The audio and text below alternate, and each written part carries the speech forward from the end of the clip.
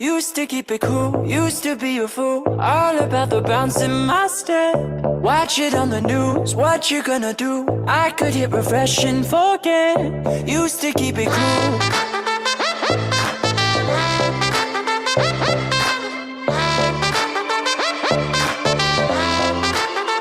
Should I keep it light, stay out of the fight? No one's gonna listen to me. If I write a song, preaching what is wrong, will they let me sing on TV? Should I keep it light? Good morning. Hello, no. Hello, good morning. Good morning, everyone. Welcome to the second day of ANC. Today will be the webinar for the Standards Committee. Okay. The theme, Standardization Challenges and Safety of Electrical Installation. Right? Okay. Hello po, good morning po. Institute of Integrated Electrical Engineers of the Philippines. Standards Committee 48 ANC presentation, November 28, 2023, Tuesday, 7:30 a.m. to 5 o'clock p.m. Online webinar via Zoom meeting.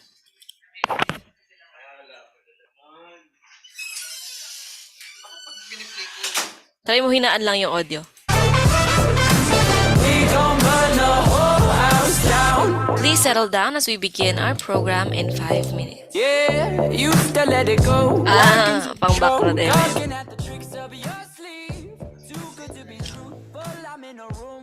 A pleasant day to everyone. Welcome to the 48th Annual National Convention of IIEE. Collect yourselves and be mindful as we have the doxology followed by the national anthem and the IIE. Weh? Ulo.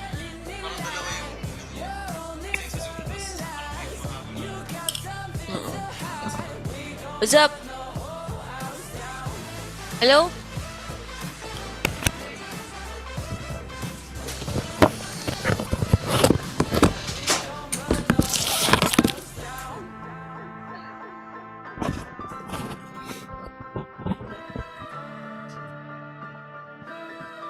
Hello, mic check, everyone. Nagdodoble sa'yo. Hello, mic check. Kay sir, pakarinig mo yung looping. Nagdodoble siya. No? Ikaw ba yung nagla-live sa Facebook? Diba? Hindi, parang dalawa yung input kay sir. Yung isa sa Zoom, tapos isa sa live ata eh. Diba? Diba? Ayun yung kinukulit.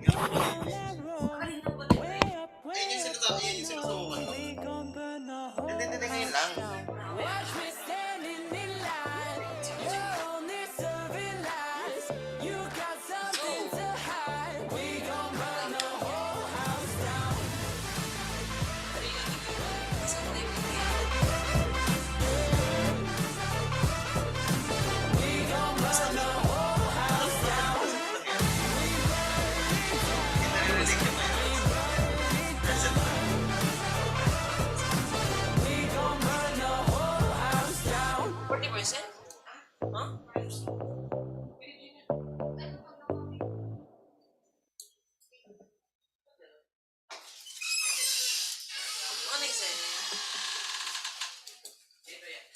Used to keep it cool, used to be a fool, all about the bounce in my step. Watch it on the news, what you gonna do? I could hit refresh and forget. Used to keep it cool.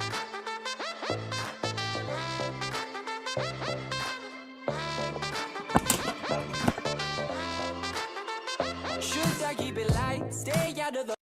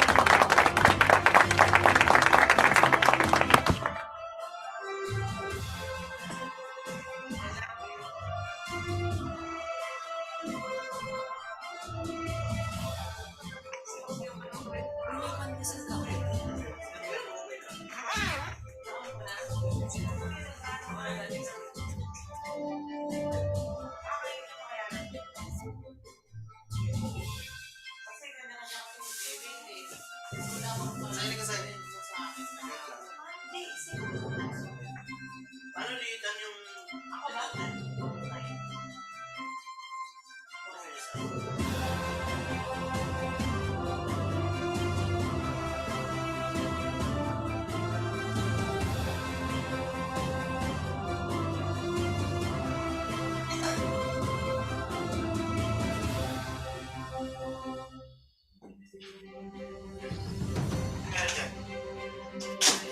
Sabi ko sa'yo, sir, bakit dalawa yung narinig? Sa'yo lang naman. What's up? Good morning, everyone. Hello. A pleasant day to everyone. Please settle down as we begin our program in 5 minutes.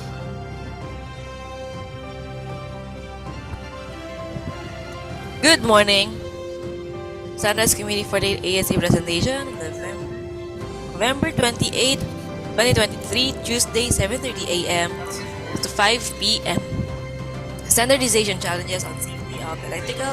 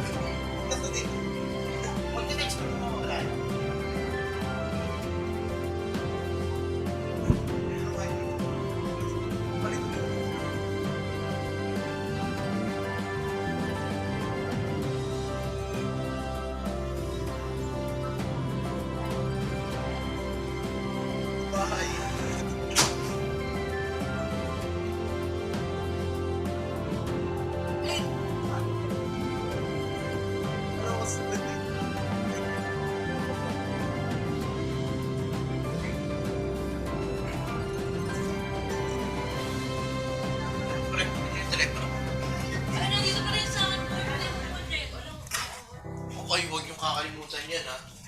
Okay, sa'yo. Ikaw, sa'yo. Sa'yo, pre. Kasama ba yan? Sigurado ko, pag naiwan ang isa dyan, iwan niya. Dapat nakalagay yung mga word. Wala ako dun, di mo yun. Hindi mo kasi, sir, wala mo kayo, Jan Oliver. Jan Oliver Gutierrez, wala.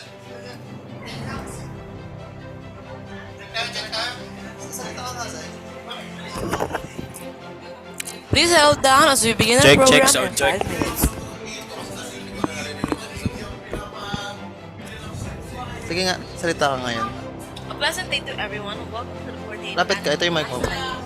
National Convention of the Institute of Integrated Electrical Engineers of the Philippines. I am Naimam MC and we are the Master of Ceremony.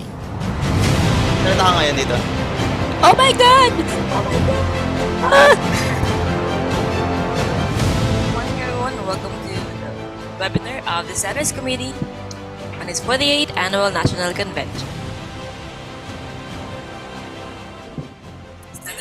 Standardization challenges on safety of electrical installation.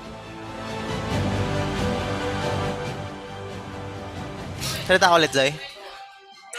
With the theme Standardization challenges on safety of electrical installation.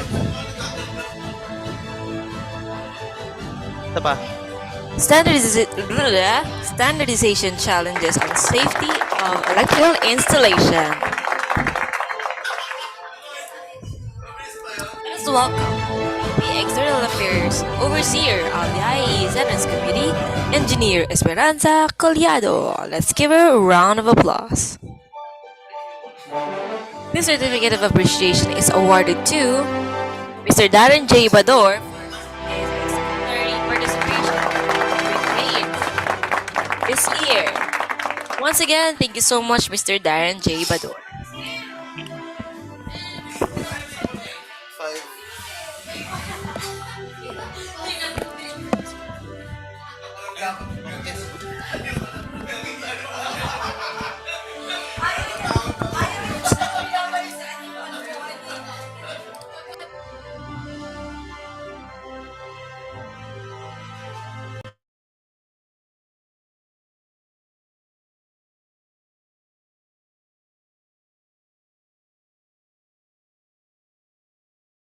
Hello po, Ma'am Tess. Good morning.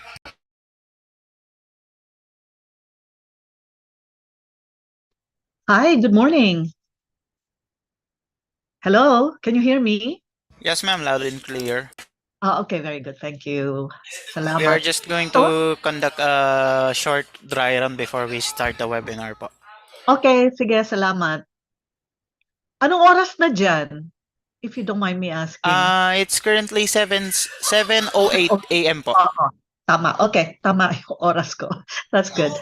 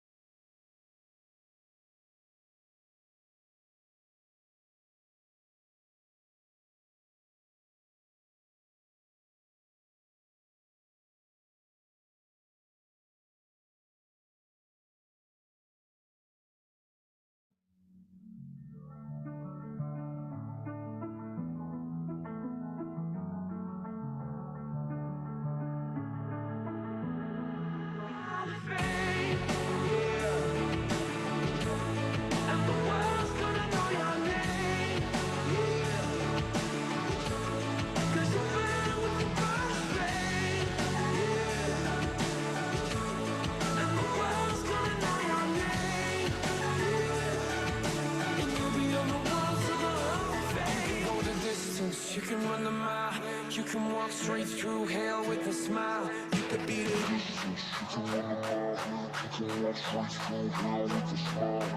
for your people, do it for your pride. You never gonna know if you never even try. Do it for your country, do it for your name. 'Cause there's gonna be a day when you're standing in the hall.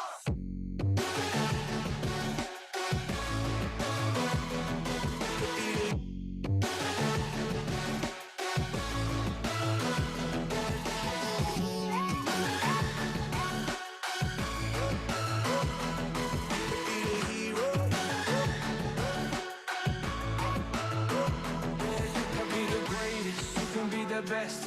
You can be the King Kong banging on your chest. You can beat the world, you can beat the war. You can talk to God, go banging on his door. You can throw your hands up, you can beat the clock. You can move a mountain, you can break rocks. You can be a master, don't wait for luck. Dedicate yourself and you will find yourself standing in the Hall of Fame. And the world's gonna know your name. Cause you're a man with a boss flame. And the world's gonna know your name. And you'll be on the walls of the Hall of Fame. You can go the distance, you can run the mile. You can walk straight through hell with a smile. You could be the do it for your people, do it for your pride. You're never gonna know if you never even try. Do it for your country, do it for your name. 'Cause there's gonna be a day when you're standing in the hall.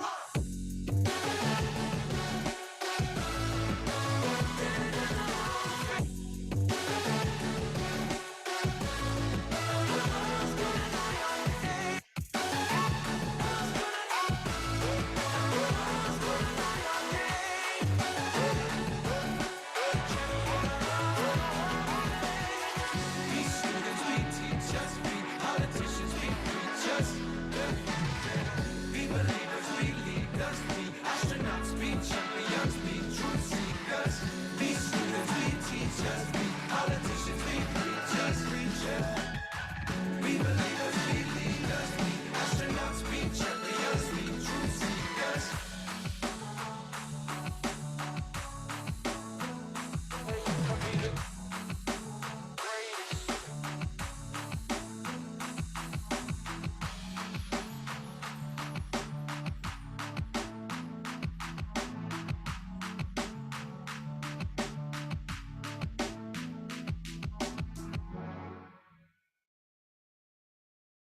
Hello, Ma'am Shelly. Good morning po.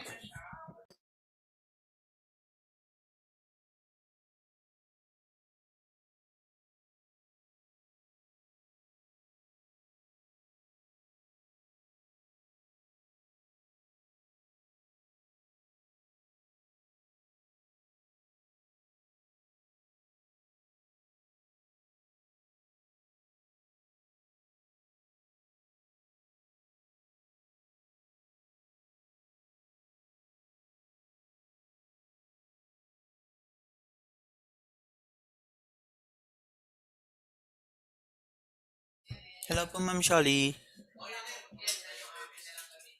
Hello po. Good morning po. Hello, sir. Good morning po. Sir, bali clarify ko lang po. Si Sir Neil po yung magsasalita ngayon po. Tama po ba? Hindi po si Ma'am Tess. Pero ang instruction po is name pa rin daw po ni Director. Okay po, sir. Noted po. Thank you, sir. Thank you.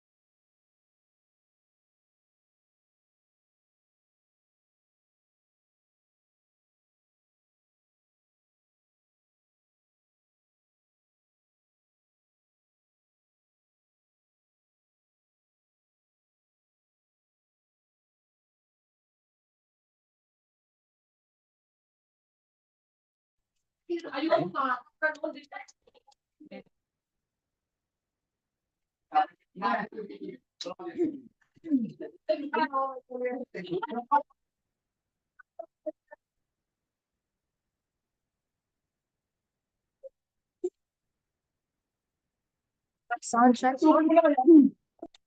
Morning, my fellow engineers and electrical practitioners. Okay, or ilan.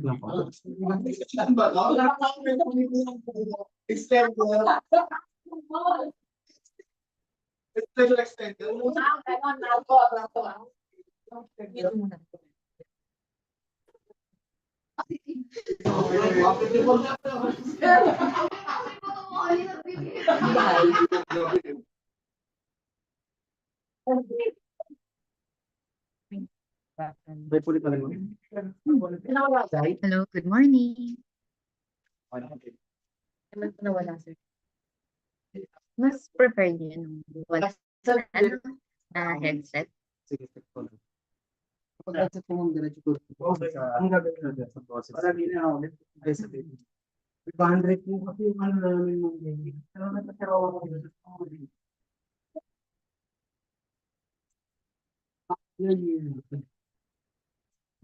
Electrical engineering ba yun? Hala, feeling ko hindi rin siya nag-chat.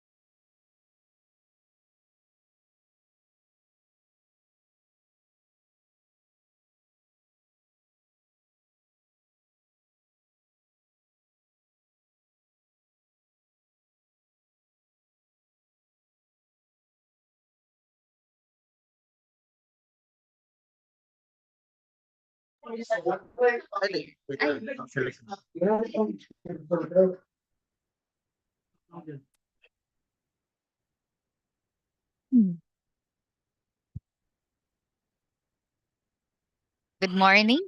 Parang okay naman. Tingin niyo po. Mas okay siya. Okay po. Thank you.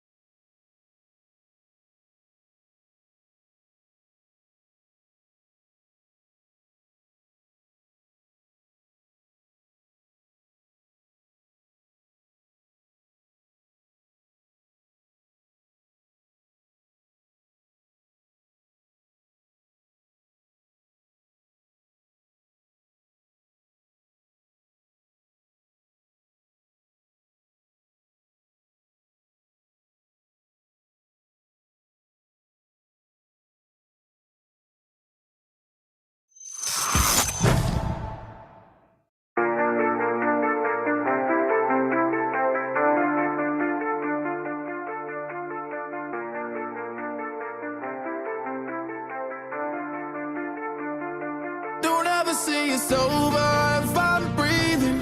Racing to the moonlight and I'm speeding. I'm headed to the stars, ready to go far. I'm start walking.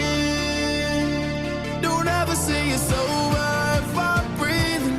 Racing to the moonlight and I'm speeding. I'm headed to the stars, ready to go far. I'm start walking.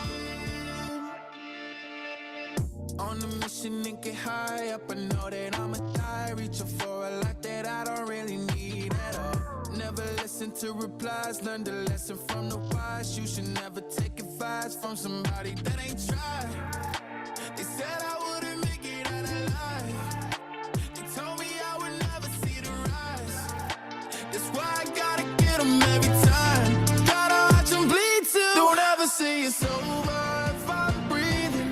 Racing to the moonlight and I'm speeding. I'm headed to the stars, ready to go far. I'm start walking. Don't ever see it sober if I'm breathing. Racing to the moonlight and I'm speeding. I'm headed to the stars, ready to go far. I'm start walking. Been there since I came out my mama. Thinking God that he never would. Proven wrong every time till it's normal.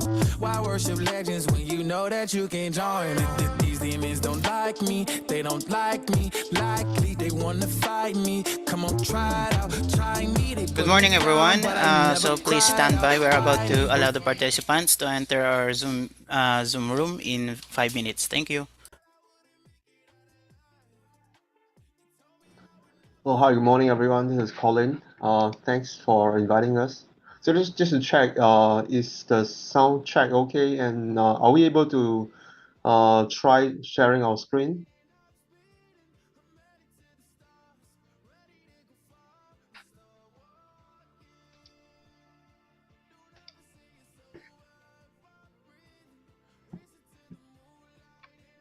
Okay, sir, you can try to share your screen po. Okay.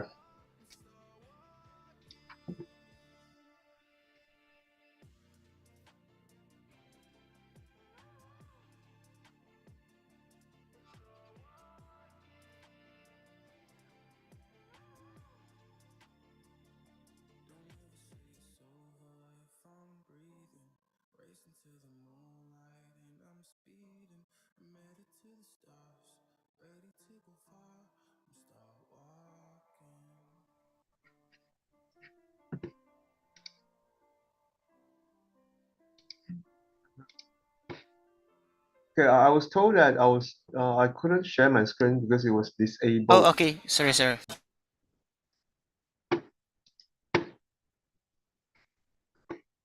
And do you want us to try our video as well? I think I'll stop from starting my video. Okay, sir, you could open your camera now, sir. I already assigned you as the co-host of the room. Okay. Can you do the same for all the speakers on UL Enterprise, Okay, including sir. Tess Espejo as well? Yes, sir. Thank you. Okay, thank you, sir. I will do it. Thank you.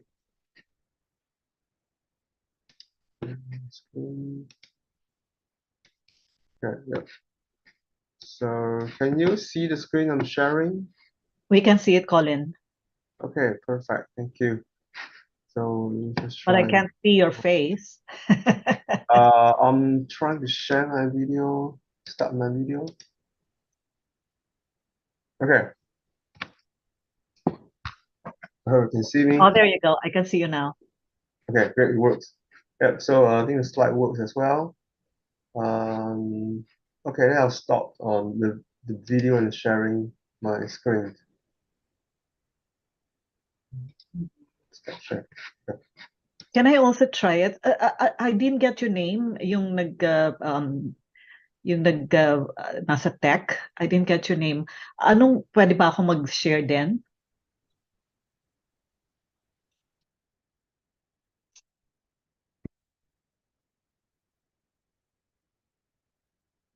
Sorry, ma'am. It was quite choppy here. Sorry. Can I also share my screen? I'll try to magpa-practice din ako. Okay po, ma'am. Sure po. Sige, I'll share my screen over at Oh, okay, I used the wrong backdrop, so thanks, Tess, for reminding me. sorry. I used the wrong backdrop, so I need to change that to match yours.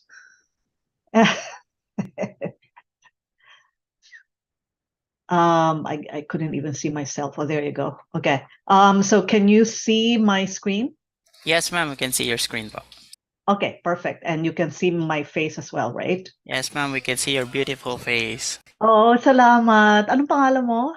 I am Engineer Arjun Pagkaliwanggan po. Oh, Engineer Arjun. Salamat. Thank you. I'll stop sharing now, okay? Okay, ma'am. Thank you. Thank Oh, you. Arjen, that's so sweet. You didn't say I'm handsome, beautiful. I am also waiting for the handsome face of Mr. Colin, ma'am. No, I shared already. So, okay. Let me try and download the backdrop that you shared, and set it up.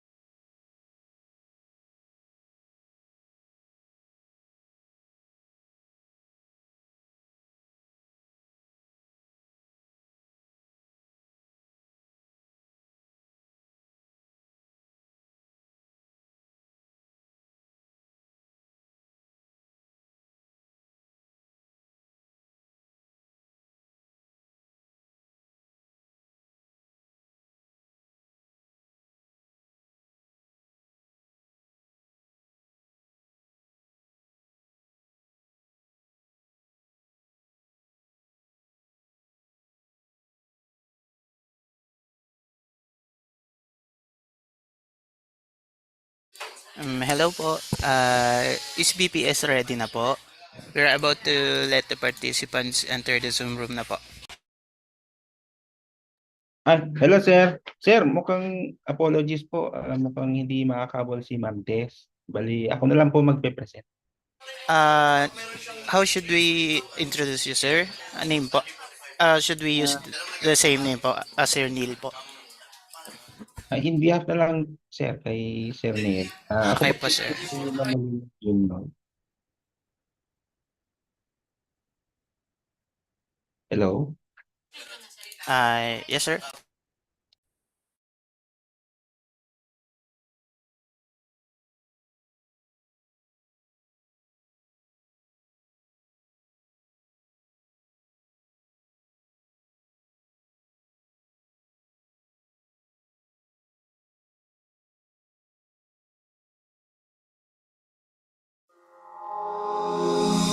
It is a great pleasure for me to welcome each and everyone to this year's Institute of Integrated Electrical Engineers of the Philippines 3E Expo exhibit opening.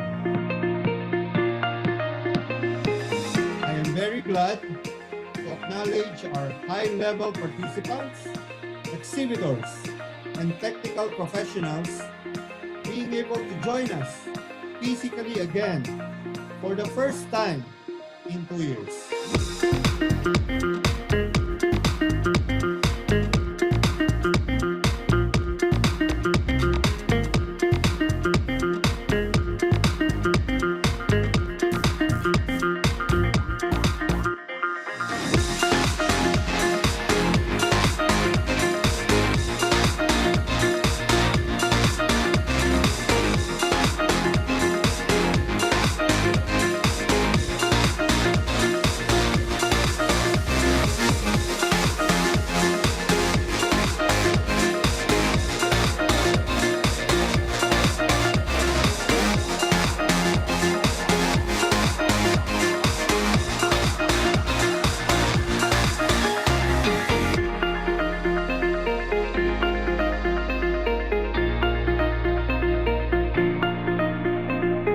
Ladies and gentlemen,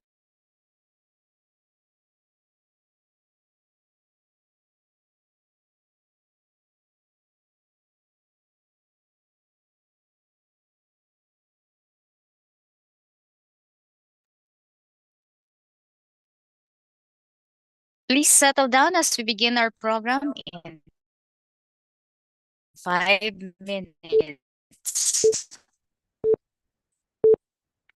I feel good. Accept responsibility in making sound engineering decisions consistent with the safety, health, and welfare of the public, and to disclose promptly the factors that might endanger lives and the environment. So good, so good. I got you. Wow, I feel Avoid real or perceived conflict of interest or disclose existence of such to affected parties. I feel nice, like sugar and spice. So nice, so nice. I got you. Be honest, objective, impartial, and realistic in stating claims or estimates based on available facts. In my arms, I know that I can't do no wrong.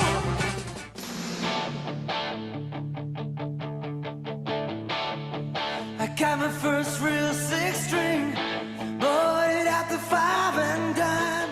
Avoid at all cost graft and corruption in all its forms. Was the summer of '69.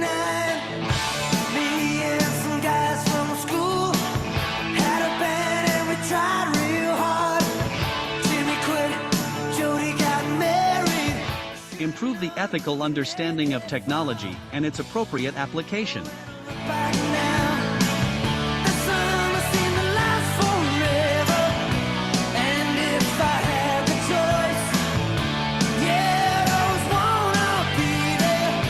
Those were the best days of my life. Continuously improve practitioners' technical competence.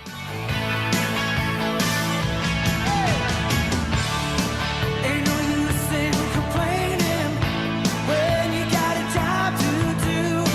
Spend my evenings down.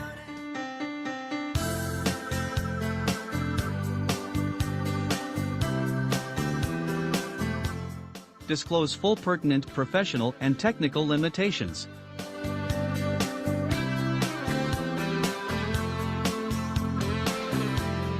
People say that I'm a fool. Well, I don't know. Seek, accept, and offer constructive criticism of technical work, acknowledge and mitigate errors, and give credit where it is due. I was dreaming all day long, adrift in clouds. With eyes wide open, I would choose not to see. Equally treat all persons regardless of race, gender, physical condition, age, or national origin. More, don't wanna be the one to play your game. Not even if everybody had an ocean across the USA, then everybody'd be served. Protect and avoid injury to others' life, property, reputation, or livelihood by false or malicious actions. Warachi sandals too. Observe utmost transparency, responsibility, due diligence and fairness, and accordingly, not manufacture, spread, or disseminate false, incorrect, unverified or misleading information or data against any co-member, or the IIE. Its officers, employees and representatives or agents, in any form whatsoever, whether verbally, in writing or published or whether through electronic means or otherwise, especially if such tends to discredit, besmirch the honor or integrity or impute a wrongdoing on the part of a co-member of the IIE, its officers, employees and representatives or agents.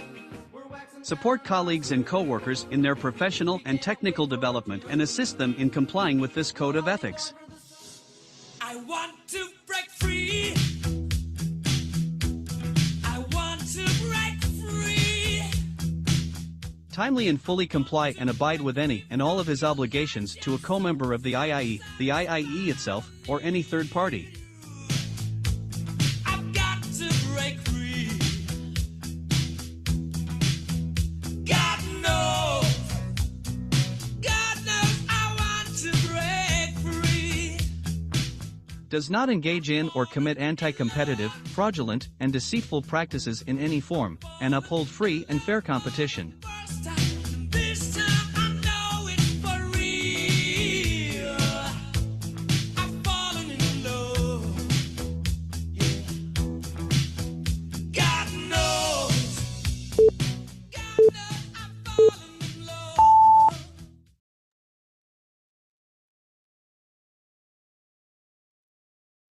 Good morning, my fellow engineers and electrical practitioners. Welcome to the 48th Annual National Convention of the Institute of Integrated Electrical Engineers of the Philippines.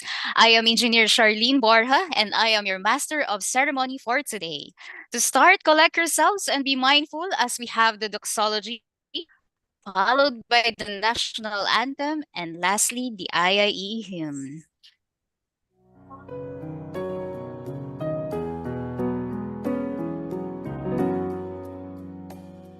Dakilang may likha sa kalingat pang-unawa, mangyari ang iyong diwa sa langit at sa lupa. Yang kay takal lang ng babaya, diyan ko sa ngalipupuduan ko, nadidakim gaya lugay, kimitan niyang barog nun. Yalam bago si Balya niya, tawag si Danginan. Napagtanaw-tanawin mo, pagsiring-siringin mo yan yung mga dato binukaw. Mga biyakaw bayan na mababay maging kudya matapid mga tang. Sansirid luwang nangabat luskod ng binunsali. Yang kay gaong kaingat ko yan, yung kabayaw ko. Pagpanguyab-kuyaban mo, pagpamayad-payadan mo, ng pinandang pinagalyo, pwedeng dinagansuli. Kahit tagal lang, ikaw yung matigam ka namin, na walay pagkaibsan, walay pagkawasan. Panganam mo sang wangay, patpid mo sang bantak, barantak ng pwedeng mo, wangay ng marigang mo. Yan, kahit tagal lang, naga untong sa hamatkan mo, ng kaliko ng bibitang mong babawin ng dunya, o yan ka namin paggiginawa. Tagal lang malatso ka namin, inaagis ang anak mo na tamisa, nagatang hangawanan ng kutsang patiwayan. Allahumma innaka tara anna hadhihi al-qulub qad ijtama'at ala mahabbatik wattaqat ala hadhihi al-makan imanik وتوحدت على دعوتك فوسك ربيطاتها يا الله وأدم أدها واملأها بنورك الذي لا يخبو واسرح صدورنا بفائد الإيمان بك آمين الله أكبر الله أكبر الله أكبر. Mahabagin naming Ama, Ikaw ang aming sandigan at lakas. Ikaw ang kaligtasan ng aming katawan at kaluluwa. Naway takpan mo po kami ng iyong mapagkalingang kamay upang maiadyak kami sa mga pahirap at karamdaman at sa lahat ng masama, dala ng makabagong mundo. Hinihingi po namin na sana'y ilayo po ninyo ang mahal naming lungsod ng Tagum sa mga mapinsalang kalamidad at sakuna. Mahal naming Panginoon, Ikaw ang aming proteksyon at gabay. Sa oras ng pasakit at pangamba, bigyan niyo po kami ng sapat na lakas upang aming mapagtagumpayan ang lahat ng pagsubok sa aming buhay sa pangalan ni Jesus. Amen. In the name of the Father, and of the Son, and of the Holy Spirit. Amen. God, our loving Father, Creator of heaven and earth, we thank you for your generosity and kindness, and ask that you hear us in times of needs. Make us worthy of your blessing, and keep us from further want. Help us restore our abundance here on earth, so that we may turn more attention to your divine kingdom. Help us become a blessing to our family and others, to glorify and honor your name. We ask this to our Lord Jesus Christ, your Son, who lives and reigns with you in the unity of the Holy Spirit, one God, forever and ever. Amen. In the name of the Father, and of the Son, and of the Holy Spirit. Amen. Iadya niyo kami sa pagmamataas upang maiwaksi ang lupit at dahas. At samahang lumikha ng pamayanang payapa sa kalikasan kabuhayan, kakanyahat paniniwala.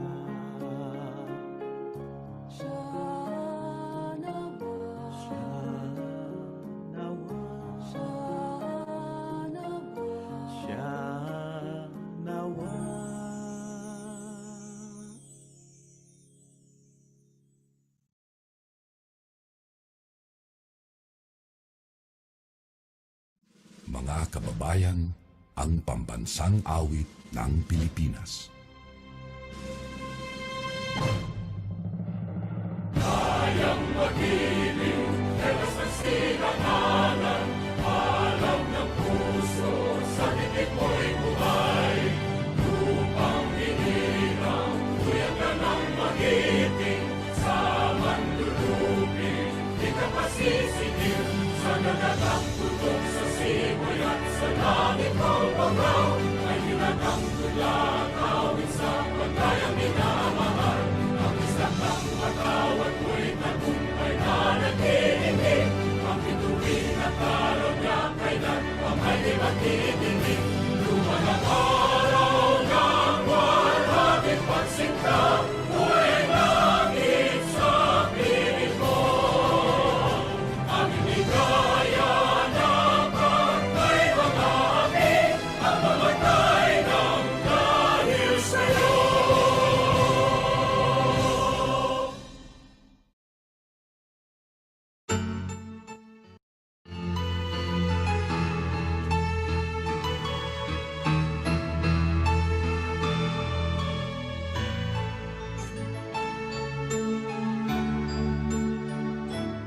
We are one in IIE mission and vision, instilling excellence in electrical profession, having a dynamic professional association,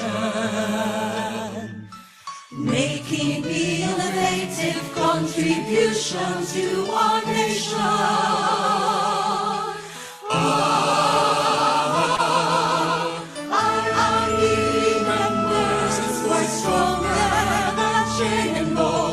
Rising to any challenge involving wars, phones and bolts, BEREE and RME, connecting industries by electric circuits.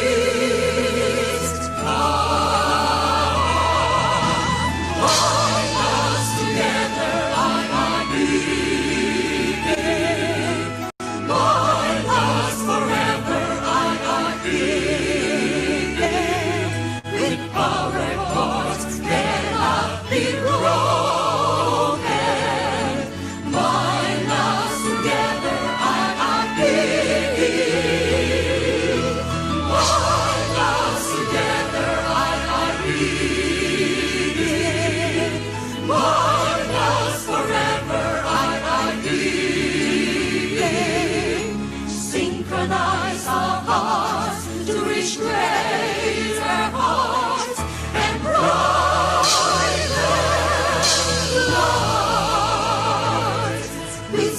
humanity with the power of electricity, making rigid transmission, grid for reliability, ensuring little power loss and high efficiency, from shifting from one place, the use of all energy.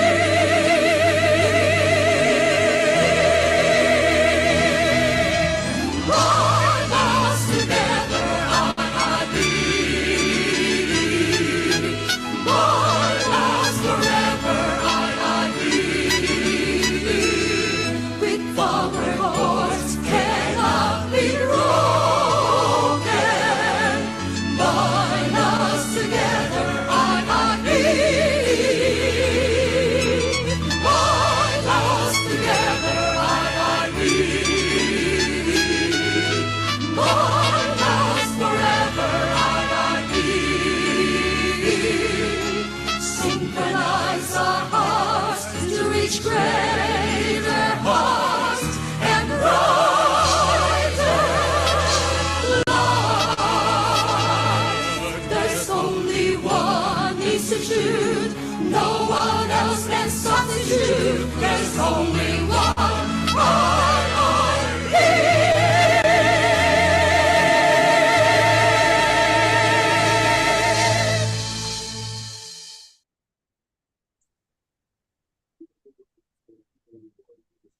All right, to officially begin, let us welcome the Vice President for External Affairs, Overseer of the IIE Standards Committee, Engineer Esperanza Collado. Let's give her a round of applause. Good morning, everyone. Good morning to our distinguished guests, the DTI BPS Director, Sir Neil Katahay, Mr. Colin Lo, hey, hello, how are you? And Miss Tess Espejo, Miss Mariana Natividad, and other ULSE experts, our Standards Committee, headed by Sir Conrad Binondo, and of course, especially, good morning to you, our esteemed participants. I extend a warm welcome to each one of you as we gather here today to delve into the intricacies of standardization challenges on safety of electrical installation. In an era where technological advancements continuously shape our lives, the significance of adherence to safety standards in electrical installations cannot be overstated. Compliance with established standards serves as the linchpin of ensuring the safety and reliability of electrical systems. These standards, meticulously crafted through collaboration and expertise, provide a comprehensive framework that not only safeguards human lives, but also protects valuable assets. In the realm of electrical installations, adherence to these standards is a pledge to excellence and a commitment to fostering a secure environment. Our exploration today will shed light on the challenges that professionals encounter when striving to maintain compliance with these standards. Understanding and navigating these challenges is paramount for the industry to adapt to evolving technologies while upholding the highest safety benchmarks.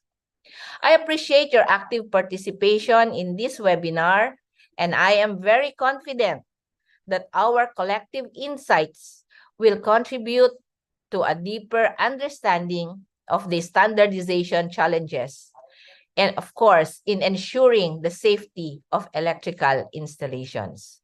Guys, let's embark on this enlightening journey together. Welcome to you all. Enjoy and learn. Thank you very much.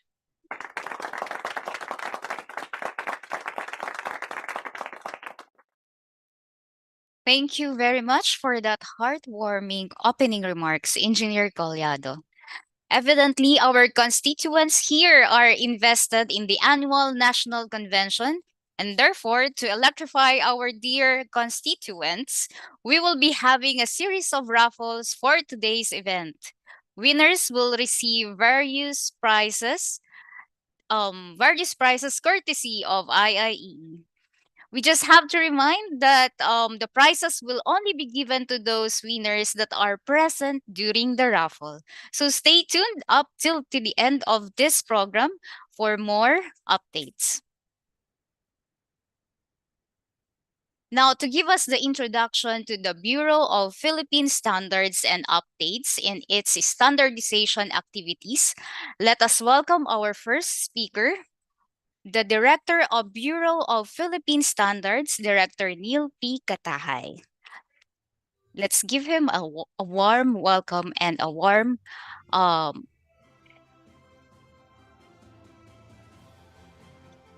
Good morning, ma'am. Apologies po. In behalf of Director Neil, I will be presenting in behalf of the Bureau of Philippine Standard. So our apologies po, Director Neil and Ma'am Tess, were not able to attend this webinar. So before I proceed, may I first introduce myself. I'm Engineer Abelino Molina Jr., a Senior Trade and Industry Development Specialist of the Bureau of Philippine Standard, a Section Head of the Electrical and Electronics Group of the Standards Development Division of the Bureau of Philippine Standard. So, may I first share my screen?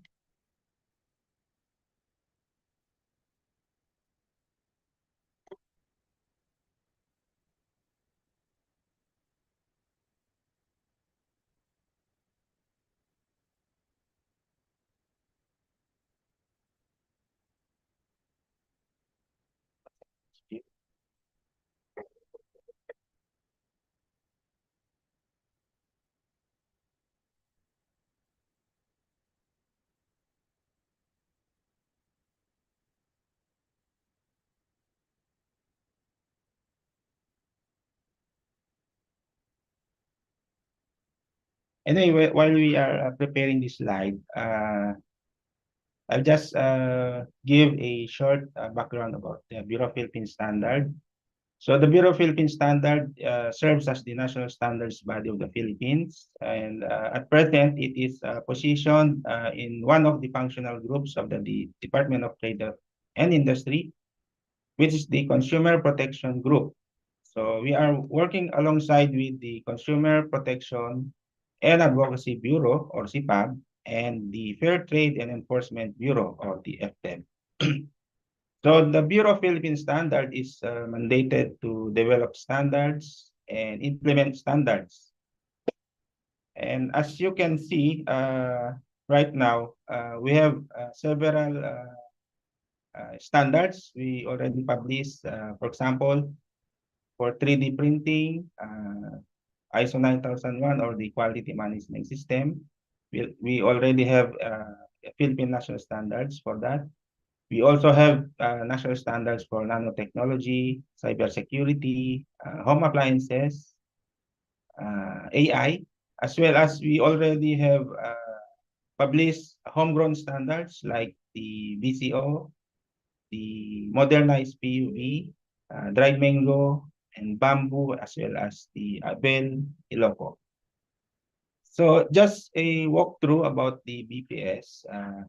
The BPS was created under the Bureau of Commerce, or the Department of Commerce and Industry, through the Republic Act 4109, or we previously known as the Standards Law.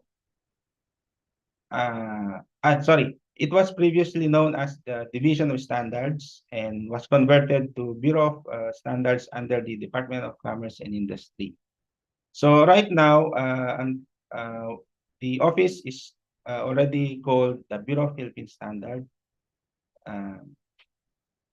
And our mandate was reiterated through the Consumer Act, or the 7394, which declares that it is the duty of the state to develop, provide safety and quality standards for consumer products. So So aside from the so under the Consumer Act, we aside from the Department of Trade and Industry, there are also other agencies that are mandated to develop standards. So first one is the Department of Agriculture. For the standards on agricultural products, we also have the Department of Health for the standards on food, health products, as well as health devices. So other products that are not covered by the DA and the DOH, it falls under the Department of Trade and Industry. But however, recent laws that have been promulgated, there are some government agencies that were already mandated also to develop and implement standards. So through our Department Administrative Order 19.08, we recognize standards developing organizations. So right now we were able to recognize 5 SDOs, namely the Oil Industry Management Bureau, the DOE, as well as the Energy Utilization Management Bureau, still under the DOE. We also have, we recognize the Philippine Coconut Authority, as well as the National Tobacco Administration, as well as the Development Academy of the Philippines. So standards development organizations are organizations that possesses the necessary expertise and have the capacity and resources to develop standards. So at present, we have a collaboration with the IIEE through its standards committee related to standards development on electrical products and services. So to ensure that the standards developed by the BPS, as much as possible, do not create technical barriers to trade, the Philippines, through the BPS, participates to the following international standards, namely, as you can see on the slides, namely the ISO, or the International Organization for Standardization, as well as the International Electrotechnical Commission. So aside from the two international organizations, we also have a existing collaboration agreement with the ASTM, or the American Society for Testing and Materials, as well as the Underwriters Laboratory. Just recently in 2020, we have the collaboration agreement with UL. So having the license agreement with the two organizations, UL and STM, they give us the access as well as the privilege to review as well as to adapt their standards as Filipino standards. So as part of the collaboration agreement, UL and ASTM are also encouraging local stakeholders as well as industry experts to participate in their respective technical committees. So just to give you a update on the STRACAP activities of the BPS. So the BPS conducts standards, technical regulations, conformity assessment procedure activities. So here are some of our activities. At present, we already promulgated 15,832 Philippine national standards. Currently, we have operating or implementing 29 technical regulations with 111 total number of products under the mandatory certification. So that includes electrical and electronic products.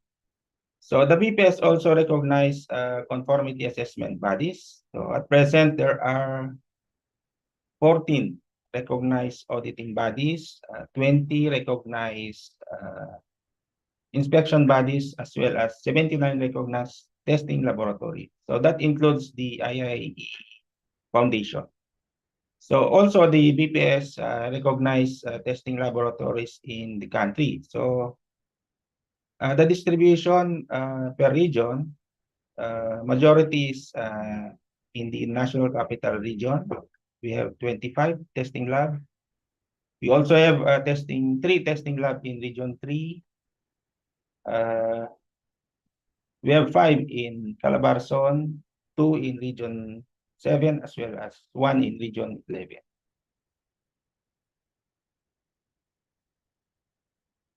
So next. So in 2016, we reorganized the National Committee of the Philippines to oversee the IEC-related activities in the Philippines. So we also issued the Memorandum Circular 8. We also issued a Memorandum Circular in 2018 to introduce the terms of references to strengthen its implementation. So currently, the IEC is expanding its membership and planning a reorganization to better serve the evolving needs of the electrotechnical industry. So the Bureau of Philippine Standards aligns its standardization activities through participation to 12 IEC technical committees. So namely, we have participation in IEC TC20 for electrical cables. We also have participation in lamps, wiring devices, appliances, audio-video products, rotating machinery, power transformers, EMC, electrical installation rules, as well as EV and solar photovoltaic. So we are also a observing member in 26 IEC technical committees. So to enhance the Philippines' involvement in global standardization efforts across various electrical and electronics fields. So just to share with you, for the first time, the National Committee of the Philippines in last year, 2022, received the first ever IEC 1906 for which was awarded to Engineer Conrado Binondo, our IEC TC 77 chairman. And just recently this year, another award was given to Engineer Justo Ma Lopez Jr., our vice chairman for the TC 77. So they were recognized for their expertise in the technical committee on electrical installation and protection against electric shock. So right now, as I have said, we are expanding our membership for the National Committee. So everyone in electrical as well as in electronic field are welcome to join the National Committee. So just contact our office through our official email, bps@dti.gov.ph. And I think that's the my last slide. Thank you for listening.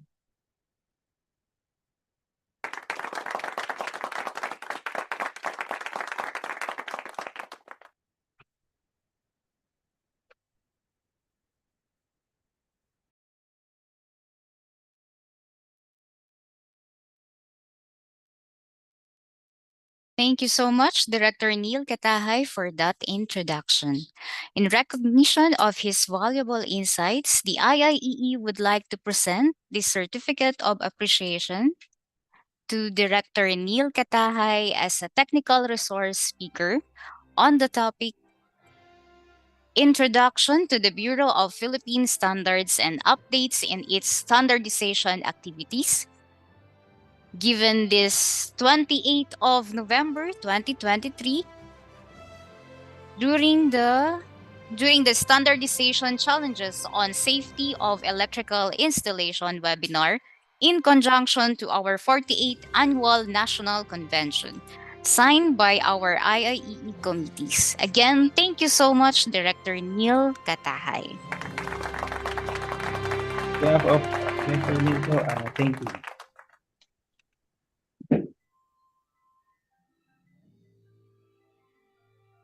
All right, before our next speaker, please give way to an audiovisual presentation from one of our event's sponsor, Huawei Technologies. Let's watch this.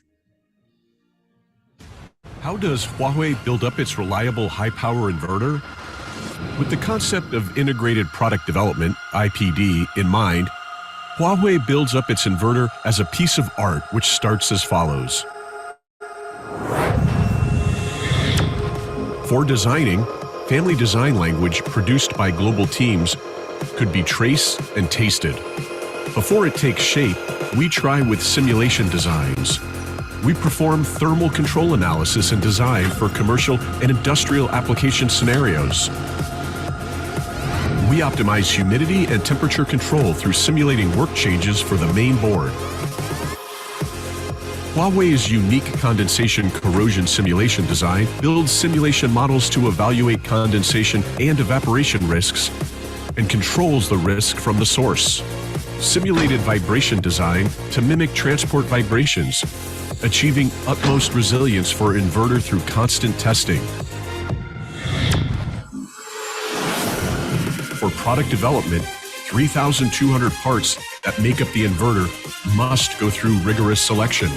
Based on the characteristics of high power, high frequency, and multiple applications in commercial and industrial scenarios, Huawei participates in component design to make them smaller in size and lower in loss.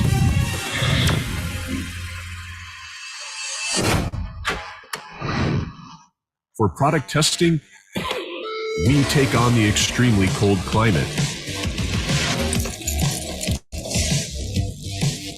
We simulate a harsh tropical environment with high temperature and humidity.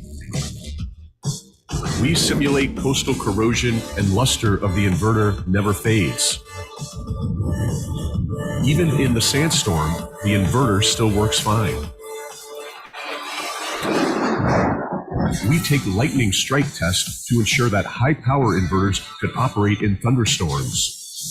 Finally, we set the extreme temperature, continuous vibration at the same time.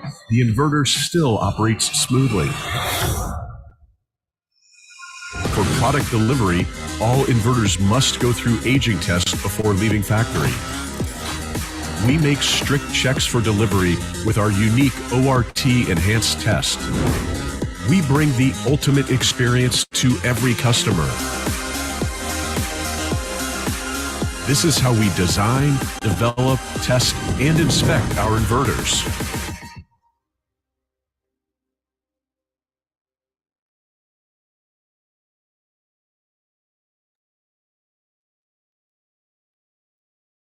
Thank you for that. In recognition of their valuable contribution, the IIEE would like to present the Certificate of Appreciation to Huawei Technologies as a presenter. Given this 28th day of November 2023, during the Standardization Challenges on Safety of Electrical Installation, in conjunction to our 48th Annual National Convention, signed by your IIEE committee.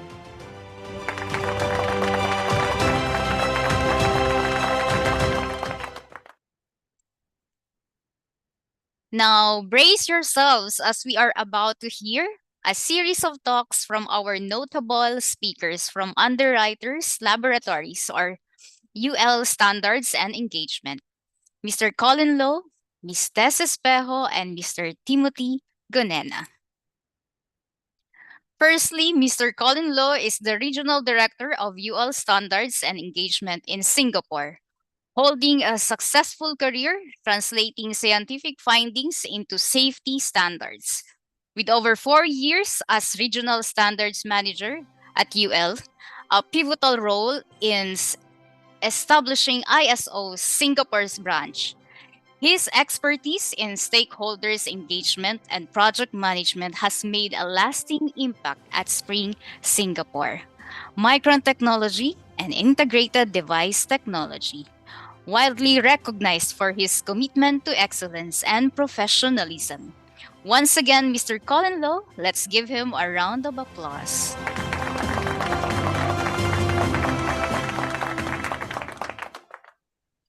Hello, magandang umaga po to everyone.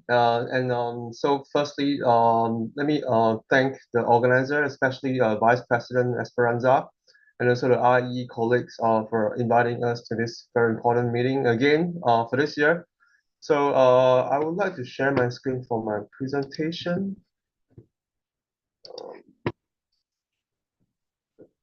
Yeah, I hope everyone can see my slides right now. So just a very quick introduction about who we are before I transition the time to my fellow speakers from the UL Enterprise. So that I don't take too much time, because I believe you want to hear more from our other speakers with all the interesting content that we have prepared for everyone. So firstly, just to introduce ourselves formally. So you might have heard about UL in different colors in different organizations. So these are the three organizations that we have. So I come from UL Standards Engagement, so which is a non-profit standards developing organization. So our fellow non-profit organization is the UL Research Institute. And then in the meantime, we also have a very important affiliate organization, which is UL Solutions. So UL Solutions is one of the biggest testing, inspection, and certification bodies in the world. And so today you're also going to hear speakers from both UL Standards Engagement and UL Solutions. Just to share that these three organizations, we are actually one same enterprise family. And so we have the same mission of creating a safer world. So I think throughout in the next few presentations, you might be hearing a lot about this safety mission. So this is what it refers to.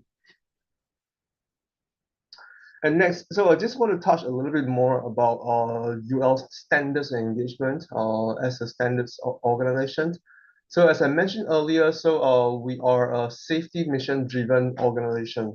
So what I mean is all the activities that we do, we always think about how do we achieve this mission? Do we make the world and also the Philippines safer? So and we believe that by if we really want to achieve this mission by utilizing our resources and expertise. So the first thing is we have to support harmonization. So you have heard just now from our very important partner, Bureau of Philippine Standards, Mr. Avelino. So he has mentioned about like the WTO and also ISO and IEC. So these are the platforms where we have a lot of participation as well. So the first thing is on top of the slide, you will see that our standards development process follow the World Trade Organization's technical barrier to trade agreements principle for international standards development. So this is a very important guideline for us. Then after that, in North America, where UL started, so we are involved in the national standards development in all three countries, namely the US through American National Standards Institute, Canada through the Standards Council of Canada, and also DGN in Mexico.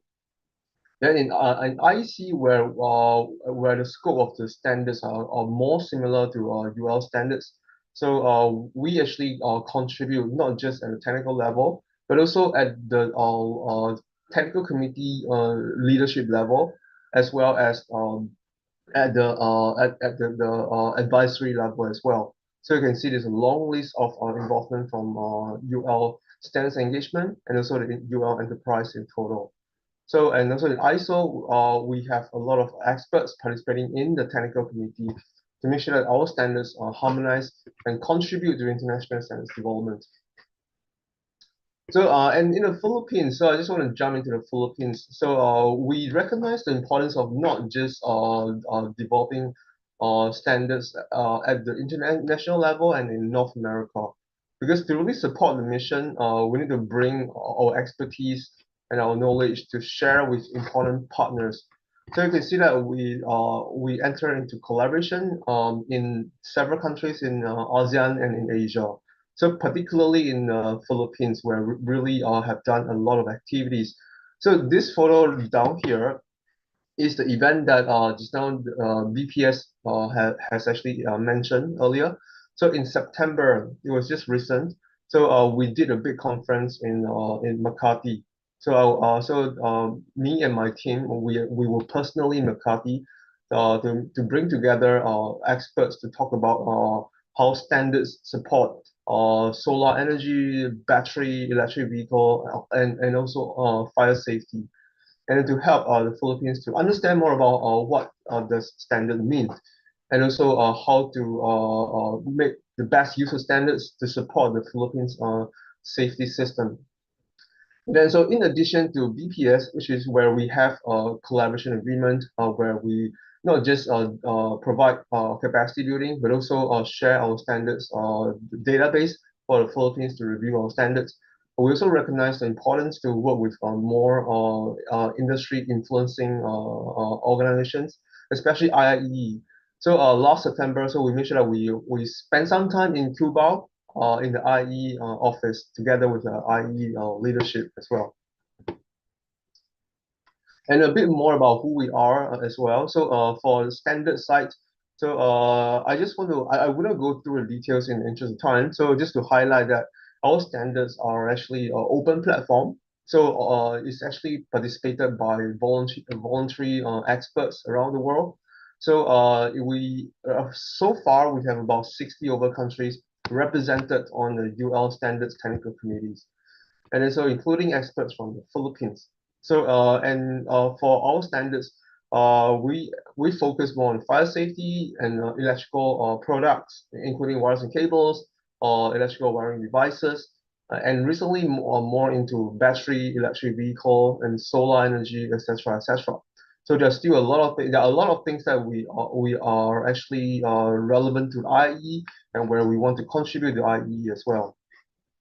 So with that, so today we are very proud to have three very important speakers to share after me. So the first one is Miss Tess Espejo. So she is joining us from Canada. So she'll talk about the overview of codes and to demystify how standards support codes like National Electrical Code and also the Philippine Electrical Code. And also what is conformity assessment, like what is UL mark, UL certification, UL listing. So you'll hear from her right after me. Then after that, we also have technical expert, Mr. Timothy Zgonena. So he's joining us from the US to talk about two particular standards, UL 3741 and UL 1741. So he will explain how these two standards support solar energy, code and standardization, and also how to support the electrical code. And number three is Dr. Denise Durant. She's also joining us from the US, and where she will switch gear to talk a little bit more about one very important part of UL, which is data science. So how do we collect data and then translate data into meaningful information to help us to drive the direction on what standards to develop and how do we influence the important stakeholders. So with that, I'll hand the time back to the MC. Thank you very much. Salamat po.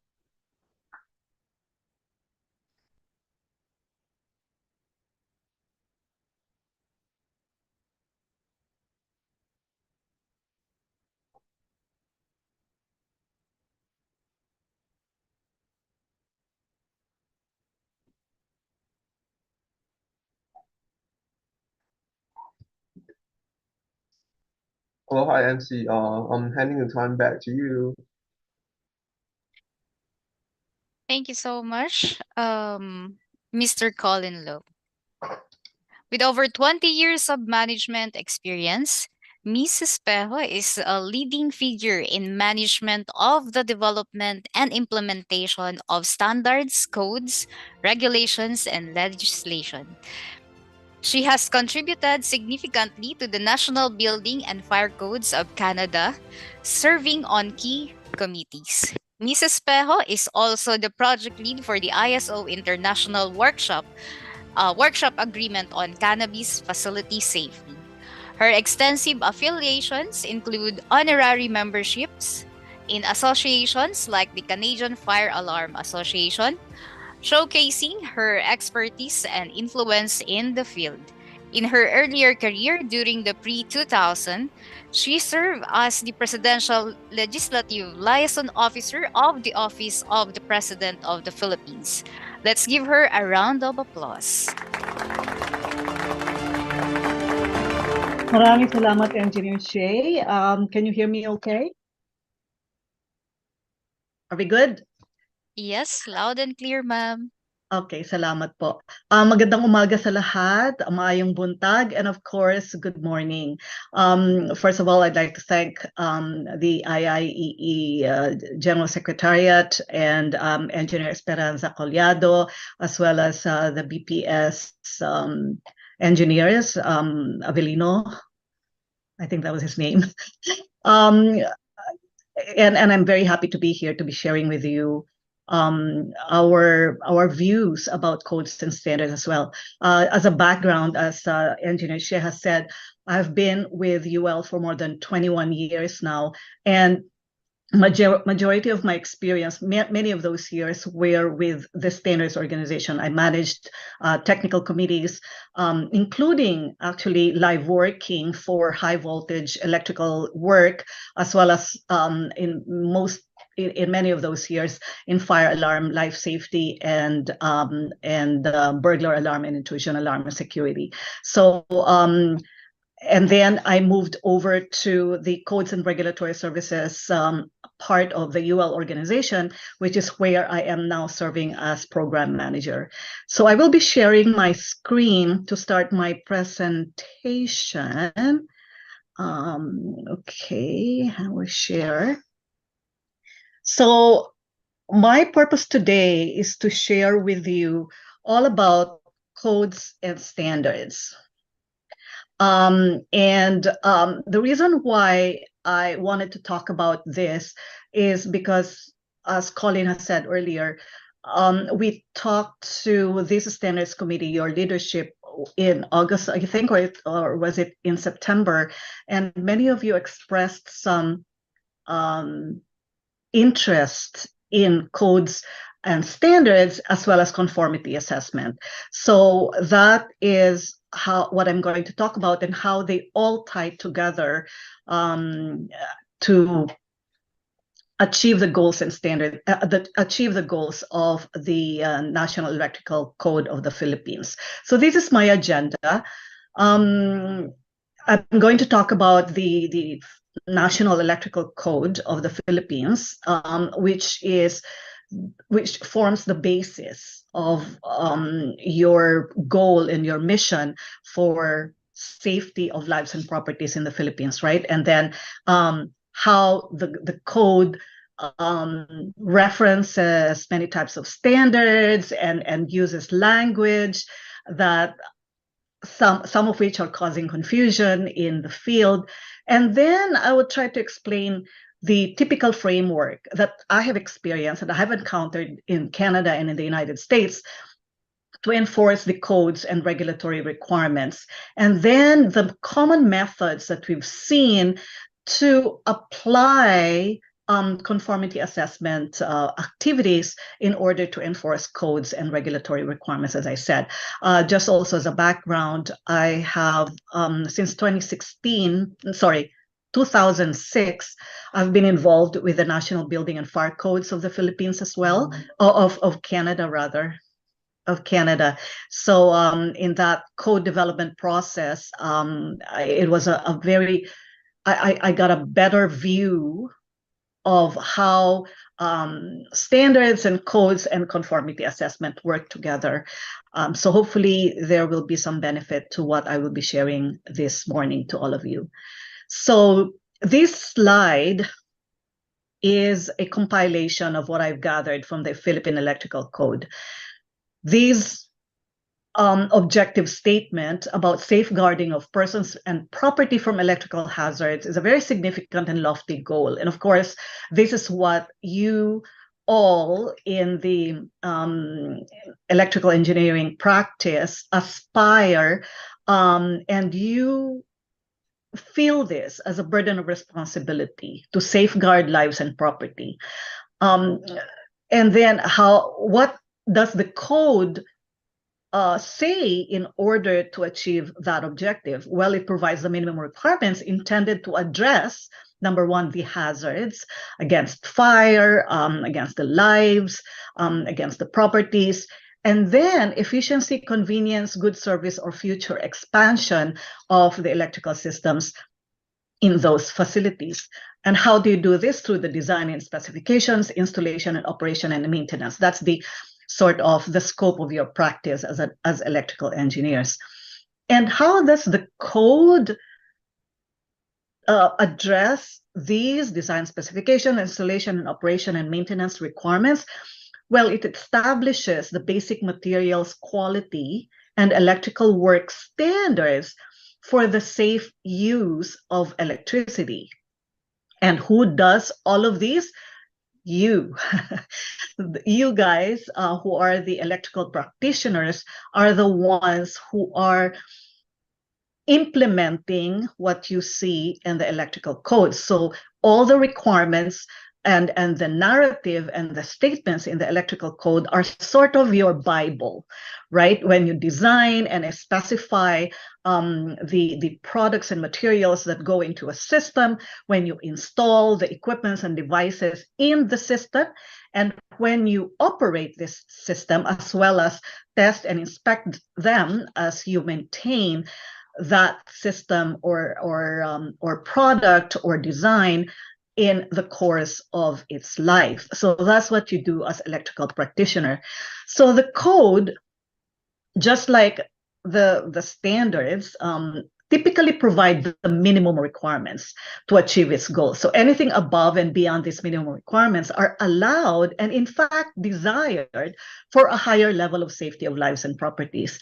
But typically it is up to the building owner and sometimes the engineering or design professionals, the contractors, or the enforcing authority to require more stringent requirements to accomplish a safer environment.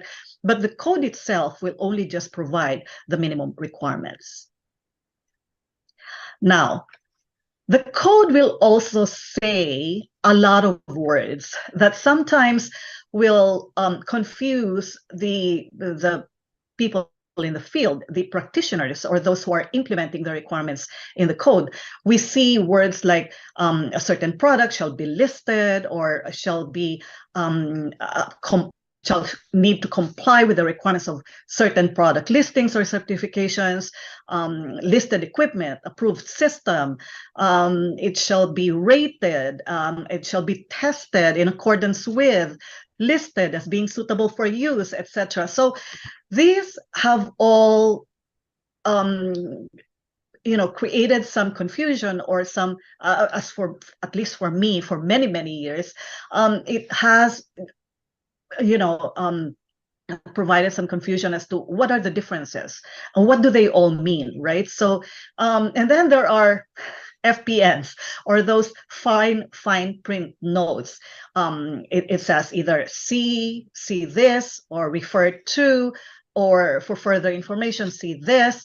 So there are many cross references within the body of the code itself, or external references to other documents outside of the code. So again, sometimes when you read the code and you see all of these words, you will discover, okay, I need to consult some other parts of the document, which is the code itself. And that's fine, because it will just involve some flipping of the pages or some mouse movement. But if it refers to documents outside of the code, what does it mean? And how do you apply the requirements of those other documents, like standards, UL standards, NFPA standards, ASTM standards? How do you apply those? And what do they mean for you? Are they mandated, mandatory requirements? Are they prescriptive requirements, etc.? So I will not be able, during the course of this 15-minute presentation, I will not be able to delve deep into the nuances of all these terms, but hopefully I can give you an overview of the differences between all these conformity assessment tools, and hopefully there will be better opportunities or other opportunities later on as we develop our relationship for us from UL to engage more of your members so that we can explain more about conformity assessment. So let's proceed. So this slide is a graphic illustration of the relationship which is intertwined between the installation codes, standards and conformity assessment on the one side, and then the enforcement activities on the other side, which all aspire for the bottom line, which is all for the safe products and safe installations, again, to safeguard lives and properties. So in the Philippines, the installation codes are typically the National Building Code for buildings, the Fire Code for protection against fire, and of course, the Philippine Electrical Code, which you are implementing and enforcing. So in these codes, there are standards that are referenced, which and other requirements that are being assessed for conformity and compliance. And these conformity assessment tools are used by the enforcement authorities to assist them in confirming that a system, product, or device or equipment actually comply with the code requirements over there. So the enforcement authorities, they can be, building inspector, electrical inspector, or even fire department officials. They are the ones enforcing the laws, which are the codes when they are adopted in a certain jurisdiction like the Philippines. They have the enforcing authority. And so they are the ones who will look for conformity assessments, like a demonstration of a compliance to certain standards, that will assist them to say, okay, this complies because they conform with this standard. And how do they look for that? Typically through marks, like UL will have a UL mark that will indicate when a certain product has been assessed or tested, or verified to have complied with a certain level of requirements. And then you will look at the UL database, for instance, and that is an online database to look for that product, their model code, their their brand or the manufacturer, to confirm if that product indeed was tested in accordance with a certain set of requirements, like a UL standard, for instance. So that will be indicated in a listing database of the testing laboratories here, or the standards development organizations, depending on what you're looking for. So here in this left side, we have here the Philippine National Standards, for instance, UL standards, IEC standards, or NFPA standards that are referenced in the codes and are being enforced. And again, as I said, they are all for the goal of achieving safe products and safe installations. So there are many types of standards, and depending on the standard that is referenced in the Philippine Electrical Code, for instance, they can be design and installation standards. These are the types of standards that identify specific design or technical characteristics of a product or a system. So in your in the Philippine Fire Code, for instance, they reference NFPA 13, which is the installation of sprinkler systems. CAN ULCS 524 is a Canadian national standard for the installation of fire alarm systems. So these are typically the standards that can be referenced in codes. These two standards are referenced in our National Building Code, and they are able to provide for instance, the fire alarm design professional on how to install or design a fire alarm system in a building, depending on the type of building. So that's one type of standard. Another type of standards is the management system standards. These are typically what you will see in ISO. There are many ISO standards for this. They define and establish an organization's quality policy and objectives. So these are, auditing checklist of how you will assess the management system of a particular company. And most famous of this, of course, is the ISO 9000 series of standards, including 9001. And then there are performance standards. These are product standards typically that simulate how they should be working, how they should be performing under actual service conditions. And sometimes these are tested in accordance with, not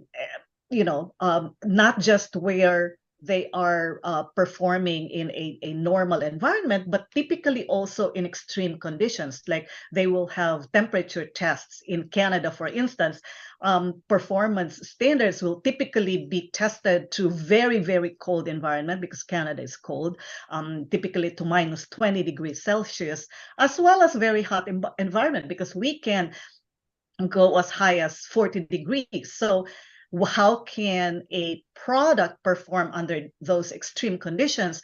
That is a requirement for testing of these performance standards typically. So they test the products by simulating these conditions, may it be humidity, extreme temperature, vibration. If you're using them for cars, then we will simulate the conditions of a car or a train, or it depends on the use of that particular product. So those are what we call prescriptive standards. And then we also have prescriptive standards. These are the types of standards that identify the specific characteristics of a certain product. Like, for instance, material thickness, the type, the dimensions, the chemical composition of certain products.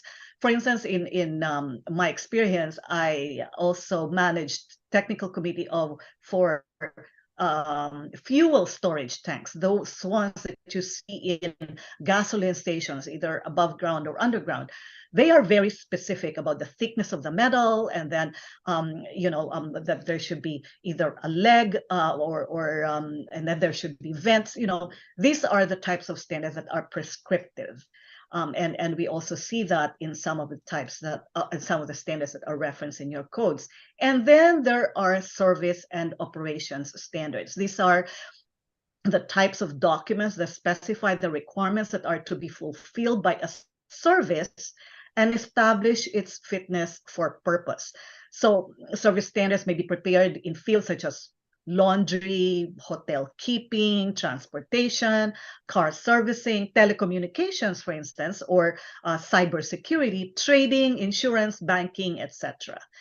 So those are the types of standards. And then how are they implemented? How are they developed? This is typically a national standard system in a country. And I borrowed this from the Canadian system. But when I looked at the Philippine National Standardization system, I saw that there are some similarities there as well. So as Engineer Avellino said this morning, the BPS, which is the Bureau of Philippine Standards, is the national standards body of the Philippines. And it's a Philippine government agency, just like what we have in Canada, which is the Standards Council of Canada. This is typically the national standards body that is counted as a member in international organizations such as ISO and IEC. So when they say Philippines is a member, they actually have BPS as the member body. So same for us here in Canada, when they say Canada is an ISO participating member, it actually means SCC, which is the Standards Council of Canada. And just like SCC, BPS is also an accrediting organization, which means that they accredit development organizations, inspection bodies, calibration and testing laboratories, product and certification, product and service certification bodies, management system certification bodies, and personnel certifiers. And I think that was confirmed a little while ago by Engineer Avellino, in that they did all of these things as well, but they called it recognized. They don't call it accreditation. They said they recognize these SDOs and these testing laboratories, but they do have it as well. Outside of this immediate circle are all our stakeholders, the NGOs, the industry, the consumers, insurance, and other government bodies. So we have the same typical system in the Philippines and in Canada, and I guess in the US as well. And it's very interesting how we all participate together in that environment. So how do we enforce code requirements? As I mentioned a while ago, there are many players within that system. Usually a standard is developed by a standard development organization, an SDO. It can be UL, NFPA, ASTM, BPS, or any other organization like DOE or DA. When they publish it, it remains as a voluntary document unless and until it becomes adopted through legislation, through reference in codes, or reference in regulations. Then it becomes mandatory. And this is done usually by a code developer or a regulatory authority. And then before the AHJ, or the authority having jurisdiction, which is the enforcing authority of the code, through its testing, inspection, verification, or acceptance of third-party conformity assessment, there is what you call third-party conformity assessment. And this is the declaration of conformity that a certain product, service, or system complies with a standard or a set of requirements, whether that is just, a code statement or a regulatory statement or an actual standard. So compliance with an actual standard is usually done through a third-party conformity assessment. So testing laboratories or certification bodies like UL Solutions will take a standard and then assess the performance of a certain product when they are submitted by a manufacturer. But in certain industry, like for instance, in our cases, the electrical utility industry, they are their own enforcing authority, right? They manage their own codes. They regulate their own industry. So many of their conformity are done by self-declaration. I don't know if that is still true in the Philippines, but in Canada, for instance, electric utility industry is not a regulated industry by the government. So they are self-regulating. And that is when self-declaration is actually done. So let's go to third-party conformity assessment. I have here some of the tools that I have mentioned a while ago, where a third-party conformity assessment body will conduct assessment or investigation or testing to assess compliance. So one of the things that you will see in the Philippine Electrical Code is approvals. So this means that a certain set of requirements is approved or permitted by the code and acceptable to the authority having jurisdiction. That's pretty straightforward. But there's also certification. The certification is a provision by an independent body or third-party conformity assessment body of a written assurance, like a certificate, that the product, process, or service or system in question meets specific requirements. These requirements, as I said, may be contained in a standard, code, or regulation. The easiest way, of course, is through a standard, because a standard is very, very clear, very specific about how a standard, how a certain product needs to be constructed, needs to be using certain materials, need to be to how a product needs to perform under normal or extreme conditions, etc. So typically a standard is the best way to demonstrate conformity to a certain set of requirements, and when that standard is referenced in code, that is the easiest way. So when a certain product is certified in accordance with a standard, then it will be labeled or marked as a certified product, and you will see that in many, for instance, products that are certified by UL, you will see this at the back of the standard of the product, for instance. And then listing. So listing and certification are two very similar types of activities in that listing also involves the assessment of equipments, materials, or services and how they comply with a specific set of requirements. But a listing investigation goes beyond certification. So after certification, if there is a listing that is also resulted from the certification, then the certified product is included in a database, as I said, of listed products and services or materials. And then they are published by the organization like UL, so that the AHJ or the enforcing authority will be able to see the products themselves, the parts themselves, the components, and then the test protocols that they have been subjected to, the model numbers, the year it was certified, etc., etc. So it has many more requirements in a listing evaluation than just a certification. And listing indicates compliance as well to a standard or has been tested and found suitable for a specific purpose. I'm running out of time, so I'm going to run through the rest of this.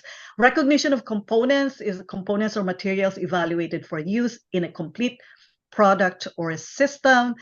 And then testing evaluation, of course, is the examination of the product in a testing laboratory or assessment of the product or a system that may result in a certification, it may result in a listing, it may result only in recognition, or it may result in actual approval. So testing or evaluation may also just result in a testing report or evaluation report. So that is just one of the ways to conduct certification or listing or recognition or approval. Okay, so those are the basic tools for conformity assessment. And as I said, these are just the tools in the toolbox for an enforcing agency like AHJs to demonstrate, to evaluate compliance of a certain product, system, or device. So I hope that provided some clarity about conformity assessment and how they relate to code and standards. So if you have any questions, I think there will be a Q&A session later after the presentation from Tim and from Denise. So back to you, Engineer Shea.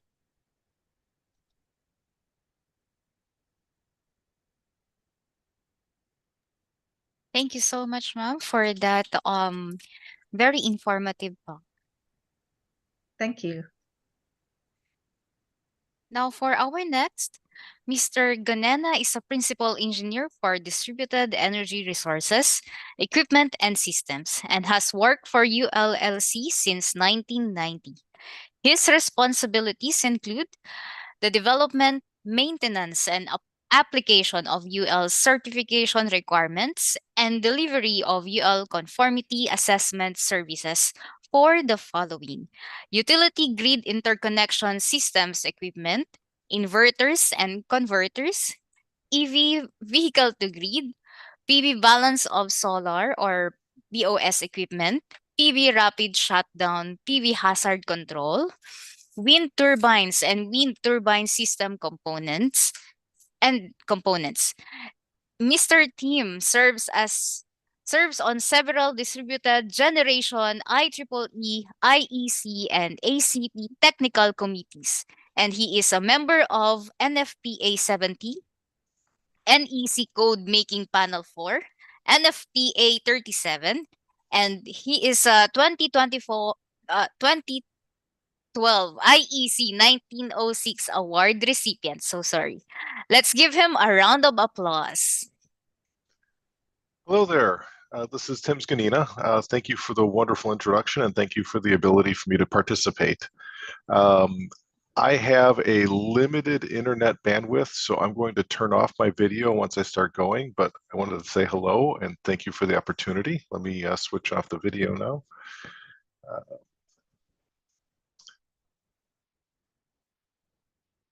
There we go. Okay, this presentation is going to be about two different standards. The first one I'm going to cover is UL 3741. And the second one, let's see, we saw that one already. So the first one's UL 3741. That's the standard for photovoltaic hazard controls. And then the second half of the presentation is going to be about the UL safety standard for inverters, converters, controllers, and interconnection systems equipment for use with distributed energy resources. So 3741, PV hazard control.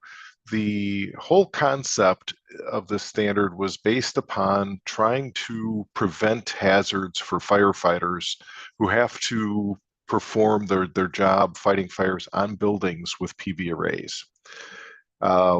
We started early in like 2014 in the National Electric Code creating something called PV rapid shutdown. And the idea was to drop the array voltage outside the array so firefighters wouldn't accidentally cut into wires in the building that were electrified by PV. That changed over time into an 80-volt limit inside the PV array. And we started thinking about this more and more, and we kind of jumped to a solution. So we decided we needed to do some more research at UL and ask some pretty important questions. The first question was, who are we protecting? The original discussions were talking about firefighters, and then it went into other people, about a boy that maybe has lost his ball on the roof and all kinds of things. And the discussion turned into many what if situations, and we decided we need to narrow the standard to a very specific scope, and that was protection for firefighters. The next, we were looking at what are we protecting against? And again, we could look at many different scenarios and situations where we could, what if, and we said, okay, the scope of this needs to be for firefighters performing their job, performing their duties, fighting fires on these buildings. And then the next question we wanted to answer was, how do we prevent this, or how do we reduce these hazards? And a lot of that is, how do we keep a firefighter out of a hazardous current path, which would in turn reduce risk of electric shock. So this work started off as a research project. We had the rapid shutdown equipment, which was used for switching inside the array to drop the voltage down, and switching outside the array to make sure that we didn't have hazardous conductors running around the building that a firefighter could run into. So we were working within the National Electric Code, NFPA 70, and we wanted to make sure that we had an appropriate set of requirements to prevent the firefighters from getting hurt. Firefighters have to work in a very severe environment. It's very low visibility. They have to wear heavy equipment.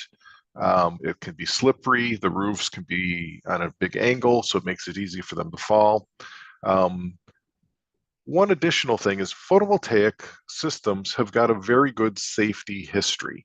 We do a very good job of making sure the PV modules are safe under their normal operating conditions. We do a very good job of making sure the inverters do their job under these normal operating conditions and even abnormal operating conditions. But when it comes to these pieces of equipment being in a firefighting situation where the firefighters are working on the roof, that's a different scenario that's outside of the normal standards and the normal evaluations. So we needed to look at this from a different lens and evaluate these PV modules and the wiring and the inverters and all the PV array components differently for this firefighter interaction, which is not addressed by the normal standards. One additional thing as we were narrowing the scope, firefighters are not first responders. Firefighters have very specific personal protection equipment. They wear suits to keep them protected from the high heat. They're not there to save people, although many of them do, but their primary job is to, when they're on the roof, is to stop the fire from spreading and put out the fire. And if they have to do that work around the PV array, we want to try to reduce the hazards of them getting shocked while they're doing their job. So that's the primary focus of the standard.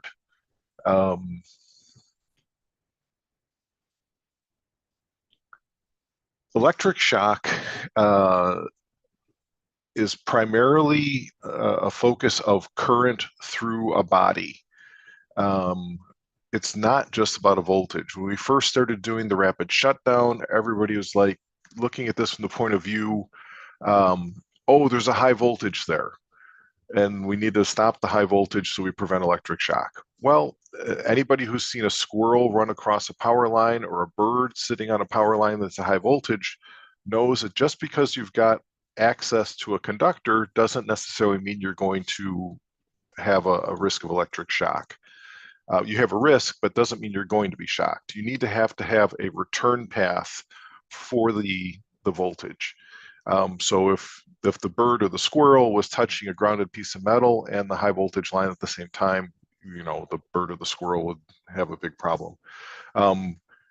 So with that idea, we didn't look at the high voltage inside the PV array, which is a concern, but we needed to focus on a current path to make sure that we addressed the actual risk of electric shock for the firefighter. So different configurations of PV arrays, some are more or less prone to creating current paths or shock hazard paths that could potentially shock a firefighter. So that was a different tactic or different point of view we took at in establishing the standard and writing these requirements. We reached out to the Sandia National Labs under the Department of Energy in the US and to do a significant research project. It took us roughly 3/4 of a year, and we had a long, I think it was a 150-page report when we were finished. We did analysis of different types of PV arrays, some of the older arrays that have an intentional ground connection to the PV array or ground reference, newer arrays that have transformerless inverters that don't intentionally have a ground reference, and then isolated inverters as well. We wanted to look at the 80-volt limit that was chosen for the original rapid shutdown. There was nothing based on science. It was kind of a negotiated limit, similar to what was used for the arc fault requirements at the time. Under this research project, we looked at what conditions we would be looking, or what conditions could happen under these emergency conditions with the firefighters doing their job. We looked at body resistance models for adult firefighters.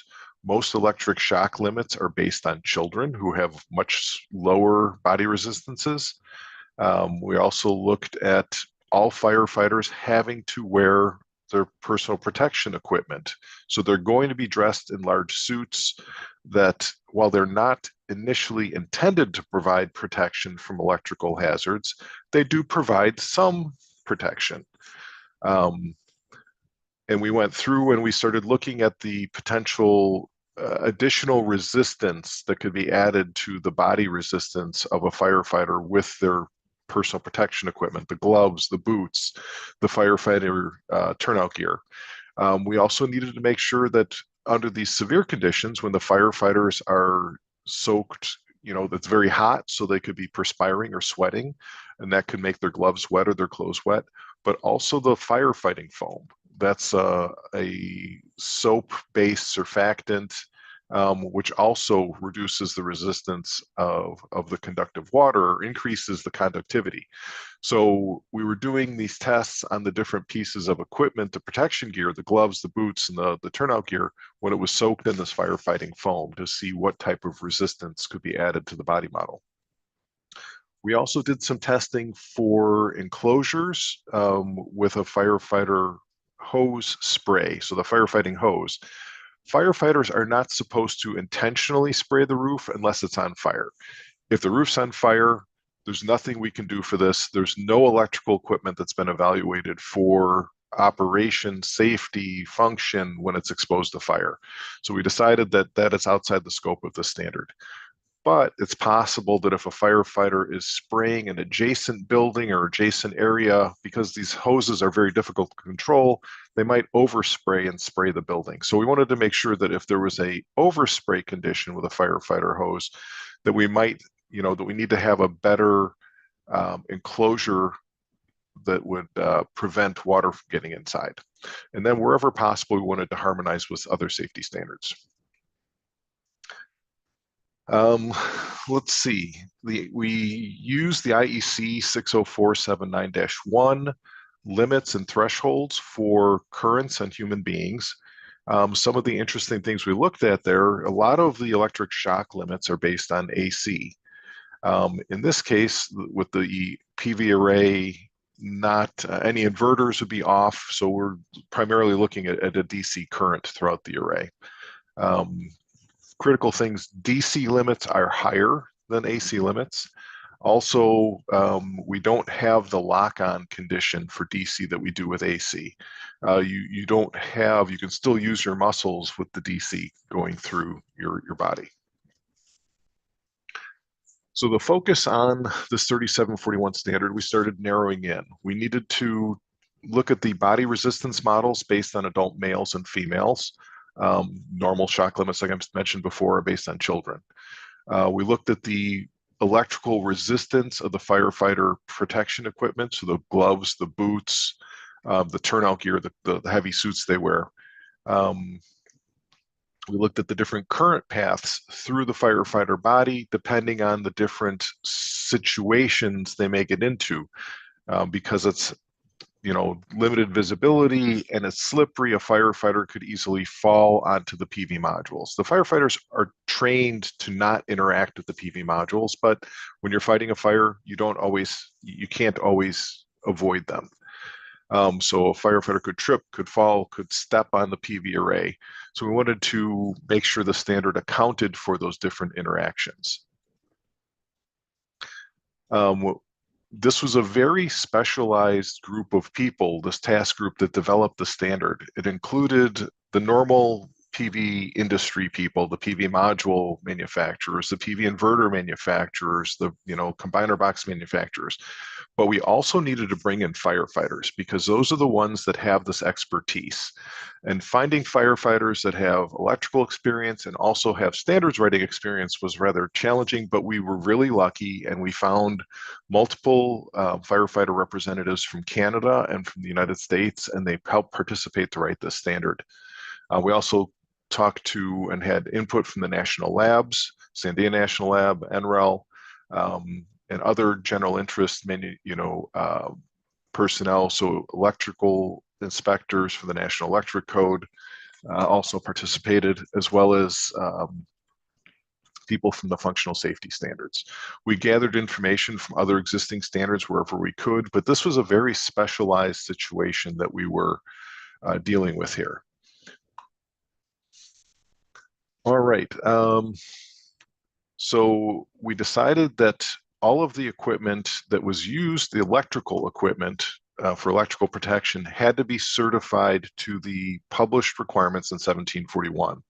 Those published requirements mandated functional safety. So the hardware and software had to operate under normal conditions and then had to either continue to operate under abnormal conditions, under single fault conditions, it had to operate normally, or it had to fail in a safe state. So it would take the PV array and move it in or transition it into this safe state, whether it's, turning off the switches inside the PV array or turning off the converters so that everything was at the lowest potential for electric shock.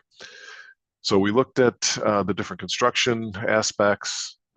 We had different pieces of equipment, isolation and attenuation equipment, initiators to turn on the system, any reset devices. We needed to make sure the markings and ratings were all appropriate for the application. We wanted to make sure that these products could operate properly on a roof on a very cold day. PV equipment that are on roofs are some of the most severe conditions that electrical equipment has to operate within.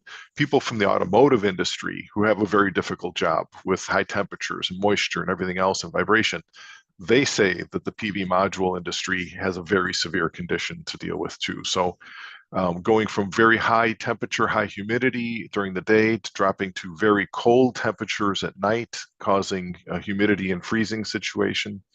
The chambers that actually perform this testing that goes from the high temperature, high humidity to the freezing temperature are so severe that it actually etches the glass on the chamber doors.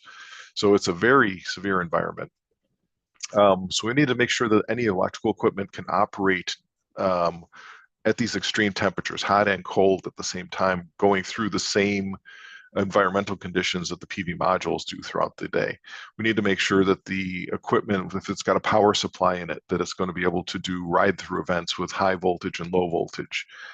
We need to make sure, again, that functional safety, that software faults, hardware faults, the equipment can still operate and or fail in a safe mode.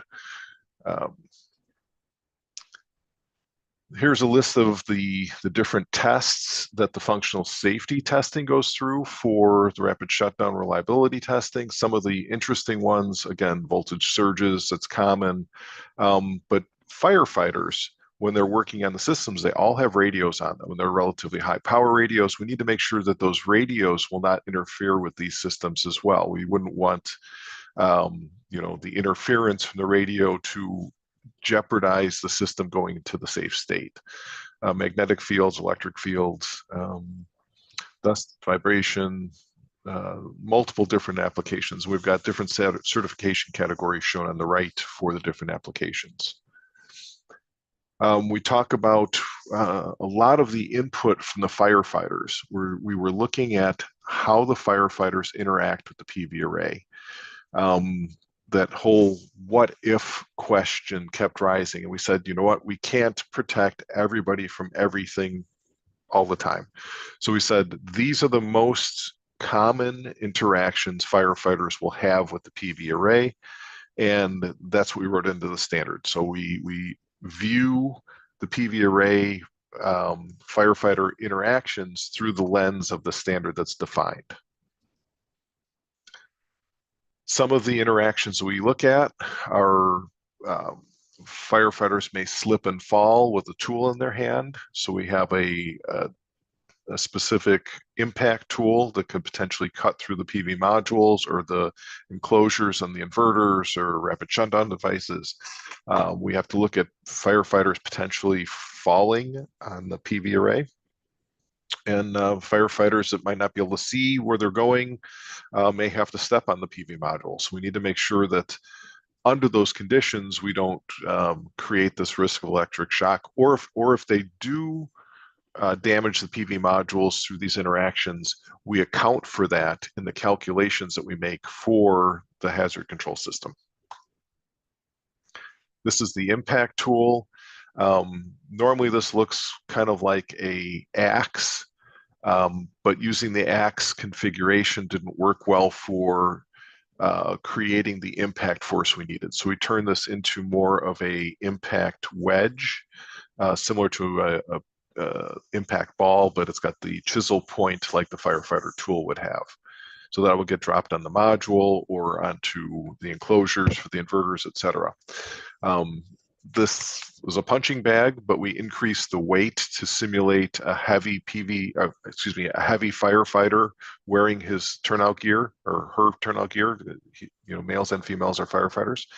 So we wanted to make sure that we had a representation of a large firefighter that could, fall on the PV modules. Stepping, this is a pressure foot. This looks small in this photo, but this is, I think, roughly 4 inches across, 3 inches across.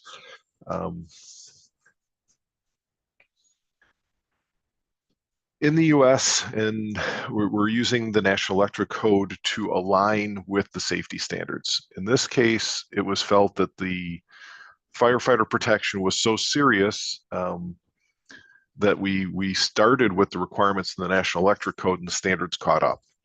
And so we started off with rapid shutdown, but one of the problems with rapid shutdown is it wasn't rapid, it was 30 seconds, and it wasn't shut down because we still had voltage available. So we wanted to make sure that we weren't implying a specific level of safety that wasn't there. So we transitioned over to hazard control. We felt it was a better description of what was actually being performed. So we updated the National Electric Code in 2020 to reference the PV hazard control systems. And then in 2023, we did more alignment. So we're continuing to update the National Electric Code to align with these safety standards. So 3741 was published in December 2020. What's interesting about 3741 is it allows the manufacturer of the system to prevent the hazards in multiple different ways. You can use electrical solutions, you can use mechanical solutions, it can be an installation based, and then realistically, probably the best solution is a combination of all of those installation methods. Electric shock is not only prevented by an electrical solution. Isolation, insulation, preventing access to live parts. Those are some of the, the most reliable means to prevent electric shock hazards. So this standard allows manufacturers to use equipment from all different types of manufacturers in different ways, and it does what this industry does really well. This industry is very innovative, and they use technology to their benefits. So creating a system that is well designed and prevents these conditions where a firefighter can get into a hazardous current is what the standard looks at. So as part of this, there's a very rigorous safety analysis where we consider the faulted and unfaulted PV array. We look at the different hazards. Is it, ground faults are very common in traditionally wired PV arrays, where manufacturers will take cable ties and they will tie the PV wires directly to the frames, directly to the racking systems. We have vibration, we have sharp edges, we have squirrels. So it's very common to have a reference of that PV circuit to the metal frame that's accessible. Well, one way that we can reduce firefighter hazardous currents is by doing a good job of isolating those PV conductors from the grounded frames and grounded racking systems. So coming up with a system that does a good job of wire protection would help reduce that initial ground fault that would reference all of the PV array to the frame. So the firefighter is exposed to the frame and the racking very easily. So you can touch the frame, and if you touch a broken PV module, you could have anywhere, up to the full array voltage, depending on the type of protection that was there between the frame and the module, depending on where you are in the circuit. So keeping good isolation of the wiring is an important way to reduce these hazards. Also, if you're able to segment the array into different pieces, that might be another way of doing that. We'll get into that in a little bit. We talked before about the firefighter and their personal protection equipment, their gloves, their boots, everything else. We look at the current path through the firefighter. Is it hand to hip? Is it hand to foot? Is it hand to hand?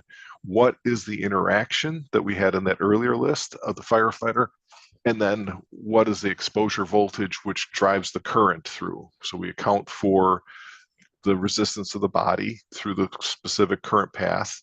You know, if it's hand to hand, it's one current path, and we'd be looking at the body resistance hand to hand plus two gloves. And then we'd account for either direct contact with the array, or we can consider those tools that we had, and we can do impacts on the PV modules. If a manufacturer builds a PV module with Gorilla Glass and puts it on a concrete backing, it's possible it will pass those impact tests without giving access to any live parts. Well, if a manufacturer goes through all that trouble to build a really robust PV module, they should get credit for that. We shouldn't just assume that they're going to have direct access to live parts. So this standard allows the manufacturer to test the equipment they built and design a system that will limit the current exposure, limit the voltage exposure based on how they set up the system. This shows multiple different implementations of PV hazard control systems.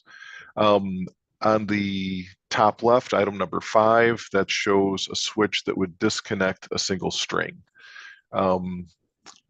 Item 1 on the bottom left, that's indicating either a module-mounted electronic optimizer or an AC module where you're limiting the output from a single module. So you could shut off the output power at every module.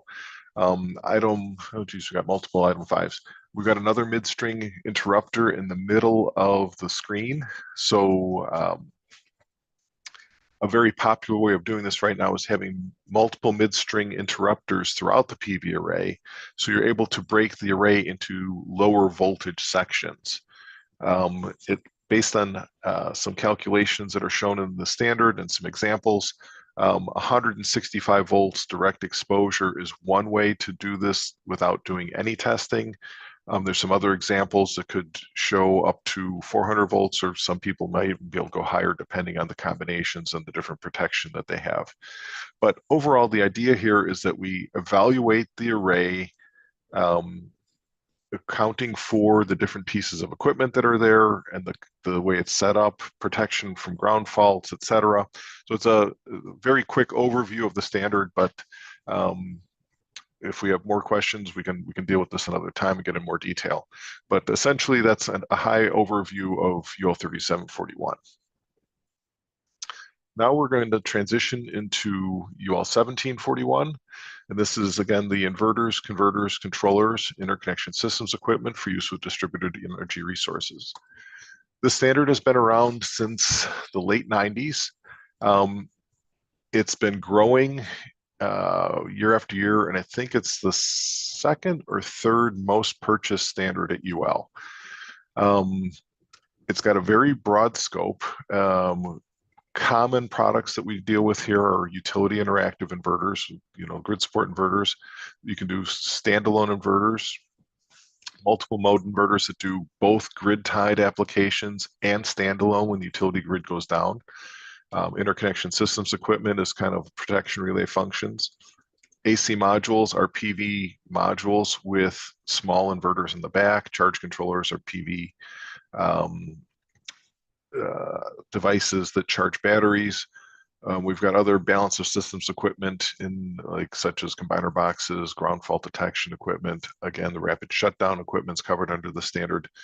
We deal with many different source types: photovoltaics, batteries, energy storage, fuel cells, microturbines, wind and hydro turbines, engine generators, electric vehicles. This standard is the horizontal standard we use for putting power back on the utility grid. Some of the things that we look at through the standard are the functionality, the electrical hazards, fire hazards, mechanical hazards, very common hazards through safety standards, verifying the ratings are appropriate so that we can hook up the equipment properly. A lot of these sources are very different and have their own protection functions. For example, photovoltaics don't like to have current backfit into them because they get hot and it could be fires. Batteries, we need to protect from over voltage conditions, or et cetera. So different applications for different sources are taken care of through the standard. Some of the unique performance considerations that make the standard special are the grid interconnection aspects.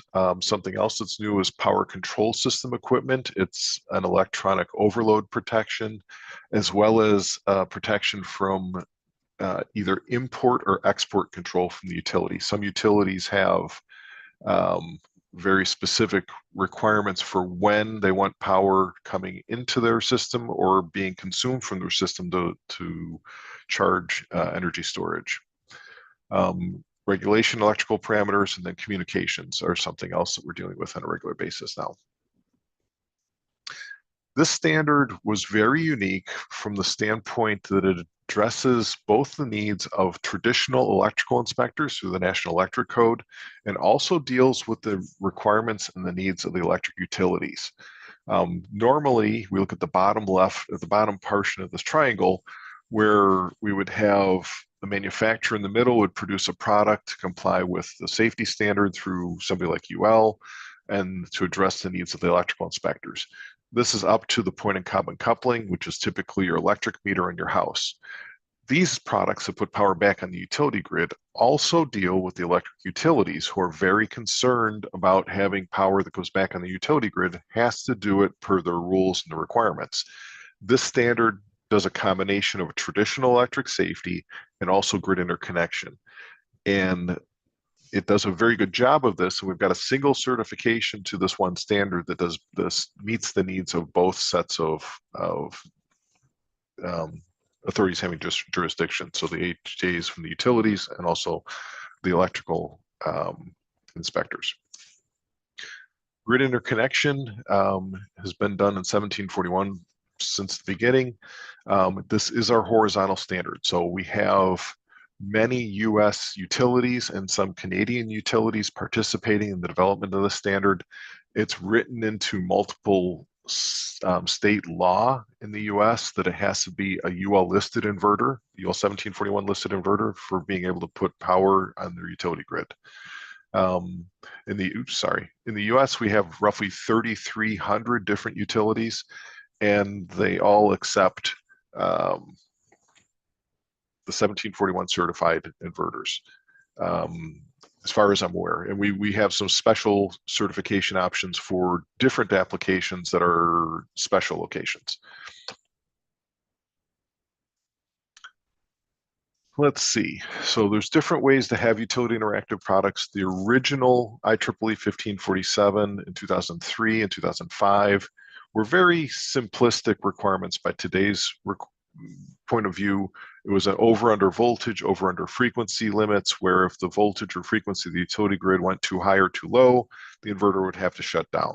There was also requirements for power quality and also some anti-islanding requirements that if the utility shut down, they wanted to make sure that the inverter could identify that and stop exporting power. That worked fine up until probably the 2015, 2016, where places like Hawaii and California started having a very high percentage of generation developed by these PV systems. Hawaii in 2016 had some locations that had 30% of their generation was coming from PV modules and PV inverters. That was fine until the utility had a problem. If they had a stability problem and 30% of the generation got offline because they were evaluated to the old requirements, 30% of your help is going away is one problem. Having 30% more generation getting online when you're trying to get the grid stabilized again is another problem. So we created these new requirements for grid support interactive inverters, which the inverters are required now to do ride-through functionality, volt-var. So if the frequency is going high, or frequency is going high, it's an indication that you've got too much generation. So the inverters have to reduce their output power. Or volt-watt, if the voltage is going too high, you back off on your output power. Volt-var is the voltage is going high, you change your power factor. If it goes low, conversely, you change power factor the other way. Special purpose covers applications where you've got something special that's not covered by these other two applications. This shows how do we kind of combine the safety requirements plus the grid interconnection requirements from IEEE 1547.1. We use the IEEE 1547 requirements as the grid interconnection requirements. In between the 2003 and 2018 requirements, we ended up in 1741 recreating supplement SA that was kind of a middle stop to address the grid interconnection while 1547 was catching up. That worked well. So supplement SA is grid support. Supplement SB is also grid support to the new 1547, 2018, and 2020. It's an important option that UL 62109 can be used for the safety certification of a product, plus the grid interconnection requirements out of 1741. 62109 is basically, back in 1997, I went to the IEC with a copy of 1741. UL supports the development of many international standards.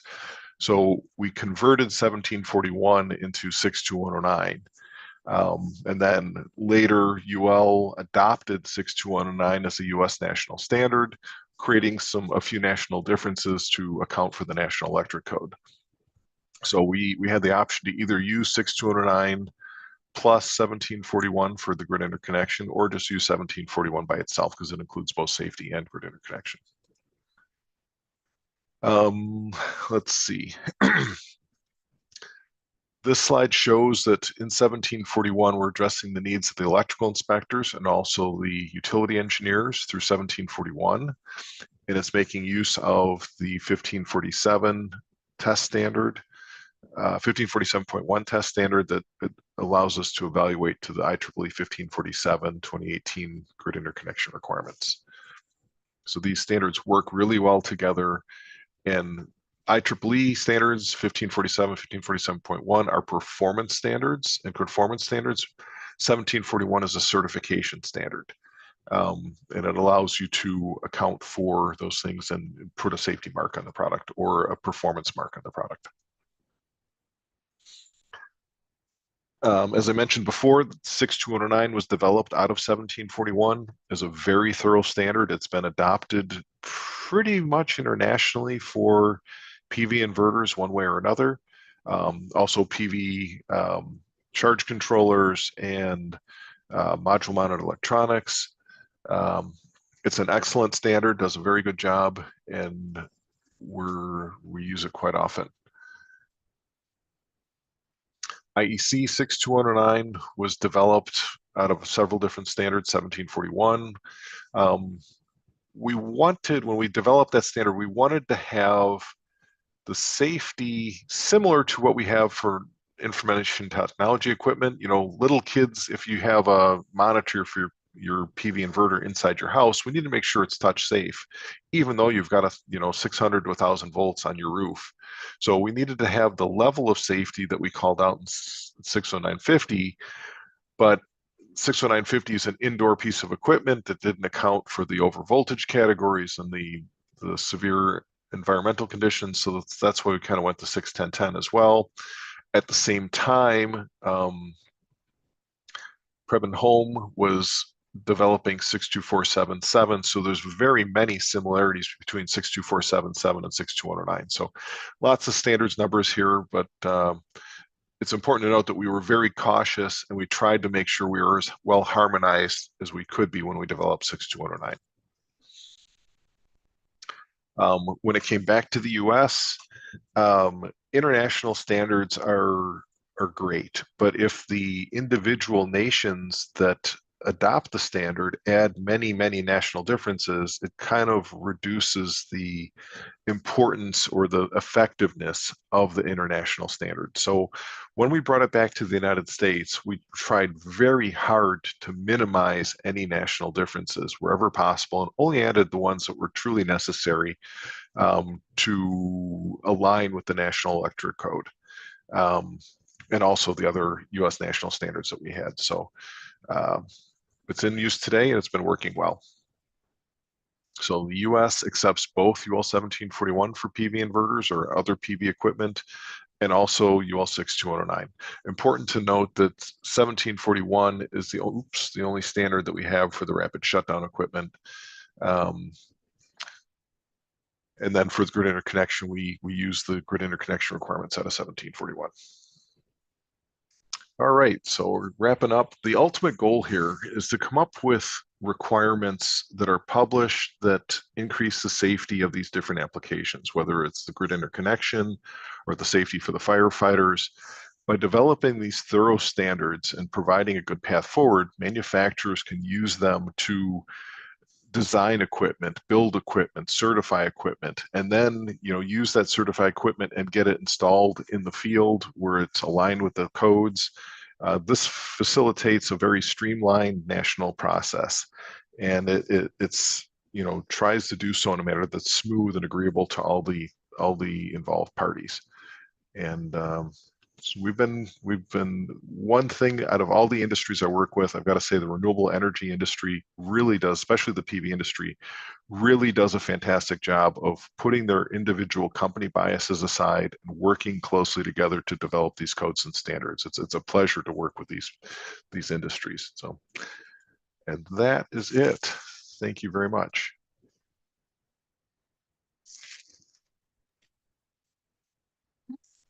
Thank you very much for those insightful talks, Mr. Colin Lowe, Ms. Tess, and Mr. Tim. So to make this program more interactive, our chat box is currently open for question and answer portion. If you have any questions and clarifications, the speakers are now entertaining questions, so feel free to comment your thoughts in the chat box. Currently, some of the questions are being answered by our technical committee. So keep those questions coming, so our speakers can answer those questions. Let me check on our chat box for questions raised by our attendees.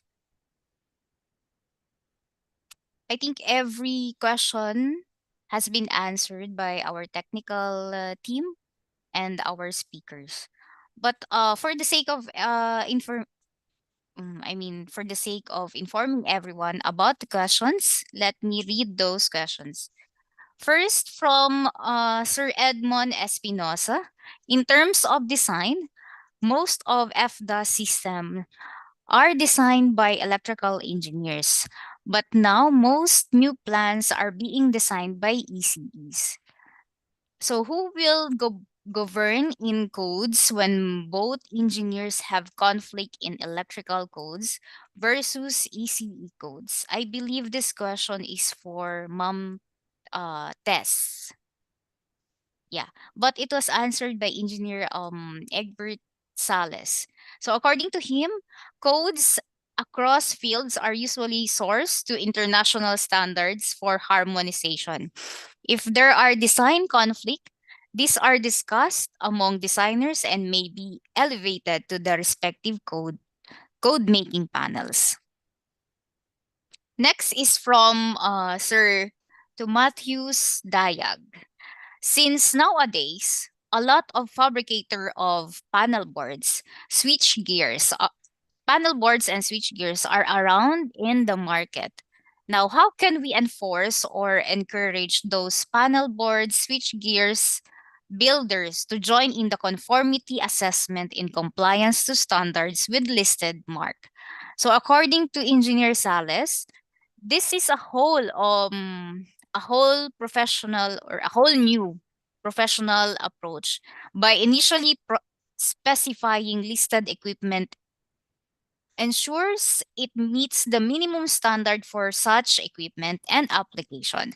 Then through purchase, installation and testing and commissioning. It is the whole equipment design, installation, and operation. Then according to Engineer Ramos, standards are voluntary in nature until they are used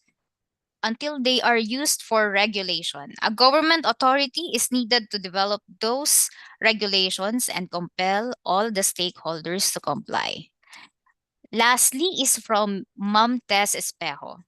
For instance, you can look for UL listed panel boards in the link she has provided. So, Engineer Sheikh, can I also add to that, Yes, ma'am, please. to those answers? Kasi yung codes na yung National Electrical Code of the Philippines, I find have, as I mentioned a while ago, it used a lot of languages, pero yung mga standards are typically not required or mandatory. I forgot to mention during my presentation that there are what you would call acceptable solutions that are governed by the codes if they are or there are alternative solutions. Yung mga typically pag yung if the standard, sorry for the others, I should revert to English. So if a standard is a requirement or mandated by the codes, then there will be no choice but to conform with that standard in order to comply with the code requirement. However, in many instances, the reference to standard sometimes is just still remains voluntary. So this is considered a recommended approach and not necessarily a requirement. So in those cases, in those cases, sometimes the market is able to go around the having unlisted products in the market, and we see that a lot in countries like Canada as well, but we usually catch them because our government requires that all electrical products and all products with life safety or fire protection function needs to be listed. Yun ang kailangan gawin. That is what I think needs to be done, is for the compliance to standards need to become a requirement and mandatory, so that the marks for the certification of those products in accordance with those standards are gonna be in the products themselves, so that when you buy the products, you will know right away whether they comply or they're certified products or not. Does that make sense? I hope that helps. Thank you. Ma'am Tess, thank you so much for answering that question. Okay, for another question from Sir Jude Guerrero, is a factory visit considered a UL conformity assessment tool? Okay, some of our committee has answered the question. I will just point out an answer from Mom Tess herself. When a manufacturer achieves a UL listing, part of our service is to conduct follow-up services. These are random visits to the plant or factory by UL auditors to ensure that the way they manufacture still conforms to the requirements when they are listed. And the rest of the answers, because of time constraints, I believe Sir Jude Guerrero can or have received those answers from our committee. Next, are there situations where field installations break the UL listing of an equipment? If so, what are the measures to ensure equipment are installed per UL standard? So this is answered by Engineer Salas and Mom Tess. So from Engineer Salas, if we break a certified equipment, we need to test it according to standard. The certification is not invalidated if it was properly tested according to that particular standard. From Mom Tess, many UL product standards do not cover installation, which is typically addressed in codes and regulation. If the product as they are being installed is modified, a component is replaced, then the product certification is nullified because that is no longer the product that was submitted and evaluated by UL. Now let me go to the questions raised that has not been answered by our speakers. First, in the chat box. Okay. Okay. The problem is UL listed equipment. Okay. This was just a statement. No, I can answer that if I may, Engineer Shay. Yes, ma'am. Please. Yeah. Thank you. Yeah, you're welcome. So the question is, the problem is UL listed equipment are too much price than local manufacturer or panel board, yet same quality. Dapat we set standards to all manufacturers, local or abroad. That's valid. So and thank you for your comment, Alpha Seaman. So it's not necessarily just UL who can test and provide certification. So sinabi nga ng BPS kanina, BPS has said that they also recognize testing laboratories and certification bodies. So long as the organization that tested the product is recognized by BPS and they tested the product in accordance with the requirements of this standard, then that should be valid. So as I said, it should not just be UL, and that's how the market works. In Canada, for instance, there are dozens of certification bodies that are certified by SEC. And so some of our UL standards are actually being used by other certification bodies and testing organizations to test to our standards, and they can provide their own, certification to those products. So in the same way, in the Philippines, if you have testing laboratories, and I think BPS has already mentioned dozens or hundreds, if I remember correctly, then any of those testing laboratory certification organizations can test to the standard. The question is, they should be testing them very, very clearly on the requirements of that standards themselves. So it's not just UL. Okay. Thank you, Engineer Thank you Shay. so much. So I have a question here in our chat box. I guess this is for Sir Tim Gonina. We have had experience of burning RSD for solar PV system, and we feel RSD is a weak point of the system and not a protection. How can we address this? Other countries do not use RSD, and we do not know what is their reason for this. I hope Sir Tim Gonina is here to answer the Yes. question. Yes, and that is a good question, and we are hearing reports of similar situations where some rapid shutdown devices are catching fire, and we're looking into it. We're having a difficult time getting information as to what's going on. Speaking with some of the manufacturers, we're getting details that some of these devices are being installed incorrectly, not per the installation instructions. So that's something that needs to be followed up very closely. Electrical inspectors do, look at the installations, but they can't see every single device being installed. So it's important that these products always be installed. Some sides have got, they've got to have certain portions towards the PV module, certain portions away from the PV module. Drain holes have to be down, not up. Products can't be just sitting on the roof where they can, be covered in water. So there's lots of different hazard conditions that can be a problem. People mixing and matching different types of connectors that look the same but are not by the same manufacturer. They're not rated for being connected together. That's another problem. But because we're having, some of these issues, we are reopening the rapid shutdown requirements to see if there's other things that we can do to prevent problems. Potentially doing some different overload conditions or higher temperature testing or something like that. So that's something where we just started a task group now to work on that.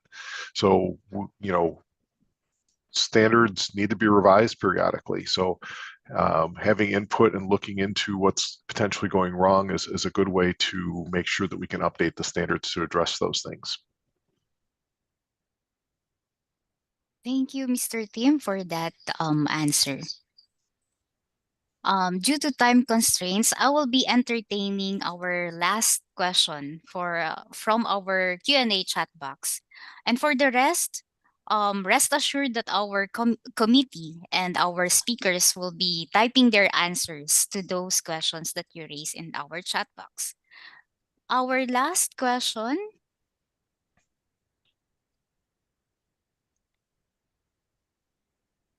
Okay. In country, vendors or suppliers always keep on hand type-tested UL conformity documentations for long lead items. UL auditors random visit to manufacturers' plants is acceptable. How frequent these visits are? I guess this is for Mom Tess. Thank you, Engineer. Shay.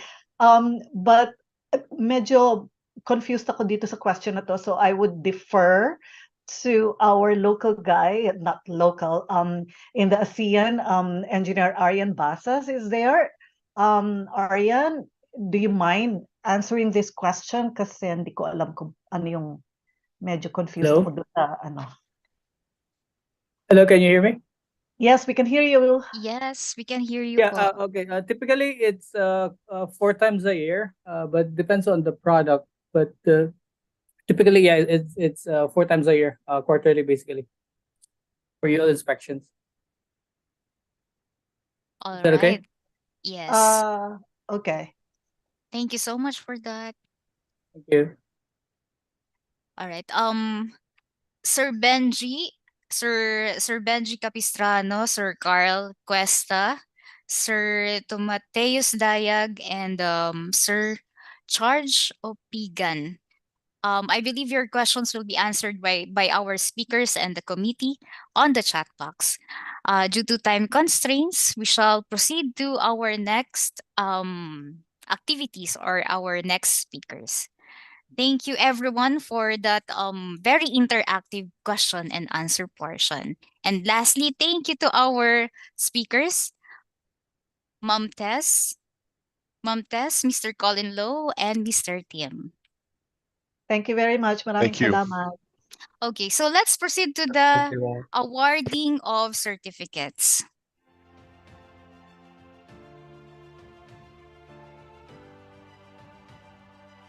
Okay. In recognition of his valuable insights, the IIEE would like to present this certificate of appreciation to Mr. Colin Lowe as a technical resource speaker on the topic Short Introduction to ULSE. Given this 28th day of November 2023 during the Standardization Challenges on Safety on Electrical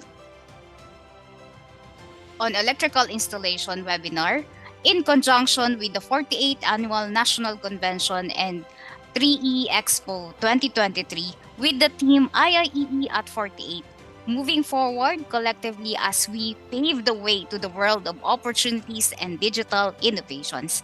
Signed by Engineer Esperanza Collado, National Vice President for External Affairs and Exhibit Bureau Director. Signed also by Engineer Lyndon Bague, National President. Florino. Signed also by Engineer Florino Varona, National Vice President for Internal Affairs and Convention Bureau Director. And lastly, signed by Engineer Alberto Herrera, Jr., National Secretary.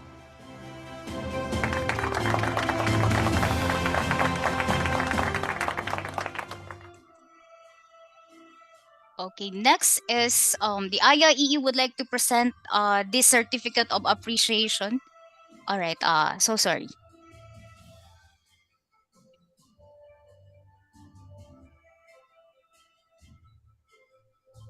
Thank you so much, Mr. Colin Lowe.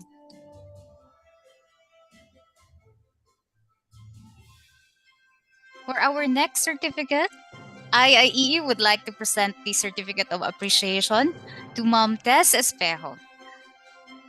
As a technical resource speaker on the topic Overview of Codes, Standards, and Conformity Assessment. Given this 28th day of November as well, and signed by our IIEE committee. Thank you so much, Ma'am Tess. Thank you, Din.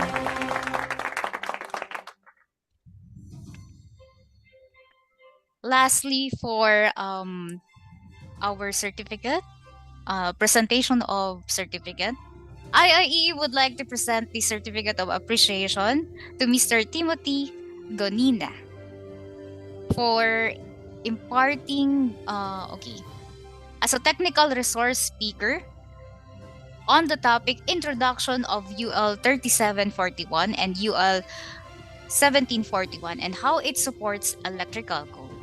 Given this 28th day of November 2023, signed by our IIEE committee. Thank you and congratulations to our speakers.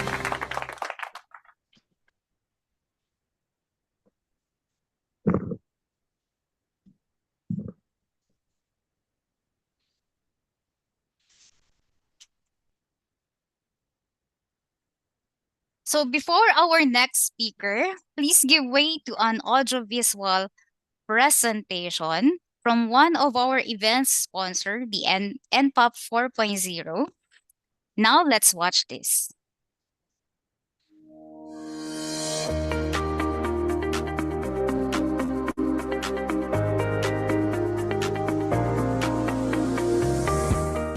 The ASEAN Energy Management Scheme AMAS Certified Energy Manager course conducted by NPOP 4.0 Incorporated sets the standard in professional training and certification. It is currently the sole Energy Manager training and certification course where successful participants receive a valid CEM certificate. This credential is not only recognized in the ASEAN region, including the Philippines, but also extends its recognition to South Korea, Japan, China, and globally, establishing you as a distinguished energy management professional. NPOP 4.0 Incorporated, a distinguished network partner of the ASEAN Center for Energy, or ACE, Jakarta, Indonesia, is at the forefront of energy efficiency and conservation management.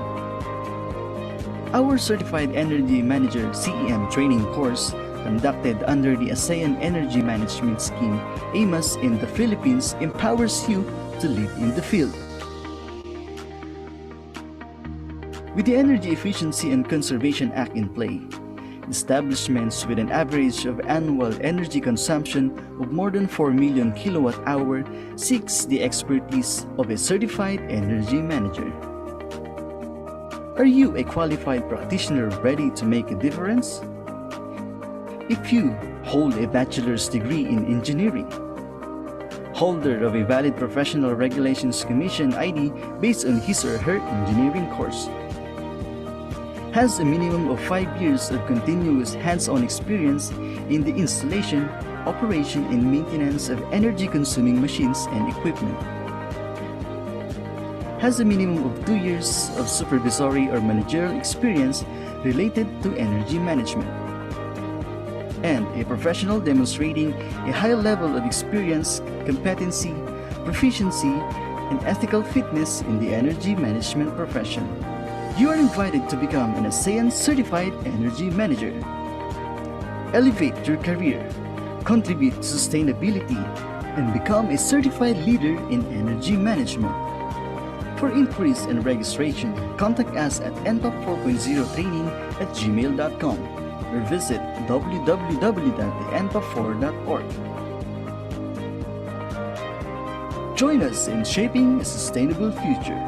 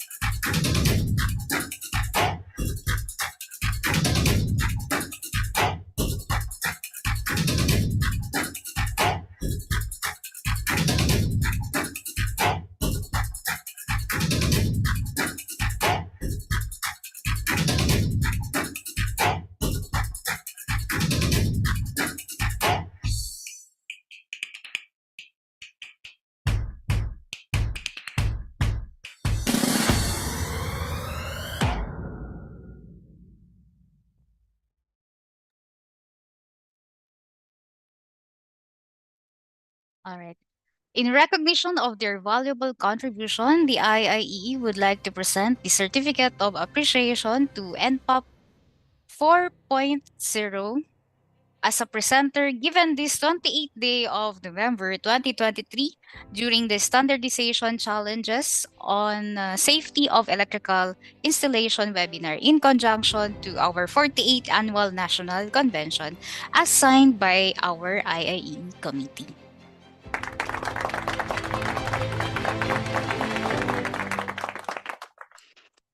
Now, for our next topic, our speaker will share her knowledge about data science.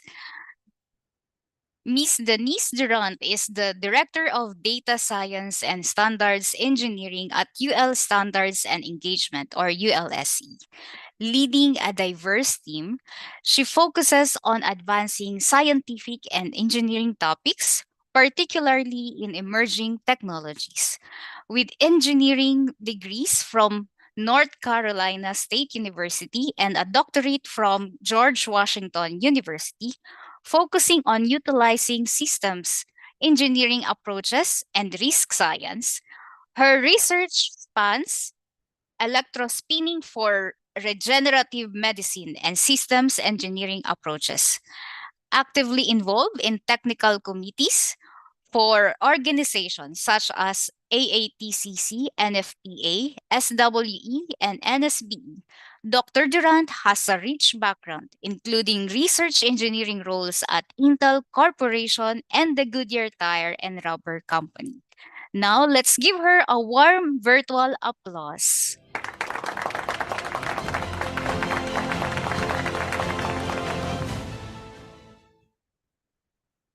Oh, good evening, good morning, everyone. As mentioned, my name is Denise Durant, and I'm representing UL Standards and Engagement. And the presentation that I'll be sharing today is on the utilization of data science for standards development, and basically showcasing the role that data science plays in developing robust safety standards. So I won't spend too much time on this slide, as you have had a great introduction to my background, but my role at ULSC is to ensure that our standards have the safety science evidence, the safety considerations to develop robust technical safety standards. And in order to do that, we have a great team of engineers, scientists, and also data scientists who work together to provide our technical committees with inputs and insights that they need to develop these standards. And so for today's presentation, I'm going to provide an introduction on data science and how we utilize that at ULSC. I'll talk a little bit about our strategy for 2023 in terms of different projects and initiatives related to data science that we implemented.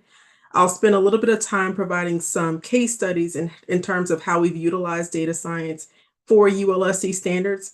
And then lastly, I want to introduce you to one of the platforms that our data science team has built, which is called the Safety Data Lake. And while that will only be an introduction to that platform, it will provide a lot of great information on how we engage stakeholders with data science inputs and data science considerations. And then there will also be time for questions. So just to give you a little bit of background, UL Standards and Engagement, our strapline is pursuing safety science in action. And in order to do so, we have a great team of in-house subject matter experts that utilize safety science considerations, so the application of engineering and scientific knowledge to address the world's most pressing safety challenges.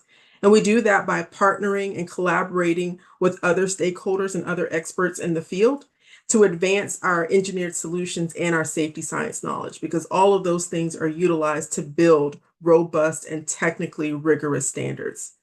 And then lastly, we share our expertise and we act on our findings. So today's presentation is an example of just that. I'm going to share with you practices that we've used for data science and also help to build awareness of the different platforms available. And so just to skip down to the next portion of the presentation, data science and standardization, our vision when we started our data science team was to leverage data science to inform policy and solve challenging safety, sustainability, and security issues. And when most people hear the word data science, they think of machine learning and AI. And we've been able to utilize those types of tools to spur innovation in the use of data. And so, for example, our primary focus in the data science field within ULSC is to utilize and analyze incident data. So we're able to track and look at trends related to different incidents for the products and technologies that our standards cover to help inform our standards and our technical committees on what that standard needs to potentially focus on. And for brand new standards, this is important because we want to know where first to focus the technical requirements in a standard. And for standards that are more mature and more established, we want to best understand how to make sure that standard remains relevant. And so our objectives with data science, again, are to advance the application of data science in support of UL's mission, which is to make the world a safer place. And in order to do that, incident data plays a key role in helping to ensure that the standard is actually addressing the safety challenges associated with the technologies represented by our standards.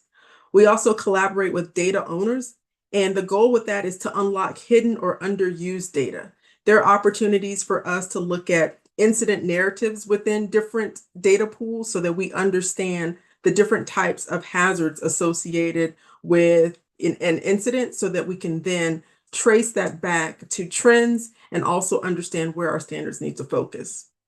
We also partner with organizations with expertise in key disciplines. One of the organizations that I'll talk about later on that we've partnered with is the Consumer Product Safety Commission, which is a United States organization. And the reason why we partner with them is because they have given us access to data tools and databases that we can then utilize to analyze incidents and incident data. We also want to explore the application of artificial intelligence for safety purposes.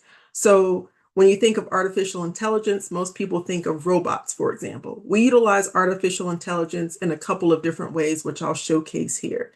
Utilize large language models, and those large language models are pretty much a pool of data, information about our standards. So if it's incident data, we can basically build a model that looks at trends, and then those trends can then be articulated and translated into standards requirements. And then that segues very nicely into the last bullet point here, which is to integrate data analytics and data science into standards development.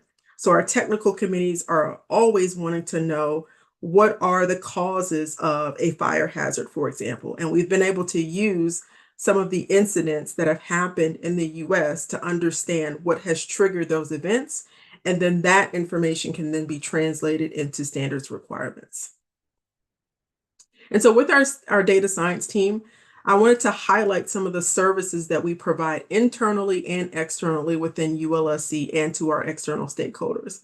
So the first one that I'll highlight here is our ability to conduct data science analyses and research in support of our UL standards in our programs. And a simple data science analysis can look at incident data and trends relative to different things that are happening in the world, but it can also look at how our standards are being used around the world. So we do have an internal application that we use that can track which countries are adopting our standards, where our standards are purchased, who is downloading and purchasing our standards so that we have better awareness of how our standards are being utilized around the world. And then another service that I'll highlight here is to bring awareness to mission-related issues using data to tell stories and paint pictures and inspire inquiry.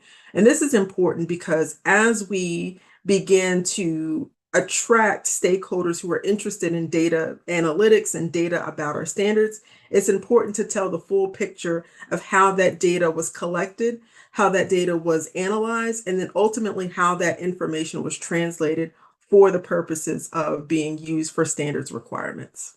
So those are just a few of the services that our team provides.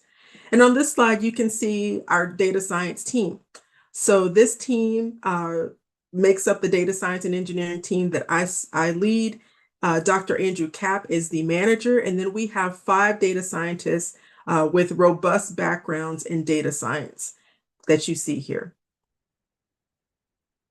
And so next to just the transition, I'll take some time to talk through a few case studies to show you how ULSC has utilized data science for standardization. The first project that I'll cover is the machine learning application that was built to basically identify different hazards and classify those hazards for our standards development teams. And this is a 2023 project, so very recent, that was led by one of the data scientists that you saw on the previous page. And so for this first case study, I'll review the project charter. We'll talk a little bit about the data and the methods, including the training data that was used for this project. I'll also cover the outcomes and how the machine learning was applied for the standards, as well as give you some key takeaways for this specific case study. And so relative to the project charter, really what we wanted to focus on with this project was to develop standards and documents that address a diverse set of known safety challenges.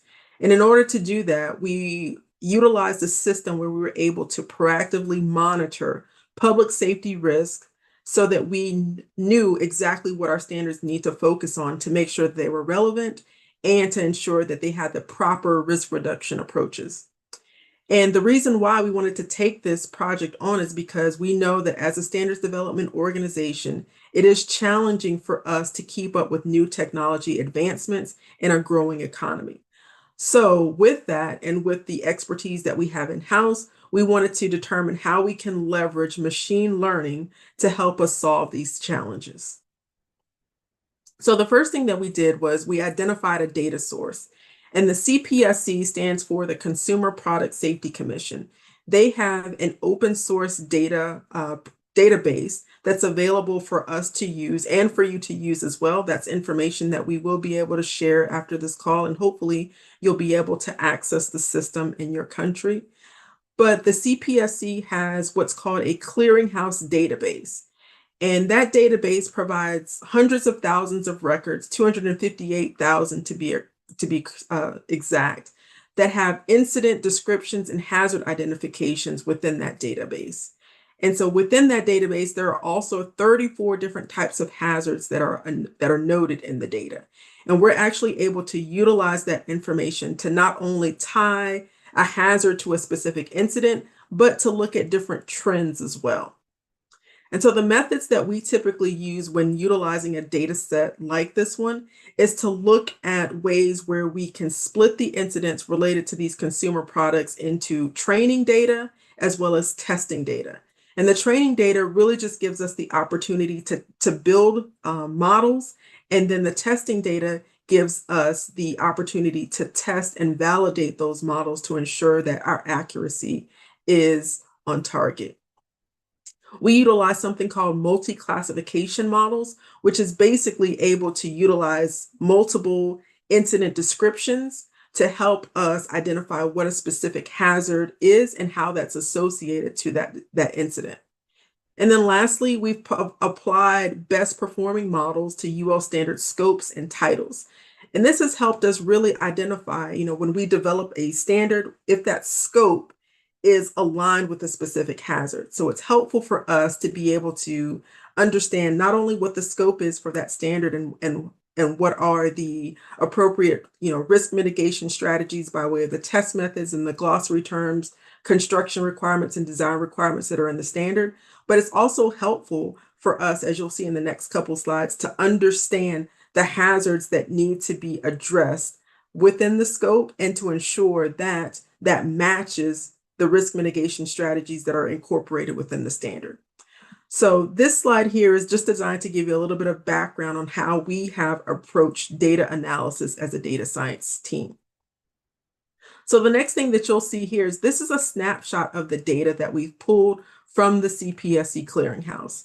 And this is basically an Excel file that can be downloaded and then can be manipulated into a data science environment, such as Jupyter, or there's some other Google applications that we also utilize.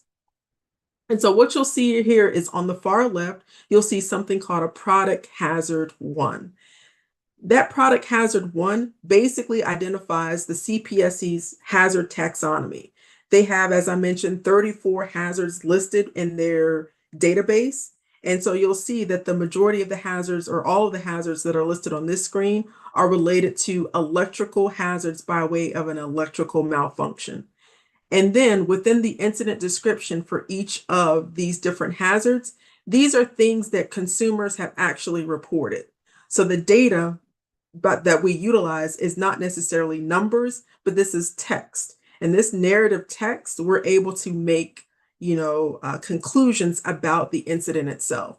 So you'll notice with this first one, and I've highlighted some of the key words here. These keywords really help us zone in on what the hazard is, and not only what the primary hazard is that you'll see on the far left, but what other secondary hazards like a fire hazard may extend from this incident. So for this first example, for electrical hazard due to an electrical malfunction, you'll see that the incident was that the consumer reported that their dishwasher was placed in use, and while running the unit, they noticed that they smelled smoke emitting from the control panel. And I've highlighted some of the other words here that really help us identify what the hazard is and what the problem is, and how a standard for a dishwasher or a standard for any type of appliance can address some of these issues that are noted in the incident description. So burning, words like burning, an odor, plastic that has melted, black soot, and also the fact that the consumer thought that a fire hazard was the issue. These are all things that we take into consideration, because first we know that these electrical hazards are just the beginning of a potential hazard such as a fire hazard that you see here. And then with that fire hazard, we know that the standard may need to address some of the risk associated with a fire, such as smoke, such as explosions. And in this case, it's primarily smoke, but also extreme heat that can cause different parts of the product to melt and burn. And so with that, we're able to utilize these different keywords to ensure that this standard actually addresses not only electrical hazards, but fire hazards as well, and perhaps integrate testing requirements like plastic requirements, smoke requirements as well, to ensure, again, that all of these things are addressed by the standard, and to also make sure that the standard is relevant to the types of incidents that people are experiencing out in the field. So you'll see there's some other examples here. And with these examples, I've highlighted some of the key words that we've pulled from these incident descriptions to ensure that we can feed this information to our technical committees. Another use case and case study that I wanted to share was relative to our standard UL 923. This is the standard for safety for microwave cooking appliances. And in the United States, most residential homes have a microwave cooking appliance. So this was an important study for us to look into, because we were able to not only pull incident data for these microwave appliances, but we also wanted to ensure that the scope for this standard, which you'll see a snapshot of the scope in this area, but we wanted to ensure that the scope for this standard was in fact able to provide information to us relative to the hazards associated with this product. So essentially, our data science team utilized machine learning to build an algorithm and a model that takes into account things like keywords, some of the keywords that you saw on the previous slide, to help us understand how this scope translates to predicted hazards. And so with this project, we ultimately were able to input the scope into a model, and then the output provided us with a prediction, utilizing a probability indicator, a prediction of the types of hazards associated with these products. And as you'll see, the output in this case was electrical hazards, mechanical hazards by way of sharp or pointed objects, and then thermal hazards by way of hot surfaces. And this is important information because in some cases, our standard scopes will identify, specific hazards. The scope may say this standard is designed to mitigate electric shock hazards or fire hazards. But most importantly, we want to ensure that if the standard includes that information in the scope, that the body of the standard serves as really the risk mitigation strategy for those specific areas. So for example, if it's an electric shock hazard, we know within ULSC that there's a series of tests, a dielectric test, a leakage current test, a voltage withstand test. Those are all tests that are designed to address or at least evaluate the electrical shock hazards for different products. So knowing this information is important because that helps inform the requirements that ultimately go into the standard. And the next example that I wanted to provide is relative to the safety data lake. The safety data lake is a application and a program that was built by our data scientists specifically for UL standards and engagement. And in doing this analysis, we looked at the incident narrative from information that we pulled from CPSC's clearinghouse. And you'll see in this incident that a consumer has reported this issue.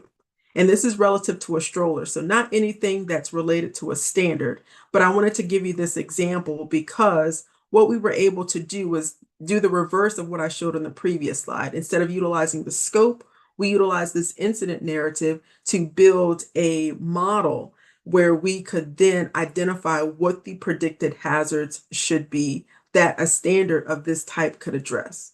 And so with this incident narrative, you can see that the output was 3 hazards: mechanical hazards by way of small parts, mechanical hazards by way of sharp or pointed objects, and then mechanical hazards by way of crushing and pinching.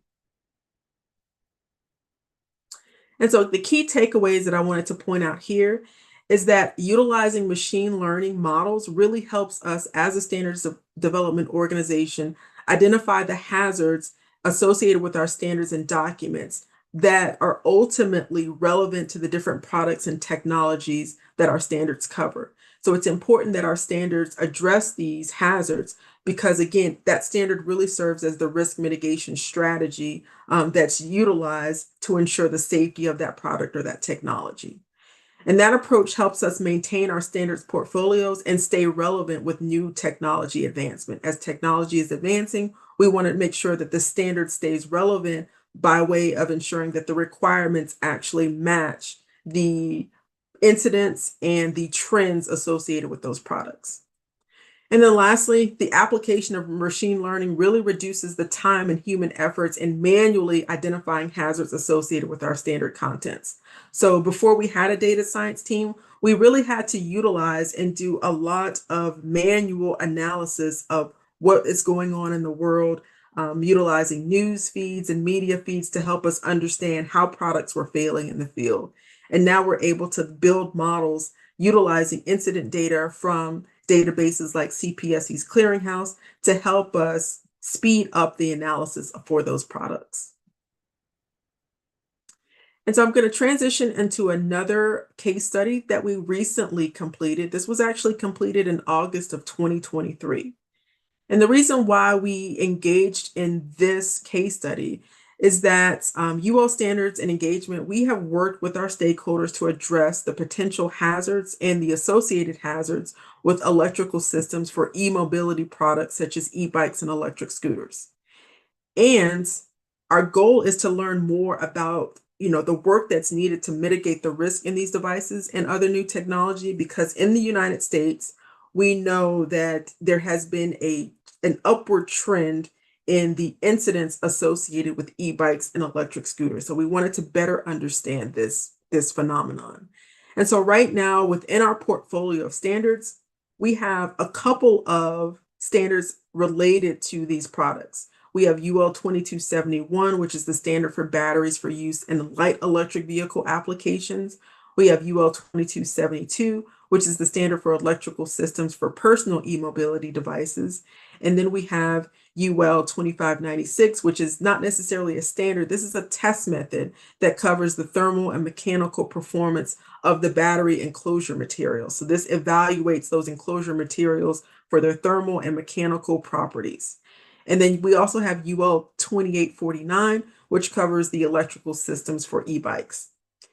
And one other thing that I'd like to note here is that with the 3 standards, UL 2271, UL 2272, and UL 2849, those were recently adopted into law by the City of New York. And the reason being is that the city of New York noticed that there's been an upward trend in disastrous events with e-bikes and electric scooters. So before they banned those products from being used in the city, they actually worked with UL Standards and Engagement. They worked with our colleagues within UL Solutions and our colleagues within UL Research Institutes and other safety organizations to identify ways that they could minimize the risk associated with these products. And so right now in the city of New York, if a e-bike or e-scooter is not certified to one of these three standards, UL 2271, UL 2272, or UL 2849, it cannot be used. So that's the importance of standards in that space, and also the importance of certifying products to these standards to ensure that they are safe. And again, the reason being is that with e-bikes and e-scooters and really most e-mobility products, there are a ton of safety concerns. These safety concerns range from fire hazards due to overcharging, explosion hazards due to overheating and off-gassing, stranded energy, which is just the buildup of energy over time that can result in explosions and fire hazards, and then battery malfunctions that are ultimately caused by charging, puncture, or impact that can lead to another phenomenon called thermal runaway, which basically is fire, explosion, or the release of toxic chemicals and gases into the environment. And so lastly, with all of these safety concerns, we know that technologies are emerging and product innovation is outpacing safety standards and even regulation. So it's important for us to be able to analyze data and incidents to support the standards development work. And so on this slide, you'll notice one of the data trends that we pulled from the clearinghouse is showing from the time period of 2011 to 2021. You'll see that there's a slight uptick, a slight increase in the amount of incidents, particularly from 2018 to 2021. But there's an increase in the number of incidents related to e-bikes and e-scooters in the United States. We were also able to analyze the data to understand, based on that incident narrative that I showed earlier, that I gave an example of earlier, what are the hazard types associated with these products? And by far, you'll see that most incidents involved in electrical malfunction and fire hazards, which are these thermal hazards here. So very few incidents related to mechanical explosions, mechanical collisions, mechanical falls, but most of the incidents stem from thermal fires and electrical malfunctions.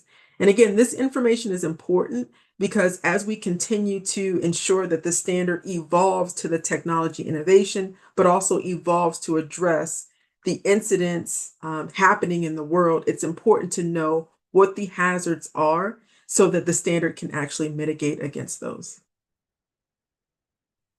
And so lastly, the one thing that I also wanted to do in this presentation is introduce our ULSE Safety Data Lake.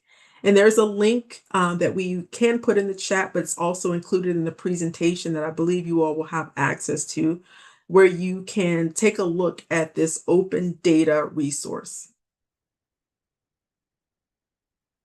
And so our ULSE Safety Data Lake, this is really a new portal that consolidates open source data from multiple safety-focused databases into a single environment. So it truly is a data lake in that we're bringing in databases from different sources to simplify the analysis in a single environment. The platform basically provides access to these multiple safety data sources to support product safety analysis and research. And you'll notice here that the data from the data lake utilizes at this point, 9 unique sources. And we have currently integrated some new projects into our data science program and initiated some new projects to ensure that we continue to add more data sources and capabilities over time. And so on this next slide, this is actually a snapshot that you can see of our data lake. And there, at the top, you can see that there's a search bar. And with that search bar, you're able to search different topics. For example, incidents related to lithium-ion battery fires, for example. That's a hot topic. Incidents related to e-bikes or e-mobility products. The data lake really serves as the semi-structured data environment to support safety researchers, standards development organizations, education and outreach programs to help understand the different trends, the different incidents in one, again, simplified version so that you can search all of those data sets and basically the report out and the return is a comprehensive view of the data. And this platform behind the scenes utilizes natural language processing algorithms, image classification algorithms, as well as data visualizations. And this is an important tool that we have in our data science toolkit because this is really a large language model. And we're able to search this large language model to understand the different incidents, the different trends associated with different products. And again, this is all utilized to support the understanding of safety as it pertains to these products for standards development for research needs as well. So this link will take you directly to our safety data lake. And while we don't have time today to give you a walkthrough, there may be time in the near future to support a discussion on the safety data lake. And so before we get into the question and answer session, there's also a link in this presentation to a white paper that our data science team has written.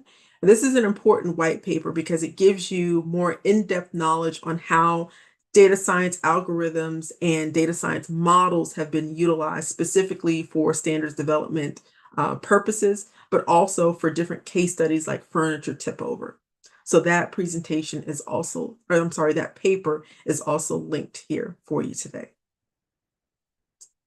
And that concludes my presentation. I believe we are ahead of schedule now, so we do have an opportunity for questions, but do let me know for the moderators of this event if you would like to transition to that portion of the presentation now.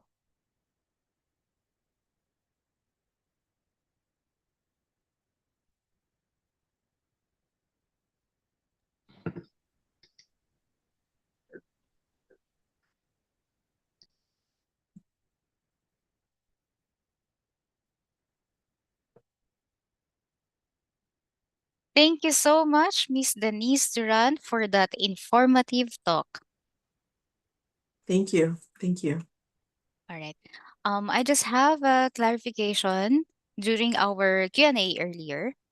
So, all of the questions answered by our committee that are non-UL, this is for everyone in this webinar. Kindly be informed that those answers is not in the position of UL. So, moving forward, I will be reading all the answers provided by the speakers only during the Q&A. Thank you. Thank you. All right. So, given all the informative talk by our speakers, we are now opening this forum for the question and answer portion. Should you have any question or clarification, feel free to use the chat box and drop your insights. Let me just check our chat box.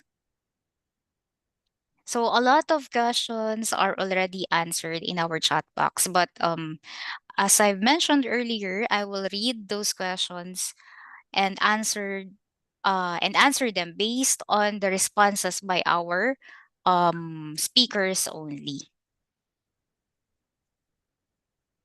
To start off, let's start it with the unanswered questions in the chat box. Okay, what is the UL standard? I believe this is a question earlier. Mm-hmm. Okay, so someone or an anonymous attendee has a question. Does machine learning include neural networks in analyzing incidents like e-bike and etc.? Yes, yes. There are a couple of different tools that we use. Neural networks is one. There's a couple of other techniques within data science that you'll hear people talk of, like clustering, for example, which basically looks at similarities between different sets of data. So we utilize clusters as well. And then we also utilize something called a similarity score, which is really a combination of data science, but also incorporates some statistical analysis as well. And similarity scoring really does exactly what it says, which is look at similarities between the data and the trends as compared to a baseline. And so we've utilized similarity scores, for example, to help us understand how close our predictions are, when comparing the model to subject matter expertise in an area. Thank you for the Thank question. Thank you for that, Ma'am Denise. Another question from Sir Roberto Ocampo. Is this data science similar to epidemiology study in medicine and nutrition science? Yeah, actually, the data science techniques that we utilize are not specific to standards development, but they're used in other areas and other industries like healthcare and like the medical industry. So the approaches that we're using, like clustering, like similarity scores, these are things that can be used for other applications as well. But the data set may look a little different. Thank you for that again, Ma'am Denise. Another question from Sir Roberto Acampo again. Do you have UL standards on recommended preventive maintenance tests that an electrical equipment is still in good working conditions? Most, if not UL tests, requires are for new products. I hope it's clear, Ma'am Denise. Yeah, it's Sorry, clear. We do.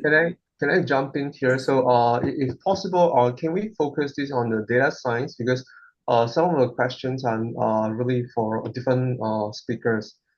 So, if it is okay for the moderator, so what we suggest is we keep these questions, then we will discuss with IE on a more comprehensive response to you. Because I see there's a lot of good questions. And so our collaboration with IE is ongoing, so we have a lot more activities to go. So for this limited time, so let's focus on data science first. Thank you, Colin. Thank you, Mr. Colin Lowe. I understand, and I will just pick on the questions related to data science. Again, from Sir Roberto Ocampo, how can Philippines participate in UL data science? Oh, that's a great question.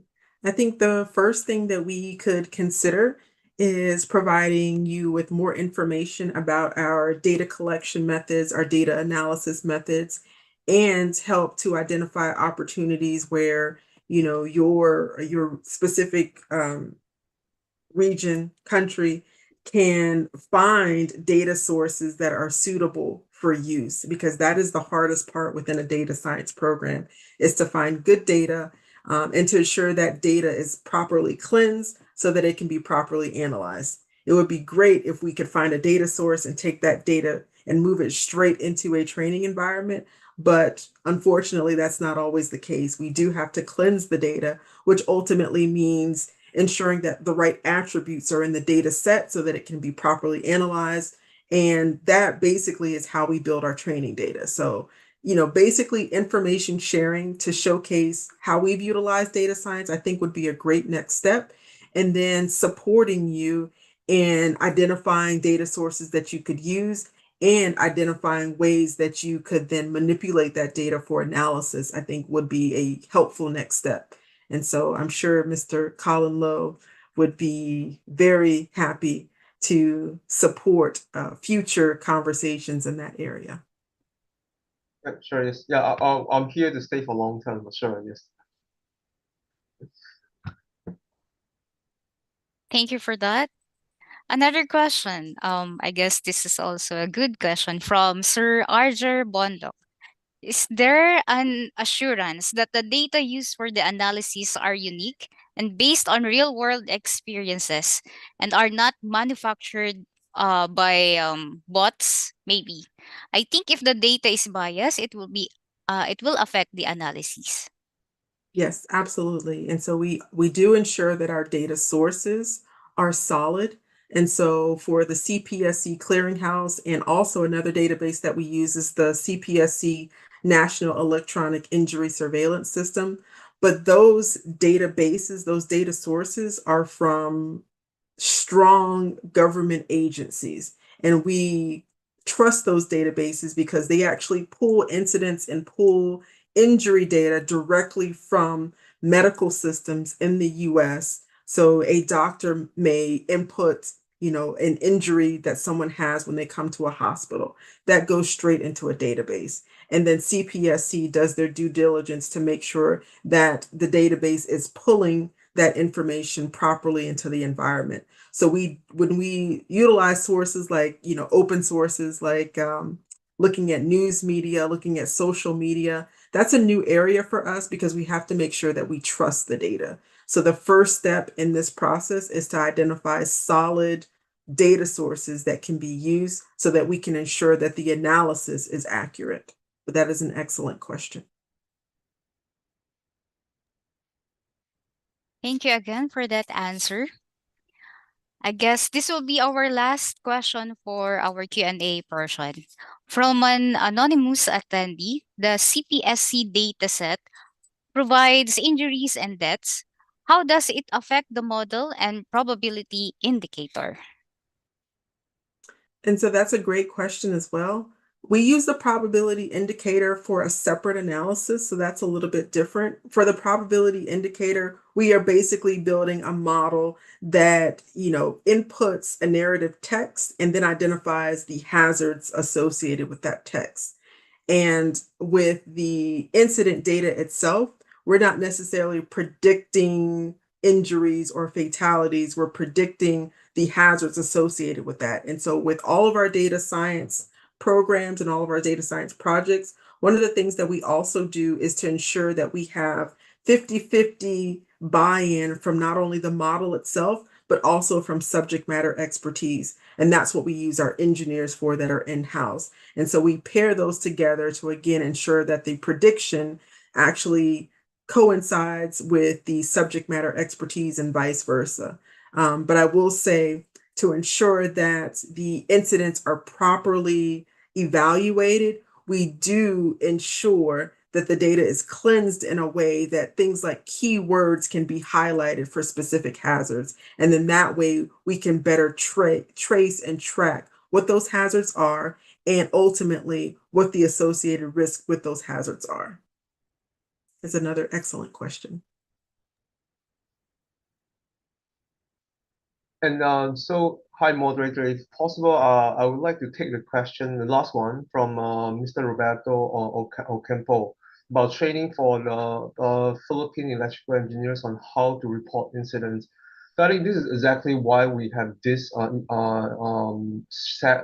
sharing session by Dr. Denise Durant, not just Miss, but Dr. Durant, is to share all the good work that we are doing, our secret sauce in how we use data to support standards development, and also raise all the incidents and concerns to the key influencers so we can drive changes. So we are really very keen. We see a lot of potential within the Philippines, especially with IIEE, to tap on all the great network within the country to help us to actually identify all these incidents. So I think there's still a lot of things that we have to do. So we view this as the first step, where we share some information on how we do it. So we want to continue this collaboration and discussion. So I have spoken to Chairman Reynaldo a few times. So I look forward to more discussion with him. Thank you. Thank you, Colin. Okay, thank you so much for that productive Q&A portion with Director Denise Duran. Thank you. Now let's proceed to the presentation of our certificate of appreciation for Director Denise Duran. So the IIEE would like to present the certificate of appreciation to Dr. Denise Durant for imparting valuable insights as a technical resource speaker on the topic ULSE Data Science during the Standardization Challenges on Safety of Electrical Installation webinar in conjunction with the 48th Annual National Convention and 3E Expo 2023 with the theme IIEE at 48. Moving forward collectively as we pave the way to the world of opportunities and digital innovation. Given this 28th day of November 2023, signed by Engineer Esperanza Collado, Engineer Lyndon Bague, Engineer Florino Varona, and Engineer Alberto Herrera, our IIEE committee. Again, thank you so much, Dr. Denise Duran. It was really a pleasure having you here.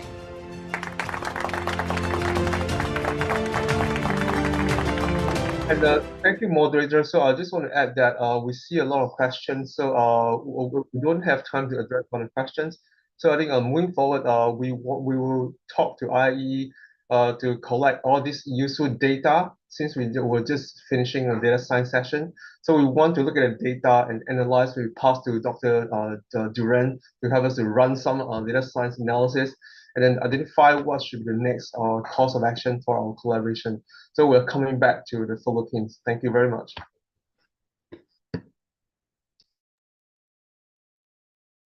Thank you, Mr. Colin, for that. All right. So, I just want to remind everyone.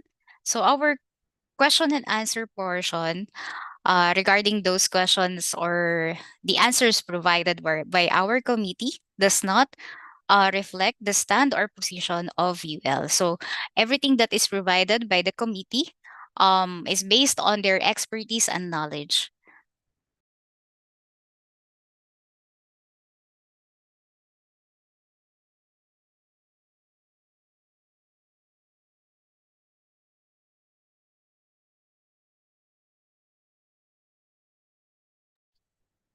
All right. So before we proceed to our next speaker, please give way to an audiovisual presentation from one of our sponsors, the Gemcore company. Let's watch this.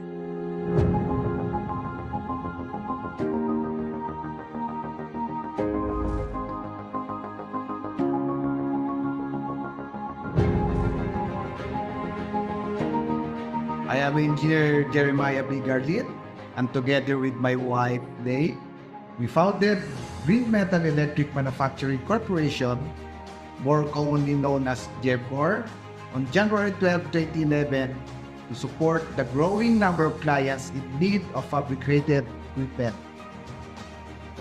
We are fully committed to our vision of becoming one of the top providers of world-class engineered electrical products in the Philippines. We have been growing steadily since our founding 12 years ago, expanding our client base, hiring more employees, and acquiring new high-tech machineries.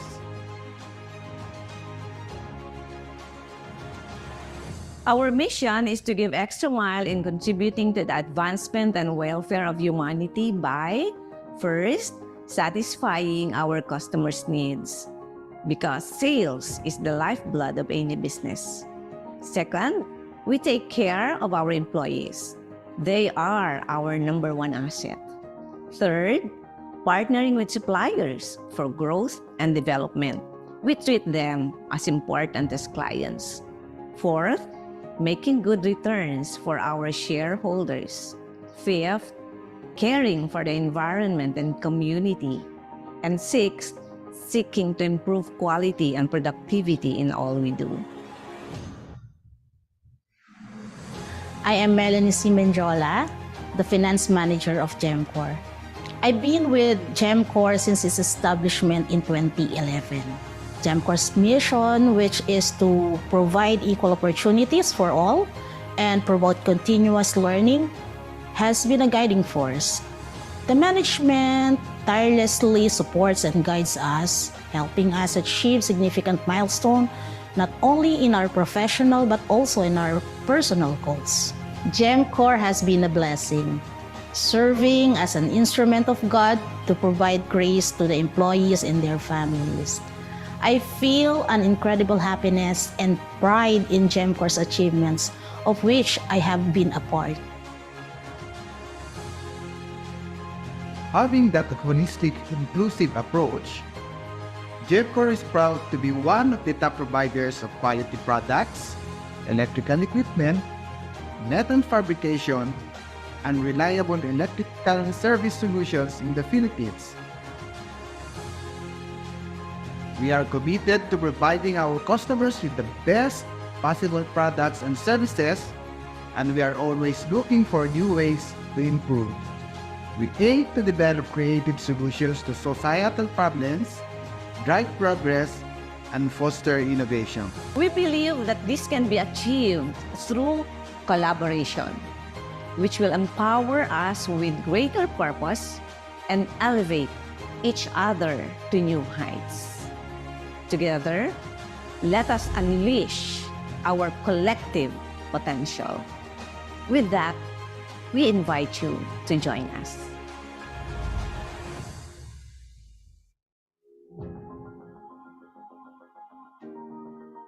With big vision comes big preparations.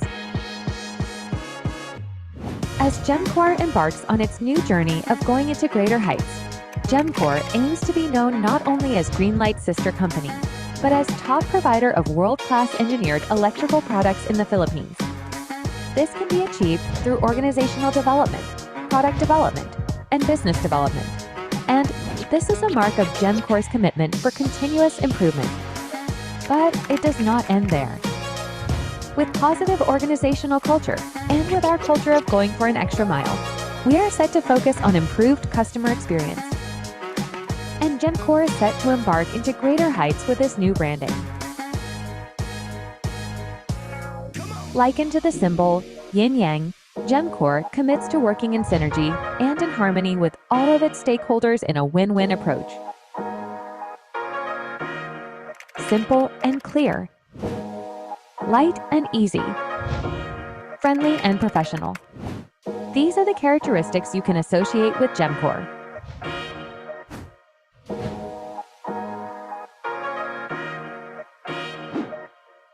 GEMCOR's new brand signifies a friend, dependable and the best partner to have. Get ready as GEMCOR emerges as the top provider of world-class engineered electrical products. Together with you.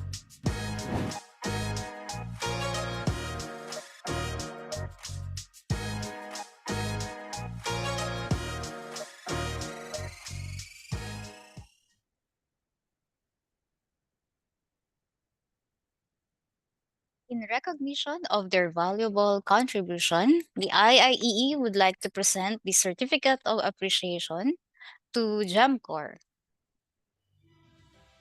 Given this 28th day of November 2023, during our webinar sessions for the annual National Convention, signed by the IIEE Committee.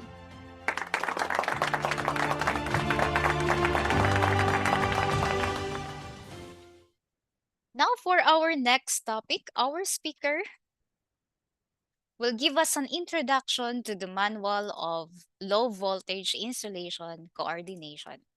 Engineer Marites Pangilinan graduated with a Bachelor of Science in Electrical Engineering from University of Santo Tomas and an MBA from Laguna Northwestern College. She currently serves as a Vice Chairman of the IIEE Philippine Electrical Code Committee, or the PEC-1 Committee, a member of the IIEE Standards Committee, and TWG Chairman for Hospital Facilities Design. Additionally, she was appointed as a member of CPSP CATS by the Philippine Regulation Commission. With a career spanning roles at Interface Industrial Corporation, Schneider Electric, LG Industrial Fabrication Incorporated, and part-time instructor at UST.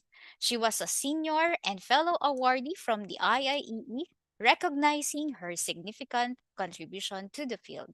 Let's give her a warm round of applause.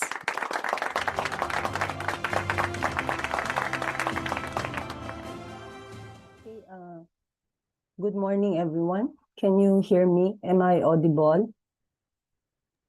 Yes, ma'am, very loud and clear. Okay, so apologies po for my voice.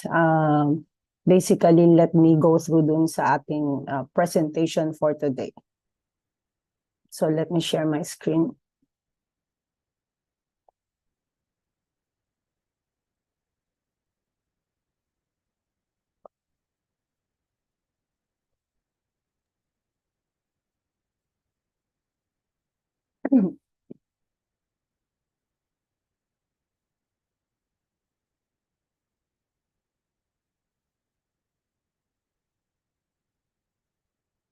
Okay, can you now see my screen?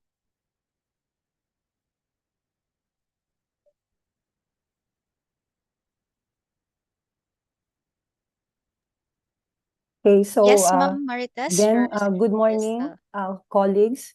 It is my privilege to introduce to you this manual entitled Low Voltage Insulation Coordination, Application of Surge Protective Device. In this guideline, we adopted some surge protection materials coming from various lightning and surge protection manufacturing companies, which we obtained from public source. So before I begin this presentation, let me acknowledge the people whose names you see in the screen. And then they have given much time and their effort to complete this guideline. So makikita nyo po, it has spanned from 2015 to 2023 just to complete this manual. I'll tell you yung reason behind as I go to this presentation. Okay, so for this manual, it has 10 chapters. So for my presentation, I will be giving the summary and important takeaways for each chapter.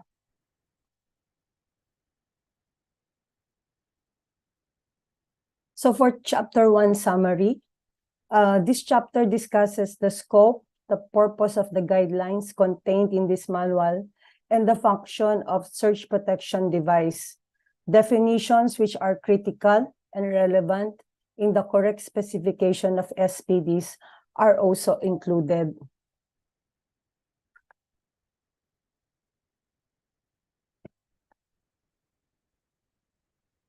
So for the scope, this manual covers the transient overvoltage or surge events entering the building or facility.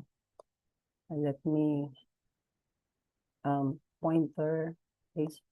Okay, so this one, even if there are 4 types of voltages or voltage surges, which was covered in the guideline, we will focus on the impact of lightning entering the building. So for this one, for the impact of lightning, there are 2 types. You have the direct hit, and you have the indirect impact, which covers overhead power line, wherein the lightning strike will fall on the overhead power line. Another one is lightning strike, which would fall very near an electric power line. And when a lightning strike would hit directly the ground, which would create a rise in potential on the ground. So ito lang po yung kino-cover ng manual. We not really disregarded the other voltages surge, which we think is also important, but this manual focuses on the impact of lightning. So SPDs are applied to protect electrical and sensitive electronic equipment from damage and degradation due to short duration, high energy transients. If we go back to this figure, this lightning strike would produce an overcurrent and overvoltage, which would go through the building. So even if it falls on very near the electric power line, somehow this would be radiated going through the building. Okay.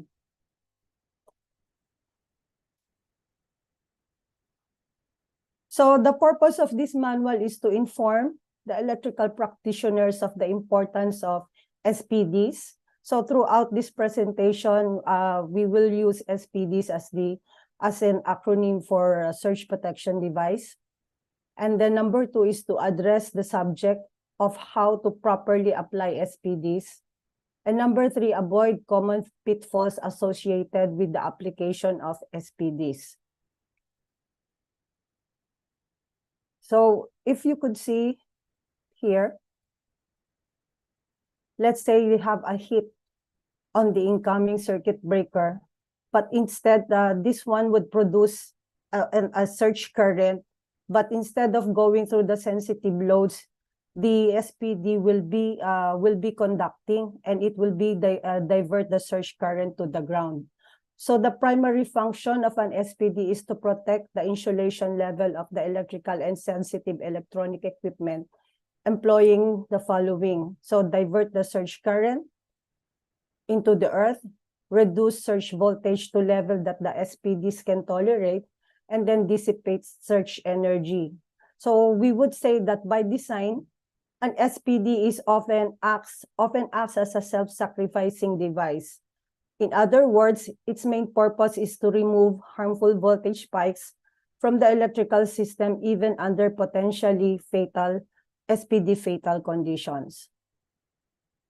So another one, so this one is, if you can see, this one is directly coming from the building. But as you can see, if we employ yung radiation, electronic radiation, this would also be, the SPD would also work this way.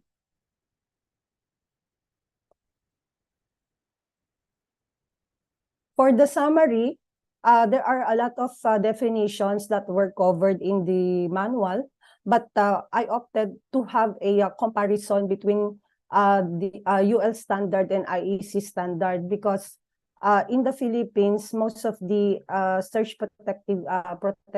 protection device use were coming from the UL standard and the IEC standard. So if you can see here yung comparison natin, ang difference po nila is for the UL, there is no test for waveform 10/350 microseconds. So this is a waveform, this is a test that signifies po kung anong klaseng test ang ginawa dun sa SPDs and where it should be located.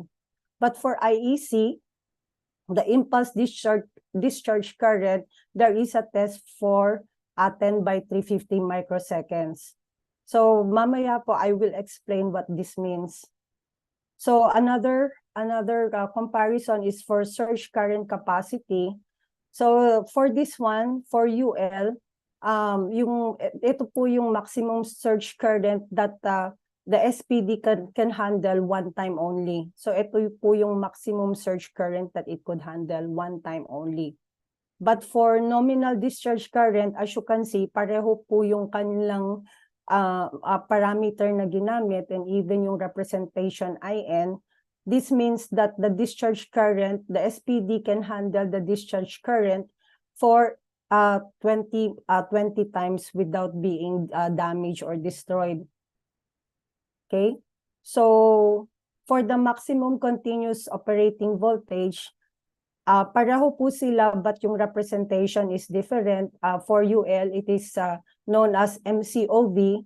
For IEC, it is known as UC. But the maximum continuous operating voltage would mean that the SPD would continue to operate without clamping. And I think this is the one that is, I think, different po from the UL SPDs, is that they have this SCCR, or short circuit current rating. Although they would not be able to disassociate yung SPD from the system if there is a fault, basically the SCCR would mean that it could withstand a short circuit current and without being damaged. But again, for it to be able to disconnect this particular device to the system, it would need a circuit breaker on its upstream. Now for IEC, there is no SCCR rating, so it depends on the overcurrent protection device upstream of this of the SPD. For the voltage protection rating, it is known as VPR. So this is the voltage when the SPD would start to clamp. And then for IEC, it is known as UP. So eto lang po yung pinakita ko na we should be very familiar if we are using SPDs, utilizing po yung different standards. Whether we use yung UL, we should be familiar with this parameter, and if we are using IEC, we should be familiar of this parameter. So this is the commonly types of waveform that is being used. So as I've said earlier, yung 10 by 350, so it would take 10 microseconds for it to reach at least 60% of its peak, and then it would decay at 350 microseconds to reach 50% of its percentage of its decay. Kaya po tinawag na 10 by 350. By itself, we could say that this one is very sturdy because it could hold yung surge current longer, and it could react faster because it could hold po yung surge current. So this one, for IEC, this is known as type 1 SPD. This one is being used more on the service entrance, and this one is under IEC. Now for type 2 SPD, if you are using UL, there is no such thing as type 1 SPD, only type 2 SPD, but recently they've used type 1 SPD, but this one is to designate yung location nila, which is the same. Pareho sila na nandun sa service entrance. But for type 2 SPD, this means that it would take 8 microseconds for it to reach its peak, and then it would decay at about 20 microseconds to reach 50% of its rating. Kaya ito tinawag na 8 by 20 microsecond pulse. Okay? So ito yung mga type 2 SPD, same with IEC and same with UL. Now for type 3, ito po yung nakikita nating surge strip na malapit po doon sa ating mga inilalagay ng mga sensitive equipment. Although this one can be used, ito po yung nire-represent nila na waveform. So for type 3 SPD, it is 1.2 by 50 microseconds. So I would like to think yung analogy nito that if we talk of mga TCCs, yung SPD would be known for their waveform. So pag nakita natin yung waveform, we could already see, or we already know that this one, type 1 SPD would be used on the service entrance or on the main distribution board. Type 2 SPD would be on the distribution board, and type 3 would be very near yung ating mga sensitive electronic equipment. Now, for Chapter 2, ito po yung content ng Chapter 2, but let me give you yung summary ng Chapter 2. So, specific standards for SPDs were developed by Underwriters Laboratory, which is UL 1449, and which is the standard being used as of today. So, we refer to the 3rd edition of UL for this standard. And the standard for safety of surge protective device, which is Article 285 used in the National Electrical Code, was developed by the National Fire Protection Association, or NFPA 70. Now for IEC, it is known as IEC 61643, which addresses surge protective device connected to low voltage power distribution systems. And then for IEEE, it has a trilogy of guides that addresses the surge environment, which characterizes surges and defines surge testing in low voltage AC power circuits. Okay? So itong lahat ng standards na to, since meron po tayong meron na pong ginawang harmonization with regards to these standards. Let's say since UL and IEC is known as the world standards for surge protective device. UL 1449 have been harmonized with the international standards IEC 61643-1. So for this one, you could see ato po yung mga countries that have been using yung UL standard, and for IEC here in the Philippines we are using both UL and IEC SPDs. Now this one in our Philippine Electrical Code, we have adapted po yung nanggaling sa National Electrical Code, which is Article 2.85, which is surge protective devices for equal or less than 1,000 volts. So the rationalization behind the use of the different standards and its safety consideration is, number one, to reduce risk to human health and safety, improve the quality of manufactured goods and services, to promote interoperability and making it possible for equipment from one vendor to function efficiently in coordination with equipment from other vendors. So what it is saying is that maybe ang nakikita ko po kasi we are usually using UL dun sa pinaka main distribution board or yung service entrance natin, and then we're using yung mga IEC po for on the downstream of our installation for the protection against overvoltage. So for chapter 3, sources and causes of surges, as I've said, meron po tayong 4 types of voltage surges, but the definition po ng surge is, it is a transient wave of current, potential, or power in an electric circuit as defined by IEEE. Now, for voltage surges, which is popularly known problem called overvoltage, is where an equipment or a circuit is exposed to more voltage that it could handle. So in the manual, we have this one, yung types of voltage surges. Each of these one have been defined and then explained throughout the manual. But as I've said, the focus po ng ating SPD is more on the atmospheric, which is yung against lightning surges. But ito po yung 4 types ng voltage surges: atmospheric, operating voltage surge, transient industrial frequency voltage surge, and electrostatic discharge.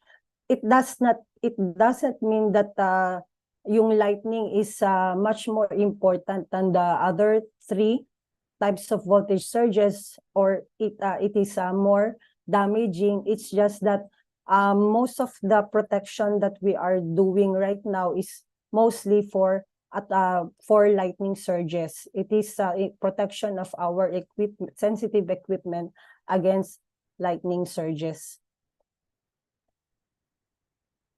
So for the waveform, ito po yung waveform na makikita po natin. Let's say for atmospheric, so makikita nyo po yung steepness po ng kanyang wave. And then for the switching, ganito po yung nangyayari.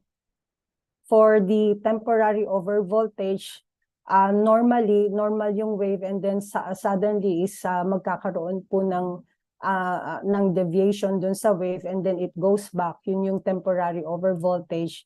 And then you have yung electrostatic discharge, which could go as high as 40 kV. Okay, so these voltage surges are could be very damaging, even if it lasts for just milliseconds. Basically, even if a few hundred milliseconds, just an event can lead to a total failure, even destruction on the affected installation. So effects of surges, nakikita po natin the voltage, duration, and effects of the equipment. This is already chapter 4. You have yung no observable effect, meaning that the equipment not manifesting visible or any observable change in its function while subjected to surges. Now, for the upset, meron po tayong minor upset and then meron po tayong major upset. For the minor upset, it is an acceptable temporary loss of function but no faulty operation of equipment processes. For the major upset, temporary faulty operation of performance might be self-recoverable through automatic self-tests and restart programming.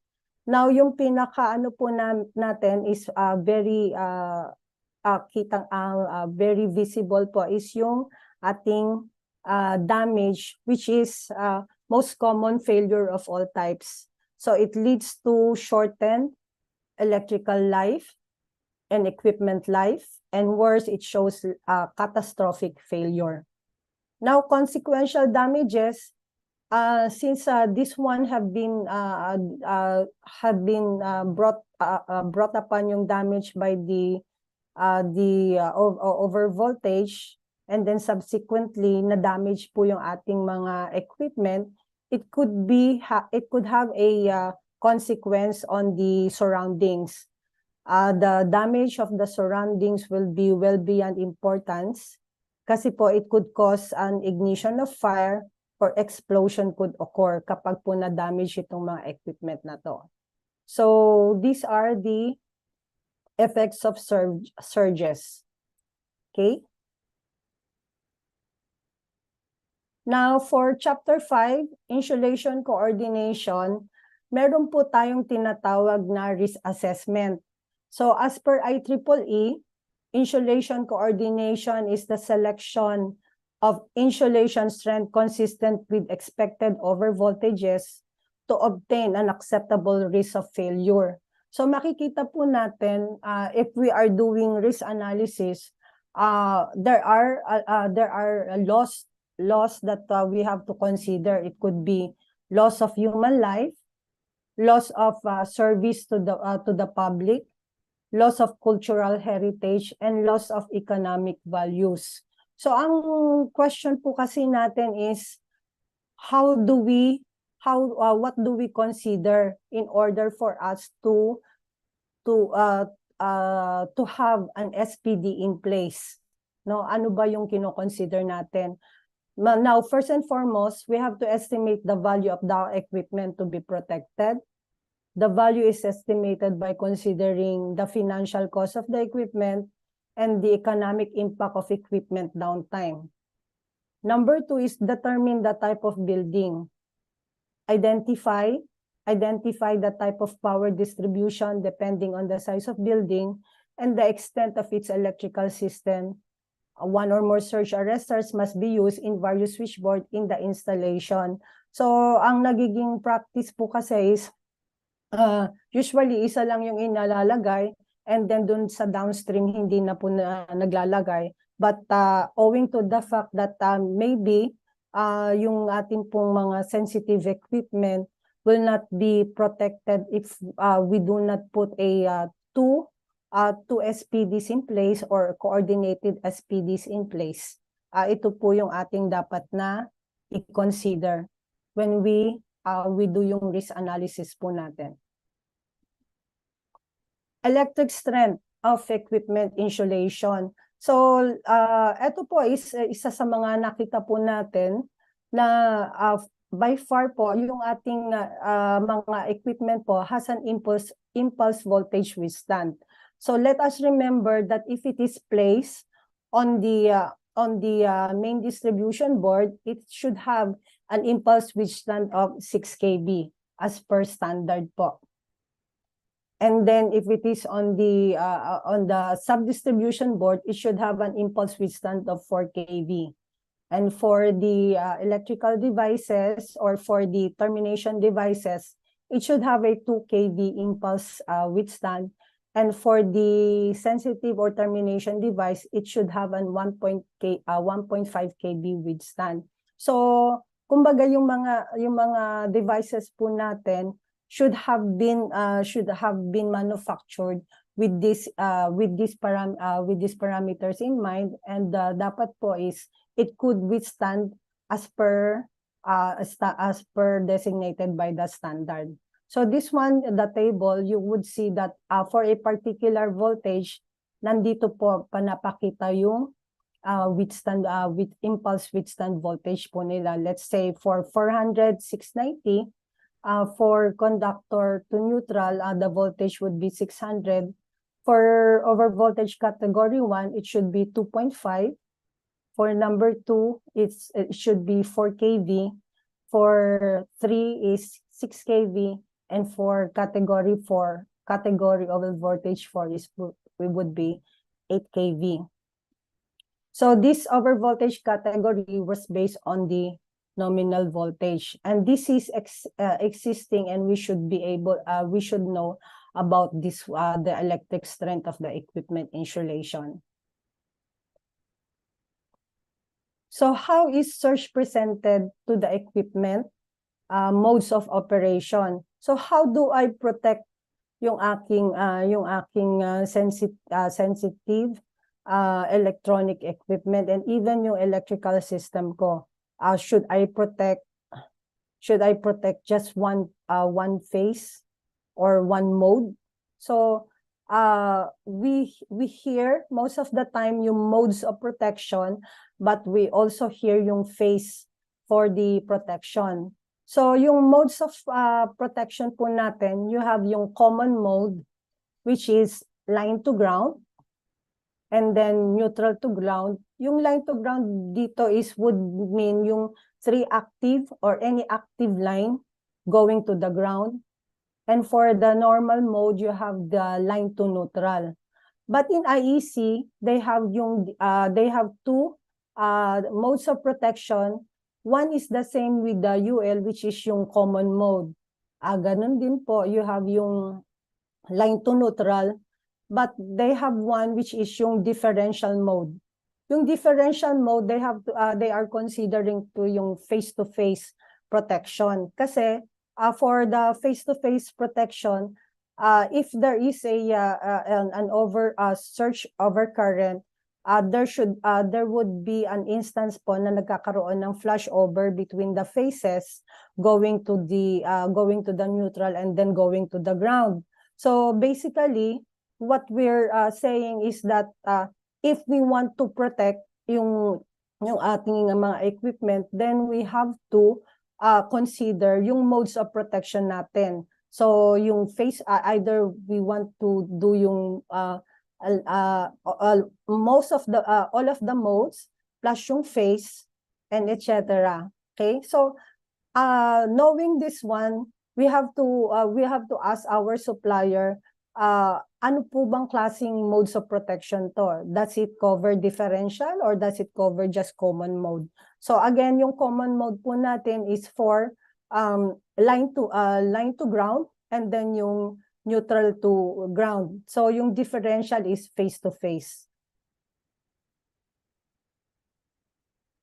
Okay? Ito naman po yung example po natin for from UL. So sa kanila po is iba po yung kanilang presentation ng face to face. This means that if for example you have a 200 kA surge on a phase A, this will divide on line 1 and to the ground and then line 1 to the neutral. So that means na ito pong dalawang to is magdi-divide going to the ground, which is 200. It would direct the surge to the ground, which is equivalent to 200 kA. Another one that we have seen po when you are using yung mga UL surge protection device, be wary of the system. Kasi po meron pong mga SPDs that is good only for Delta, and there are SPDs that are good only for Y system. So whatever system that you have, ito po yung dapat nakuha ninyo na SPDs. Okay? So for chapter 6, search protection device. So ito po yung mga specification for IECs. So again, yung device description po natin, it would show you kung what type of SPD yan. Then you have yung maximum surge current, Imax. As I've said, yung Imax is, it could withstand at least 1 time, which is shown here. And then you have the nominal discharge current, IN.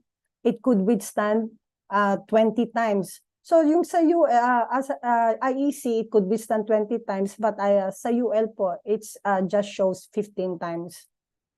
Okay, you should know about that also. Voltage protection level, that is the maximum voltage expected at the SPD terminals. Okay. And then for UC, it is the maximum continuous operating voltage, meaning po na it will not it will continue to operate and will not clamp if it is within this particular voltage. Now yung difference po, you have yung I impulse. So pag nakakita po tayo ng I impulse, we already know that it is tested as type 1 SPD under IEC standard. As I've said, wala pong 10 by 350 microsecond ang UL, but it uses 8 by 20 microsecond po as their waveform. Okay, how about po ito po yung bago. Again, kahit na po nabawasan po yung kanilang, nabawasan po yung inilalagay po nila na parameter on the SPD itself, makikita nyo po to sa TDS technical data sheet. Nandun po lahat itong mga ipinakita ko. And then if you would see dito sa ABB, merong mga type T1, T2. Ibig sabihin yan is type 1, type 2. That is the tests that were done for this particular SPD. At makikita nyo po, there is an indicator also. Yung mga SPD po natin, if in case po na nagtataka kayo or nagwo-worry po kayo if it is still functioning, there is an indicator to tell you whether this SPD is still good or not. Okay? So po pwede po kasing mag-indicate yan ng red, meaning it is time to replace this particular SPD. Now for UL naman specification, as I've said, yung may SCCR sila. So ibig sabihin, it could withstand yung short circuit current for this particular value, but it doesn't mean that it would disassociate itself when it reaches po or has or seen yung 100 kA. So it would withstand that particular short circuit current. Then you have the nominal discharge current, IN. So measure of ruggedness, durability. As I've said, it could withstand yung discharge current by 15 times.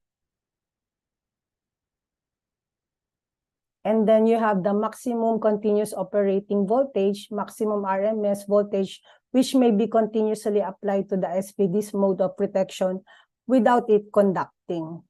So makikita po natin dito yung mga parameters na kailangan po nating malaman, no? So you have yung voltage protection rating. Ito po yung new terminology which is usually known as clamping voltage. So this is a let-through voltage. So if you see yung sa inyong SPD, these are the terminologies that you should be aware of at kung anong ibig sabihin po niyan. Okay? So yung ating pong SPDs under UL po, ang difference po niya dun sa may IEC, it always comes with wires. Okay? So lahat po na SPDs ng UL comes with wires. So you don't have to think na ano ba ang size ng wire na kailangan kong ilagay or for the installation. As regards with the IEC, wala ho siyang kasamang wire. So we have to know kung ano po ba yung conductor cross-section na dapat nating ilagay when we are dealing with the IEC SPDs.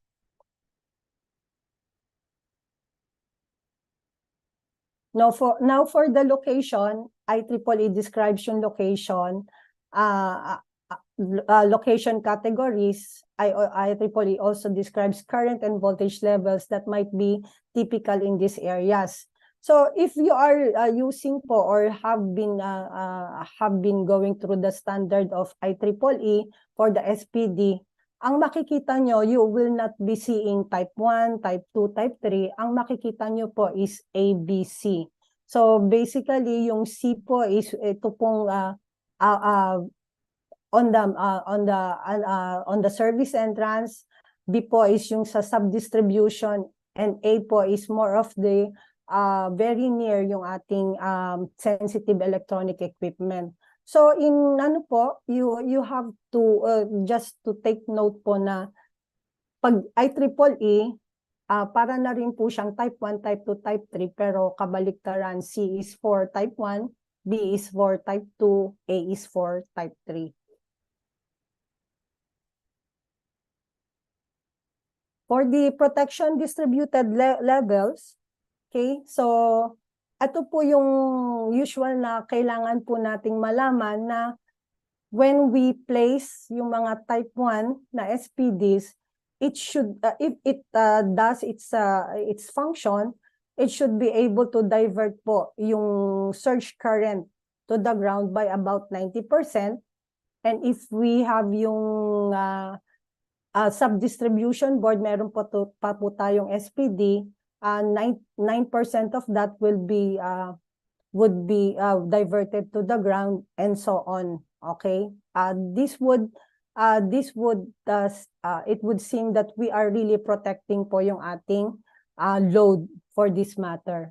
Okay, so type 1 is where the building is fitted with the lightning protection system and located at the incoming end of the installation. It absorbs a very large quantity of energy. So, ibig sabihin po, kapag po meron tayong lightning rod or meron po tayong mga lightning arrestor in our building, it is a must that we put yung type 1. Okay? Then for type 2, absorbs residual over voltages. Since yung type 1 po has done its job, konti na lang po yung matitira para po i-divert ng SPD2. And then for type 3, so provides fine protection if necessary for most sensitive loads.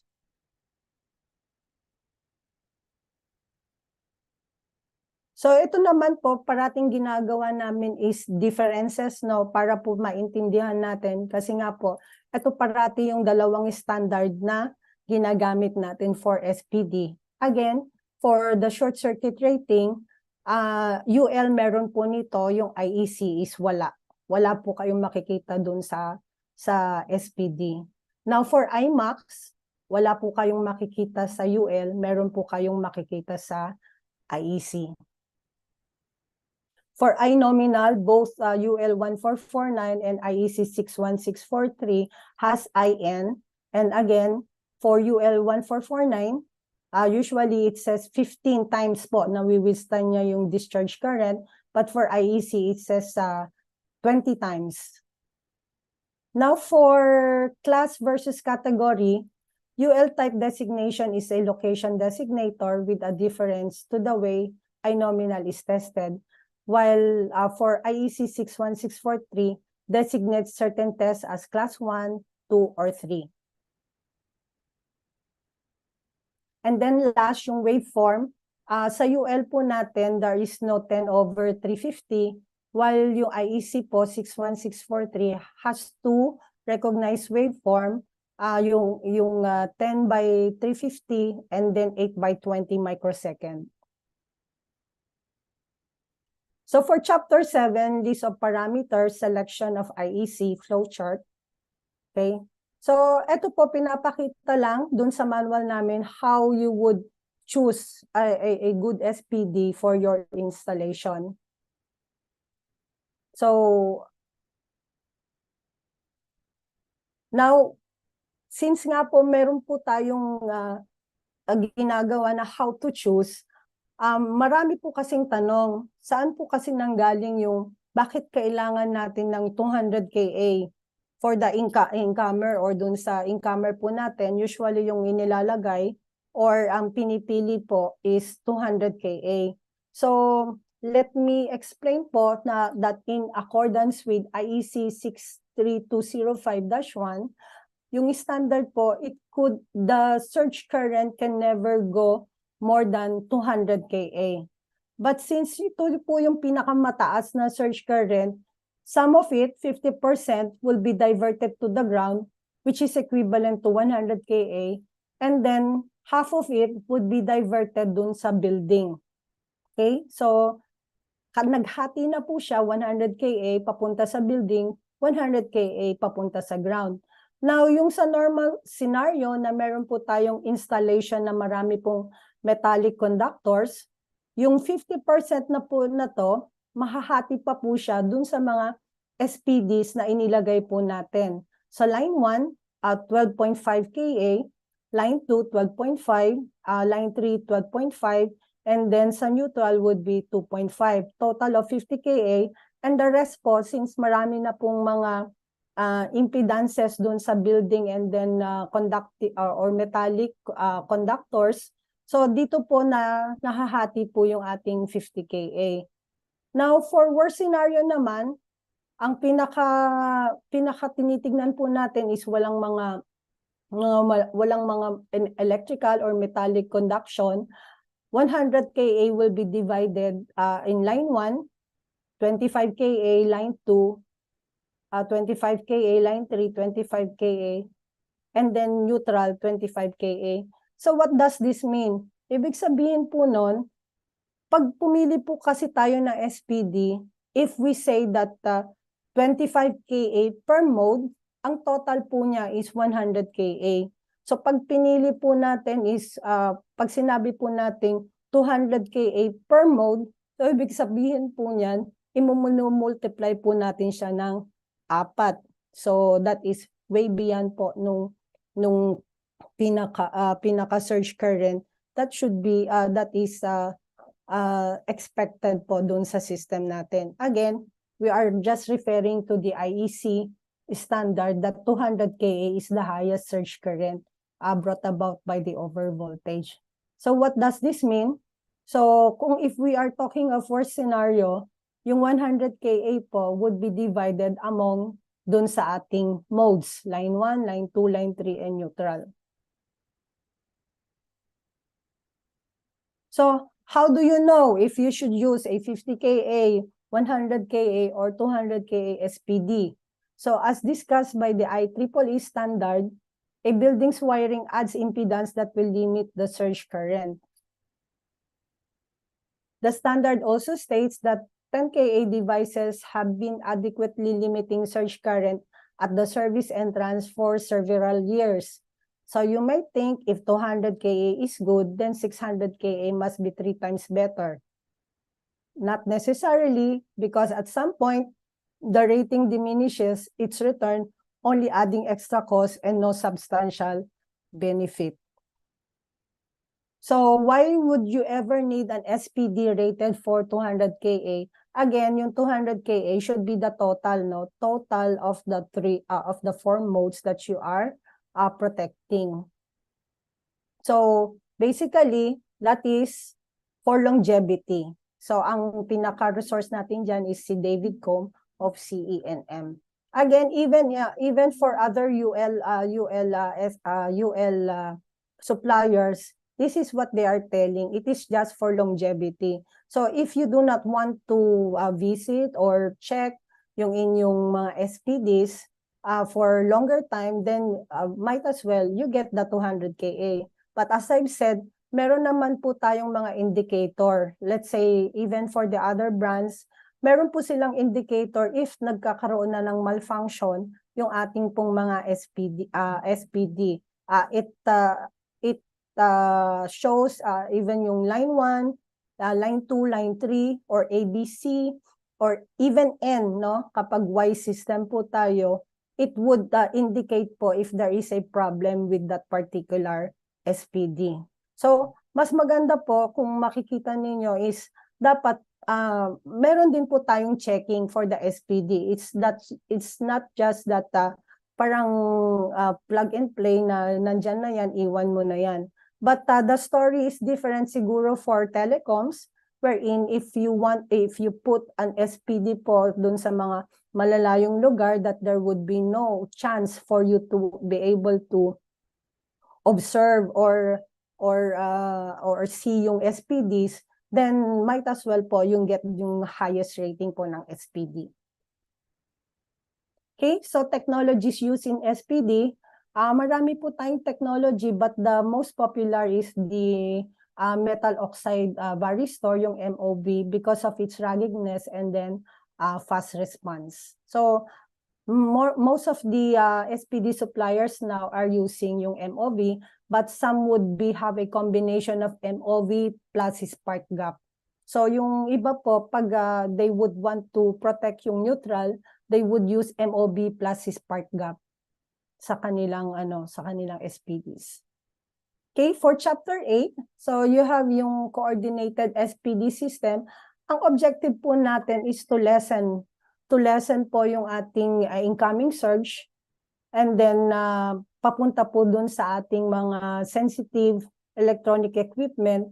So this one should be more of yung sa mga let's say yung mga data center, meron ba tayong mga chips, this is what we should be protecting. So just bear in mind yung one SPD is not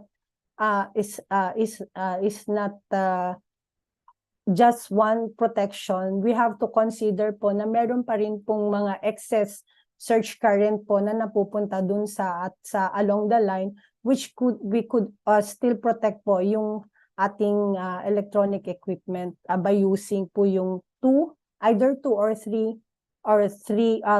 tier na SPDs. Now, how does installation affect the performance of SPDs? Ito po yung parati nating nakakalimutan. It's not enough for us to install an SPD. We have to consider po yung how we install it and the wire that we use. Again, for the UL, meron na po tayong meron na pong naka-indicate ng mga wire or nakasama ng mga wire, but it doesn't mean that we have to use yung full length po nung wire na pre-provide. So every extra meter of wire increases the protection voltage by 1,000 volts. So the protection loses a lot of effectiveness. So in this picture, it says that customer is asking, why am I having a surge damage even though I have an SPD? So kung makikita nyo po, yung SPD niya is nandito po yung SPD niya. So ang nagiging problema po natin, 20 feet of conductor yung distance between yung pinaka SPD niya and then yung ating protection. Pinoprotect po. So hindi po ganun ang protection po natin. So we have to bear in mind yung installation guidelines. So to minimize yung inductive voltage po drop po natin, lead lengths must be as short as possible. The total lead length should preferably not exceed 0.5 meters. Again, 0.5 meters. So kung iisipin po natin yung extra meter would produce 1,000 volts of additional voltage po, ay masyado pong tataas po yung tataas po yung kailangan po natin at hindi po natin talaga mapoprotektahan yung ating sensitive equipment. Even yung ating mga even yung ating mga electrical, okay? So, yun po yung dapat tandaan natin, 0.5. So, with this one, pinapakita na meron po kasing additive effect or inductive voltage drop to the SPD's protection level. So, how do we do that?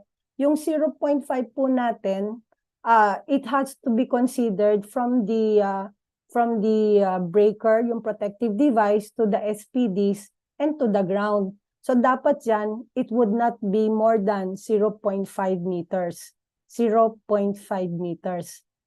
And number two, to avoid po yung ating yung magnetic field po natin, tinitwist po natin yung wire na yan para po wala po tayong magnetic fields effect. So dapat ito, we have to consider to when we are installing po yung ating mga SPDs, dapat halos malapit siya dun sa frame. So yung frame kasi is nandun po yung ating ground. So dapat inilalagay natin siya malapit dun sa frame. So installation guidelines, your lead length should be short as straight and as possible. Reduce the wiring impedance to surge current. We recommend that the phase neutral and the ground conductors be twisted together and routed in the same raceway. Be sure to avoid any sharp bends in the conductors. Connect the equipment through a dedicated circuit breaker wherever possible, and then external mounting is the preferred method. This gives you the flexibility to mount close to the neutral lug, ground lug, and breaker. Dito po, yung mga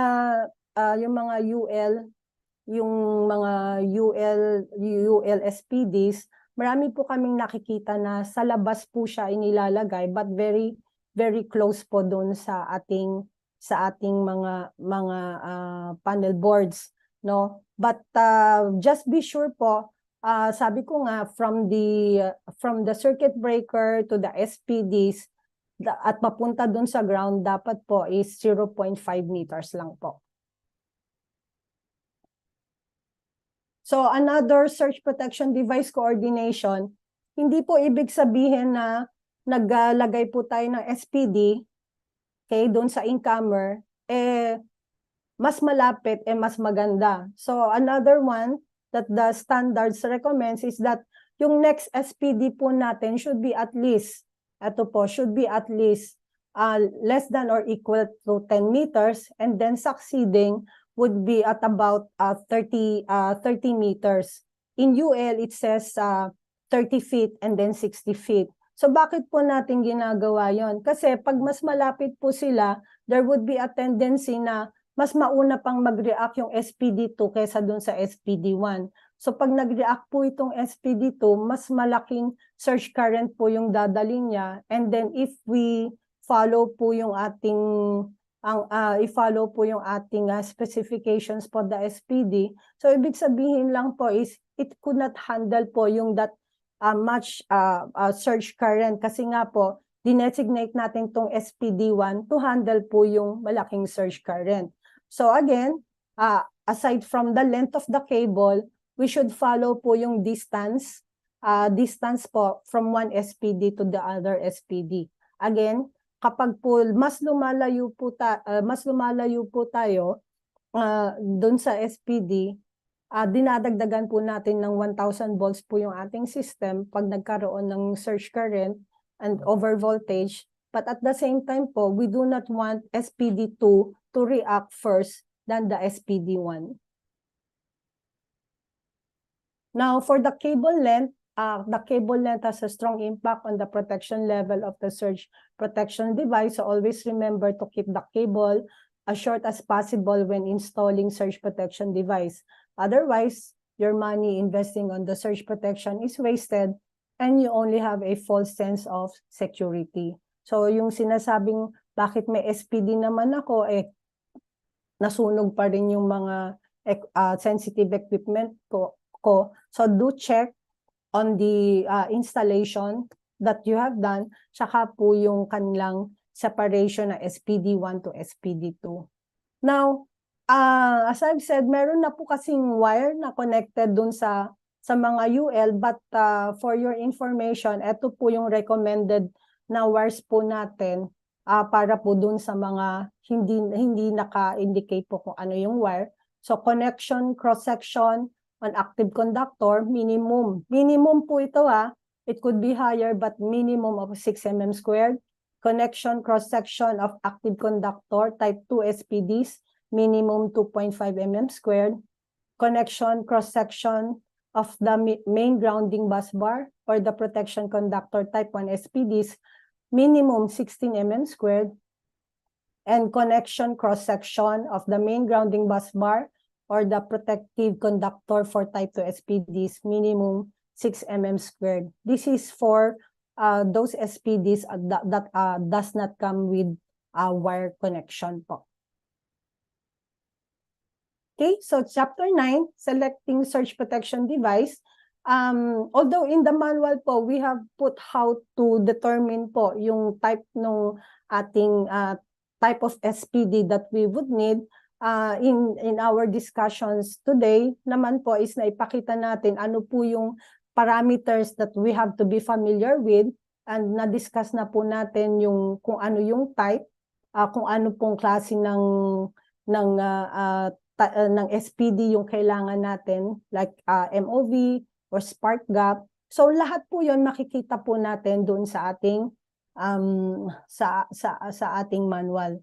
Now, using internet, meron na pong mga sa internet po ngayon, we can readily choose yung ating SPDs by way of yung ating by way of choosing SPD products. So manufacturers like ABB, Schneider, Eaton, and others have this tool practically made for the selection much more easier. But then again, kahit na po nandun po yung mga parameters, if we do not understand po yung pinaka-differentiation between yung mga standards that we are going to choose, dapat po malaman natin kung ano ibig sabihin ng mga parameters to be able to wisely choose yung kailangan nating SPD.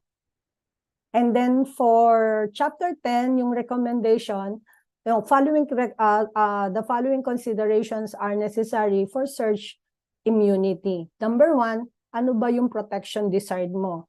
Hardware integrity, then process immunity. Then specific equipment sensitivities.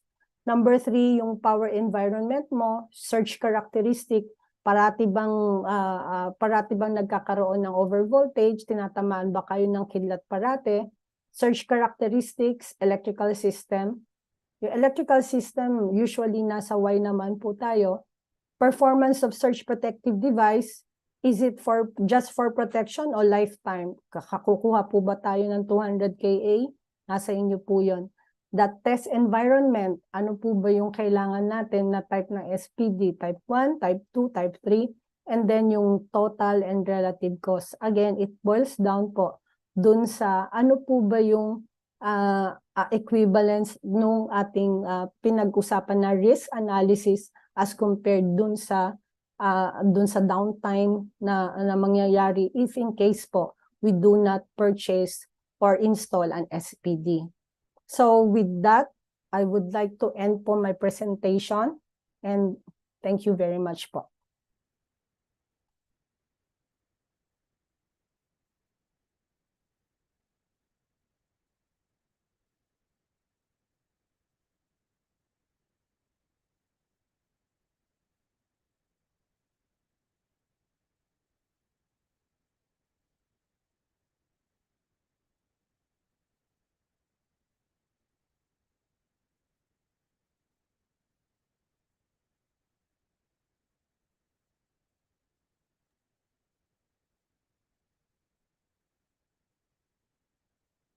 Thank you, Ma'am Marites Pangilinan, for that wonderful and informative talk.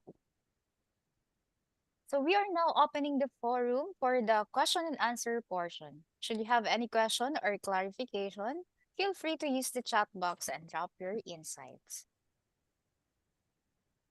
So due to time constraints, I am going to choose probably 2 or 3 questions from our chat box. All right. First question, can we require distribution utility to provide SPDs? on point of common protection in as much as distribution code requires DU to maintain power quality? Okay. Thank you very much for that question. Again, ang SPDs natin is for low voltage. So if we're talking of utilities po, you will mean po yung nandun sa external po, which is yung mga lightning arrestor po na ginagamit po natin. So for the SPDs, this is mainly for low voltage. Thank you, Ma'am Tess. How do we estimate the maximum surge current and voltage to determine the rating of SPDs? Is rating dependent on the voltage rating of the system? Okay. As I've mentioned kanina po, if you would follow po yung ating 200 kA maximum surge current, it will boil down to just 12 kA po per mode, no? But again, if we are looking for longevity, this is where po na nagkakaroon po tayo ng additional po doon sa surge current rating po natin. Some companies would offer 200 kA, some companies would offer much just above po nung 12.5 kA. But then again, as I've said po, meron naman po kasi ngayon ng mga indicator. Maybe we'll be spending more money po if we want it na mas matagal kasi that is just for longevity kung mas mataas na surge current po yung gusto po nating i-achieve. Mas maganda po, if you may ask me, is that to be able to monitor po yung ating equipment at the same time po kasi mas makikita po natin sa system natin if okay pa po ba yung ating SPD na inilagay. So with the monitoring system po, I don't think po na kailangan mo ng mas mataas na surge current. But if you are aiming for longevity and then kung gusto po natin na hindi na tignan yung ating system, then you go for a higher KA. So just go back po dun sa presentation ko na ang pinaka-maximum po if yung worst case scenario, it is 25 kA. So, but that is, wala na pong mga metallic or impedances along the building, which is impossible. So, again, yung yun din yung naging tanong kasi namin noon, na how do you basically compute or how do you determine yung kailangan mong KA rate, surge KA, surge KA rating for that one. So we arrive at this one dun sa IEC explanation that 200 KA is the maximum and that is for a direct hit. Now if you are going through a building, so half of that will be dissipated to the ground and half of that will be going through the building. So you do not really need a very high KA if you would be following following what the standard is saying. Thank you for that, Ma'am Tess. For our last question from Sir Robert Ocampo, is there an indicator incorporated with SPDs to show if it is still working or already needs replacement? Yes, sir. Sir Bobby, meron po. So lahat po na SPDs ngayon po is incorporated with a monitoring system or an indicator. So even for Eaton, ABB, Schneider, lahat po sila is may indicator. It turns red if it needs to be replaced. So we are talking of per mode parate, no? Even if per mode po yung tinitignan natin, maybe some of them is magre-red, some of them is hindi pa kailangan i-replace, but the whole thing will be replaced once po nag-red na po yung isa.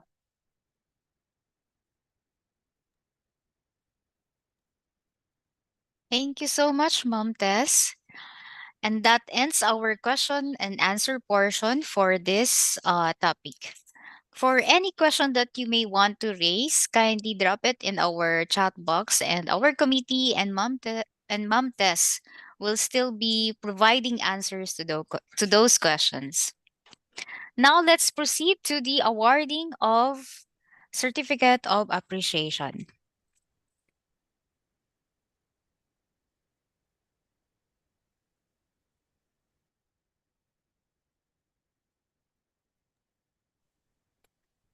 Kindly bear with us as we encountered a technical problem with our connection.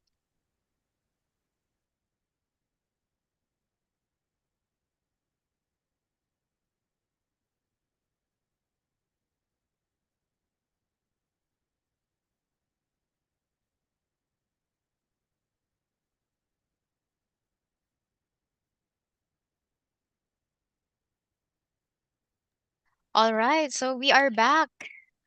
Now we are going to present the certificate of appreciation to our guest speaker for this segment. So, in recognition of her valuable insights, the IIEE would like to present this certificate of appreciation to Engineer Marites Pangilinan. As a technical resource speaker, on the topic Introduction to the Manual of Low Voltage Insulation Coordination during the Standardization Challenges on Safety of Electrical Insulation webinar in conjunction with the 48th Annual National Convention and 3 Expo 2023 with the theme IAEE at 48, moving forward collectively as we pave the way to the world of opportunities and digital innovations. Given this 28th day of November 2023, signed by Engineer Esperanza Collado, Engineer Lyndon Bage, Engineer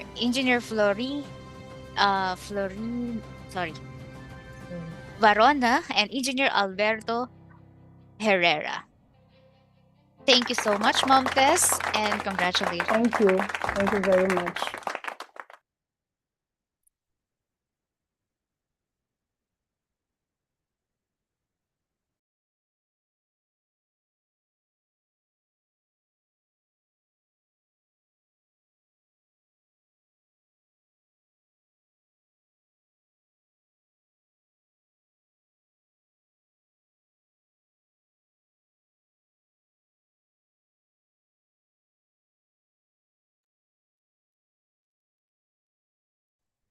ABP. All right. So before we proceed to our raffle, let's anticipate or pave way to another audiovisual presentation from another sponsor of our event, Hypertech. Let's watch this.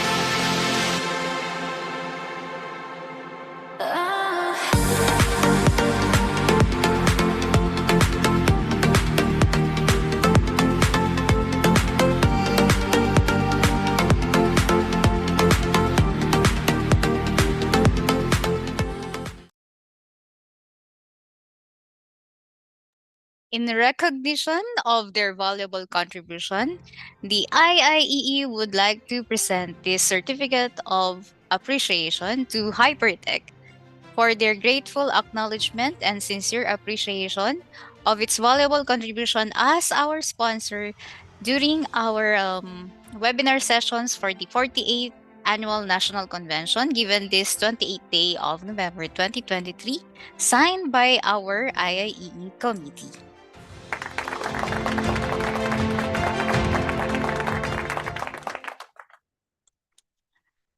All right, so I guess everyone is so excited, and based on our chat box, everyone has typed their everyone has typed IIEE. So I know everyone is so excited about our first raffle. Are you ready?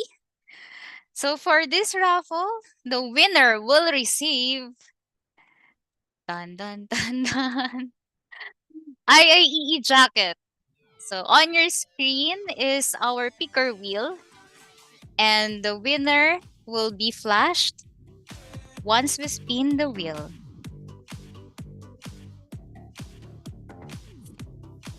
All right, so are you guys ready? Please make sure, or we would like to remind everyone that the winner must be on the Zoom, in our Zoom meeting or webinar now, or else your prize, or we will pick another name. Okay, are you ready? Spin the wheel, please.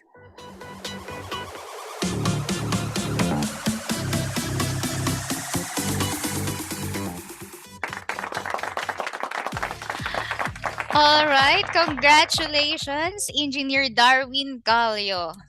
Yay, for your IIEE jacket, courtesy of the IIEE committee. So our staff will reach out to you with regards to your prize and how to claim it. So thank you so much, and anticipate for more raffle this afternoon. So now, to be able to digest all the information we got this morning, we will be having our lunch break. So take a little time to have your meals, and we'll be back after an hour. Happy lunchtime, everyone.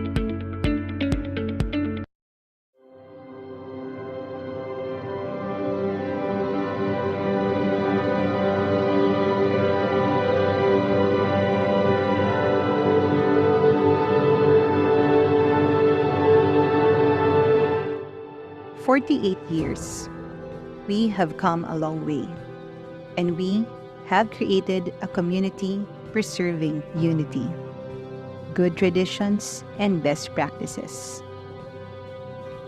We have crossed hurdles, surpassed difficulties, explore opportunities, expand IIEE's presence, striving to be of true service to our members and industry partners, as we commit to carry the torch of excellence. Let us continue the spirit of volunteerism, servant leadership, and love for the Institute in our hearts, moral, and spirit. We did all this, and we will do more. Thank you for being part of IIEE's success through the years.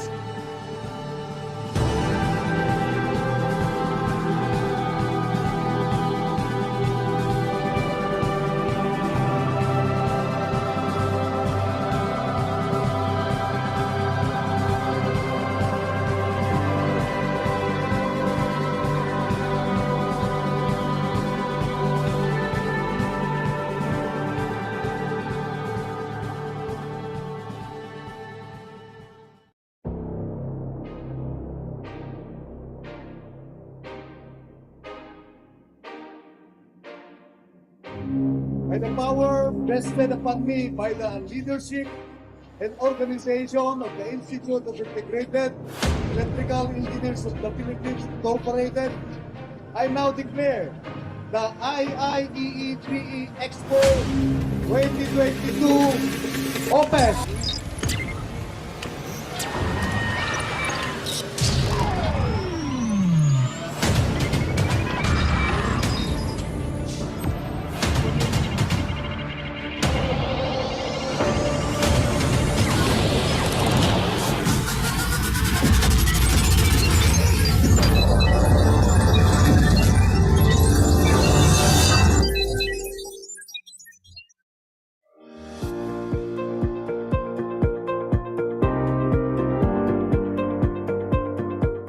The Institute of Integrated Electrical Engineers of the Philippines Incorporated, IIEE, is the only accredited professional organization, or APO, of electrical practitioners in the country. Created to inspire young minds to develop professionals to be future leaders towards nation building, in line with our mission to excel and our vision to lead.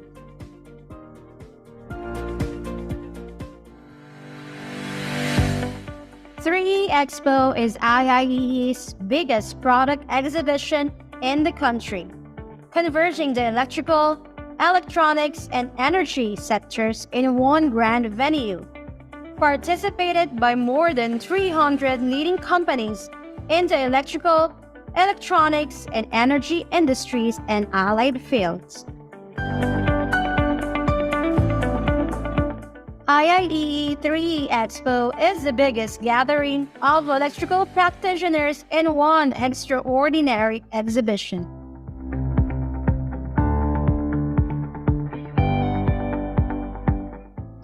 Expo 2023 is the exposition that will showcase the latest trends, products, and services of the participating companies, including organizations engaged in the 3E sectors. Expecting more than 10,000 trade visitors, the 3E Expo is anticipated to be the networking event of the year. It is expected to be a venue of endless possibilities, new ideas, and valuable market trend insights on energy-efficient products and services.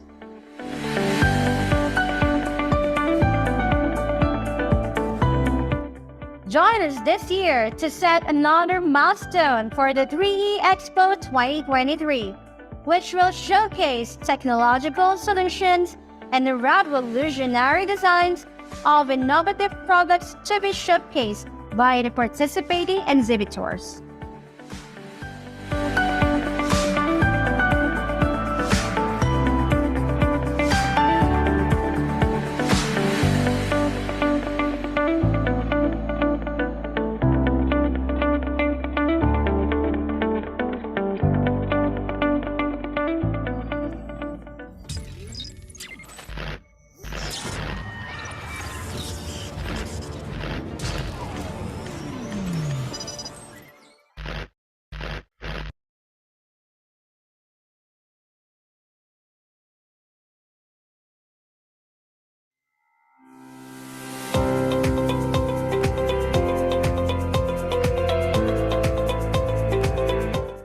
Let us all step into the future of electrical excellence. I am Engineer Florigo C. Varona, IIES VP for Internal Affairs and Convention Bureau Director, inviting you all to attend and actively take part in the 48th Annual National Convention and 3E Expo 2023. The 40th ANC and 3E Expo 2023 will happen on November 29 to December 2 at the SMX Convention Center, Manila. This highly anticipated event is the nation's premier gathering of the brightest minds in the field of electrical, electronics, and energy industries. Bannering this year's theme, IIEE at 48, moving forward collectively as we pave the way for digital innovations, sets the stage for us to stay ahead of the curve and deep dive into sustainable energy solutions, solve global challenges, and explore the digital frontier. 70,000 active IIE members, both local and international, the 40th ANC empowers us with tools and knowledge to excel in our fields and bring innovative developments and opportunities for professional growth. Let us all be in the epicenter of innovation, expertise, and connection. Secure your spot at the forefront of the electrical industry. Register today, and we hope to see you all at the IIE's 48th Annual National Convention and 3E Expo 2023.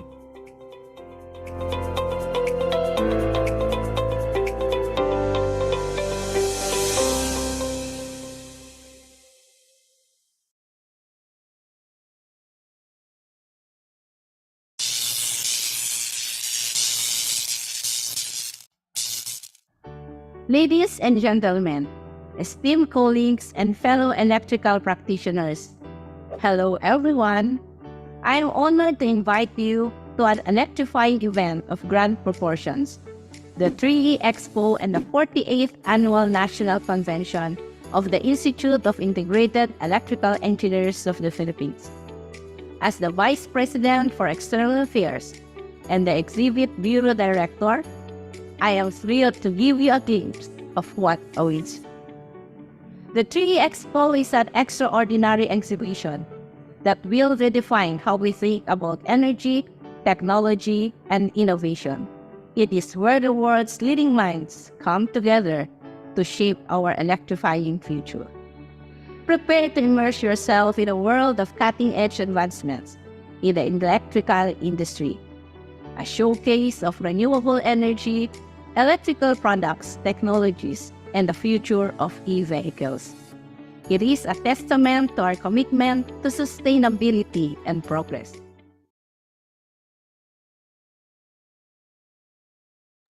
Hello, good afternoon, everyone. So we are going to resume in 5 minutes.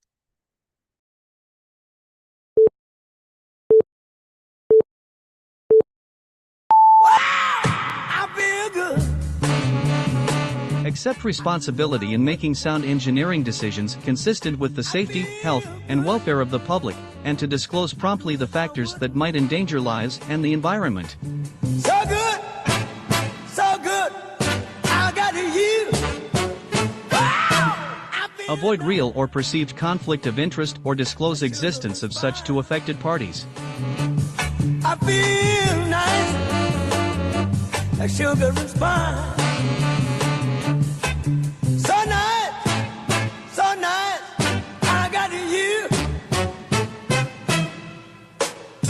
Be honest, objective, impartial, and realistic in stating claims or estimates based on available facts. In my arms, I know that I can't do no wrong.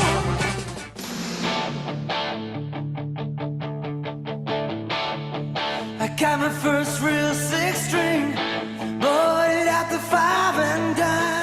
Avoid at all cost graft and corruption in all its forms. Was the summer of '69. Me and some guys from school had a band and we tried real hard. Jimmy quit, Jody got married. Improve the ethical understanding of technology and its appropriate application. Back now, the summer seemed to last forever. And if I had the choice, yeah, those wanna be there. Those were the best days of my Continuously improve practitioners' technical competence.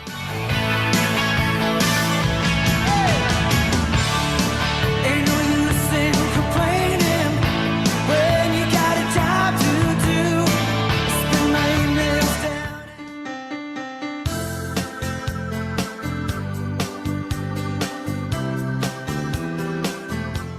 Disclose full pertinent professional and technical limitations.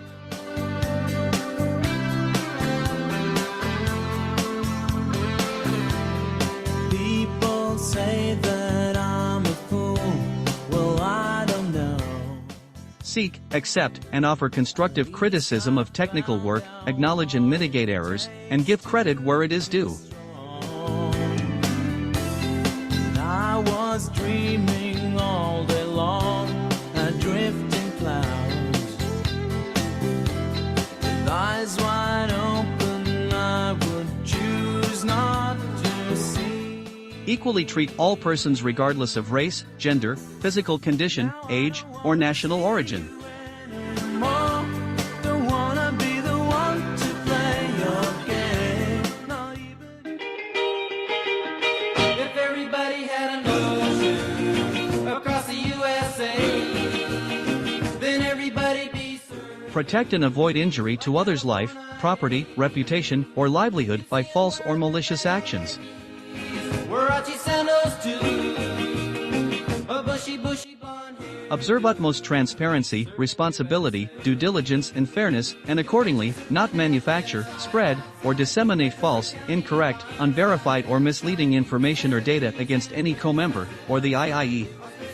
Its officers, employees, and representatives or agents, in any form whatsoever, whether verbally, in writing or published, or whether through electronic means or otherwise, especially if such tends to discredit, besmirch the honor or integrity or impute a wrongdoing on the part of a co-member of the IIE, its officers, employees, and representatives or agents. Support colleagues and co-workers in their professional and technical development and assist them in complying with this code of ethics. I want to break free.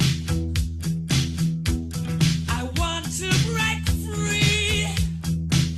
Timely and fully comply and abide with any and all of his obligations to a co-member of the IIE itself, or any third party. I've got to break free. God knows I want to break free. Does not engage in or commit anti-competitive, fraudulent, and deceitful practices in any form, and uphold free and fair competition. This time I know it's for real. I've fallen in love. Yeah. God knows. I've fallen in love.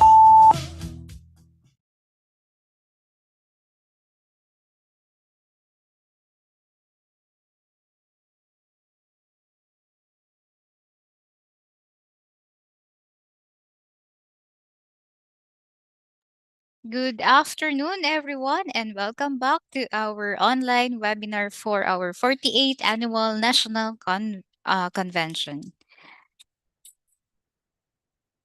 So before we proceed with the afternoon session, let us have a quick raffle. And I know everyone is excited for this one. Okay, so kindly type IIE on the chat box for us to know if you are here, and during the raffle, we will know if the winner is present here in our Zoom webinar.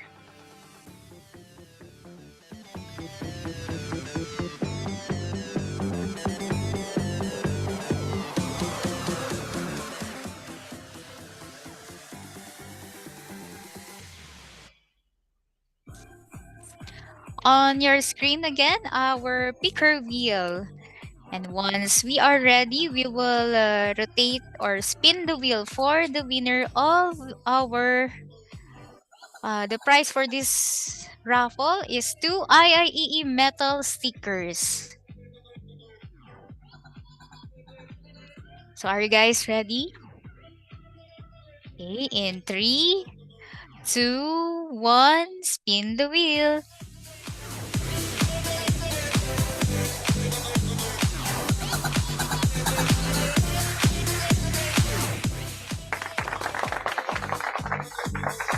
Okay, congratulations, Engineer Edson Hamora, if I'm not mistaken. So our staff will contact you or reach out to you with regards to your prize. Congratulations!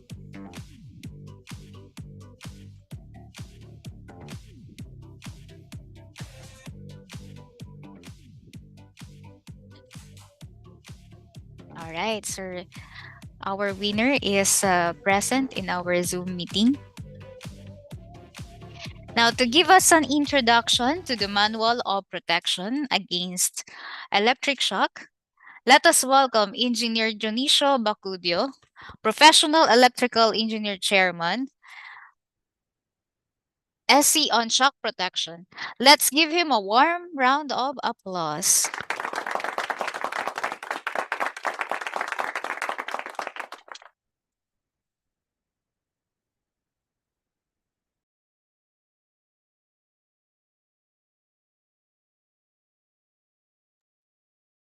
Sir, I guess you're muted. Kindly unmute. Thank you so much. Okay. Thank you so much, Ma'am Charlene. Have a pleasant good afternoon, fellow electrical practitioners and guests. We have a very interesting topic for today, and it is about the protection against electric shock. So I'll be sharing my screen now.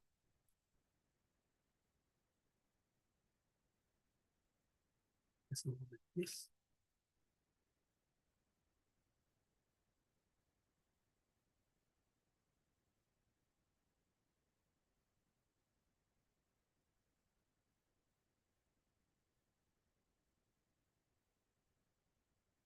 I'll put this on the presentation mode.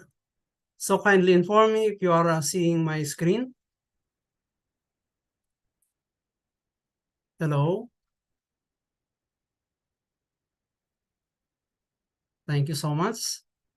Hi, sir. Your screen is clear and visible to everyone. Thank you. Thank you so much.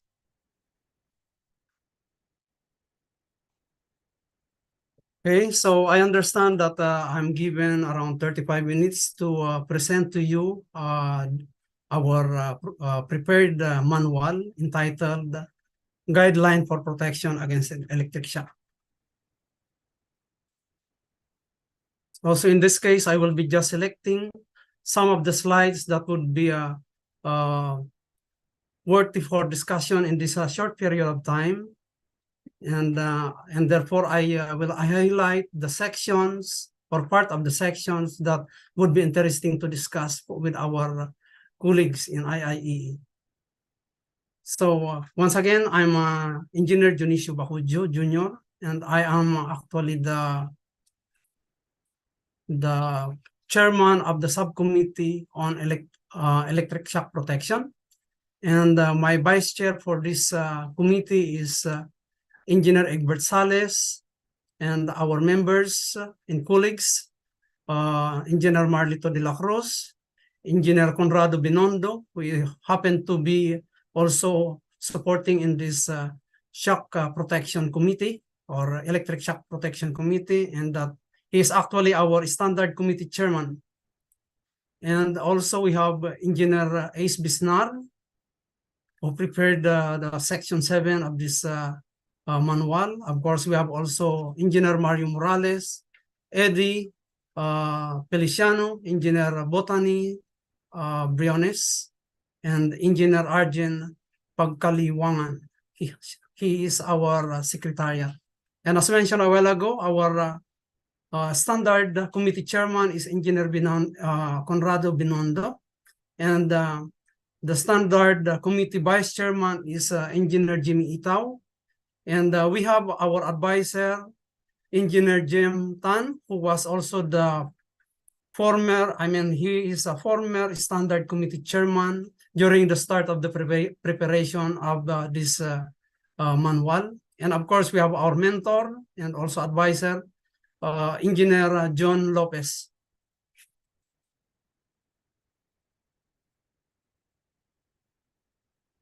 Okay, so as an introduction, the guideline for protection against electric shock is prepared by the Subcommittee on Protection Against Electric Shock under the IIEE Standards Committee.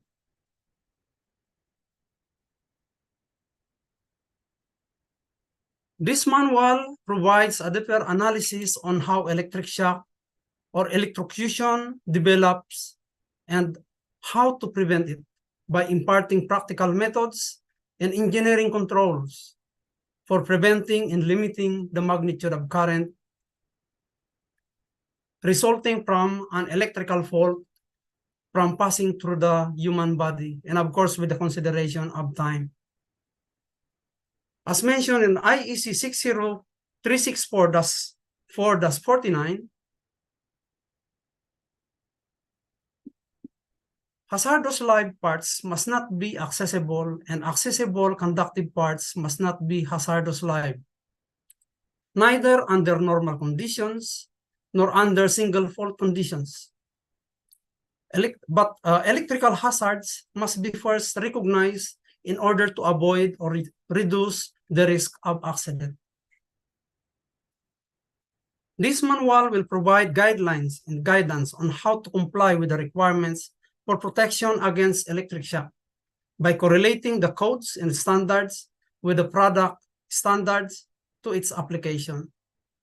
So in this regards, we will be citing some provision of the codes, such as the Philippine Electrical Code, as well as the international standards. And also, we will be citing some product standards in order to contribute on the information related to the application of the product itself. The use of protective measures or devices against electric shock will be very effective if properly chosen as to the specific application, such as class of GFCI, ELCI, SPGFCI, or types of RCDs, as well as the specific usage of a certain type of RCDs. So as I mentioned a while ago, among the references are the codes in international standards, such as the IEC or PEC, IEC, NFPA, IEEE, British Standard, UL Standard, and other technical publications, or as we call it, the white papers.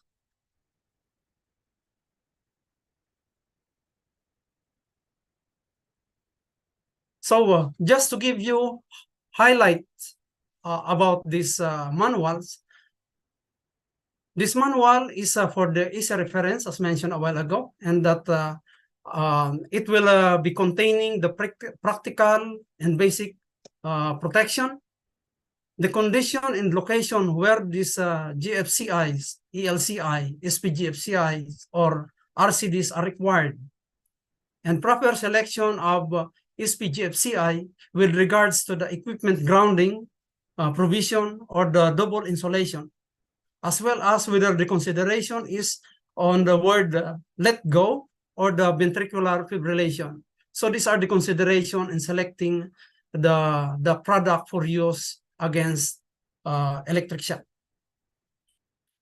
So the range of RCDs will also be discussed. The selections of types of RCDs suitable for the load, so it's very important in order to avoid nuisance tripping. Likewise, the selectivity of the use of RCDs, since there are several types of RCDs, and therefore there must be some kind of selectivity with regards to the types. And not only that, when we are speaking actually about the selectivity, it pertains to the time current curve, but in this case, the current that we are discussing here is the leakage current or the ground fault with respect to time in milliseconds. And also in this manual, it is also explained about the double grounded neutral fault, as well as its significance, and also the UL standards that requires this kind of feature or protection for the GFCI or SPGFCI. The type of earthing has many things to do with regards to the shock protection. As for instance, if you are having the system called IT, wherein the source of supply is isolated, that means to say that if you touch the secondary part or the distribution part of that system, there will be very less in terms of leakage current, or even you may not feel it, being it is isolated. Likewise, we will be discussing on why we should not be installing RCDs in the TNC system. And of course, we should be knowing what are the advantages of the GFCI over RCDs and vice versa. So the table of contents of this manual, as shown here, I will not be discussing this the one by one, but rather I will just have to select some portion of the section that will be presented to you that I believe is interesting to know, or it's like additional information, or maybe a review to some if you are already knowing the principle and standards. For example, here in section 4, just a moment, I will have to remove this one. Yeah, okay. So section 4 is, the title in section 4 is the fundamentals of protection against electric shock. And of course, electric shock is the physiological effect of an electric current passing through a human body or livestock. The physiological impact might be harmful, such as ventricular fibrillation, burn, asphyxiation, or non-harmful, such as the muscular reaction and perception. So in this graph, you will see that this is the time or the duration of current against the magnitude of current, and it is divided into 4 zones, and then further subdivided to subzones that will give the information on what the person subjected to this current will feel or may experience. So just a few examples. For example, in this section 1, you may not feel a startling reaction, but of course, some kind of reaction may also cause the secondary effect, which is sometimes more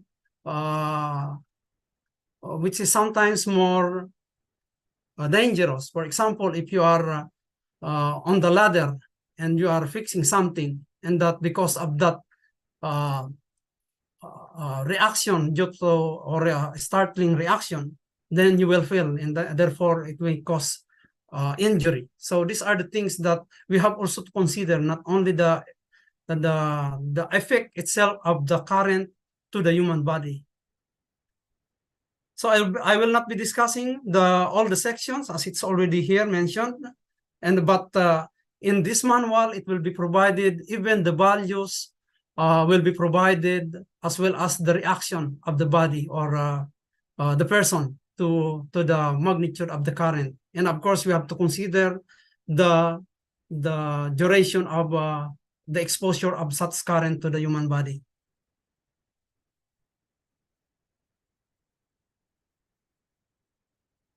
Okay, so this is the Dalziel's estimate with regards to the part of group that cannot let go percentage in terms of the value of the current.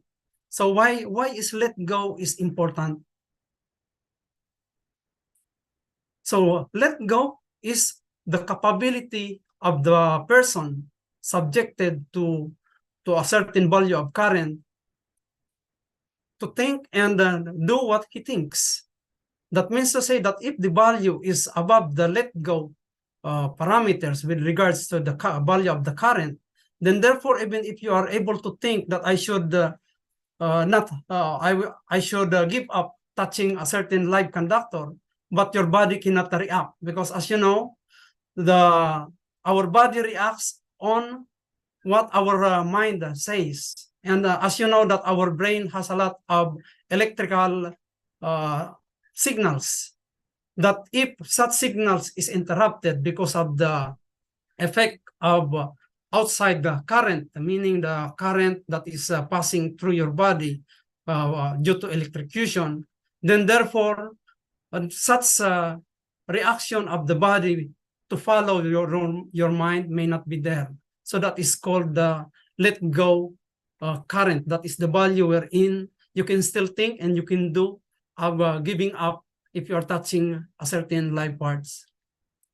So as mentioned in IEC standard, the touch voltage exceeding 50 volts AC and 120 volts DC should immediately be disconnected, as this poses danger of electrocution to persons and livestock.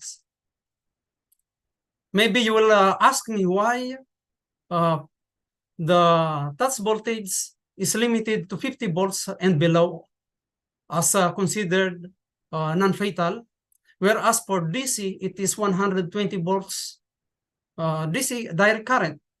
Of course, it is because of the frequency that has something to do with the reaction of the body. That without the frequency, therefore the inductive capacitance will be infinity. So this also contribute to the reaction of the body. And also that if there's a frequency, then it will prevent you, as mentioned in the earlier presentation from UL, that for DC, there is no specific value on where you can let go. So that is the reason why this information is presented here. And under PEC 1 2017, Class A GFCI should trip when the leakage current is above 6 milliamperes. Actually, the range is 4 to 6 milliamperes. So what I'm trying to explain to you here about the let go percentage is that at 50%, which is around equivalent to 8 milliamperes, for children, 50% of the children may not be able to let go of this value. And as it increases, so for example here, at this value of around 12 milliamperes, around 99% plus of the children will not be able to let go when this value of current is there. And you can see also here that, which is self-explanatory, that for women is a bit higher than the children, as well as that of men is higher than that of the let go current for in terms of percentiles for women. The reason for that is because of course, the skin, or also another consideration is the resistance of a person. So these are the consideration on why these values are different from different people, such as children, women, and men. All right, under section 5, it is entitled Protection Against Direct Contact. So protection against protection against electric shock is now designated in IEC as the basic protection or protection under normal condition. The facts here is that the total voltage will be experienced across the body, because you are actually, in this case, it's direct contact with the live parts or the current carrying conductors or normally current carrying conductors. And of course, with this event, the overload protective device will not interrupt or will not trip or will not blow if it is a fuse because of this passage of this current. Because in this case, the current is below the standards for the overload protection to trip. So these are the summaries of the measure for direct contact. We have, of course, the insulation of live parts, as we are all very much aware, and also the barrier enclosure. So the barriers, for example, if you have the substation with a fence, it serves as the barrier so that nobody will be able to enter or if he's not authorized to enter such area. As well as the enclosure, so we have also the IP protection and ingress of protection. And of course, we have the obstacle. We have also the placing out of reach. So as an example for this are those transformer mounted on the pole, meaning pole mounted transformers. So we have also these standards for the panel boards, the UL67, that is the standard for panel boards have been updated to enhance the safety, as well as this is also covered by the IEC 61439-1. This discusses about the separation of bus bars, as well as the components, as well as the IP requirements for the circulation also of the air is considered. So as mentioned a while ago, it is the increase of protection, but it is worth noting that there is now this on the second number, there is this 9. Earlier, this was not there. So this is the updates from IEC 60529. And of course, the first numeral or letter, sorry, the first character is related to the ingress of solid foreign objects. So you can see here, which is again self-explanatory. Now we have also the second character or the numeral that is for the ingress of water. So what I was trying to emphasize here is that there is a new value that is related to this IPX9. So it is related to the pressure and the temperature of jet water. Under the section 6, the protection against electric shock. So in indirect contact, electric shock happens when a non-current carrying conductor becomes live due to electrical fault conditions, and a person or a livestock simultaneously touches such conductor and the earth potential, and therefore that is called indirect contact. And the fact here is that the touch voltage will be less than the operating voltage. As you can see here in this figure, that if you touches like here you are touching let's say the encasement of the motor. In that case, the encasement itself has some kind of resistance. So it is like analogous in this figure that is shown on the right side, that with this there will be some kind of resistance, and therefore due to that resistance there will be voltage drop, and therefore the touch voltage will be less than the operating voltage. And moreover, on this presentation, I would like to show you that about the double grounded neutral fault. So the double grounded neutral fault could arise due to miswiring or insulation breakdown. This scenario could lead to the earth leakage device not to function according to it is intended for. So if you will see this diagram, you can see that this is obviously this is indirect contact equivalent, being there's the applied voltage here is less than the operational voltage. So the IS or the touch current will flow to the person, and that since he is touching the ground, therefore it will pass through his body from hand to foot.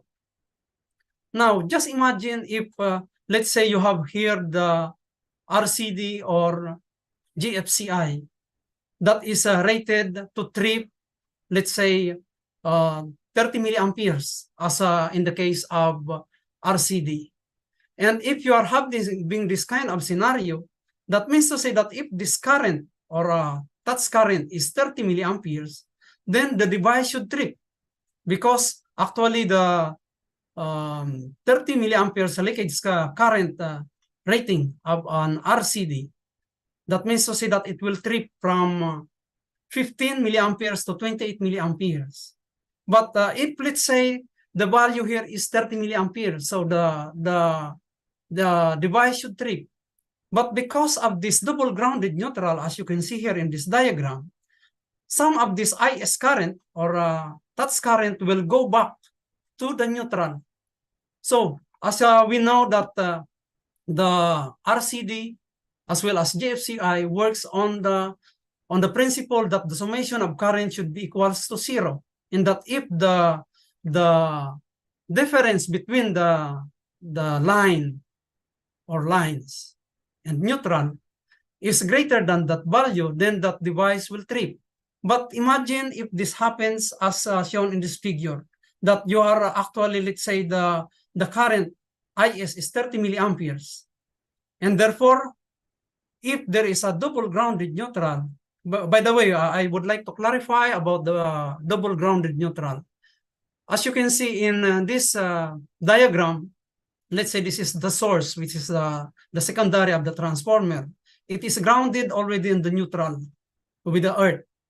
Now, due to that miswiring or breakdown of insulation, another connection between the neutral after the RCD or GFCI, there is this connection. And therefore, that current that I was mentioning, let's say this is 30 milliamperes, is subdivided on this junction or node, which means to say that the value of the current designated as IS, thus IGN, is actually less than 30 milliamperes. So if it happened that, let's say, it is, for simple discussion, it is divided into two. That means to say that the 30 milliamperes passing through the body is actually 30 milliamperes, but it is divided at this node, and it is, let's say, 15 milliamperes going back to the neutral, and then another 15 milliamperes is going to the earth. And therefore, the value difference between the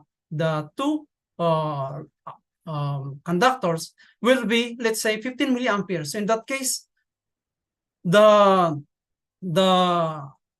RCD may not trip. So this is what I'm trying to explain here on why this is important and significant.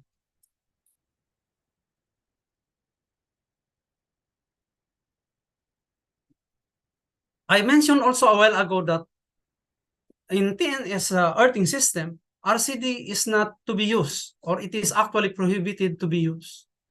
The reason behind that is that you will be having the PEN, or protective earth neutral. That means to say that there is no separate earthing or CPC, or let's say earth conductor. So because of that, even if you touch such non-current carrying conductors that becomes live due to insulation failure, then the current will still go back to this PEN. So therefore, the RCD will not be able to get the difference, like in any kind of differential protection. The difference is being sensed. So in that case, RCD will not be able to sense that value. Likewise, for RCD to be used in IT earthing system, being the neutral point of the earthing system, or maybe there is no neutral in that IT, and therefore there is no path for the leakage current, and therefore the RCD may not work. Maybe this will be further explained in this manual, and because of the short duration of this presentation, I will leave it to that point, and therefore once this manual will be available, this will be a good reference for all the electrical practitioners here in the Philippines. Now let's discuss about the residual current devices. So of course, we knew that these are the devices whose primary purpose is to protect personnel against electric shock and to protect the equipment against leakage current. And these devices are a life-saving protective device designed to prevent someone from fatal electric shock or electrocution in a low voltage system.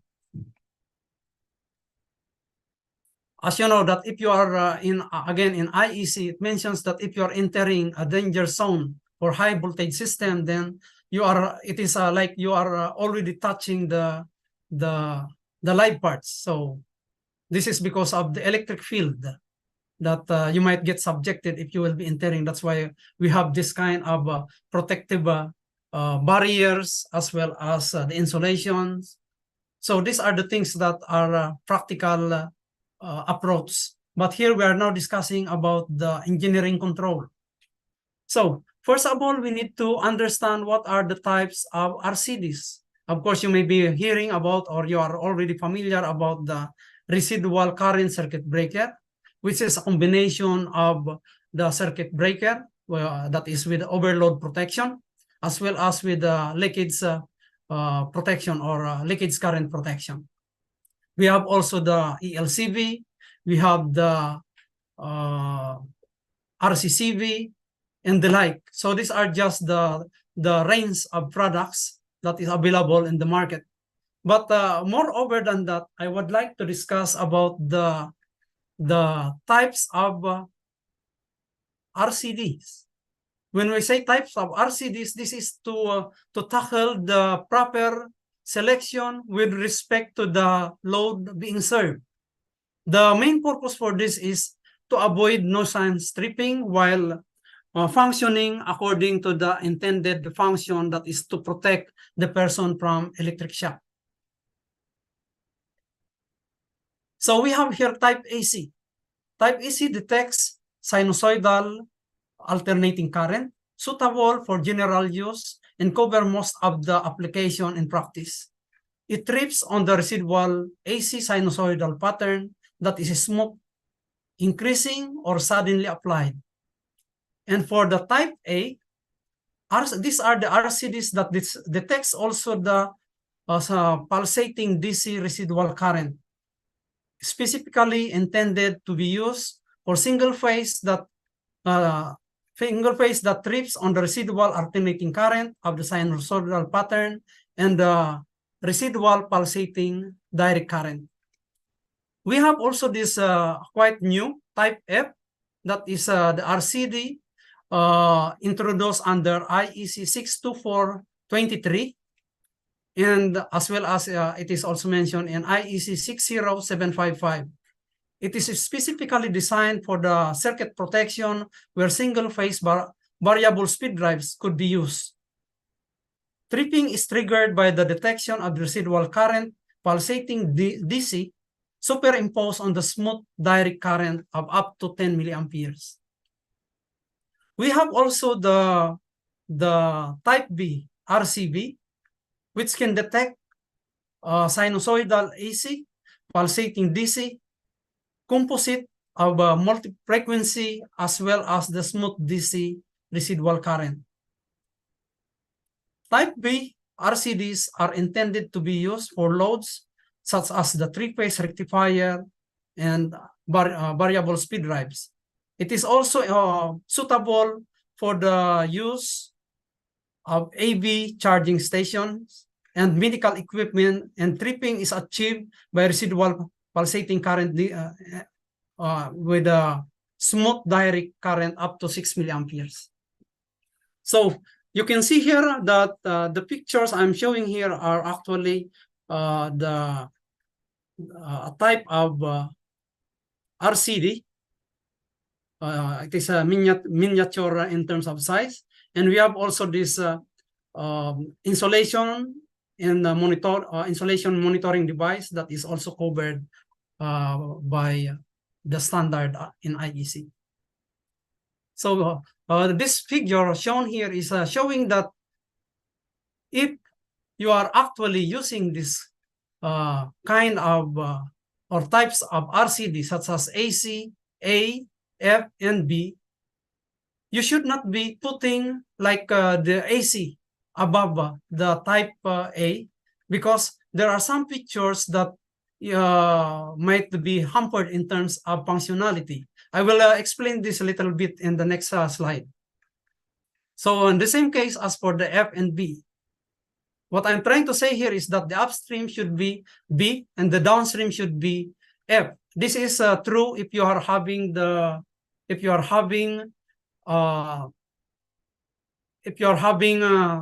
RCD in serial connection.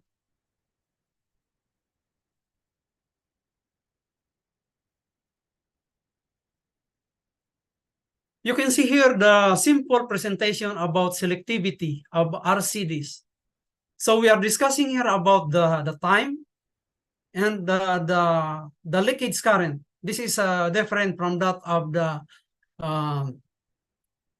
time curve chart or for the circuit breakers or fuse, because this time what we are comparing is the leakage current against time. So if you have, let's say, four or three RCD devices, or maybe a circuit breaker with RCD, then in such case, you have to follow a certain rule. Pasensya na po, medyo na ano lang itong paano pa ito i-minimize. Just a moment, please. Okay.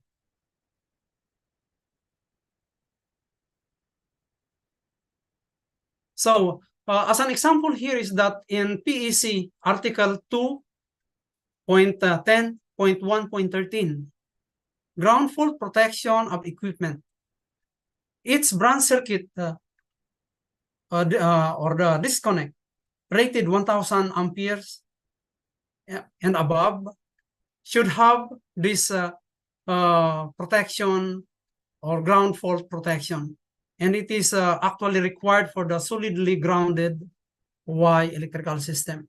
So if there are cases like this, then it is recommended, as in this manual, that there must be some kind of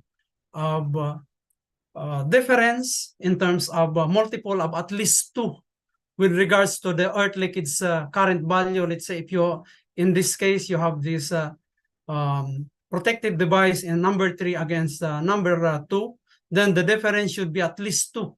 Meaning to say that if you are having, let's say, 30 milliamperes in this protective device RCD in position 3, in position 2, you must have 100 milliamperes. And of course, when it comes to time, it should be always that the upstream RCD should have higher time duration for tripping. Now here we are discussing about the GFCI.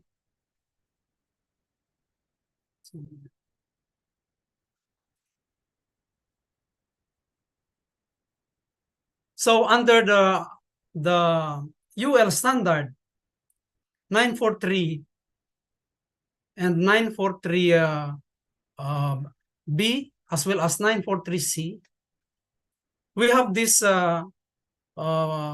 figure that is giving us the guidance on how or what type of GFCI we should be using in our system. As for example here, the first question is whether the voltage is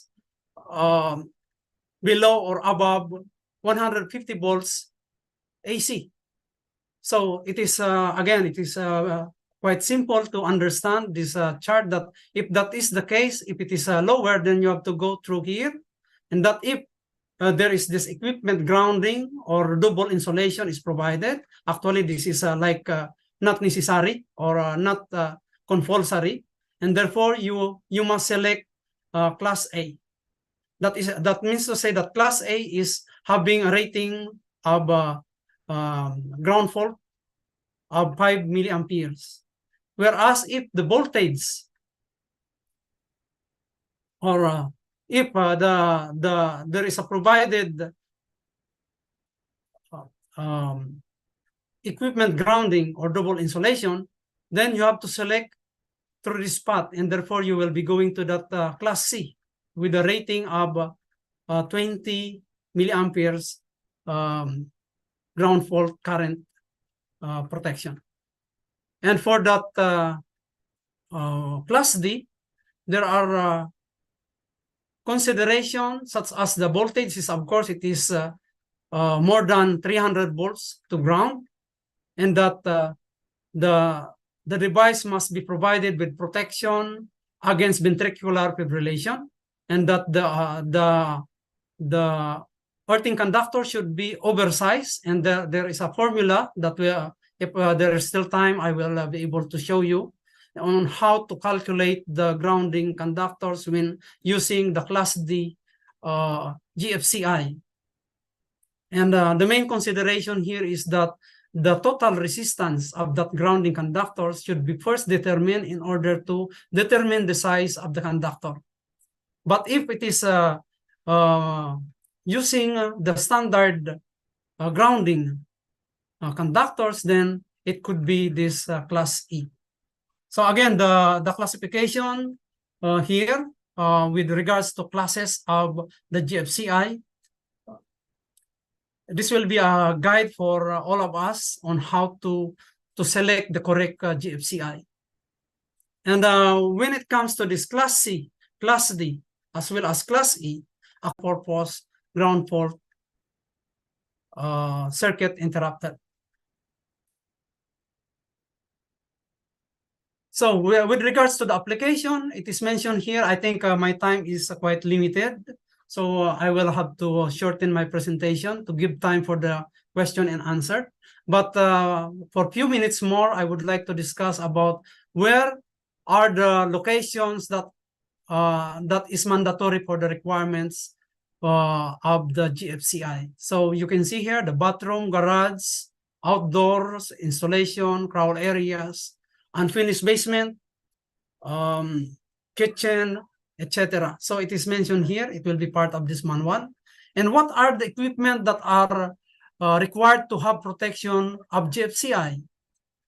So these are the equipment that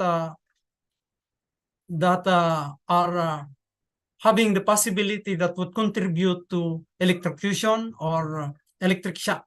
So as mentioned here, like the microwave oven, if it is if you are using a microwave oven, it is required to have GFCI. So these are the things that we need to consider in order to have a safe environment with regards to electrical safety. We have also here the floor outlet. I've seen many floor outlets in malls or in food courts. So it is required to have GFCI according to the standards. Likewise, for those lightings, using the flexible cords are also required to have the GFCI. All right, so other information will be available in this manual. We have also here about the protection by means of extra low voltage. This extra low voltage is actually from the IEC, but in NFA, it is, or PEC, it's mentioning about low voltage, which is actually rated up to 50 volts also. And in some cases, it is only 30 volts as the maximum rating, depending on the location of the application of such extra low voltage protection by using of this ELCV, or sorry, SELV or this PELV. By the way, this is also used in the EV system. There are requirements under IEC wherein the SELV is required when it comes to the battery charging for electric vehicles. So also here, I wish that I could discuss more about the earthing system, because it is very important when it comes to protection against electric shock. So these are the example of the connection with this earthing system. And also with when it comes to the circuit protective conductors, we have here the sizing according to IEC on what should be the size of our protective conductor, with this adiabatic equation given also in the British standard, BS 7671, that is actually also considering the short circuit available fault in the system, that if you will be using this formula, you will also be able to consider what is the available fault in the system.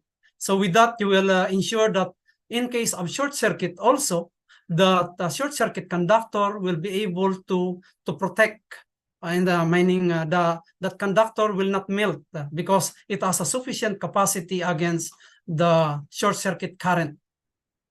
So under the PEC, we have also here the table from PEC on how to determine the sizes of the earth of the grounding conductor. And of course, this value in IEC is following this table that is on the left right corner. Okay, so of course, this is also equipotential bonding. So I will end my presentation here because of the short, with the limited time. So thank you so much, and back to you, Mama Charlene. Thank you so much, Engineer Dionisio Baculio, for that informative session this afternoon. By the way,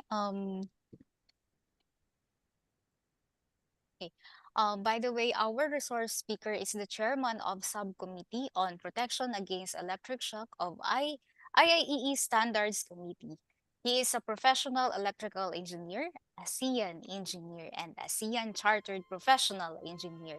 He is presently connected with ABB on a 160 megawatt-hour battery energy storage system project. He was a project manager of Schneider Electric in Gulf region for 12 years and was technical support manager of Legrand for 5 years. Once again, let's give him a warm round of applause.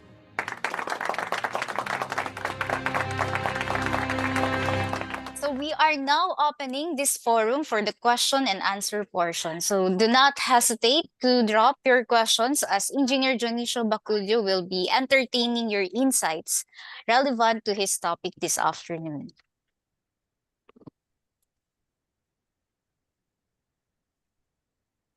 Checking on our chat box, I have some questions here. First one. Based on IEEE Green Book, purpose of equipment grounding is to lower touch potential for safety. What if the overcurrent protection malfunction? Will equipment grounding not enough? Yeah, okay, that's a very good question. First of all, the earthing of the electrical system, there are considerations that are being applied. Of course, if it is solidly grounded, meaning to say that the neutral point of the distribution transformer is connected to the ground without any earthing resistance or neutral resistance. In that case, the possibility of short circuit current will be very high. So in some cases, especially in the oil and gas system, they are providing this neutral earthing resistor. So that is to lower the magnitude of the short circuit current. Now, as regards to the question, what if the circuit breaker will malfunction? And of course, if the circuit breaker will malfunction, in that case, if there is this ground fault short circuit, in that case, the current will go through until that time that the circuit breaker will will blow, or any part of the system will blow because of the high current due to short circuit. So the best possibility there is that there must be a preventive maintenance in order to avoid such kind of thing. And according to a certain standard like NFA 70E, there are some kind of requirements with regards to these issues. So I hope that my answer is satisfying your question. Thank you, Engineer Bacudio, for that answer. Another question from Sir Roberto Ocampo again. If system is ungrounded single line to ground fault, will not if system is ungrounded, will not trip COPD? Correct me if I'm wrong, Sir Roberto Ocampo. Will equipment grounding be enough to prevent electrocution on a single to ground fault? All right, if I may answer that question. Of course, if the system is ungrounded, that means to say that it is IT system. So in IT system, the resistance is very high, that even the first fault, as we call it in electrical system, the overload protection or circuit breaker or fuse will not trip or will not blow because of the high resistance path going back to the source. So in such case, the circuit breaker will not trip or the fuse will not blow. And of course, when it comes to that question, what about the earthing system? What is the connection with regards to the earthing system? It's such earthing system is not going back to the source. That means to say there is no complete path with regards to the loop of the system, there is like a very high loop impedance.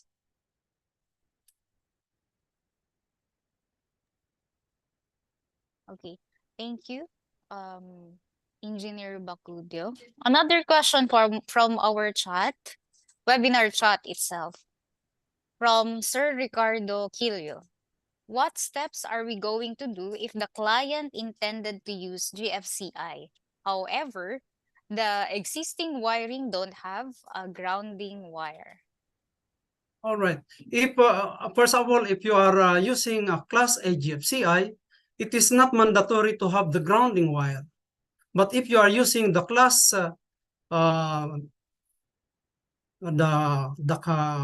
Class C, Class D, as well as Class E, then there are requirements related to that. So, of course, it is always a requirement in our Philippine Electrical Code that all metallic parts should be grounded. So, if such system is not having that provision, that means to say it has first to comply with the requirements. Now, with regards to going back to the question that if it is not provided with the earthing system, I would like to clarify that the GFCI will still work as well as the RCD, because the system is actually measuring the difference between the summation of current is equals to 0. So if that current is not equals to 0 and that value is on the level of that the RCD or GFCI should trip, then it will trip. So that is the point that is that I would like to inform. Thank you again, Engineer Bacudio. Another question from Sir Michael Nuez. How do you find the ground fault on a delta system or ungrounded system? What method is used? Yeah, there must be some kind of insulation monitoring the resistance for that. There is a device that is used for monitoring. All right. Another question from Sir Geoffrey Aliado. What is the code requirement for ground fault protection for circuits greater than 1000 ampere on a high resistance or low resistance grounded system? Yeah, as I've mentioned in a while ago in my presentation, that the Philippine Electrical Code mentions that if the protective device, the circuit breaker, is 1,000 amperes and above, it is required to have the ground fault protection.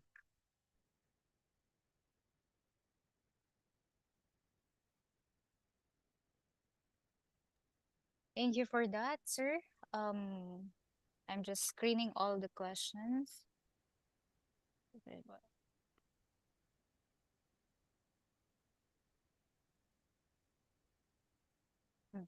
I guess the rest of the questions.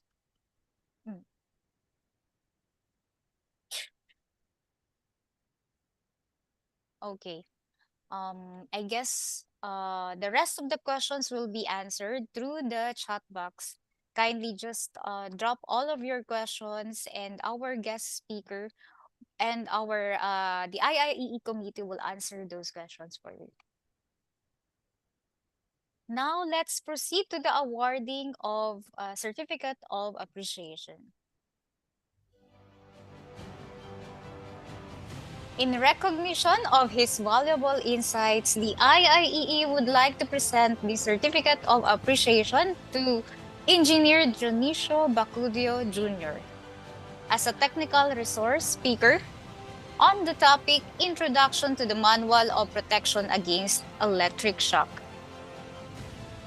Given this 28th day of November 2023, during the Standardization Challenges on Safety of Electrical Installation webinar in conjunction to our 48th Annual National Convention. Signed by Engineer Esperanza Collado, Engineer Lyndon Bague, Engineer Florida Barona, and Engineer Alberto Herrera. Apologies on that.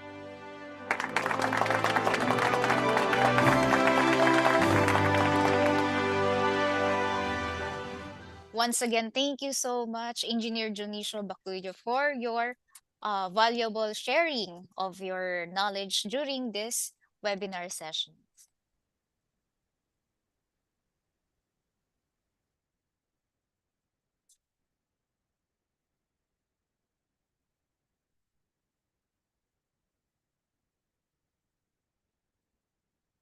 Before our next speaker, please give way to an audiovisual presentation from one of our sponsors for this afternoon's event, coming from MTC, or Mechatronics Technologies Corporation. Let's all watch this. Unlocking the future with mechatronics and industrial automation. Empowering the innovators of tomorrow. Hello and welcome to MTC's presentation for mechatronics. Today, we embark on a journey to explore how our mechatronics training programs can truly shape the future for students, expand on their success in the ASEAN Skills Competition, and propel technological advancement here in the Philippines. Mechatronics Servicing NC2 lays the groundwork. Students learn essential field skills. Installing mechatronics and automation devices ensures system integration. They master control and operation by configuring and testing mechatronics and automation systems. Mechatronics Control NC3 builds on NC2 and immerses students in automation and mechatronics. Here, we focus on advanced control and operation. Mechatronics and automation control circuits and PLC application programs help students design and implement complex control systems. They study motion control and systems configuration to manage complex mechatronics systems. Mechatronics Servicing NC4 is where students acquire PLC and HMI system mastery.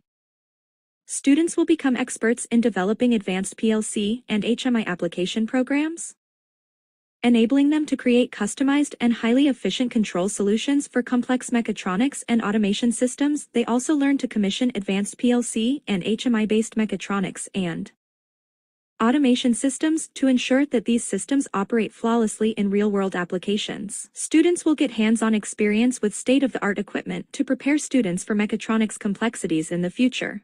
The 4-year Bachelor of Engineering Technology major in mechatronics. This academic path is tailored to help students deepen their knowledge and expertise in the field of mechatronics. One of the most exciting aspects of our mechatronics training programs is their capacity to prepare students for success in the highly competitive ASEAN Skills Competition. This prestigious event provides students with a unique platform to showcase their skills and represent their country on a regional stage. Skills improvement, our programs are carefully designed to teach precision, expertise, and perfection that are appreciated in the business and essential for competition success. Industry Insights, MTC exchange industry insights and knowledge with educational institutions to keep learners relevant. We provide useful information about industry trends, new technology, and in-demand talents. This collaboration keeps academic programs current, helping students meet industry needs. Our mechatronics programs are strategically designed to ensure that students are well prepared to bridge the gap between academia and real-world applications. Industry partnerships, we build excellent ties with industry leaders and organizations. These collaborations offer internships and jobs to students. Our industry relationships help students obtain practical experience and create a professional network, leading to employment. Industry partners can use this skill pool to efficiently address workforce needs. Technological innovation, our academic partnerships and research generate technological innovation. We provide innovative industry solutions and methods through these relationships. Our initiatives provide new insights and innovative solutions that boost industry partners' competitiveness and efficiency. Cutting-edge automation technology, our training center has cutting-edge automation technologies. Our students can use industry-standard equipment to work with the latest industrial automation technologies through these agreements. Engineering and automation industry partnerships, Industrial Controls Corporation expands our reach. ICC's collaborations with Mitsubishi Automation, Omron, and SMC Pneumatics ensure that our students learn leading industry solutions. Tech startups and innovation. In addition to established industry partnerships, we actively engage with tech startups like Probot Corp. Our curriculum will incorporate robotics, IoT, and AI through this collaboration. Students can learn about and work on cutting-edge automation and robotics technology. Today, we've explored the core pillars of our commitment to students, industry, and technology advancement. At MTC, we are dedicated to the pursuit of excellence, innovation, and progress. We invite you to join us in shaping the future, winning medals at the ASEAN Skills Competition, and advancing technology in academia and industry. Contact us today to embark on your journey with Mechatronics Technologies Corporation, where your future is built on a foundation of knowledge, skill, and limitless potential.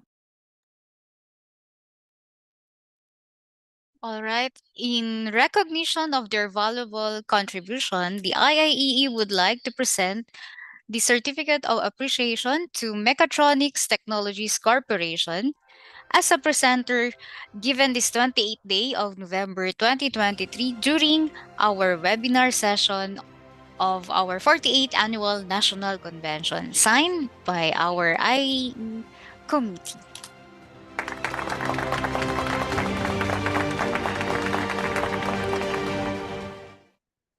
Okay, so before we move to our next talk, let us first have a quick raffle round.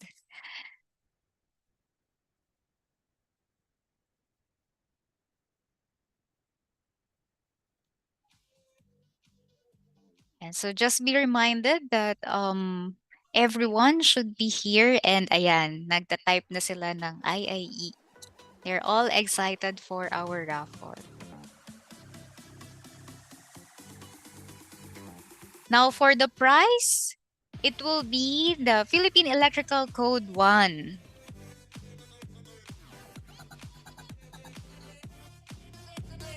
Again, our picker wheel is on the screen. Once everyone is ready, we shall spin the wheel for our winner. All right. In 3, 2, 1, spin the wheel.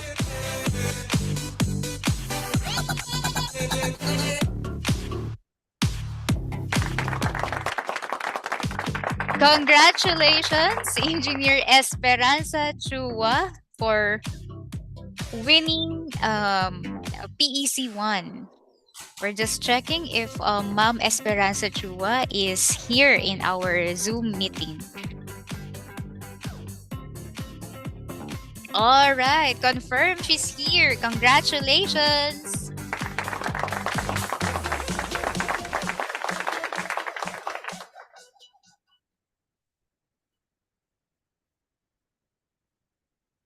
So by the way, our IEE staff will contact you on how to redeem your prize. So it seems like we are now energized for the next part of our program. So to discuss the IEC 603-64 Part 7, 712 IEC Standards on Electrical Safety of PV Installation, ladies and gentlemen, please welcome Mr. Jacques Peronet.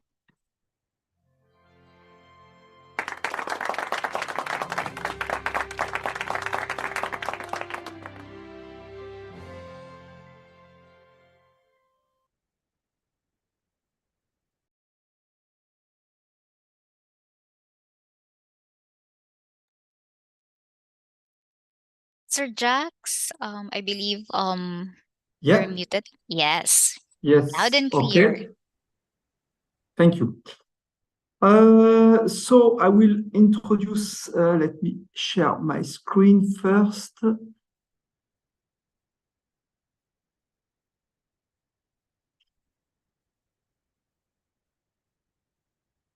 Yes. Okay, so normally, why I don't have the slideshow? So normally you see my screen with the slideshow?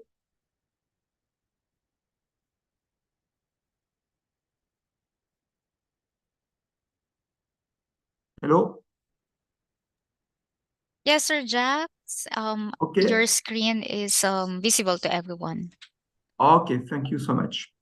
So first, I would like to thank you for being part of this meeting. So today I will introduce to you the IEC 60364-7712, which is about the solar photovoltaic, what we call PV, power supply installation. So just 1 second. Yeah. So regarding the IEC 60364, this is what we call a Part 7 in IEC 60364. That means that they contain particular requirements for solar photovoltaic, so what we call PV, power supply installation based on the requirement of the general part of IEC 60364. So the general part of IEC 60364 is what we call Part 1, Part 4, Part 5, Part 6, and Part 8. So this Part 7 has to be considered in conjunction with the requirement of the general part. So it's very something special, so I will explain a little bit later on, but this is really special that you have to consider that. So this particular requirement of the Part 7 supplements, modify, or replace certain contents of the requirement of the general parts of IEC 60364. When we have the absence of reference to the exclusion of a part or a clause of a general part means that the corresponding clause of the general part are applicable. So this is sometimes surprising for people saying, oh, I don't see anything in the Part 7. No, if you don't see anything, you just apply the general part as it is said in the general part. And what is also important, the numbering of the clause in the Part 7 follows the Part 10 and corresponding reference of IEC 60364. So let me explain with a diagram this concept. So for those you know Part 60364, we have what we call the general parts. So the Part 1, Part 4, Part 5, Part 8, and Part 6. And then you have this part 7, which are going to modify the general part. In the absence of naming modification, this is the general part which apply. So in the general part, we have the part 1, which is the general concept.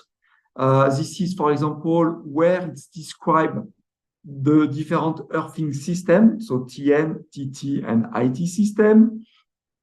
And we have also some principle like the separation of the circuit and the compliance to the product standard. In the part 4, this is a requirement for the protection for safety. On this part, we are going to describe what is required, not how to implement it in the installation, but what is required and what kind of protection we could use or not use. So in part 1, we have 41, we have the protection against electric shock. In the part 42, we have the protection against thermal effect, which are fire or burnings. In part 43, we have the protection against overcurrent. And in the part 44, we have the protection against overvoltage and EMC. Then, based on the requirement of part 4, we are going to go on the part 5, which is the selection of equipment and the erection of this equipment to make an installation. So in part 51, we have what we call external influence. So this is the consideration to take and to select the right product. For example, for photovoltaic, we are outdoor. So we are considering, for example, some IP requirements for the equipment, the temperature also, the UV, presence of UV or not, and so on. So this is all this external influence that we are going to consider to select the right equipment at the location you want to install it. In the part 52, you have the wiring selection. The part 53, which is more or less all the device selection and how to implement this device. So it could be protective or functional device. In part 54, we have all the detail for the earthing arrangement. The part 55 is what we call other equipment. The part 56 is for the safety services. And we have now a part 57 regarding the batteries. We have also the part 8, which deal with functional aspects. So on this functional aspect, we have energy efficiency on the part 8-1. And we have on the part 8-82 and the TS 8-3, the prosumer installation. So prosumer, this is installation with produce, but also consume energy. So this is why we call that prosumer. And this part is more and more important due to the fact that we have more and more local supply installed in the installation. Then we have what we call the part 6, which is the verification of installation. And on this verification of installation, we have two, I will say, different parts. The first part is for initial verification. So after initial installation or modification of electrical installation. And we have a part which is dedicated to periodic verification. On periodic verification, of course, is depend on the nature of the installation. Some installation, the periodic verification is yearly. For some other, it could be much more or less or never. And then, based on that, we have the special location. So the special location is a part which is dedicated to the fact that it's not covered as a general part, but there is either a specific risk. So, for example, in bathroom or swimming pool, we have the presence of water, and therefore we have to consider the fact that the body resistance is lower than in normal condition, and therefore we have specific requirements for this type of location. It could be, for example, construction site. So in this case, is the fact that we are going to mount and dismount very frequently the installation, and therefore, for example, we are going to focus more on the verification of the installation than for normal or general site. Then we have, photovoltaic installation on the part 7, which is there, which is are going to consider that the supply is specific, and therefore we are going to modify, amend, or not to apply some requirement that we have in the general part. Regarding this IEC 60364-7-712, the requirement for special location. So these parts are going to contain specific requirements for PV panel, in addition with the general part. Oops, sorry, I moved to the wrong direction. My mistake. Yes, photovoltaic there. So the scope, sorry for that, of PV power installation, the scope is the electrical installation of PV system. That means that we are going to select and erect the equipment which are for PV panel.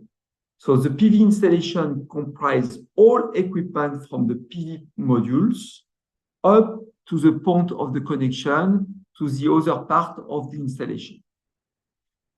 It includes requirements on electrical installation resulting from the installation of PV power supply installation.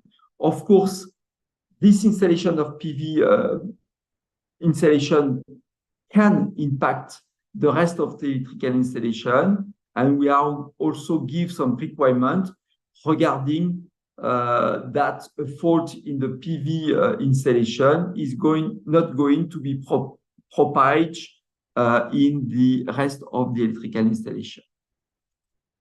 The requirements include relating the possible installation also of energy storage on the DC side. So if the energy storage is on the AC side, it will be covered by the part 57. But if it's introduced in the DC side, so before the converter of the PV panel, then it will be covered by the 712. We also include requirements for PV installation for island mode operation as described in 8-82. So in 8-82, we introduce different modes of installation for the prosumer installation. We have what we call grid-tied installation. That means that when you are grid-tied, if you lose the grid, you are going to disconnect all the supply. Where you are in island mode operation, it's when you are going to be disconnected from the grid. You want that the local supply remain energized during installation, and therefore there is also additional requirement to consider this part, especially for the protection for safety. Of course, the standards doesn't deal with the product themselves, which are covered by their own standards. So for the PV module, protection, for wiring system, and so on, they have their own standards. For this presentation, I'm going to introduce the different, I will say, modification that we have in the part 712.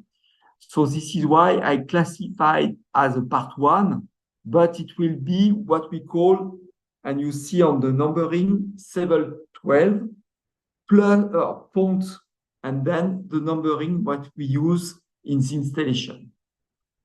For the part 1, we consider the current edition of part 1.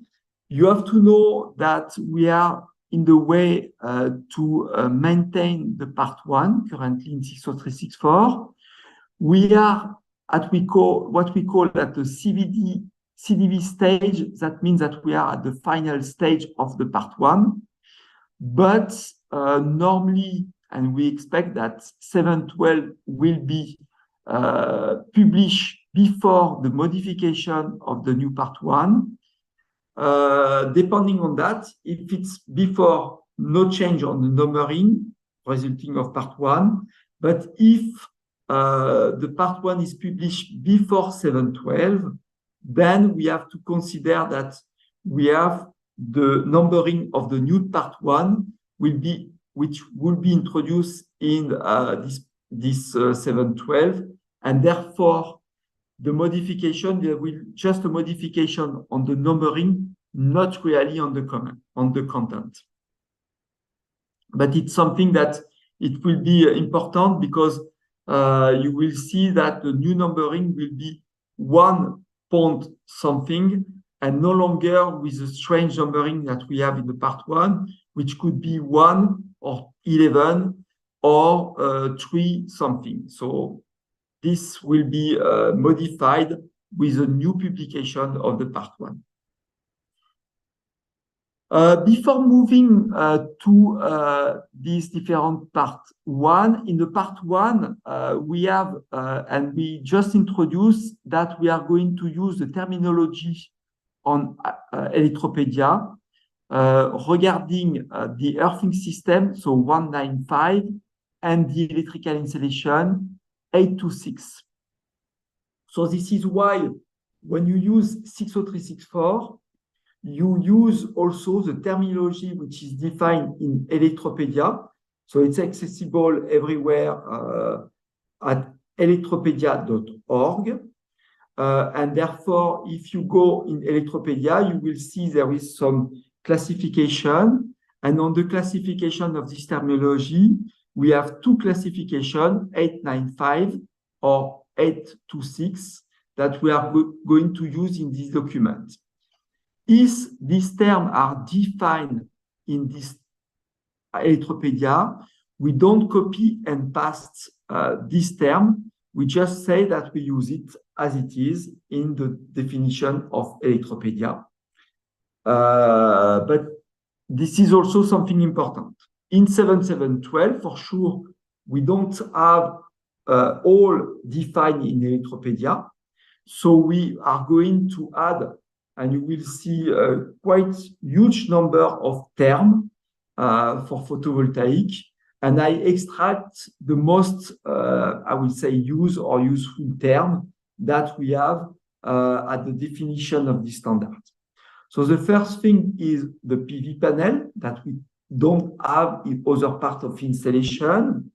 And you will see that in 712, they use a configuration which is the configuration which is used by photovoltaic to connect the panel together, and they use the different terminology. So the first one is what they call the PV string. So this is a circuit of 1 or more connected PV module in series. So this is the connection in series of PV module. The second one which is used is what is called PV array or subarray. This is the assembly of interconnectedly connected module as a string. And all these PV strings connect together, make what we call a PV array.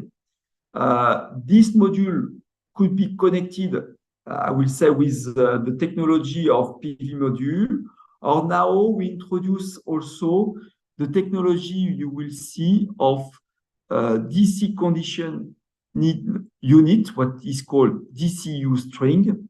I will introduce later on that.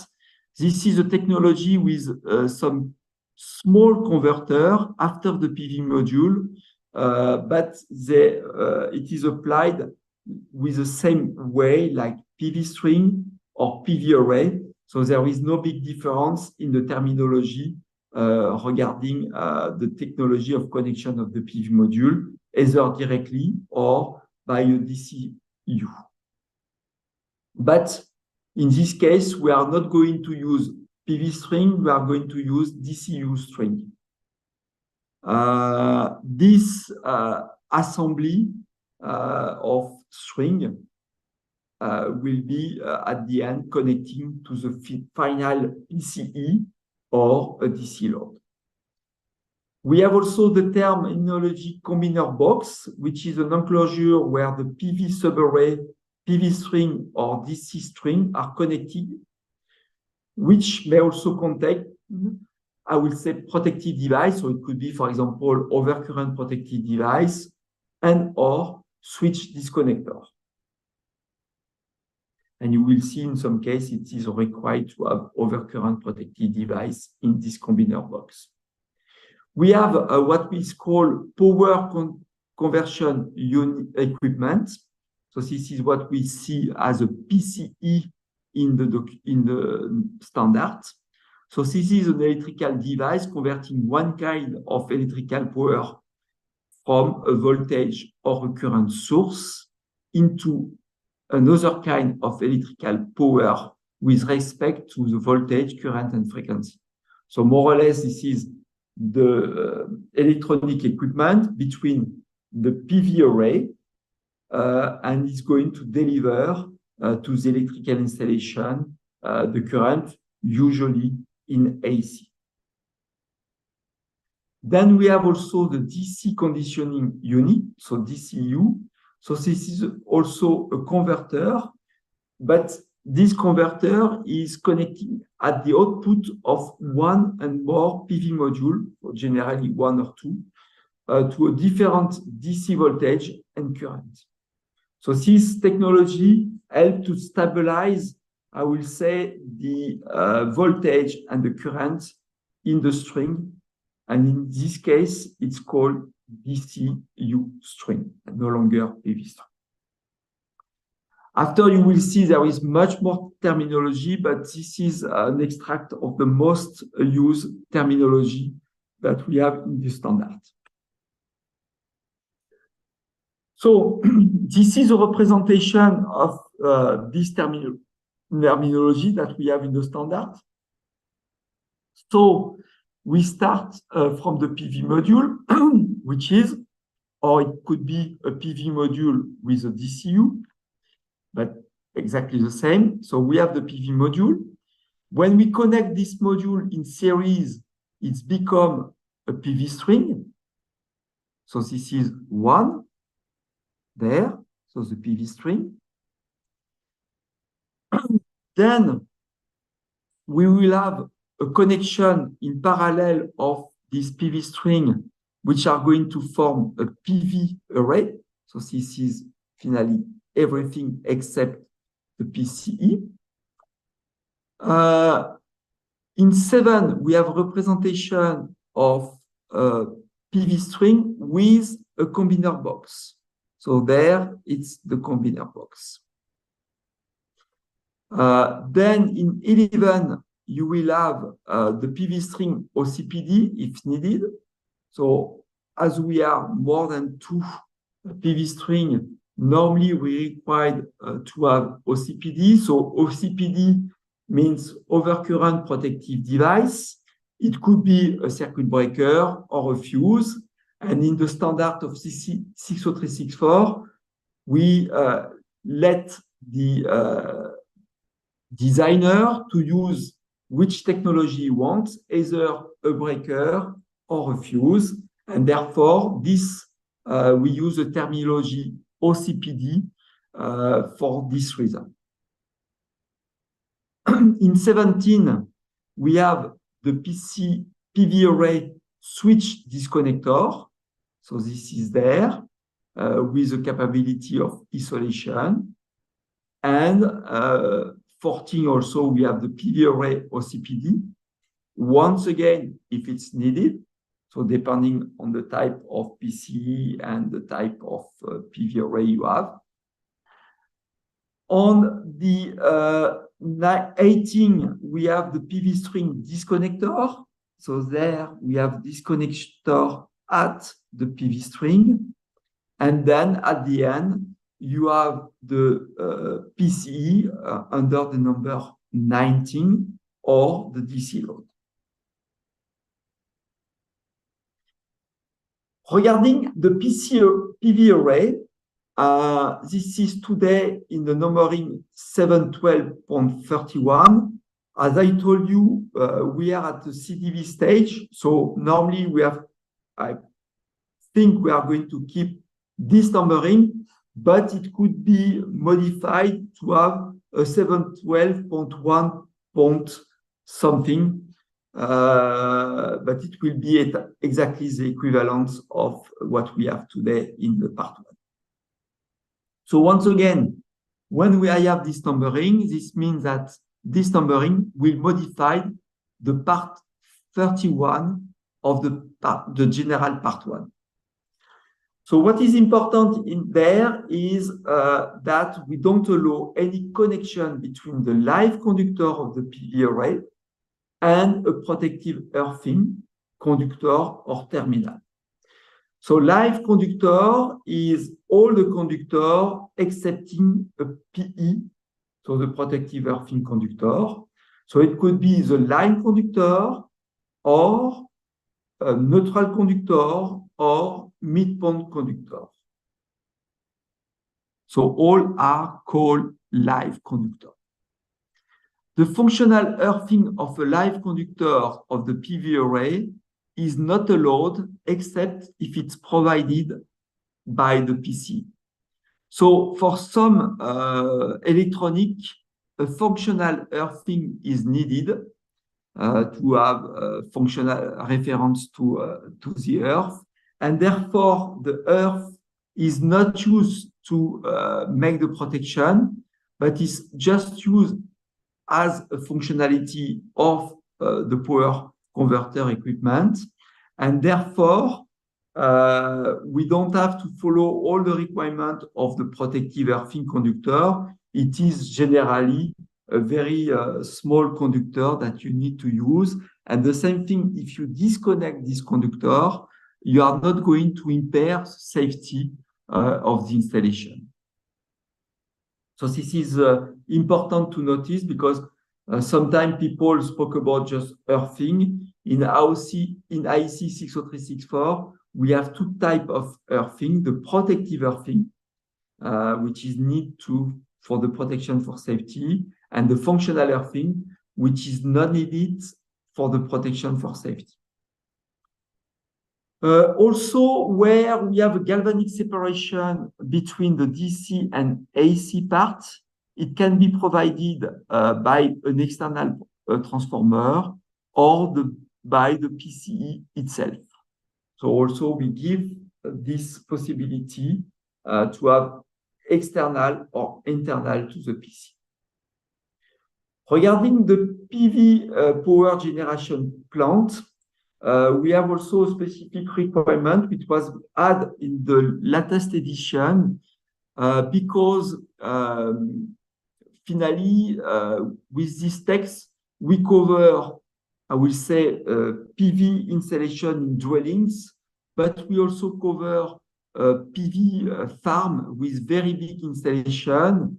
And therefore, for this very big installation, we have some additional or different requirements due to the fact that these installations are not accessible to unskilled people, but only to skilled people. So what we call PV general plants, we have a requirement to have a physically restricted area. So it could be by fence, by wall, or by out of reach.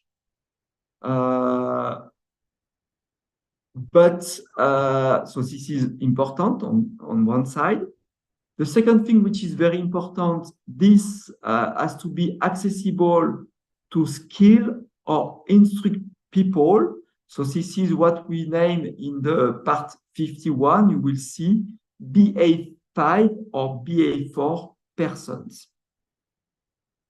That means that there are at least instruct persons, and we avoid that it is accessible to people which are not, I will say, any knowledge to electricity, or which could be, I will say, without any meaning of what is a hazard of electricity, like baby, like old person, or I will say drunk people.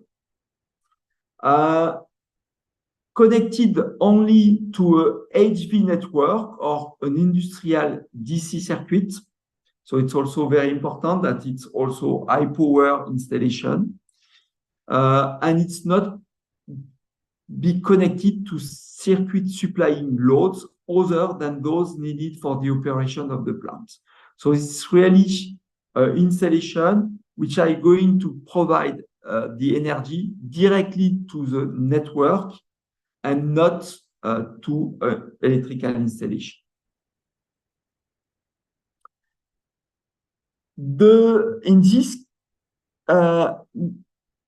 Also in this part 31, we are going to describe, I will say, generic presentation of requirements regarding the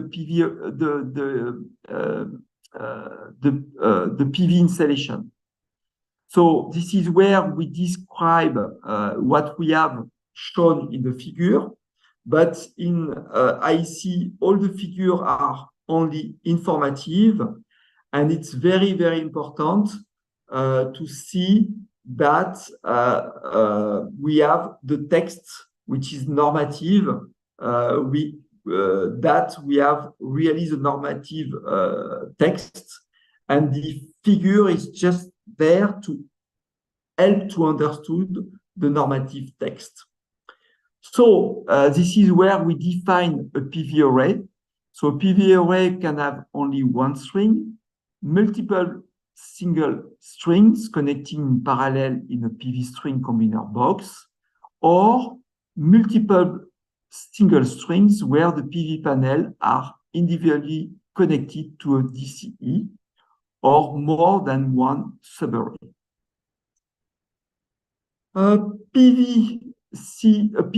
PCE can be connected to a single PV array, to more than one PV array individually connected to a PCE.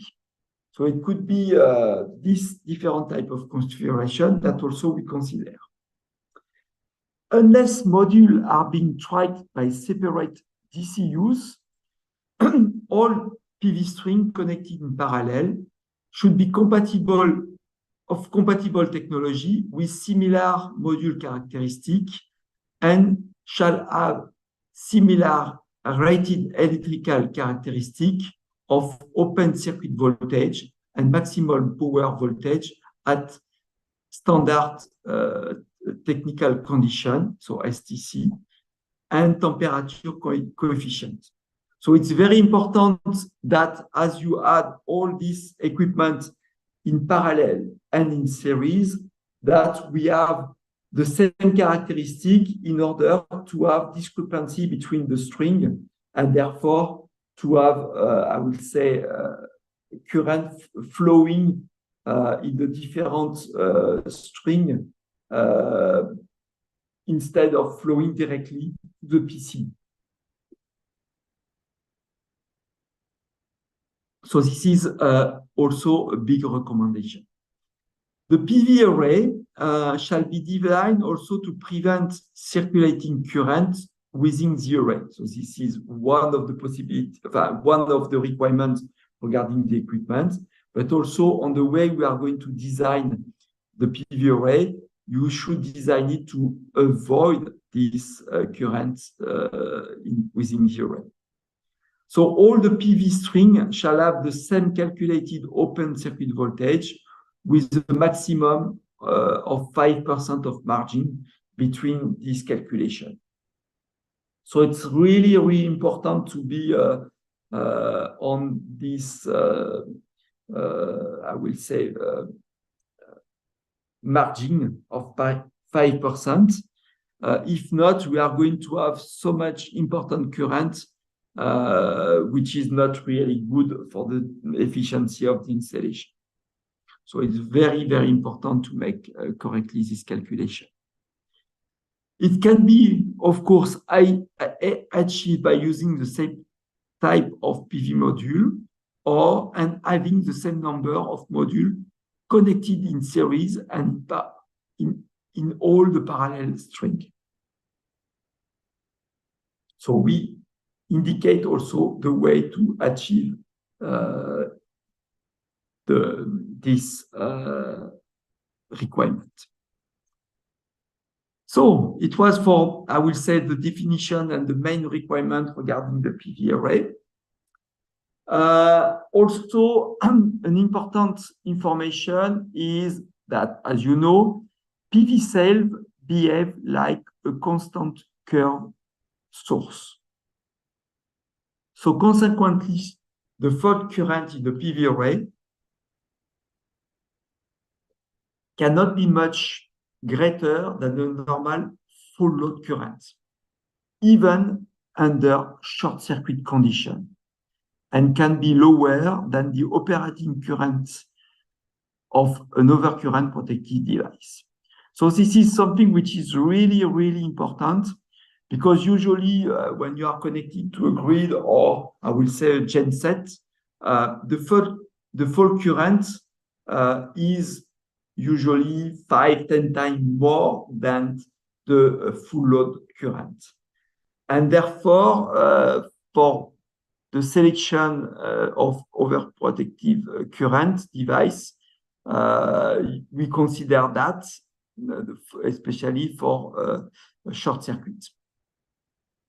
In the case of having a constant current source, you couldn't protect in this way by overcurrent protected device. It is not going to trip in case of ground fault. So therefore, and it's now described in the with the publication in the new part 43 that we have in IEC 60364, which was published this year, a few months ago. We now describe how to protect a circuit which is connecting to current or constant current source. So this is mainly in sizing the cabling. But the problem is that in this case, the way to detect that you have a short circuit couldn't be done by the overcurrent protective device, but by other way.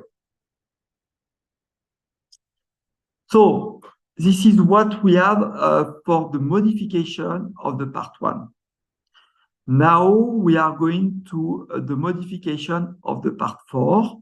So it will be placed as 712.4 something. So for 110, for example, so for 111 or for 112, 42, this is the same. So we are going to use the numbering that we have in the general part to indicate to the reader of the standard where there is a modification of the general clause. So we use the same numbering of the general clause in this case.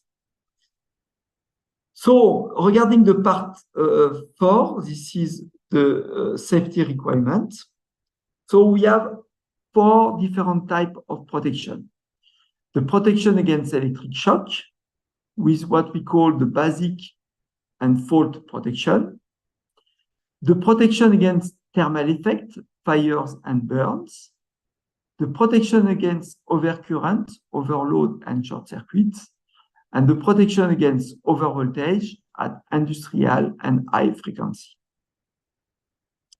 Regarding this concern, we are going to be connecting to the protection of person and livestock for the electric shock and thermal effects. And we are going to address the protection of properties when we consider the protection against thermal effects, against overcurrent, and or against overvoltage. Regarding the protection against electric shock, so for photovoltaic, as we see, it's very, very difficult to operate overcurrent protective device, as if you have a fault, this fault is not detected by overcurrent protective devices. So that means that it will be very, very difficult to apply the chapter 411, which is the protection against electric shock by disconnection of the supply. Therefore, photovoltaic choose the protection against electric shock as double or reinforced insulation. So the principle for double or reinforced insulation is quite easy. It's that the touch current shall be avoided, and as there is no possibility of touching hazardous parts. So that means that we are going to protect for the basic protection with basic insulation, and for the fall protection, we are going to introduce a supplementary insulation. That means under a single fault condition, only one layer of insulation will be damaged, and the second layer of insulation will protect you. This is what we have when we have both protection, basic and fault connected together. This is what we call reinforced insulation. So the main requirements in this case is also to be used if the installation is supervised in normal operation. The equipment used to be tested and marked as the double square. So this is the marking of double or reinforced insulation equipment, or equivalent by installation. So this means that you use an equipment which is class 2, or if it's not class 2, you have by design or erection of installation to provide an equivalence of class 2. And the last, which is very important, for class 2 equipment, no connection to PE conductor is allowed.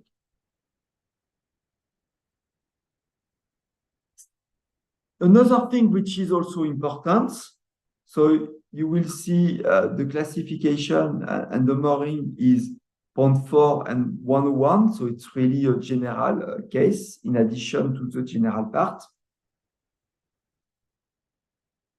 And this is a calculation of UOC max and ISC max. So this is a calculation is described in the Annex A of the standard.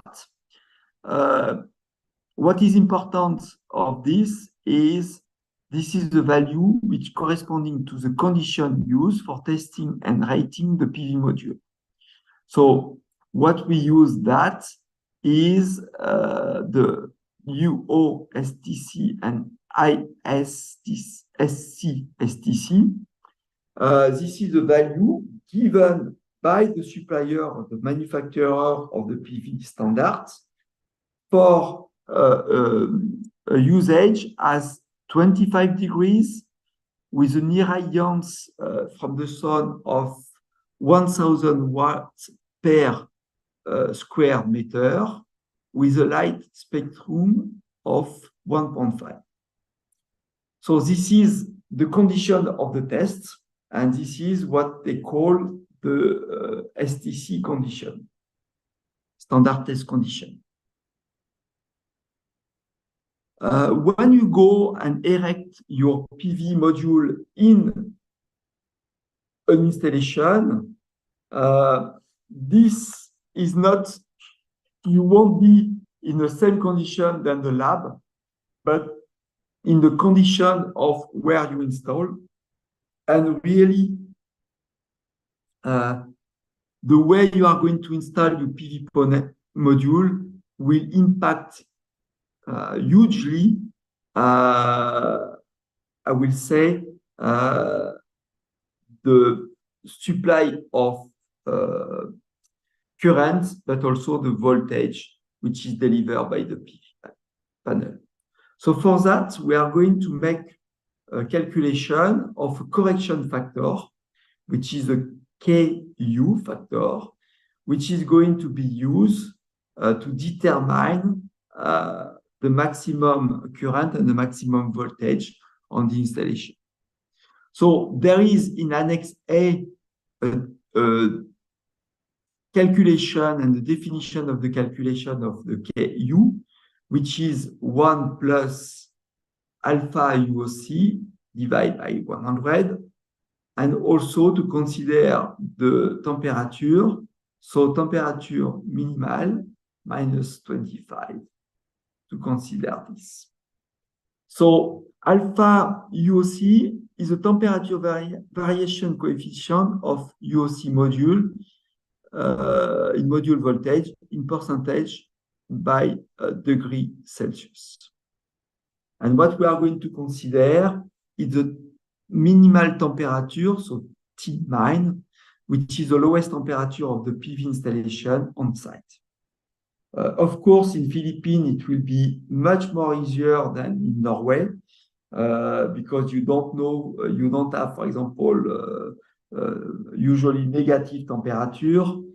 So you could consider really the lowest temperature, but probably it will be not so low and close to 25 degrees, which is not the case if you go to Norway, that you could reach minus 40 degrees or very huge difference of temperature.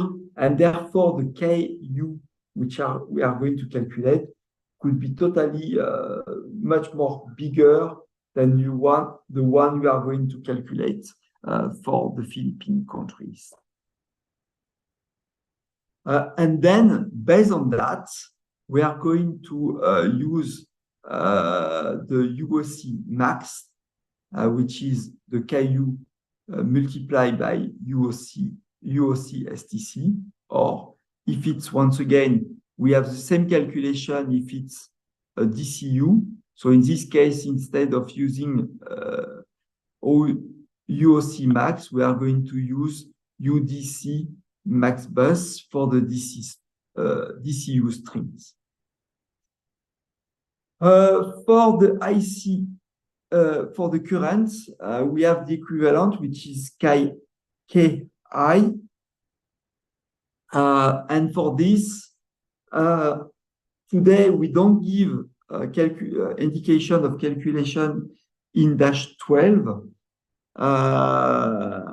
so in -712, sorry. Probably we will see if we have to introduce something. Anyway, you could find this calculation in the clause, and this is also an annex in IEC 62548 of next year, and it will be given in the annex in clause F4 to F6. So this is not currently in the published standards. This is on the project of publication of the standards, which was voted positively, and it should be introduced, I will say, in the coming weeks everywhere. For the time being, you could use something which is greater, more than 1.25. After, once again, the calculation of the Ka depend really on the temperature, and the lower temperature you have, the higher coefficient you have. for this also cahier. The UOC max or UDC max bus and ISC max shall be used in the standard as UN or IN. So it's good to have really and to make this calculation at the beginning, because you are going to use it, I will say, in the standard, this value, as we are in the general part as UN or IN.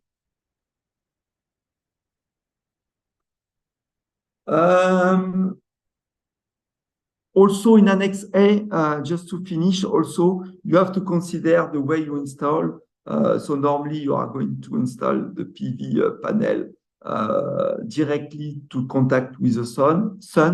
But sometimes we saw some PV panel which are not really directly energized by the sun. It could be on north face of some building. Therefore, also you have to adjust this coefficient to take this into account. So, regarding now the modification of the clause 510.3.4, we are going to explain and to modify this clause. First thing is, which is something that is different in the, I will say, general part of the installation, that the PV array shall be always considered as energized, even if it's the disconnect from the AC side. So usually on the installation, you disconnect the main circuit breaker and your installation is no longer energized. For PV array, we have a lot of PV panels which are current supply, and therefore you couldn't, I will say, switch off them. The only way is to put, I will say, a cover on the PV array, just to make sure that there is no sun which is going to, or no light which is going to fill the PV panel. But it's really important to have this consideration, and especially for the maintenance or for the worker on the installation, you have, or for verification, you have very, be careful about this. The second point, which is important, that you could use only two measures that we provide on the general part. So it could be self or PELV, or double or reinforced insulation, not isolation, it's insulation. This is really, really important. That means that automatic disconnection of supply shall not be used, neither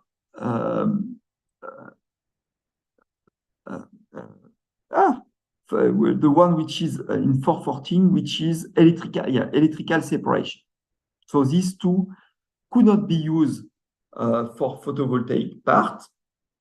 The only way we allow automatic disconnection of the supply is where we have a DC bus. So DC bus is a part where you connect your DC PV panel to a batteries, and therefore when it's connecting to a battery, you have enough, I will say, short circuit current to apply the automatic disconnection of the supply. So therefore, we allow this only on this part of the installation. Electrical separation, as I told you, which is in 413 and described in Annex C, or Annex C, like obstacle, auto outreach, also in Annex B. Non-conducting location or earth-free bonding, also described in IEC, shall not be applied. So it's very important with the modification of this clause 410.34, which just allow this protective measure described in 41, and all the other one, which is below, are not allowed in the PV installation.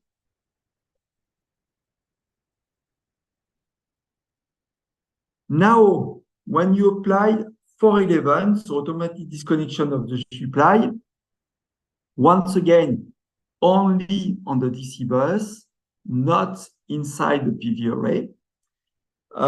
So we require automatic disconnection in the event of the first fault in the time of the table 41.1 for TT or TN system.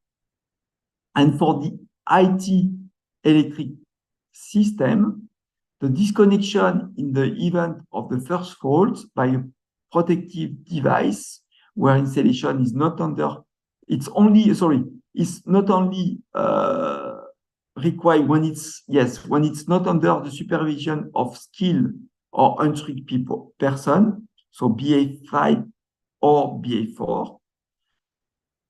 You could use it also with a disconnection after a second fault by a protective device within the time of 411.3.2, so general case, or continuous monitoring of the DC bus by an IMD or according 712.537.1.2.101. So this is the only case where you could apply IT system. And also, this applies to all the supply connecting to the DC bus or the faulty part. But once again, this is not allowed for the PV array. Then now we move to the requirements of 412, which is called double or reinforced insulation. So we are going to modify this clause, not all the clause, but some part of this clause.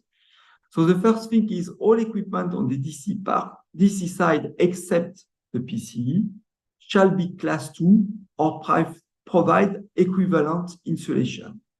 So that means that the wiring system, the PV module, the combiner box, and so on, shall be class 2 or be in a cabinet, a frame, or whatever, which is going to provide by installation the equivalent insulation of class 2. Where a DC side has no reference to earth, so e.g. The PC with insulation transformer, the verification of the effectiveness of the insulation shall be applied by IMD. So it's also very important. As you see, we use class 2, but we require that every morning, usually morning in the installation, but every day on the installation, we are going to verify the effectiveness of the installation through IMD, generally at the morning when you start the production of electricity in the PV array. Where DC side has a reference to earth, so it could be in case you use a non-isolated PCE or a PCE with functional earthing, we are required a disconnection of the faulty part by a RCD, and the verification of the effectiveness of the insulation shall be applied also by IMD or a monitoring function of the PCE with an alarm. So once again, we require the disconnection, but also the verification of the effectiveness of the installation. Where we have a SPD on the DC side, additional protection by supplementary equiaxial bonding shall be applied. So this is described in 712.544.2.3.101. We also allow the protection which is described by SELV or PELV, so it's described in 414. In this case, the modification that we apply is the maximum voltage to be applied is equal or less than 35 volts for the PV array. So this is a big modification compared to what we have in the part 414, because in this part we could go to 120 volts. But as it is, you say, a weight environment, we require a lower voltage. And for this voltage is 35 volts as a maximum. Of course, you need also to fulfill all the requirements of SELV and PELV. It's not only a nominal voltage less than 35 volts, but really to have guarantees that in no case you reach a voltage above this value. Regarding the DC bus, the voltage maximum is 35 volts, but if the DC bus is in dry environment, in this case, you could reach the value up to 60 volts. Regarding the protection against fire caused by electrical equipment, the protection against another faults according to 421.7 for IFDD or building integrating system is required. So it can be achieved with AFPE. This is defined by IC 63027 or by non-combustible material.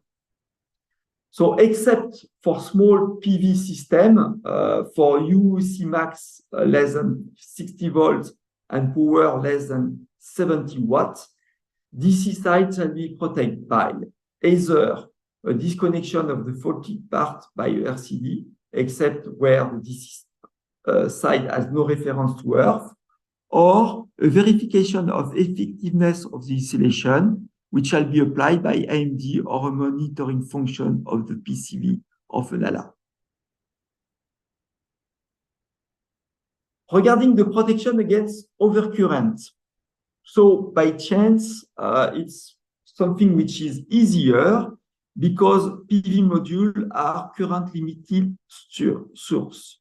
So therefore, the Annex B of the part 43, current Annex B, conductors are considered to be protected against overload and short circuits current where they are supplied from a source incapable of supply a current exceeding the current carrying capacity of the conductor.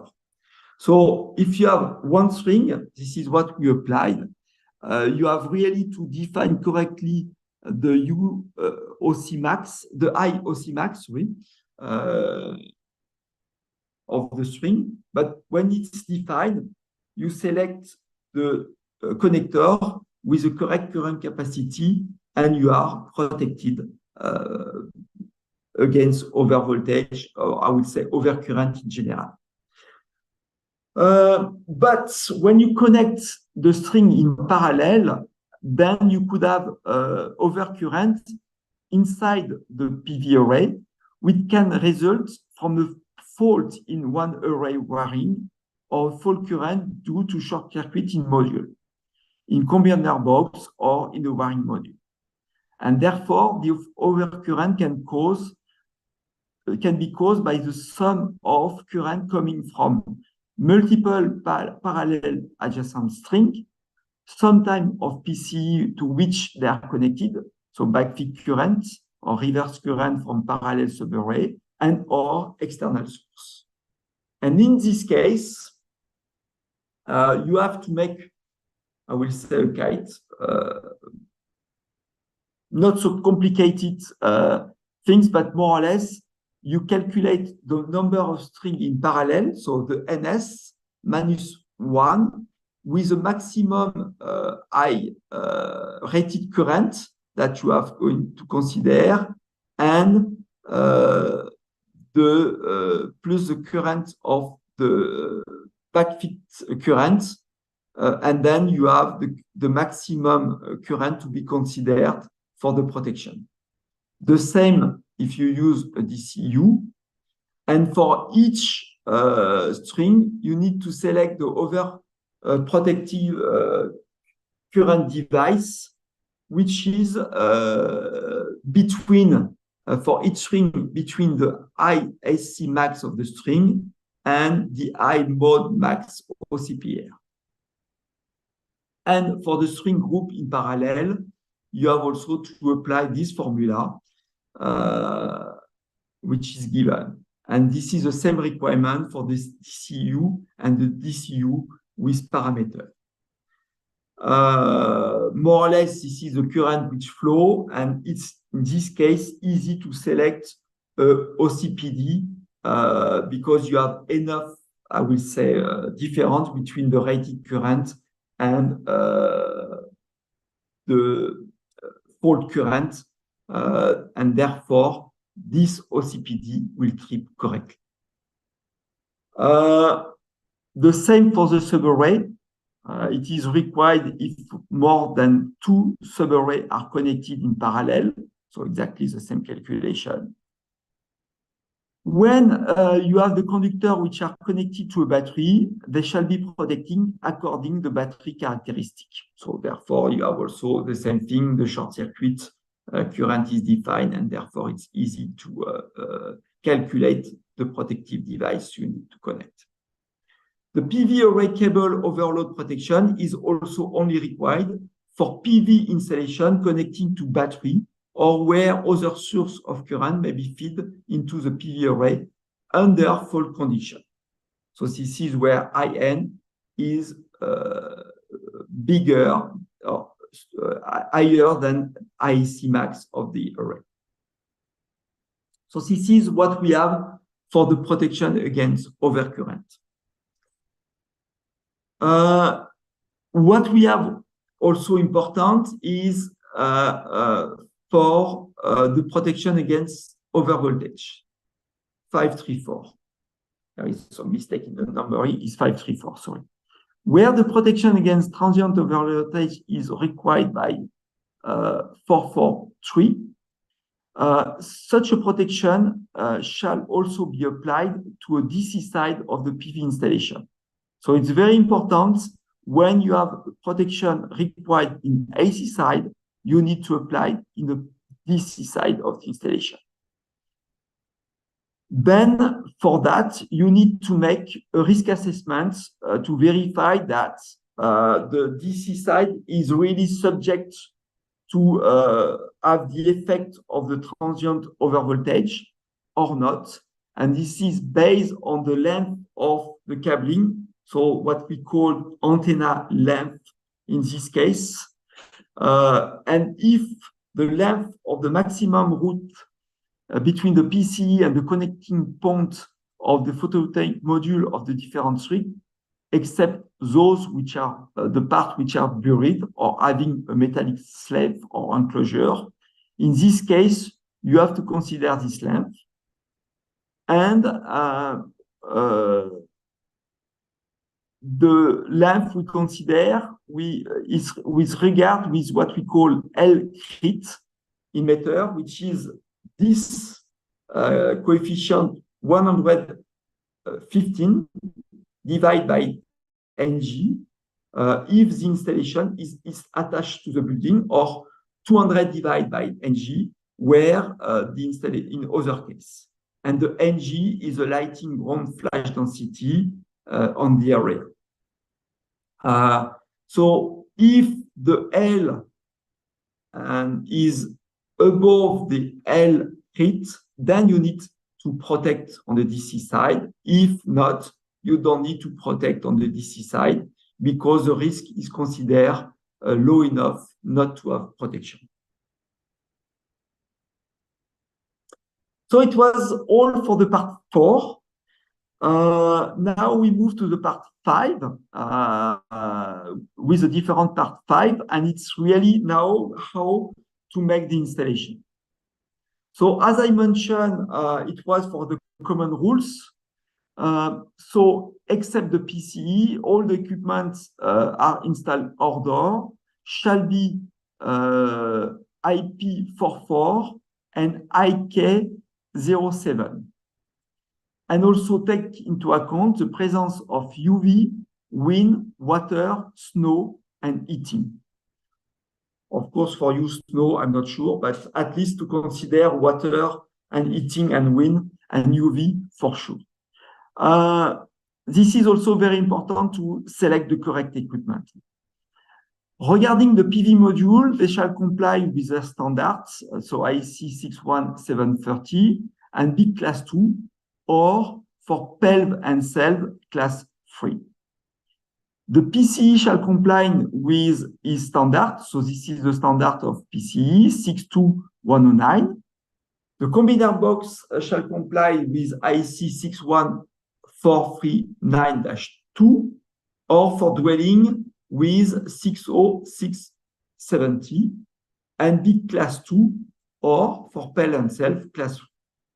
Switchgear assembly shall comply with IEC 61439.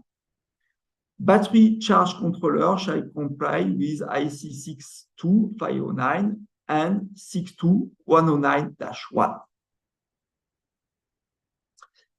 Regarding the marking and identification, we required to have to indicate the presence of PV generator and DC on the main switchboard, so at the origin of the installation and at a meter location, if not at the origin, and at the consumer unit or distribution board where the PC is connected.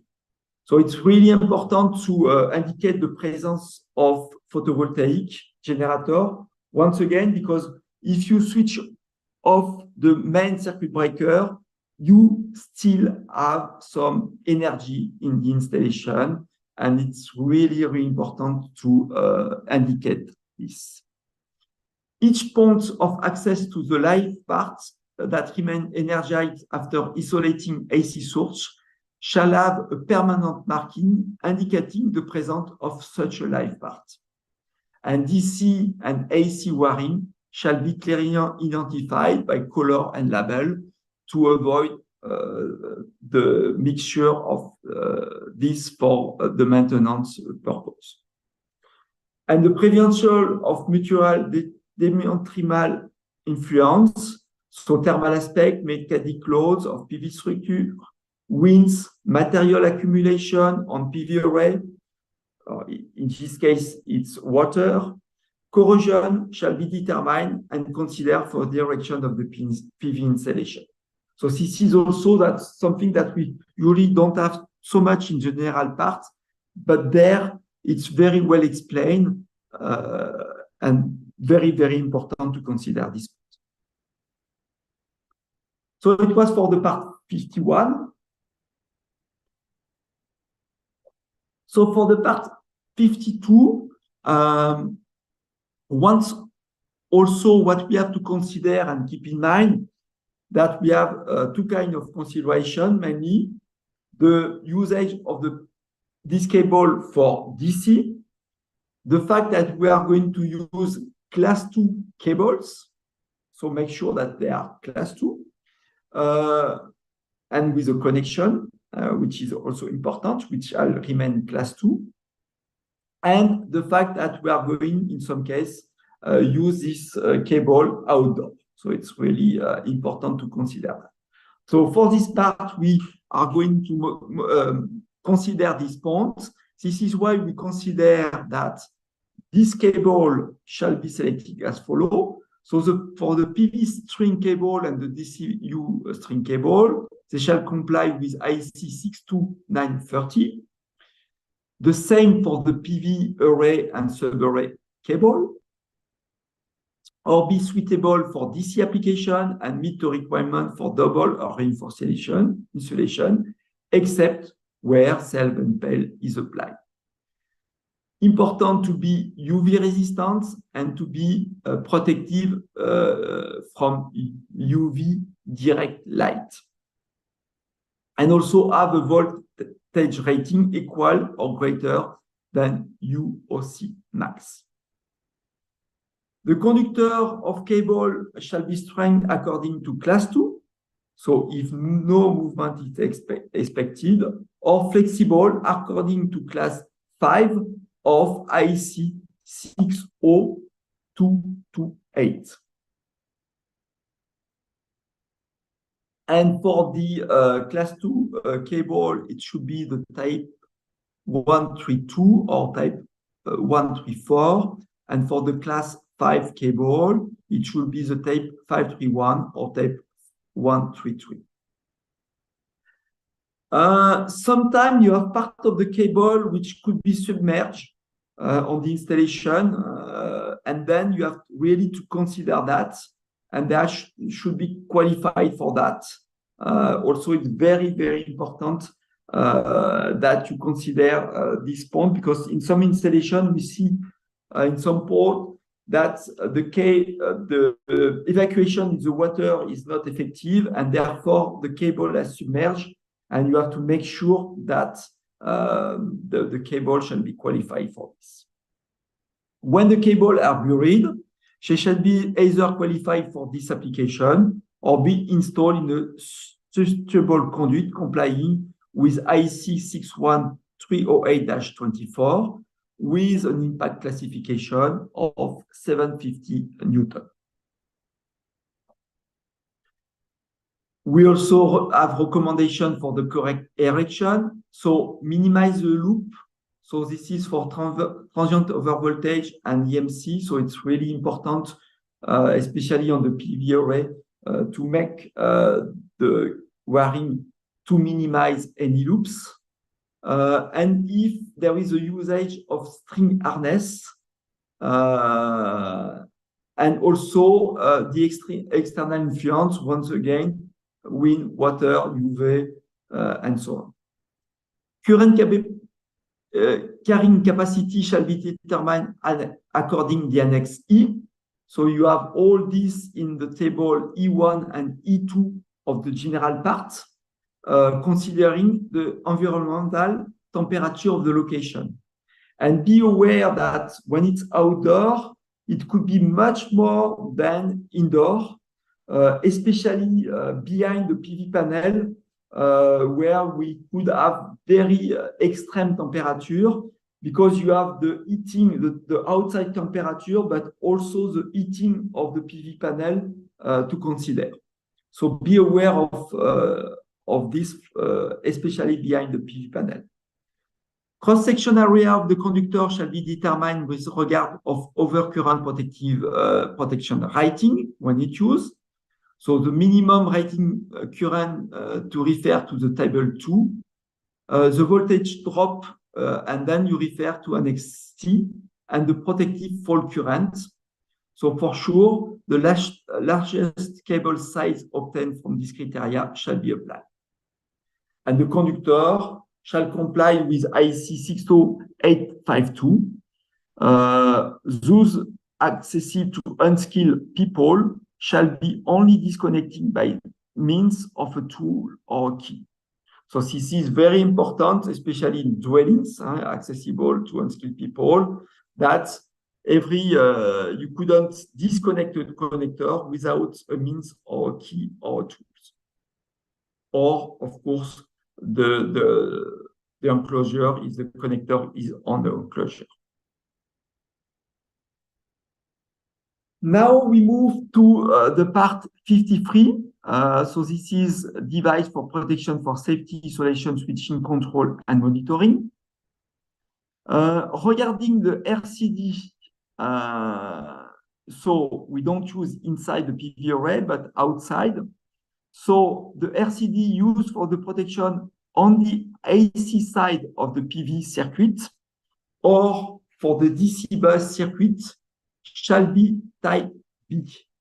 So this is defined in IEC 60423, except if the PCE provide at least simple separation between the AC and the DC side, separate winding of a transformer, or PCE manufacturers allow protection by other type of RCD. So more or less, it's to avoid the DC component on the AC side. So if the PCE provide the fact that there is no DC component on the AC side, or if you have a simple separation between AC and DC side, then you could use another type of RCD. If not, you need to use only the type B, which is provided for this type of DC side, DC component on the IC side. Regarding 533, the OCPD on the DC side shall be either fuse complying with the relevant part of 60269, sorry. So GPV in this standard, in the dash 6, or for circuit breaker, they have to comply with IC 60947-2, Annex P, or IC 60898-3, for which is suitable for the use of PV installation. Or control and protecting switching device for equipment, so CPS, complying with 60947-6-2, or fuse combination unit with complying with 60947-3 Annex D.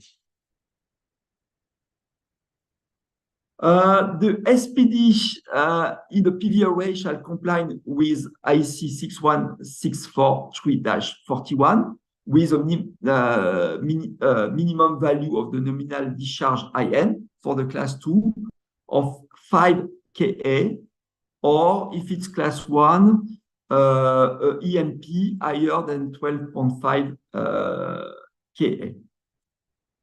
For isolation, the mean for isolation shall be provided to isolate the different circuits of PV array, such as PV string, DCU string, PV string array, to allow the maintenance and inspection. And be aware that in some cases, it's not only isolator, but also switch insulation to provide to be able to disconnect with some load in the circuit. Regarding monitoring, so it's 537. So in this case, for the selection of insulation monitoring device, this is IMD. When it's required, it shall comply with IC 61557-8. Or there is something which is newly described also in the standards.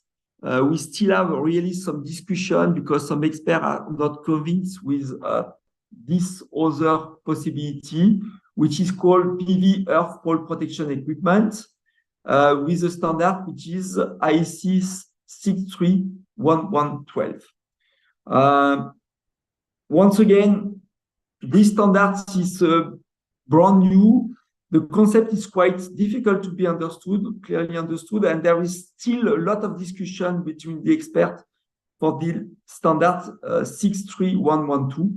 But today it was introduced in the standard, so it's we give this possibility. But I don't advise this possibility too much right now. Maybe in the future, but right now, not really a good advice. And also have a minimum insulation resistance threshold for the detection of the failure and insulation to earth according to the table 4. Regarding the RCM, so residual current monitoring, when it's required, the DC RCM shall also comply with the IC 62020, or to be included in the PCE, or also to be done by the PV earthing fall protection equipment, or according the standards, according the 63112 standard or be achieved by RCD in accordance with the TS 63053. For protection against fire hazard with a disconnection time 0.3 seconds, if the earth current exceeds 300 milliseconds for PV array or 10 milliampere per kilowatt power up to 5 amps. And for the protection against electric shock, sudden change in the residual or earth currents, the disconnection shall apply in less than 0.3 seconds for 30 milliamp, 0.15 seconds for 60 milliamp, or 0.04 seconds for above 90 milliamps. Insulation fault alarm is required until the shutdown of PV installation and clearance of the fault. So it's also very important to clear the fault as soon as we have a fault. Regarding the earthing arrangement, protective conductor, once again, there is not really a big modification with the general part, but a few points that you need to take care. So this is what we explain. So if the separate earth electrode is provided for the PV array, this electrode shall be connected to the main earthing terminal of the electrical installation by main equipressal bonding conductor. So it's very important to keep the same earthing potential within the installation.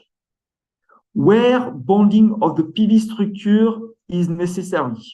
So, for example, in case of non-separate PCE, including electrostatic charges, the metallic part structure supporting the PV module shall be bonded. The bonding conductor shall have a minimum cross-section of 4 square millimeter copper or equivalent and be connecting to the main earthing terminal of the installation. Also, no discrepancy between the earth of the installation and the earth of the PV module. Where supplementary bonding is installed on the DC side in accordance with the clause 412.2.102, the resistance for the bonding conductor shall fulfill the following condition. So it should be less than 120 volts divided by 5I, where the value of I is lesser of either AC max of the PV array or the rated current of the OCPD, provided the protection of the SPD. And the bonding conductor shall have a carrying capacity not less than the current II and the cross-section area not less than 10 square millimeters. So that is for the part 5 for erection and installation and selection of the equipment. Now I'm going to move to the part 6, verification of the installation. So initial and periodic verification. So in this part, we don't make a lot of additional requirements. We just indicate that you should refer to IEC 62446-1 and -2 in addition to the part 6. We'll see in the future if we add something, but for the time being, we refer to the standards made by TC82. For the part 8 also, you will see it will be quite simple because the part 8 apply without modification. So you could apply it as there. So regarding part 7.7.12, to sum up, we had a second edition which was published in 5 years ago or 6 years ago now, sorry, regarding PV. Once again, is it a part 7? It shall be used in conjunction of the other parts 1, 4, 5, 6, and 8 of IEC 60364. Regarding the new edition, so the first edition, the maintenance is at the final stage. So we are going to prepare FDAS. The next meeting for the preparation is in 2 weeks in Chicago. And we expect a publication mid of next year for this standard. So this is why I introduced this new edition of the standard, because there is a lot of modification compared to the latest edition. And if you apply in the future this standard, the new edition is really up-to-date edition. We introduce a lot of new possibility in the standard based on the new technology implemented by the product standard TC82. So this is why I consider that you could use it. And normally, as the CDV was voted positively, we could expect to have a final draft soon, which is really close to the final document. And therefore, you could use this document as a reference, even if it's not published yet. So the document is available on IEC website under the reference 64268 CDV. And usually, as it's a CDV, the final publication may have for sure some modification, but not so much technical modification. So, to sum up, as a reminder, you have the general parts of 60364, the part 7, and we apply all these parts. So that's it for my presentation right now. I'm ready for you if you have any question.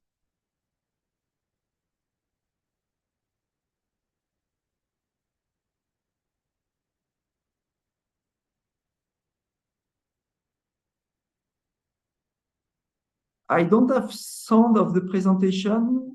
I don't know if you mute. Hello. Yes, I reach you now. Thank you so much, Sir Jax. Okay, so we are going to open our forum or the floor for all of your questions. So kindly send or chat your questions or clarification in our chat box.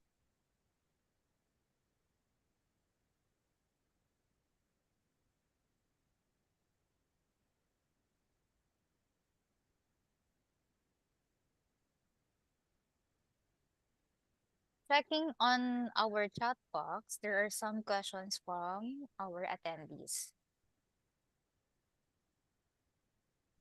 Questions. Okay. From an anonymous attendee, is there an available book or manual from or about PV technology published by IIE? I'm not into this field of electrical practice. I just would like to be literate about it. Thanks. I don't think there is something which is produced directly by IC, but you have a lot of manufacturers which produce guidance on how to apply the IC standards, and therefore you could refer to this guidance. The only thing that you have to take care is the technology in photovoltaic move quite fast, sometimes faster than the standard. As you know, there is a lot of new improvement in the technology in the panel. In the past, we have only one side panel. Nowadays, we have two side panel and so on. So things are moving fast. So this is why you have really to consider, of course, to apply the standards, but also to consider the different, I will say, guide provided by manufacturers, which could help you really to understand the latest technology and how to apply them. Thank you, Sir Jax. And to add into that, to the anonymous attendee, I believe our IIEE committee can answer that for you. Another question? From Sir Arnold Aliera. There are PV panel manufacturers that only lists a 106% short circuit capacity out of their products. The designer choose the 1.25 factor or follow what the manufacturer says. I think what he is trying to say is that do designers choose the 1.25 factor or follow what the manufacturer says? Once again, the problem you are going to have, and this is what I introduced, is the fact that the manufacturers, of course, if it's guaranteed by the manufacturer, yes, you could follow it. But in most of the case, is under standard test condition, or STC. And we have just to consider that depending on the location, depending how you install it, really this value may vary. And therefore, the standard explains to you that you have to consider this value, taking into consideration the 1.2 or 1.25 difference. In any case, you will little bit oversize your installation, but not so much. Thank you for that, Sir Jax. To all of our attendees, we are expecting or waiting for some of your questions. So we'll be entertaining probably 1 or 2 questions. By the way, we would like to acknowledge also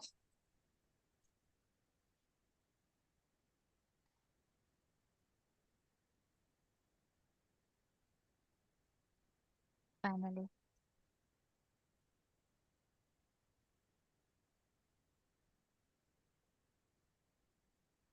All right, so we would like to acknowledge here our technical panelists. Here today, Engineer Amando Lanusa, Engineer Silver Navarro, Engineer Vic Magdali, and Engineer Samuel Julio.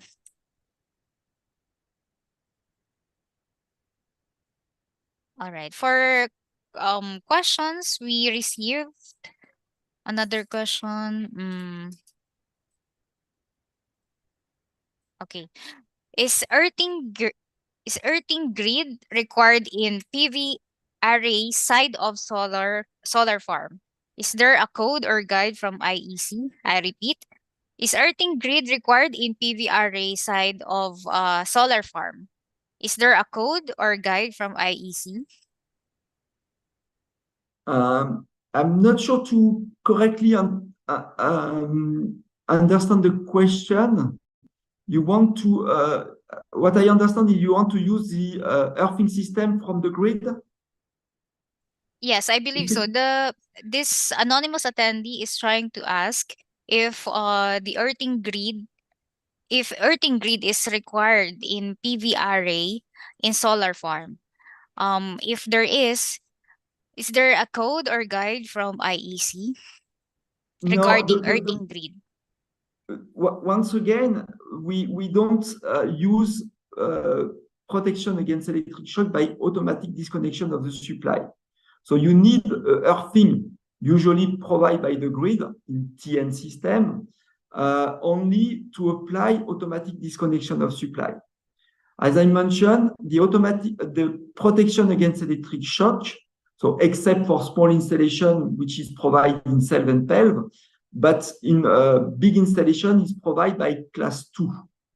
And therefore, we don't need to refer to an earthing system or not, because the class 2 is what we apply. And normally in class 2, you don't make any earthing connection to the equipment. But with the speciality of the PV panel, we allow some bonding or some a kind of referencing to the Earth, but in this case, it's just a referencing to the Earth of the installation. Thank you, Sir Jax. And another question from Sir Ricardo Quillo. Sir Jax, nowadays, PV panel is now accessible online for everyone. Are these panels durable and safe to use? Are we getting the money? Are we getting the value of our money? For the PV panel, I'm not the TC which expert of that, because what I explained is we have a TC 82 which deal with the product themselves. So it's much more the people from TC 82 which could answer. Once again, normally with the standard, if they comply to an IC standard, and if you have a test certificate by a tier body, normally the product is reliable and comply with the standard.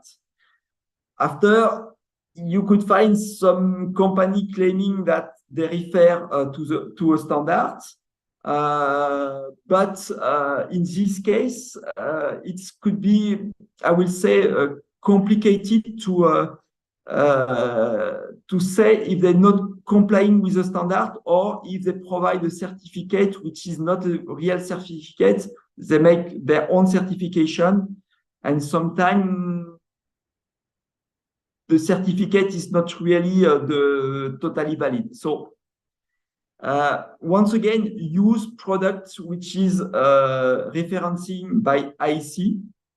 Is it, and with, I will say, brand which provides certificates which are made by tier party, which is the best way to have a panel which will stand for the 20 years that they normally manufacture for. Thank you for that. Sir Jax, I believe this question is related to your topic. May we advise everyone that all of the other questions raised in our chat box will be answered by our technical committee. So I will be mentioning questions that are related to the topic of Sir Jax Perenay. So from Sir Leonardo Lachica, is it necessary to install lightning rod in every corner of the PV panel, which shall be connected to the system grounding? Once again, this is what we explained. The lighting rod is only needed when there is a risk for the lighting. So it could be done within the installation. We saw that the installation is on the area where there is a lot of lighting.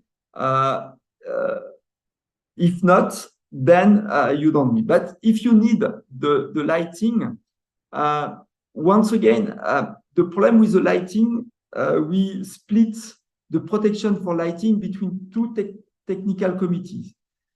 For the direct lighting protection, and I think this is for the lighting rod that you spoke about, this is deal with TC81 with the standard, which is IC 62305, which deal with that. It's for direct lighting. For TC64, and this is the agreement that we have with the other technical committee, we only spoke about indirect lighting. So in this case, we don't discuss about the lighting rod, because it's not considering by direct strike on the PV panel.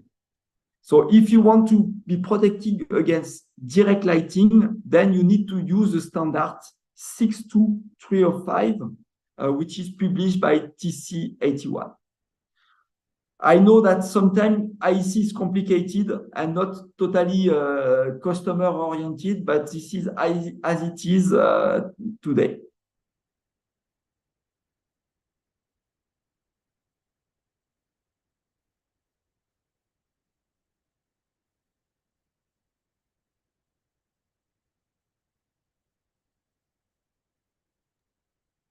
Thank you for that, Sir Jax.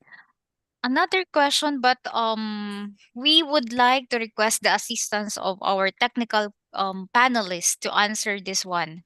So from anonymous attendee, the question is, there are some studies in using Fren Fresnel lens to be installed in front of the PV panel. Do this actually produces more energy? Is this better than to use optimizers? This question is actually for our technical panelists. Engineers Amando Lanusa, Engineer Silver Navarro, Engineer Vic Magdali, and Engineer Samuel Julio.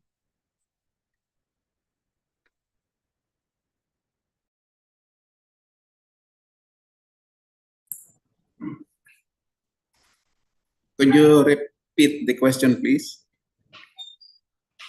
Yes, sir. There are some studies on using Fresnel lens to be installed in front of the PV panel. Do this actually produces more energy? Is this better than to use optimizers?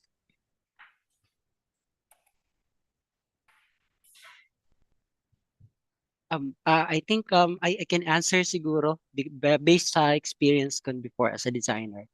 Before we have actually a concentrator before that we designed. That was in North America, but I think it stopped because of some problems on the based only on the solar farms, not on the not on the residential and the commercial side of things. But I think first now it's like a lights that itututok mo siya doon sa solar panels mo. I think wala pang actual case na ganun for residential and commercial. But for solar farms, we use before concentrators. So, but I think the cost is the main problem with that kind of application.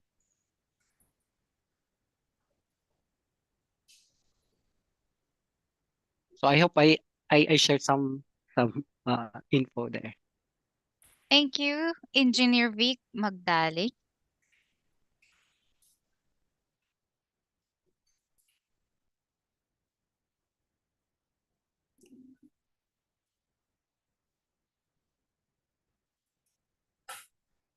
Okay, we will be entertaining questions for the next 10 minutes, I guess. 10 minutes? 10 minutes from our attendees.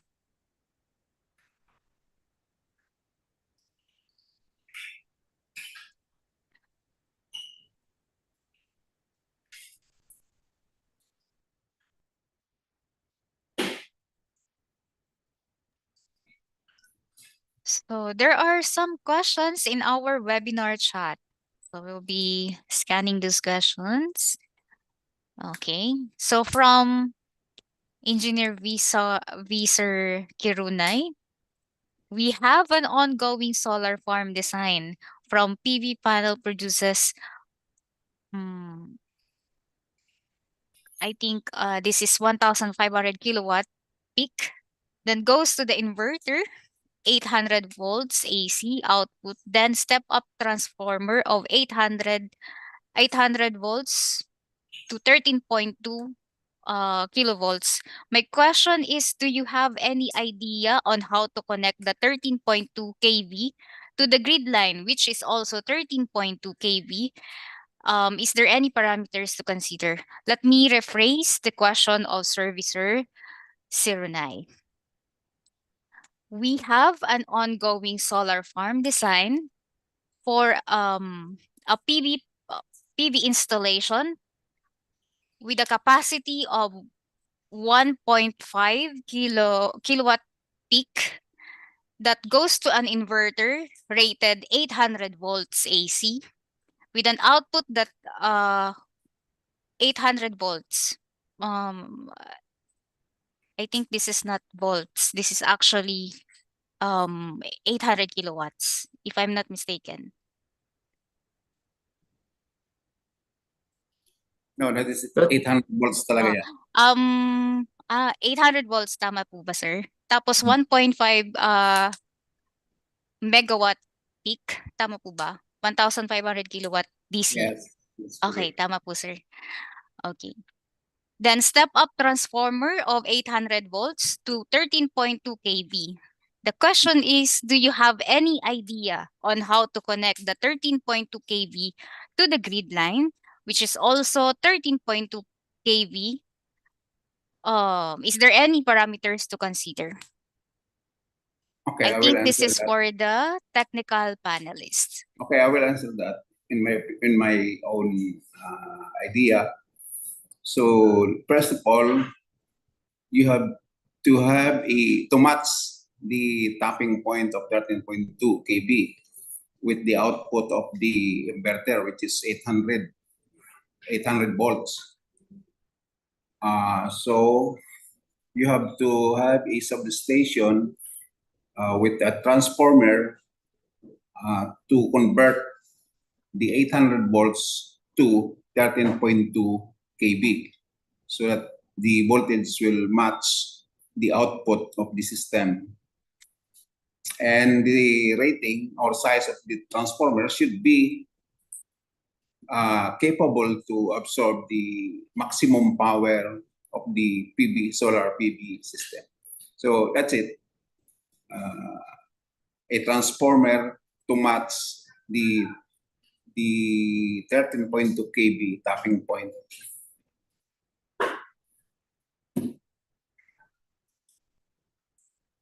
Did I answer the question? Sir Mads Lanusa, maraming salamat po for that answer. For Sir Visor Sironai's question.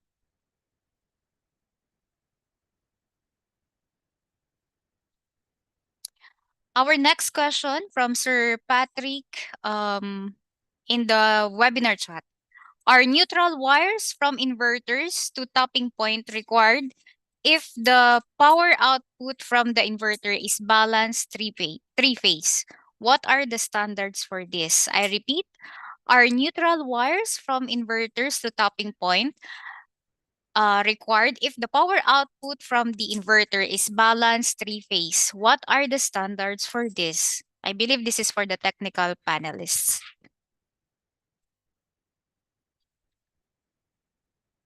But first, we would like to acknowledge the presence of Engineer Conrado C. Binondo, the chairman of Standards Committee. And I believe he is raising his hand and he has a question as well. Good afternoon, sir. Good afternoon, everyone. Hi, Jack. Nice to see you around. Good afternoon to you, and thank you for being here in our webinar. And I hope I would invite you to stay some more time because we have also a technical expert that will be discussing the solar PV installation, Engineer Haman Lanusa. And of course, everyone here is welcome to participate in the Q&A. We have here the technical panelists. We have our TC64 chairman who can address all installation issues on the low voltage side of the PV. So welcome once again. Thank you for the acknowledgement, Charlene. Thank you very much. Thank you, Sir Conrado Binondo. So, Charlene. Yes, sir. Please repeat the question before kasi on call ako, hindi ko na pansyado na naintindihan yung question. Yung about Yes, balance three-phase. Okay po, Sir Aman.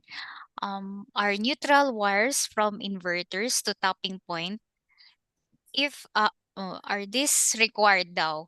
I-rephrase ko na lang, sir. Yung neutral wires from inverters to topping point daw ay required daw if the power output from the inverter is balanced three-phase. Meron daw po bang standards for this?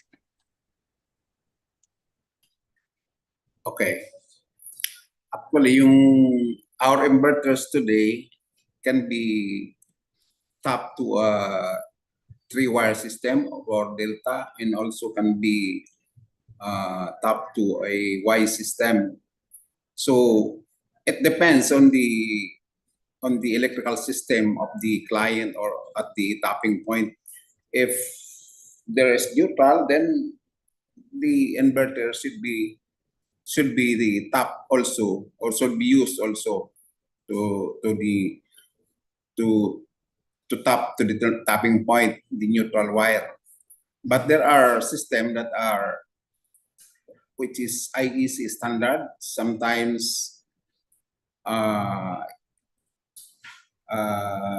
ground, the transformer has only grounded system, which is the neutral and ground are banded together. So I think that's it. It depends on the electrical system of the tapping point. If you will use neutral and ground together, it depends on the end of the electrical system.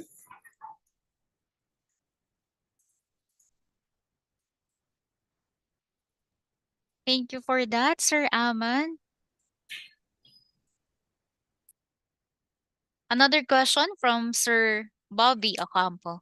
How do you synchronize the PV facility to the utility? Do you need synchronizing panel too? Will transformer be enough? I will answer that. If other technical personnel are not around, maybe I can have my answer with that. The on-grid inverters or grid-tied inverters are automatically synchronized with the grid in voltage and frequency. So there's no need for a synchronizer for that because it is automatic with the grid-tied inverters.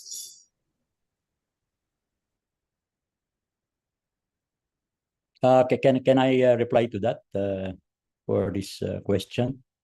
Yes, sir. Go Actually, ahead. tomorrow I will on December 1, I will be making a presentation on a hybrid control system. That is the interconnection of all energy sources from the utility, generators, PV, and the BESS. No? So yeah, he is right that there are some things to be synchronized, like generators and some utility. But of course, for PV, this is a what we call a source following. Okay, there are two. This is grid forming, and the other one is following, no? the source. So some of the part of the installation you will use synchronization. There are control system which will address this, no? to synchronize. But the major point here, the most complicated point is the power management. So to synchronize, you can do synchronization, but when it comes to the sharing of the load and who is the following, who is the forming, and then this is more complicated. It's a complex type of solution. So there will be another presentation for this. We will address that if you could participate on December 1 in the afternoon. I think it's venue number 4, I think 4, function 4. So we would be introducing this to our electrical practitioners. Thank you.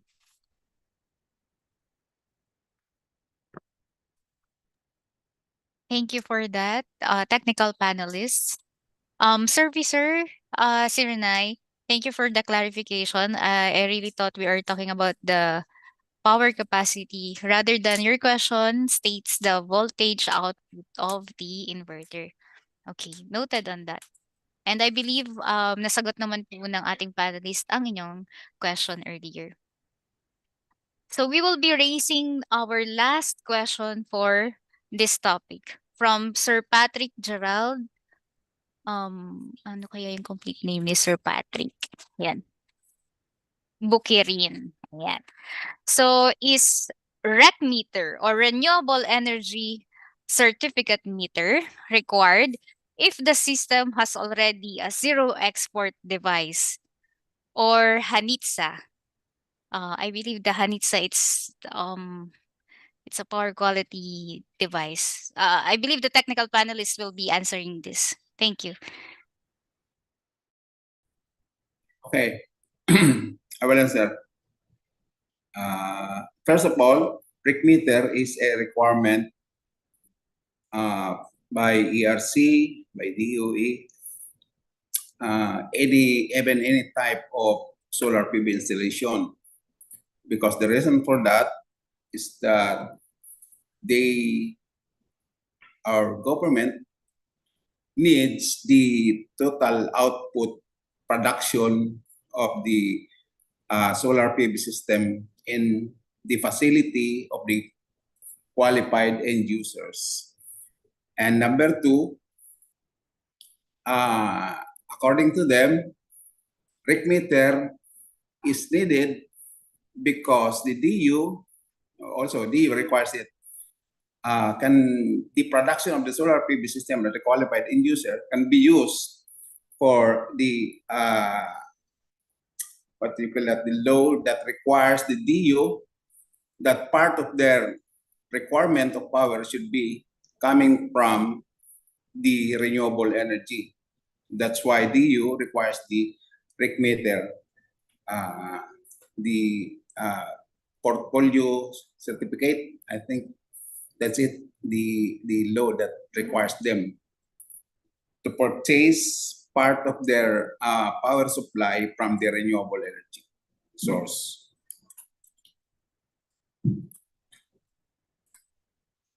Thank you, Sir Alman, and the rest of the technical panelists. I guess this will be the last question that we had. And again, thank you so much. It's been a productive question and answer portion.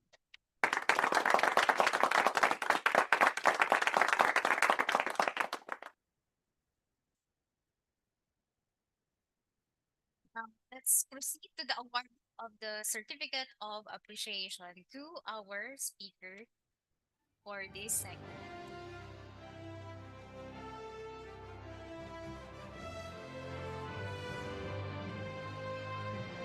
By the way, I would like also to sorry. By the way, I would like also to give some background about the professional background of Sir Jacques Perronney. Sir Jacques Perronney is a revered figure in electrical standardization, having a 3-decade career in the energy sector.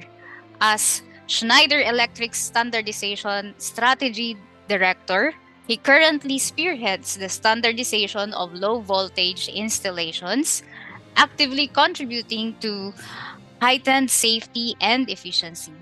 On a global scale, he chairs IEC TC 64 and Senelec TC 64, showcasing his prowess in low-voltage electrical systems and shock protection. Additionally, his impactful contributions extend to IEC, AC, ACEE, and IEC low voltage, if I'm not mistaken, LVDC. Jacques Perronney's expertise remains instrumental in driving Schneider Electric's success, epitomizing his unwavering dedication to excellence in the energy sector. Once again, let's give him a warm round of applause and thank you for sharing your technical expertise for this afternoon. Now, IIEE would like to present the Certificate of Appreciation to Mr. Jacques Perronney for imparting valuable insights as technical resource speaker on the topic IEC 60364, Part 7, 712 IEC Standards on Electrical Safety of PV Installation. During the standardization challenges on safety of electrical installation in conjunction with the 48th Annual National Convention and 3E Expo 2023 with the team IIEE at 48. Moving forward collectively as we pave the way to the world of opportunities and digital innovations. Given this 28th day of November 2023, signed by our IIEE committee. Thank you so much and congratulations.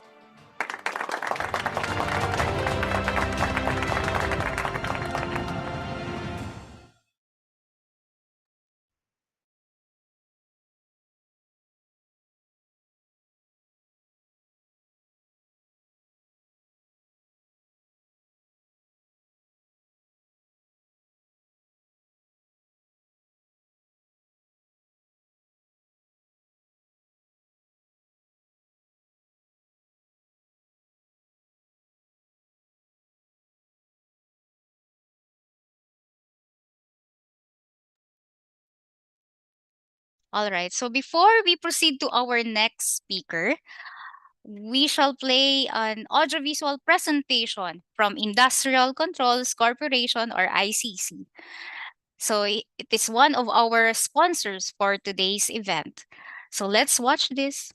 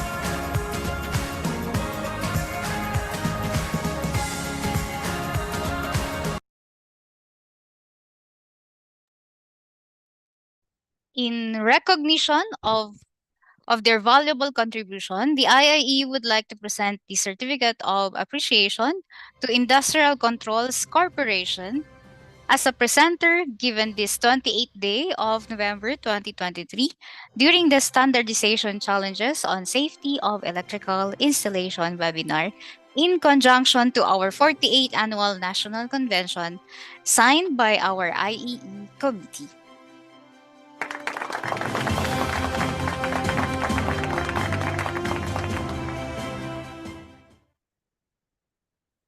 Now, moving forward to give us an introduction to the Manual of Guidelines on solar rooftop PV, let us welcome Engineer Armando Lanusa, Professional Electrical Engineer, Vice Chairman of Standard Subcommittee of Rooftop Solar PV.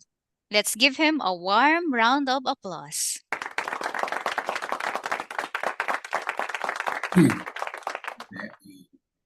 Good afternoon, everyone. I believe this is the last of the presentation of the very long day. This is only a very short presentation because we have three subcommittees in the standard committees. The other two were already done. So just for clarification, this is not a substandard committee. This is subcommittee of standard. Okay, so I will be sharing my screen already.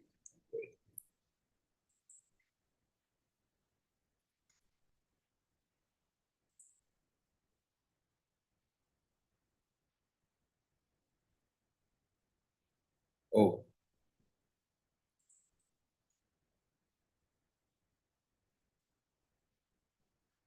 Okay.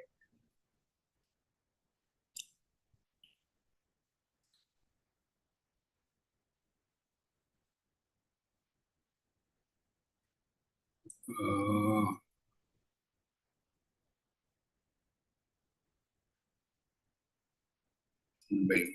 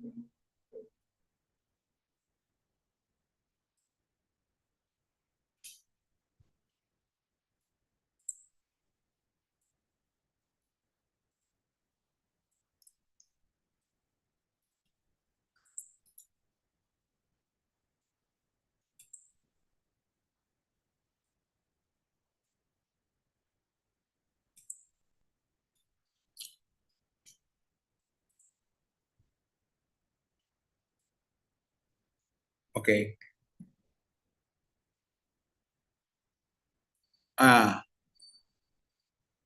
Did you see my screen now?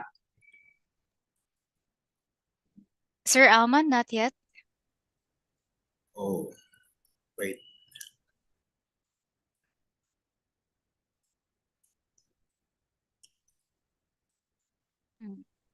Sir Aman, yung inyong screen share, I mean, it's not yet shared. Ayan, you're back. Okay. Wait lang At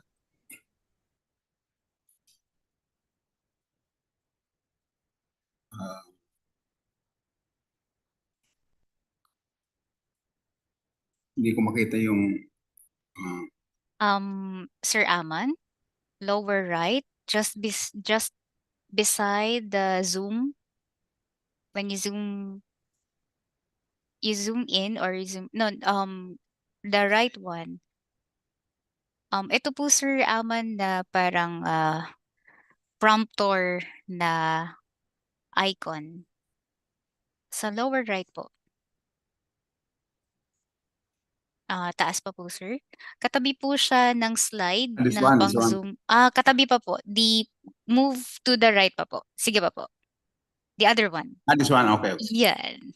Perfect. Thank you, sir. Okay. Sorry. Medyo mahina tayo sa internet, sa computer. It's okay, Sir Aman. Okay, so this one is the supposed to be picture ng our manual regarding the design and installation guide on rooftop solar PV system. This is a manual. So we know IIE is committed to provide this technical guidebook for the designers and installer of solar PV system that is safe, efficient, and reliable system. So we at the IIA Standard Committee has been working with this technical manual for over a year now, and we are committed to complete this manual as soon as, or maybe this year or next year. But it is assured that this manual adheres to the regulation and technical standards available during the time of writing, like the just finished presentation about IEC standards and damage ng IEC. But users of this manual are advised to get updates on the regulation. Regulation requires covering the technical standards of the components, design processes, and other requirements set by distribution utility, the LGUs or Office of the Building Official, DOE, and ERC. Because every now and then may bago tayong mga pinapa-implement na mga standards, especially the ERC. The latest one is the DIR, guidelines on the net metering. So this is the preview of the manual. So for chapter 1, of course, you will see the introduction and the other content on the chapter 1. But in chapter 2, we have there the major components in the installation of solar PV system. So like the number 1 component of the major component is the solar modules or solar panel. So we discussed their types of solar modules or solar panels available in the market today, like monocrystalline, polycrystalline, the PERC, the half-cell module, the bifacial module, and lately we have the N-type, because most of our solar modules before are P-type. So also, number 2 major component are the inverters. So by the way, this manual is only for, we limited our technical manual to rooftop installation with net metering. So expect that this manual only content about up to 100 kilowatt PV system that is qualified for net metering. Kasi mostly yun naman ang ini-install ng ating mga installers. So this one is a very good source of design ideas. So in chapter 2, the number 2 major component, of course, is the inverters. We have several types of inverters, like the first one is the modified sine wave, but that's not really advisable to use for the home appliances, especially when there are motors. So the more advisable one is the pure sine wave inverters. And pure sine wave inverters, we have also type of on-grid or grid tie system inverter. In the grid tie system, we have different inverters also, like the micro inverters, the string inverters, and the central inverters. But in this manual, the discussion will be only up to the string inverters. Also, we included in the manual the on-grid and off-grid inverters, and then the hybrid inverters. So you can see in the discussion of the manual and the book that there is a hybrid. On-grid, off-grid is different from hybrid inverters, by the way, because the on-grid, off-grid inverters does not operate simultaneously all of the inputs. Like the hybrid, it can be, there are several inputs. There are inputs from, even with the hydro or the wind, also from genset. So the hybrid inverters can manage the operation of several inputs. But the on-grid, off-grid inverters only operates with off-grid, either off-grid or on-grid. So it's only two choices, on-grid or off-grid. So, and also we discuss also how inverter works, how it converts the DC power to AC power, and how it synchronizes with the grid for the on-grid inverters. Also, the functions of inverters. So another major component is of course, the railings. So as I said before, we only limited to rooftop installation.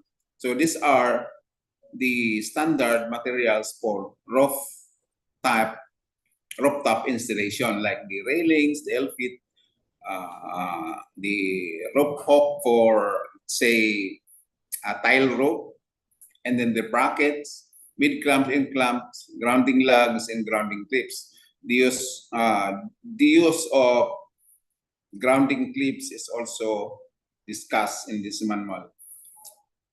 If you can see the grounding clips here, other installer remove this one, but this is very important for the connection of the solar panel to the railings, because some installer does not know that the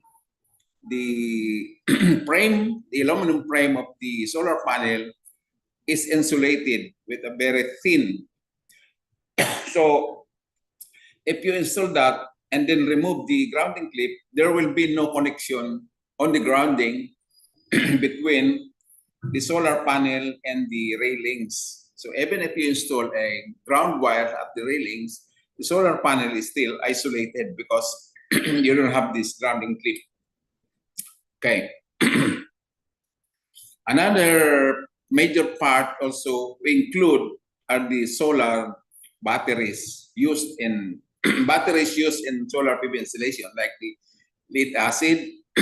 What is the dip of discharge of lead acid? The life cycle, and then the very familiar or very what you call that, the lithium type. This is the very popular one today for the installer, the Powerball, because this one, the Powerball, which contain a LiPo4 type, the lithium iron phosphate, which is said to be more safer than the lithium ion. And then we have also a type of battery now, which is the stackable type. Which is, but there are also LiPo4 of this type. But previously, there are only lithium ion for this type of battery. And this can be operated at up to 800 volts of battery voltage, because there are hybrid inverters which operate at high voltage battery, 160 volts to 800 volts supply of voltage. Okay, so another major components are the protections to the system, like the SPDs, which was discussed a while ago, and then the circuit breakers. You can choose the type of circuit breaker to install, like the discussed previously, the RCD or RCBO, which is also a type of circuit breakers. And then protection at DC side, DC circuit breakers, the DC SPD, and the rapid shutdown device. We noticed a while ago that the IEC standard doesn't have the RSD. I'm not sure, but we didn't hear any discussion or IEC standards regarding the RSD. And also grounding. But in the Philippines, our rapid shutdown device is required by PEC, Philippine Electrical Code. And then there are also discussions about DC circuit breakers. Is it really required to protect the strings or the solar PV strings? So that is included in the discussion. And then let's go to the chapter 3. This is design of solar PV system. So the 3.1, we included the typical design information, such as the solar PV resource, discussion about irradiation and radiation, the standard the standard test condition of the solar PV system. And this is the irradiation is based on the meteorological data from Pag-asa, from NASA, and other source of this one. And then we also include what is the best tilt and orientation of the solar panel. Because in the Philippines, you will, it is the tilt of the solar panel will be based on where you are located on the longitude of the globe. Longitude and latitude.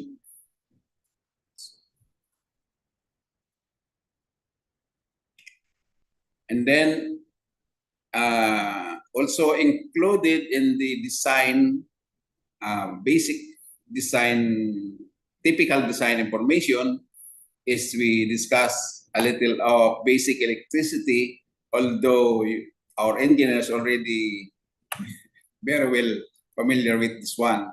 But anyway, we included some Ohm's law, the series and parallel connection of solar panel, also the losses in solar PV system, like the shading, soiling, and losses due to temperature, which is very common, and then losses in AC side, the voltage drop, and losses in DC side. So in chapter 4, the on-grid and grid-tied system design. So this is a step-by-step design of on-grid system up to or even more than 100 kilowatt, but we are limited to 100 kilowatt only. So in the 4.1, the general information of grid tie system, what is on-grid system, how does it synchronizes with the grid, and why, the very familiar question, why is it considered as more powerful than the grid? Why is it the solar power is more powerful than the grid power? It is discussed in this manual. Also, the step-by-step design on solar grid tie system, how to the correct sizing of the on-grid solar PV system. If you are given the electric bill, how to size that, and then if you are also, it's based on the site visit, the type of roof, the area of the roof. So, and then also the load of the client or the end users, that is discussed there. How to choose the right inverters for the system. What type of inverter you are going to use? Is it microinverter or string inverters? So how to size the correct inverters to use. If it's single phase or three phase, and then how to choose the right inverter for the system.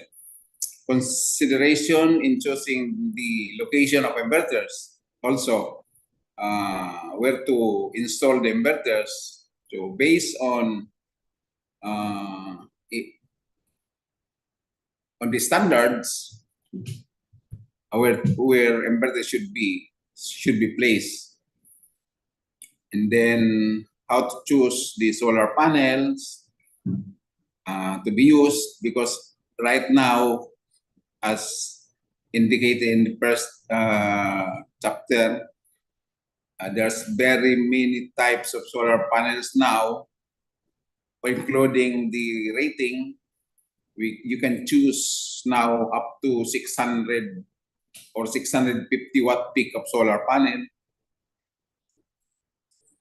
And then the correct sizing of AC and DC cables, computation, calculation of the sizing, rating of circuit breakers, SPDs, and most of all, making of electrical plans for solar.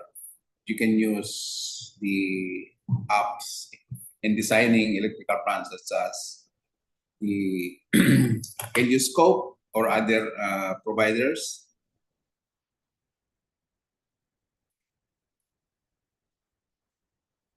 And then in chapter 5, this is the step-by-step how to apply for net metering. So what are the requirements of the local government unit? There should be a standard or harmonization of the requirements of the local government unit, or the office of the billing official, because right now, as per our experience, every LGU has their own requirement. Other required electronic permit, other requires structural permit and building permit, even the locational clearance. So there should be a standard in the requirements of the local government unit. Also the DO requirements, including the REC meter, which is now parang nagkakagulo sa REC meter. REC meter requirement. So will install it. Other DO kasi nire-require yung REC meter, pero hindi naman sila pinoprovide yung meter, pinapabili pa yung installer. So based on the law, REC meter should be provided by the DU. Also the bidirectional meter and the distribution impact study. Also the ERC requirement for certificate of compliance, which is now, I think, may revision na naman. In Chapter 6, the design of off-grid and hybrid design. If you can see in the picture, this is the typical hybrid solar system, solar PV system design, diagram. So, what is off-grid? What is hybrid? As sinabi ko na kanina, how to size your off-grid system and how to size your hybrid system, how to size your battery on hybrid, and how to size your battery and off-grid. This is different. You apply different sizing of battery, and when we are talking of off-grid and hybrid, because in off-grid system, all your battery should be able to supply all the requirements of your home appliances or loads inside your home. While hybrid, you can only choose portion. You can, the requirement for the battery is not that big.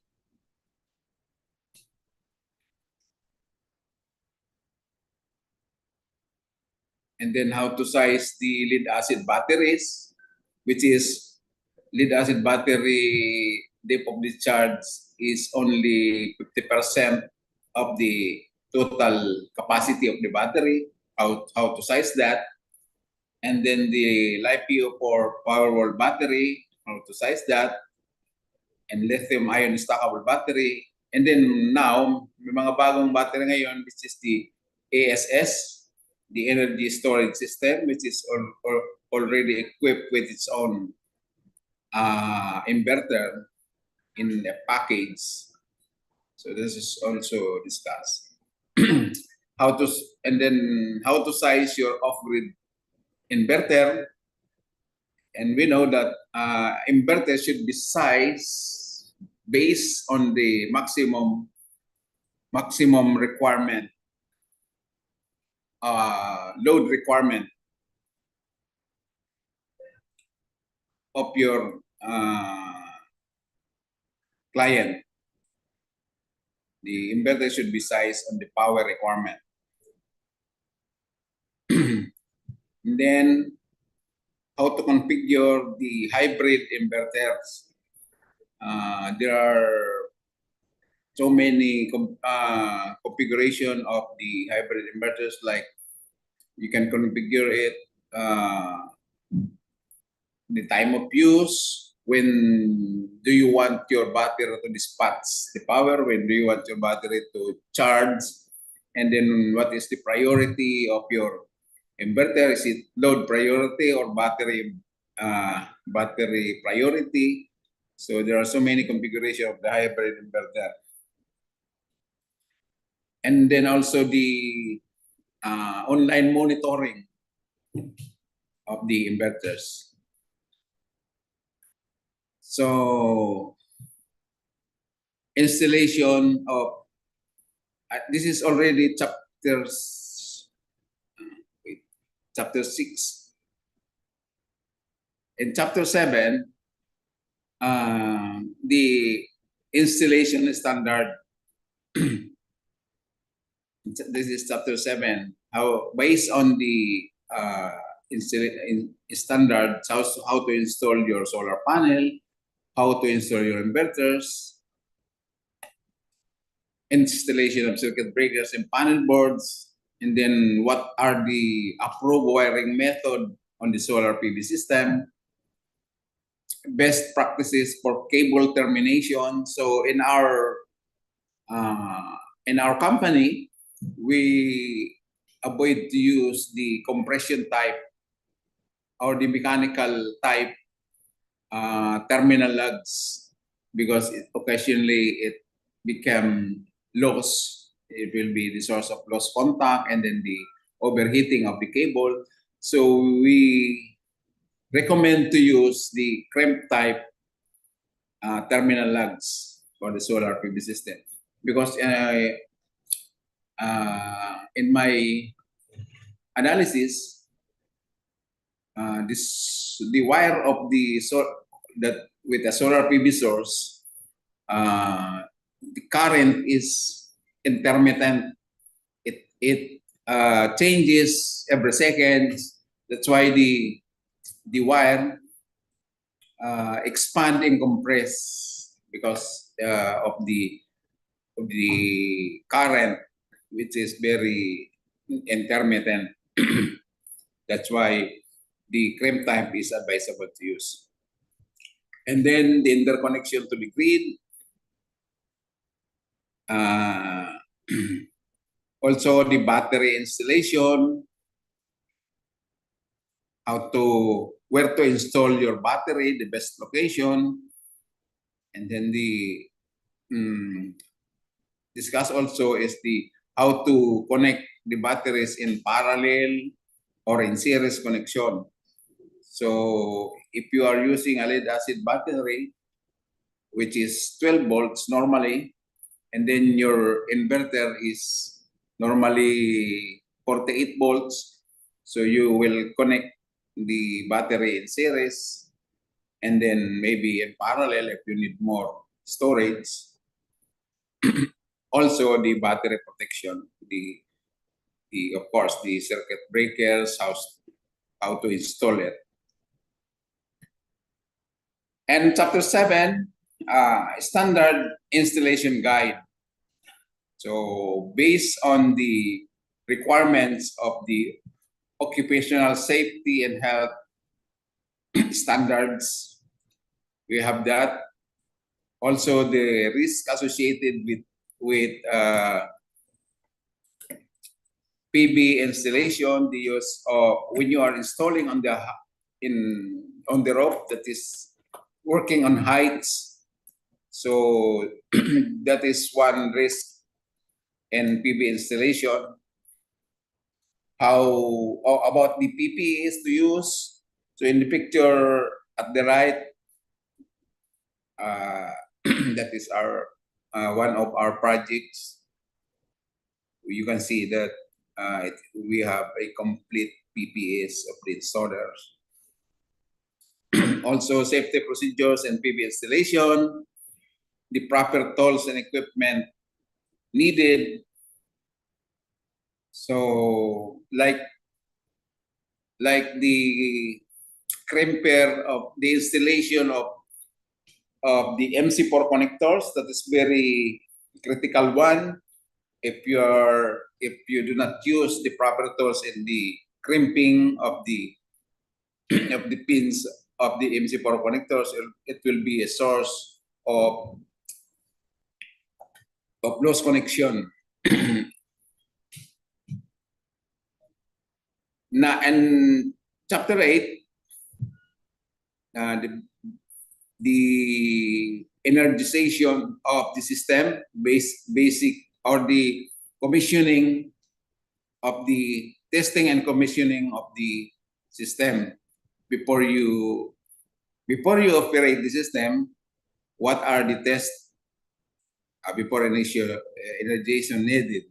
So we have the checklist of that: the polarity test, continuity test, string voltages, testing of open circuit voltage of the string.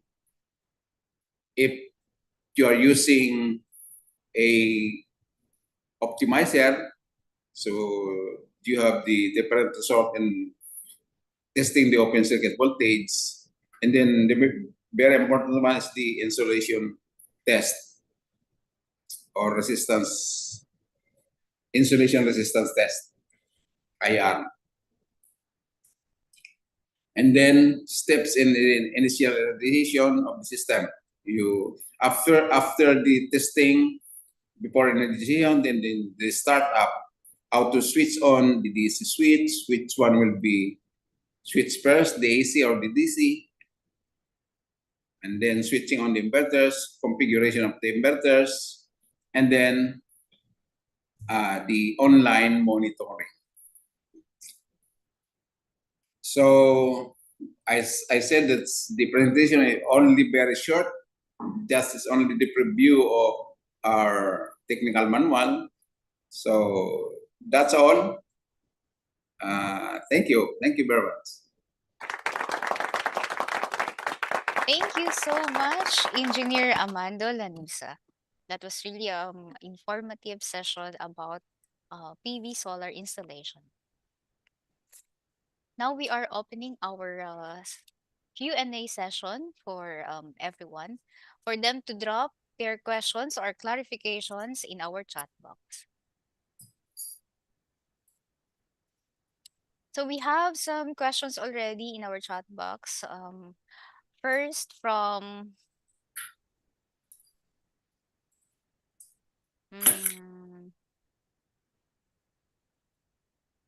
okay. First from anonymous attendee. Is this included? Okay. Is this included in the manual? The type of PV rooftop system, which included the hybrid connection, including the use of diesel generation aside from battery, less than 100 kilowatt peak PV capacity, as complying to required limitation. In one solar hybrid, there's PV system or net metering and beyond the capacity during the rainy season. Let me rephrase the question of the anonymous attendee. So he's actually mentioning some of topics. If these topics are included in the PV rooftop IIEE standard manual. The first topic is hybrid connection, including the use of diesel generation aside from the battery. Then less than 100 kilowatt peak PV capacity, as complying to the required limitation in one solar hybrid.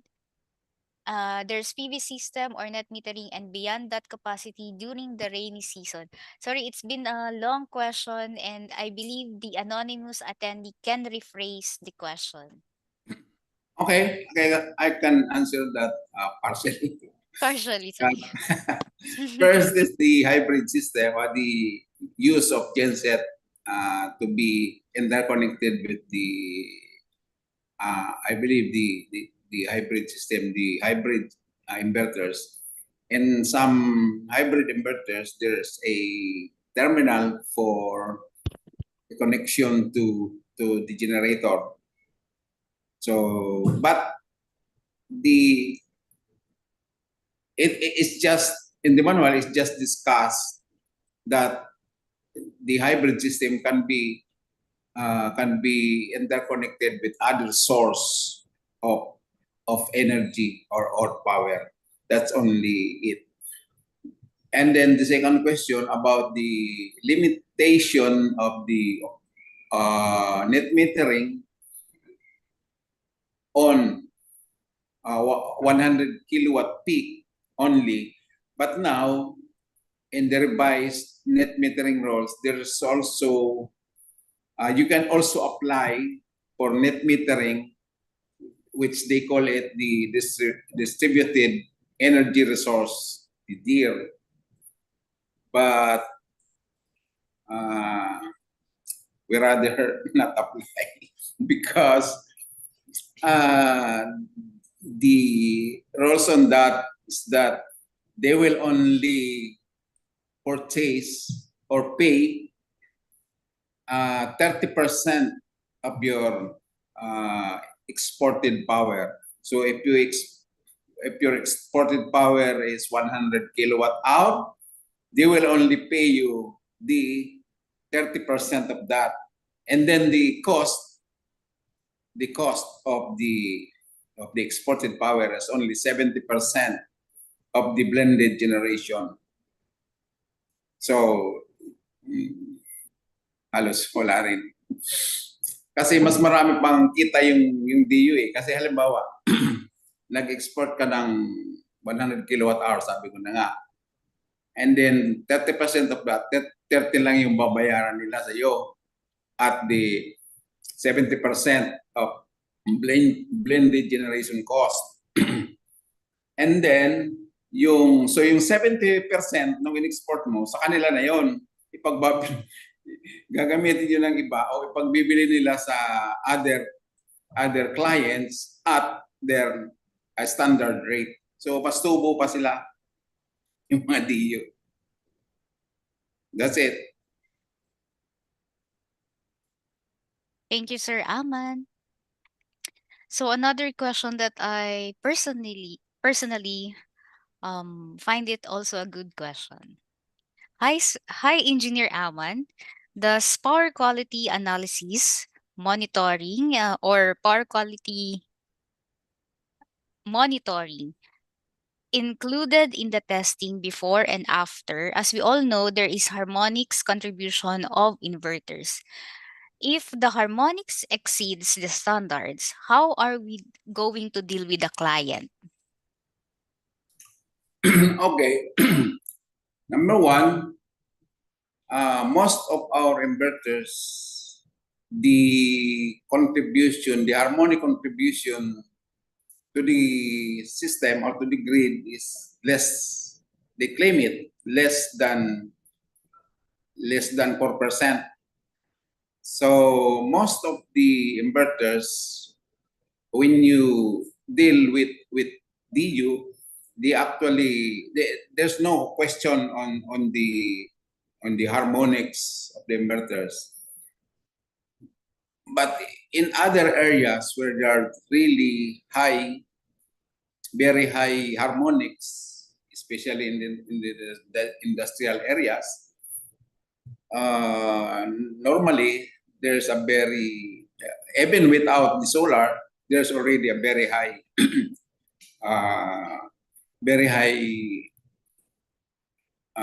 contribution.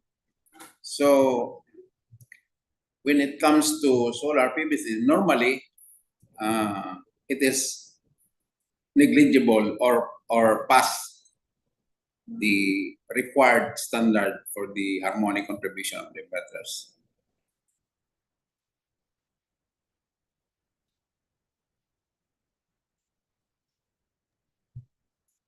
Sir Aman, thank you for answering that. So we're going to switch to the meeting chat and check for their questions. Okay, another question from Sir Joey Pamintuan.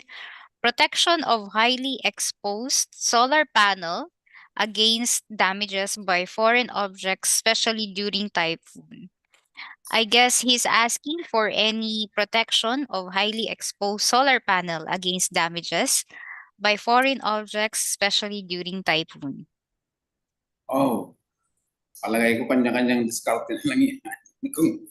Kasi wala namang standards on how to protect your solar panels during typhoons.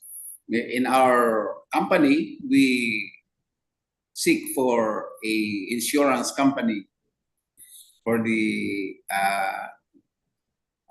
danger on fire and the typhoons. So that's it. Because you cannot put a cover, or if you have only a small amount or maybe very small system with very few solar panels, maybe you can design a cover during typhoons. But if you are talking of 100 kilowatt, I think it's very impossible now to design a cover for during typhoons. So yun, ano na lang, insurance talaga. Thank you, Sir Aman. Because of time constraint, we'll be entertaining last two more questions. So, eto po sir, from Michael Oida. Tama po ba yung kanyang pangalan? Ayan. Just want to confirm if you included in the manual the recommended BMS and balancer for battery. Since display, ito po ay nagkakaroon ng critical role sa safety and efficiency. Included. Yes, regarding battery, usually if you use the wall-mounted or the LiPo for modules, the balancer and the monitoring of the battery is already built in within the battery. So you don't need to worry about the equalization of charging the batteries when you use LiPo for modules, power wall. But if you use, if you DIY the LiPo 4, you buy a 3.2 volts and then you connected it in series without a balancer, then after several months, you will notice na nabubuntis na yung first battery or first in the series. Also, with the lead acid, if you connect it in series or in parallel, you need to have a balancer. But it is only discussed in the manual. Just few sentences regarding about that. Thank you, Sir Aman. Last question po from Sir Geoffrey Aliado. Is there some sort of technical economic analysis included in the manual? Economic analysis, I think it only includes the computation or the calculation of maximum power generation. But anyway, the manual is still on the process of, we are still doing the writings. Maybe we can include that one analysis of the economic. Ayan, maraming salamat, Engineer Amando Lanusa. Now,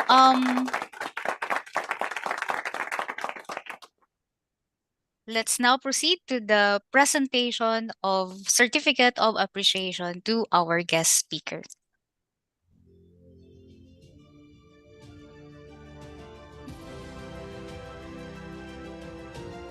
Okay.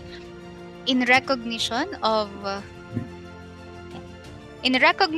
his valuable insights, the IIEE would like to present the Certificate of Appreciation to Engineer Amando D. Lanusa for imparting valuable insight as technical resource speaker on the topic Introduction to the Manual of Guidelines on Solar Rooftop PV. During the Standardization Challenges on Safety of Electrical Installation webinar in conjunction with the 48th Annual National Convention and 3E Expo 2023 with the theme IIEE at 48, Moving Forward Collectively as we pave the way to the world of opportunities and digital innovations. Given this 28th day of November 2023, signed by our IIEE committee. Again, maraming salamat po, Engineer Amando. Okay.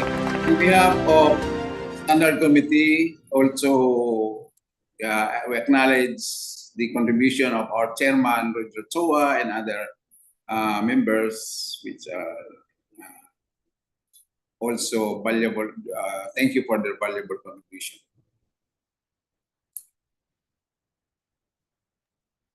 Thank you for that, Engineer Aman.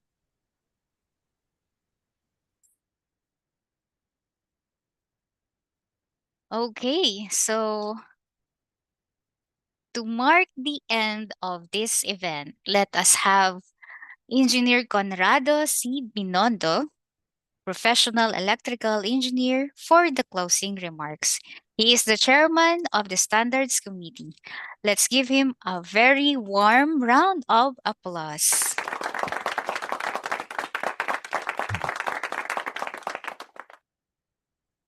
Well, thank you very much. Let me first, of course, give my appreciation and thanks to everyone who had participated on this Standards Committee webinars. We have a lot of topic that was discussed, and I hope all of these topics will remain to be a not only to earn the CPD that we need for renewing our licenses, but also informations that are very important that we can consider in our profession, in our practices. So today we have really got a lot of information from UL, SE, and of course from IEC and our own experts, local experts here in the Philippines. So let me thank one by one each of those who have participated in one way or another, who have helped us this meeting, this webinar is a successful, to make it a success. First, let me thank our Vice President for External Affairs, Madam Chi Collado, for opening up a very good message in the introduction of this seminar. And also from BPS, of course, Director Neil Katahay, I would like to thank him for sending Engineer Avelino Molina, who is has introduced the work of and the standardization work of BPS. And then from the ULSE, of course, our always who is supporting us in the standards and the PEC committee, and even the local, what we call the BPS in introduction of the ULE, Mr. Colin Low, who is the regional director of the UL and standards engagement. And he brought a high caliber of team, technical experts from the UL, USA and Canada. Of course, we have Ms. Tess Espejo, we will talk about the overview of codes, standards, and conformity assessment. And then we have Mr. Tim Zay Gonena, who introduced to us one of the very important PV what called hazard control, which is the UL 3741 and also the UL 1741, and how they support the electrical codes.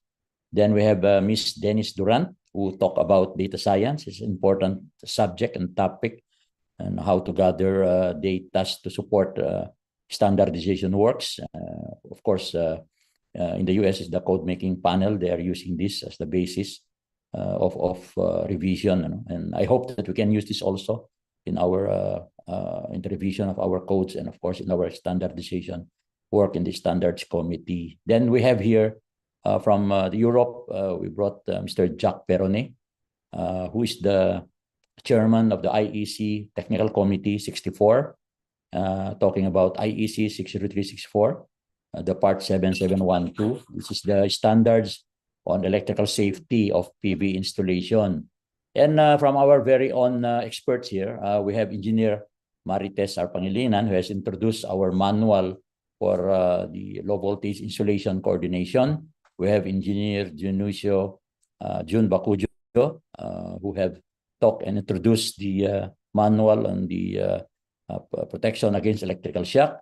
And of course, we have our PV expert on installation of rooftop PV installation. They have also preparing the manual for this, Engineer Amando Lanusa, and who is the vice chairman. And of course, the chairman, Roger Chua, for always supporting this committee. Then we have the technical panelists. I want to thank them also who have participated in this meeting. We have, of course, Engineer Amado Lanusa, Engineer Silver Navarro, Engineer Vic Magdali from Huawei, and Engineer Samuel Julio.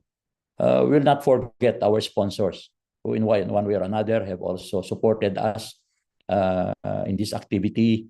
We have Huawei, thank you very much. We have MPAP 4.0, Gemcore, Hypertech, Mechatronics Technologies, Industrial Controls Corporation. And this meeting is not successful without the attendance of all our members. Today, we have gathered the participants of around 1,500 plus, in this Zoom webinar. And thank you for supporting us. Thank you for participating in this event.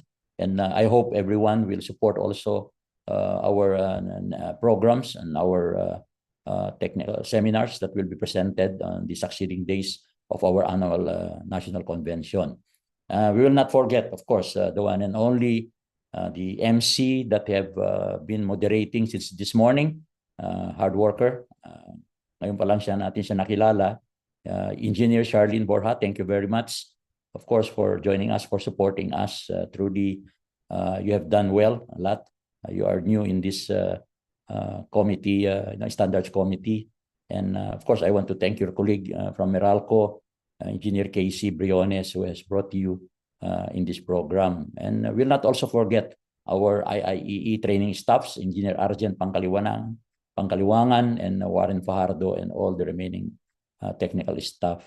So marami pa, but time is running out now. At least we have completed this webinar, no? Naging full yung presentations natin, and baka mahirapan tayo mag-digest. So let's take it one at a time, and all the references, all the presentations, we will of course give you a copy through our technical staff to the publication staffs, sila yung magpo-forward sa inyo. And of course, yung mga manuals natin, tinatapos pa lahat ng manuals ng ng Standards Committee. They're under preparation, malapit na. So just bear with us, it will come out soon. So once again, thank you for all your participation, and I hope in the next presentations that we're going to do, nandiyan pa rin yung support ng lahat dito sa Standards Committee. So thank you, and for now, goodbye and have a nice day. God bless everyone. Thank you very much.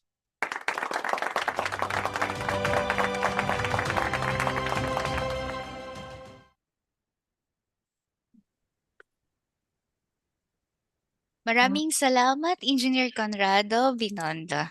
Ayan, so before we end our today's session, I mean, this is the second day of the annual national convention. We would like to thank some of our partners that made this activity possible.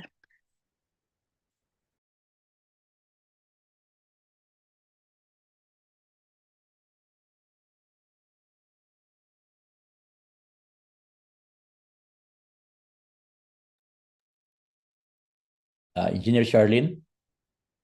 Yes, sir.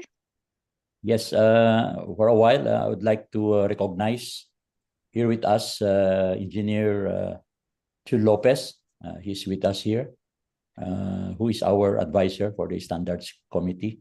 Thank you, Sir Jun, Mentor Jun, for supporting us here. Thank you.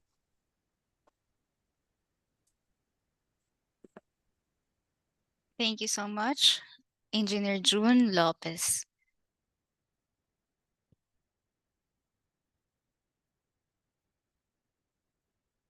Now, before we end, we would like to thank a lot of our partners that made this event possible, from our Standards Committee, IIEE Committee, and a lot of sponsors and the team behind this event. Hindi na namin sila maisa-isa. Maraming salamat po sa inyong lahat.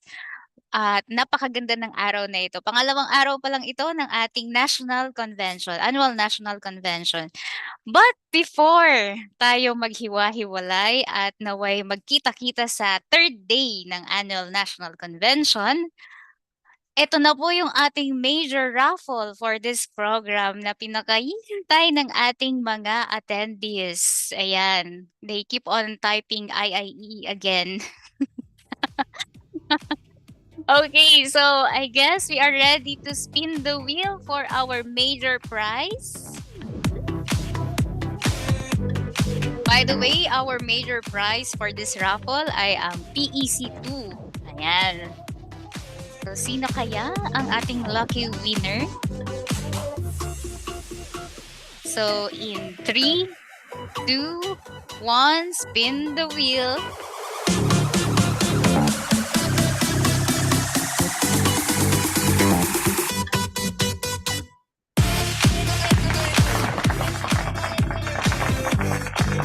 Congratulations for the major prize, Michael Adrian Chan. Yan, maraming salamat. Congratulations, and we will contact you. The IIEE committee will contact you. Oh, I'm sorry. He's not actually present sa ating Zoom meeting. I guess nauna na si Sir Michael na mag-exit ng Zoom. Sayang. So I guess isa pang spin the wheel. May pag-asa pa yung ating mga attendees.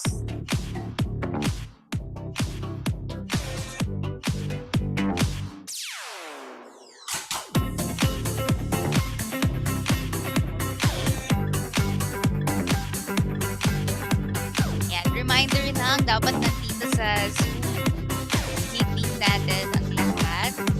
Especially yung mananalo ng prize or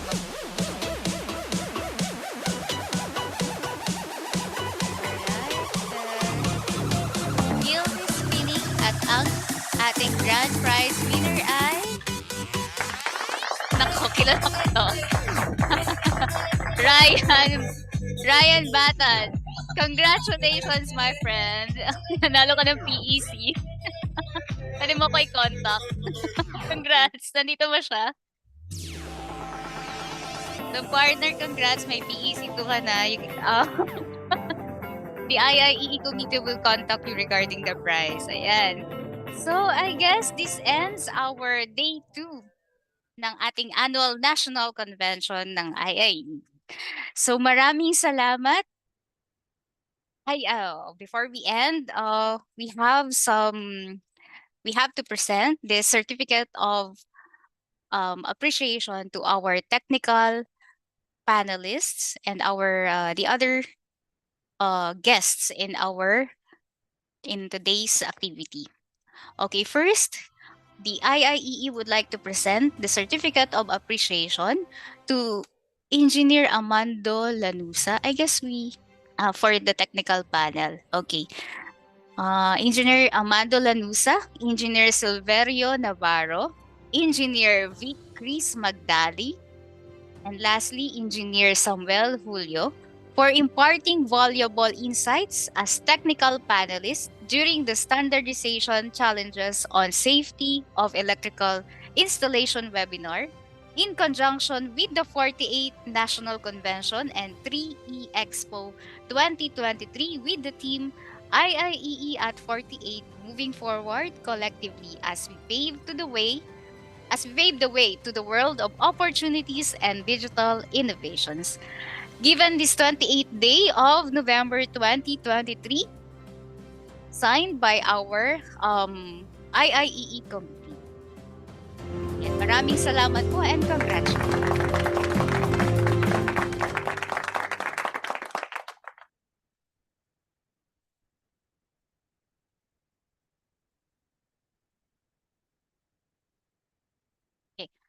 Another certificate of appreciation presented by IIEE to Engineer Conrado Binondo in grateful acknowledgement and sincere appreciation of his valuable contribution as the facilitator of Standards Committee webinar during the Standardization Challenges on Safety of Electrical Installation webinar in conjunction to our annual national convention.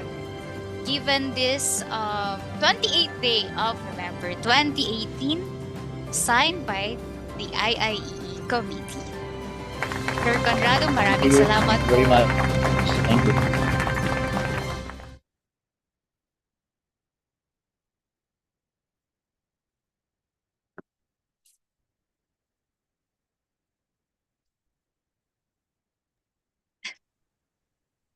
I guess this ends our day 2 of Annual National Convention. Maraming salamat sa lahat ng ating attendees and see you on the coming days of our National Convention, especially on the third day, which is a virtual or webinar again, and the next days at SMX in Mall of Asia.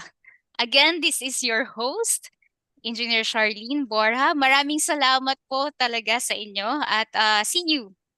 Magandang hapon. Bye-bye. Bye to everyone. Shoutout daw po pala. May mga nagpa-shoutout since pinayagan na ako. Santa Rosa sector of Meralco, shoutout po. And Energy Services of Meralco. Again, thank you po.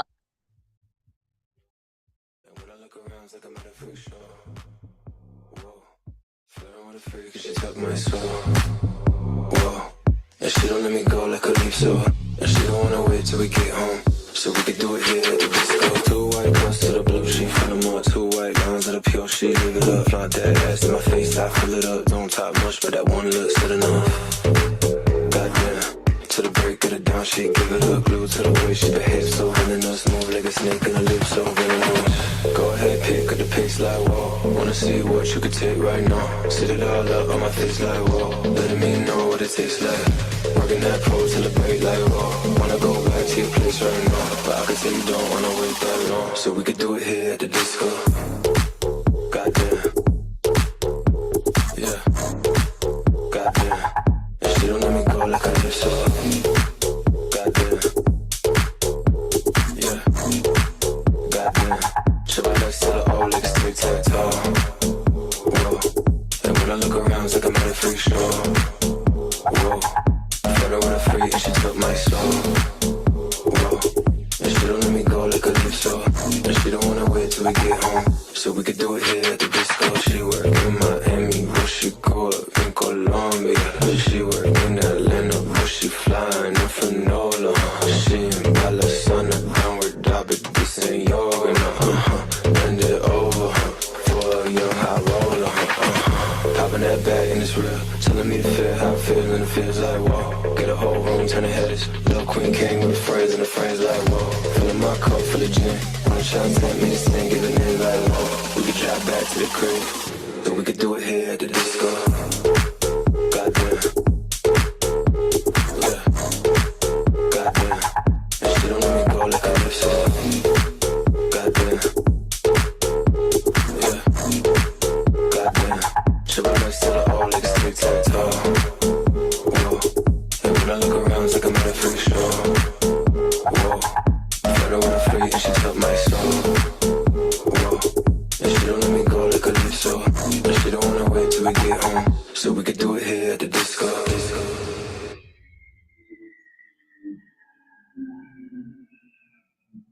Triple X to the old like a tic-tac-toe. Whoa. And when I look around, it's like I'm at a freak show. Whoa. Flirting with a freak and she took my soul. Whoa. And she don't let me go like a leaf so. And she don't wanna wait till we get home, so we could do it here at the disco. 2 white girls to the blue, she fill them up. 2 white lines of the pure, she live it up. Flaunt that ass in my face, I fill it up. Don't talk much, but that one look's good enough. Goddamn. To the break of the dawn, she give it up. Glued to the way she behaves, so venomous. Move like a snake in her lips, so venomous. Go ahead, pick up the pace like whoa. Wanna see what you could take right now. Sit it all up on my face like whoa. Letting me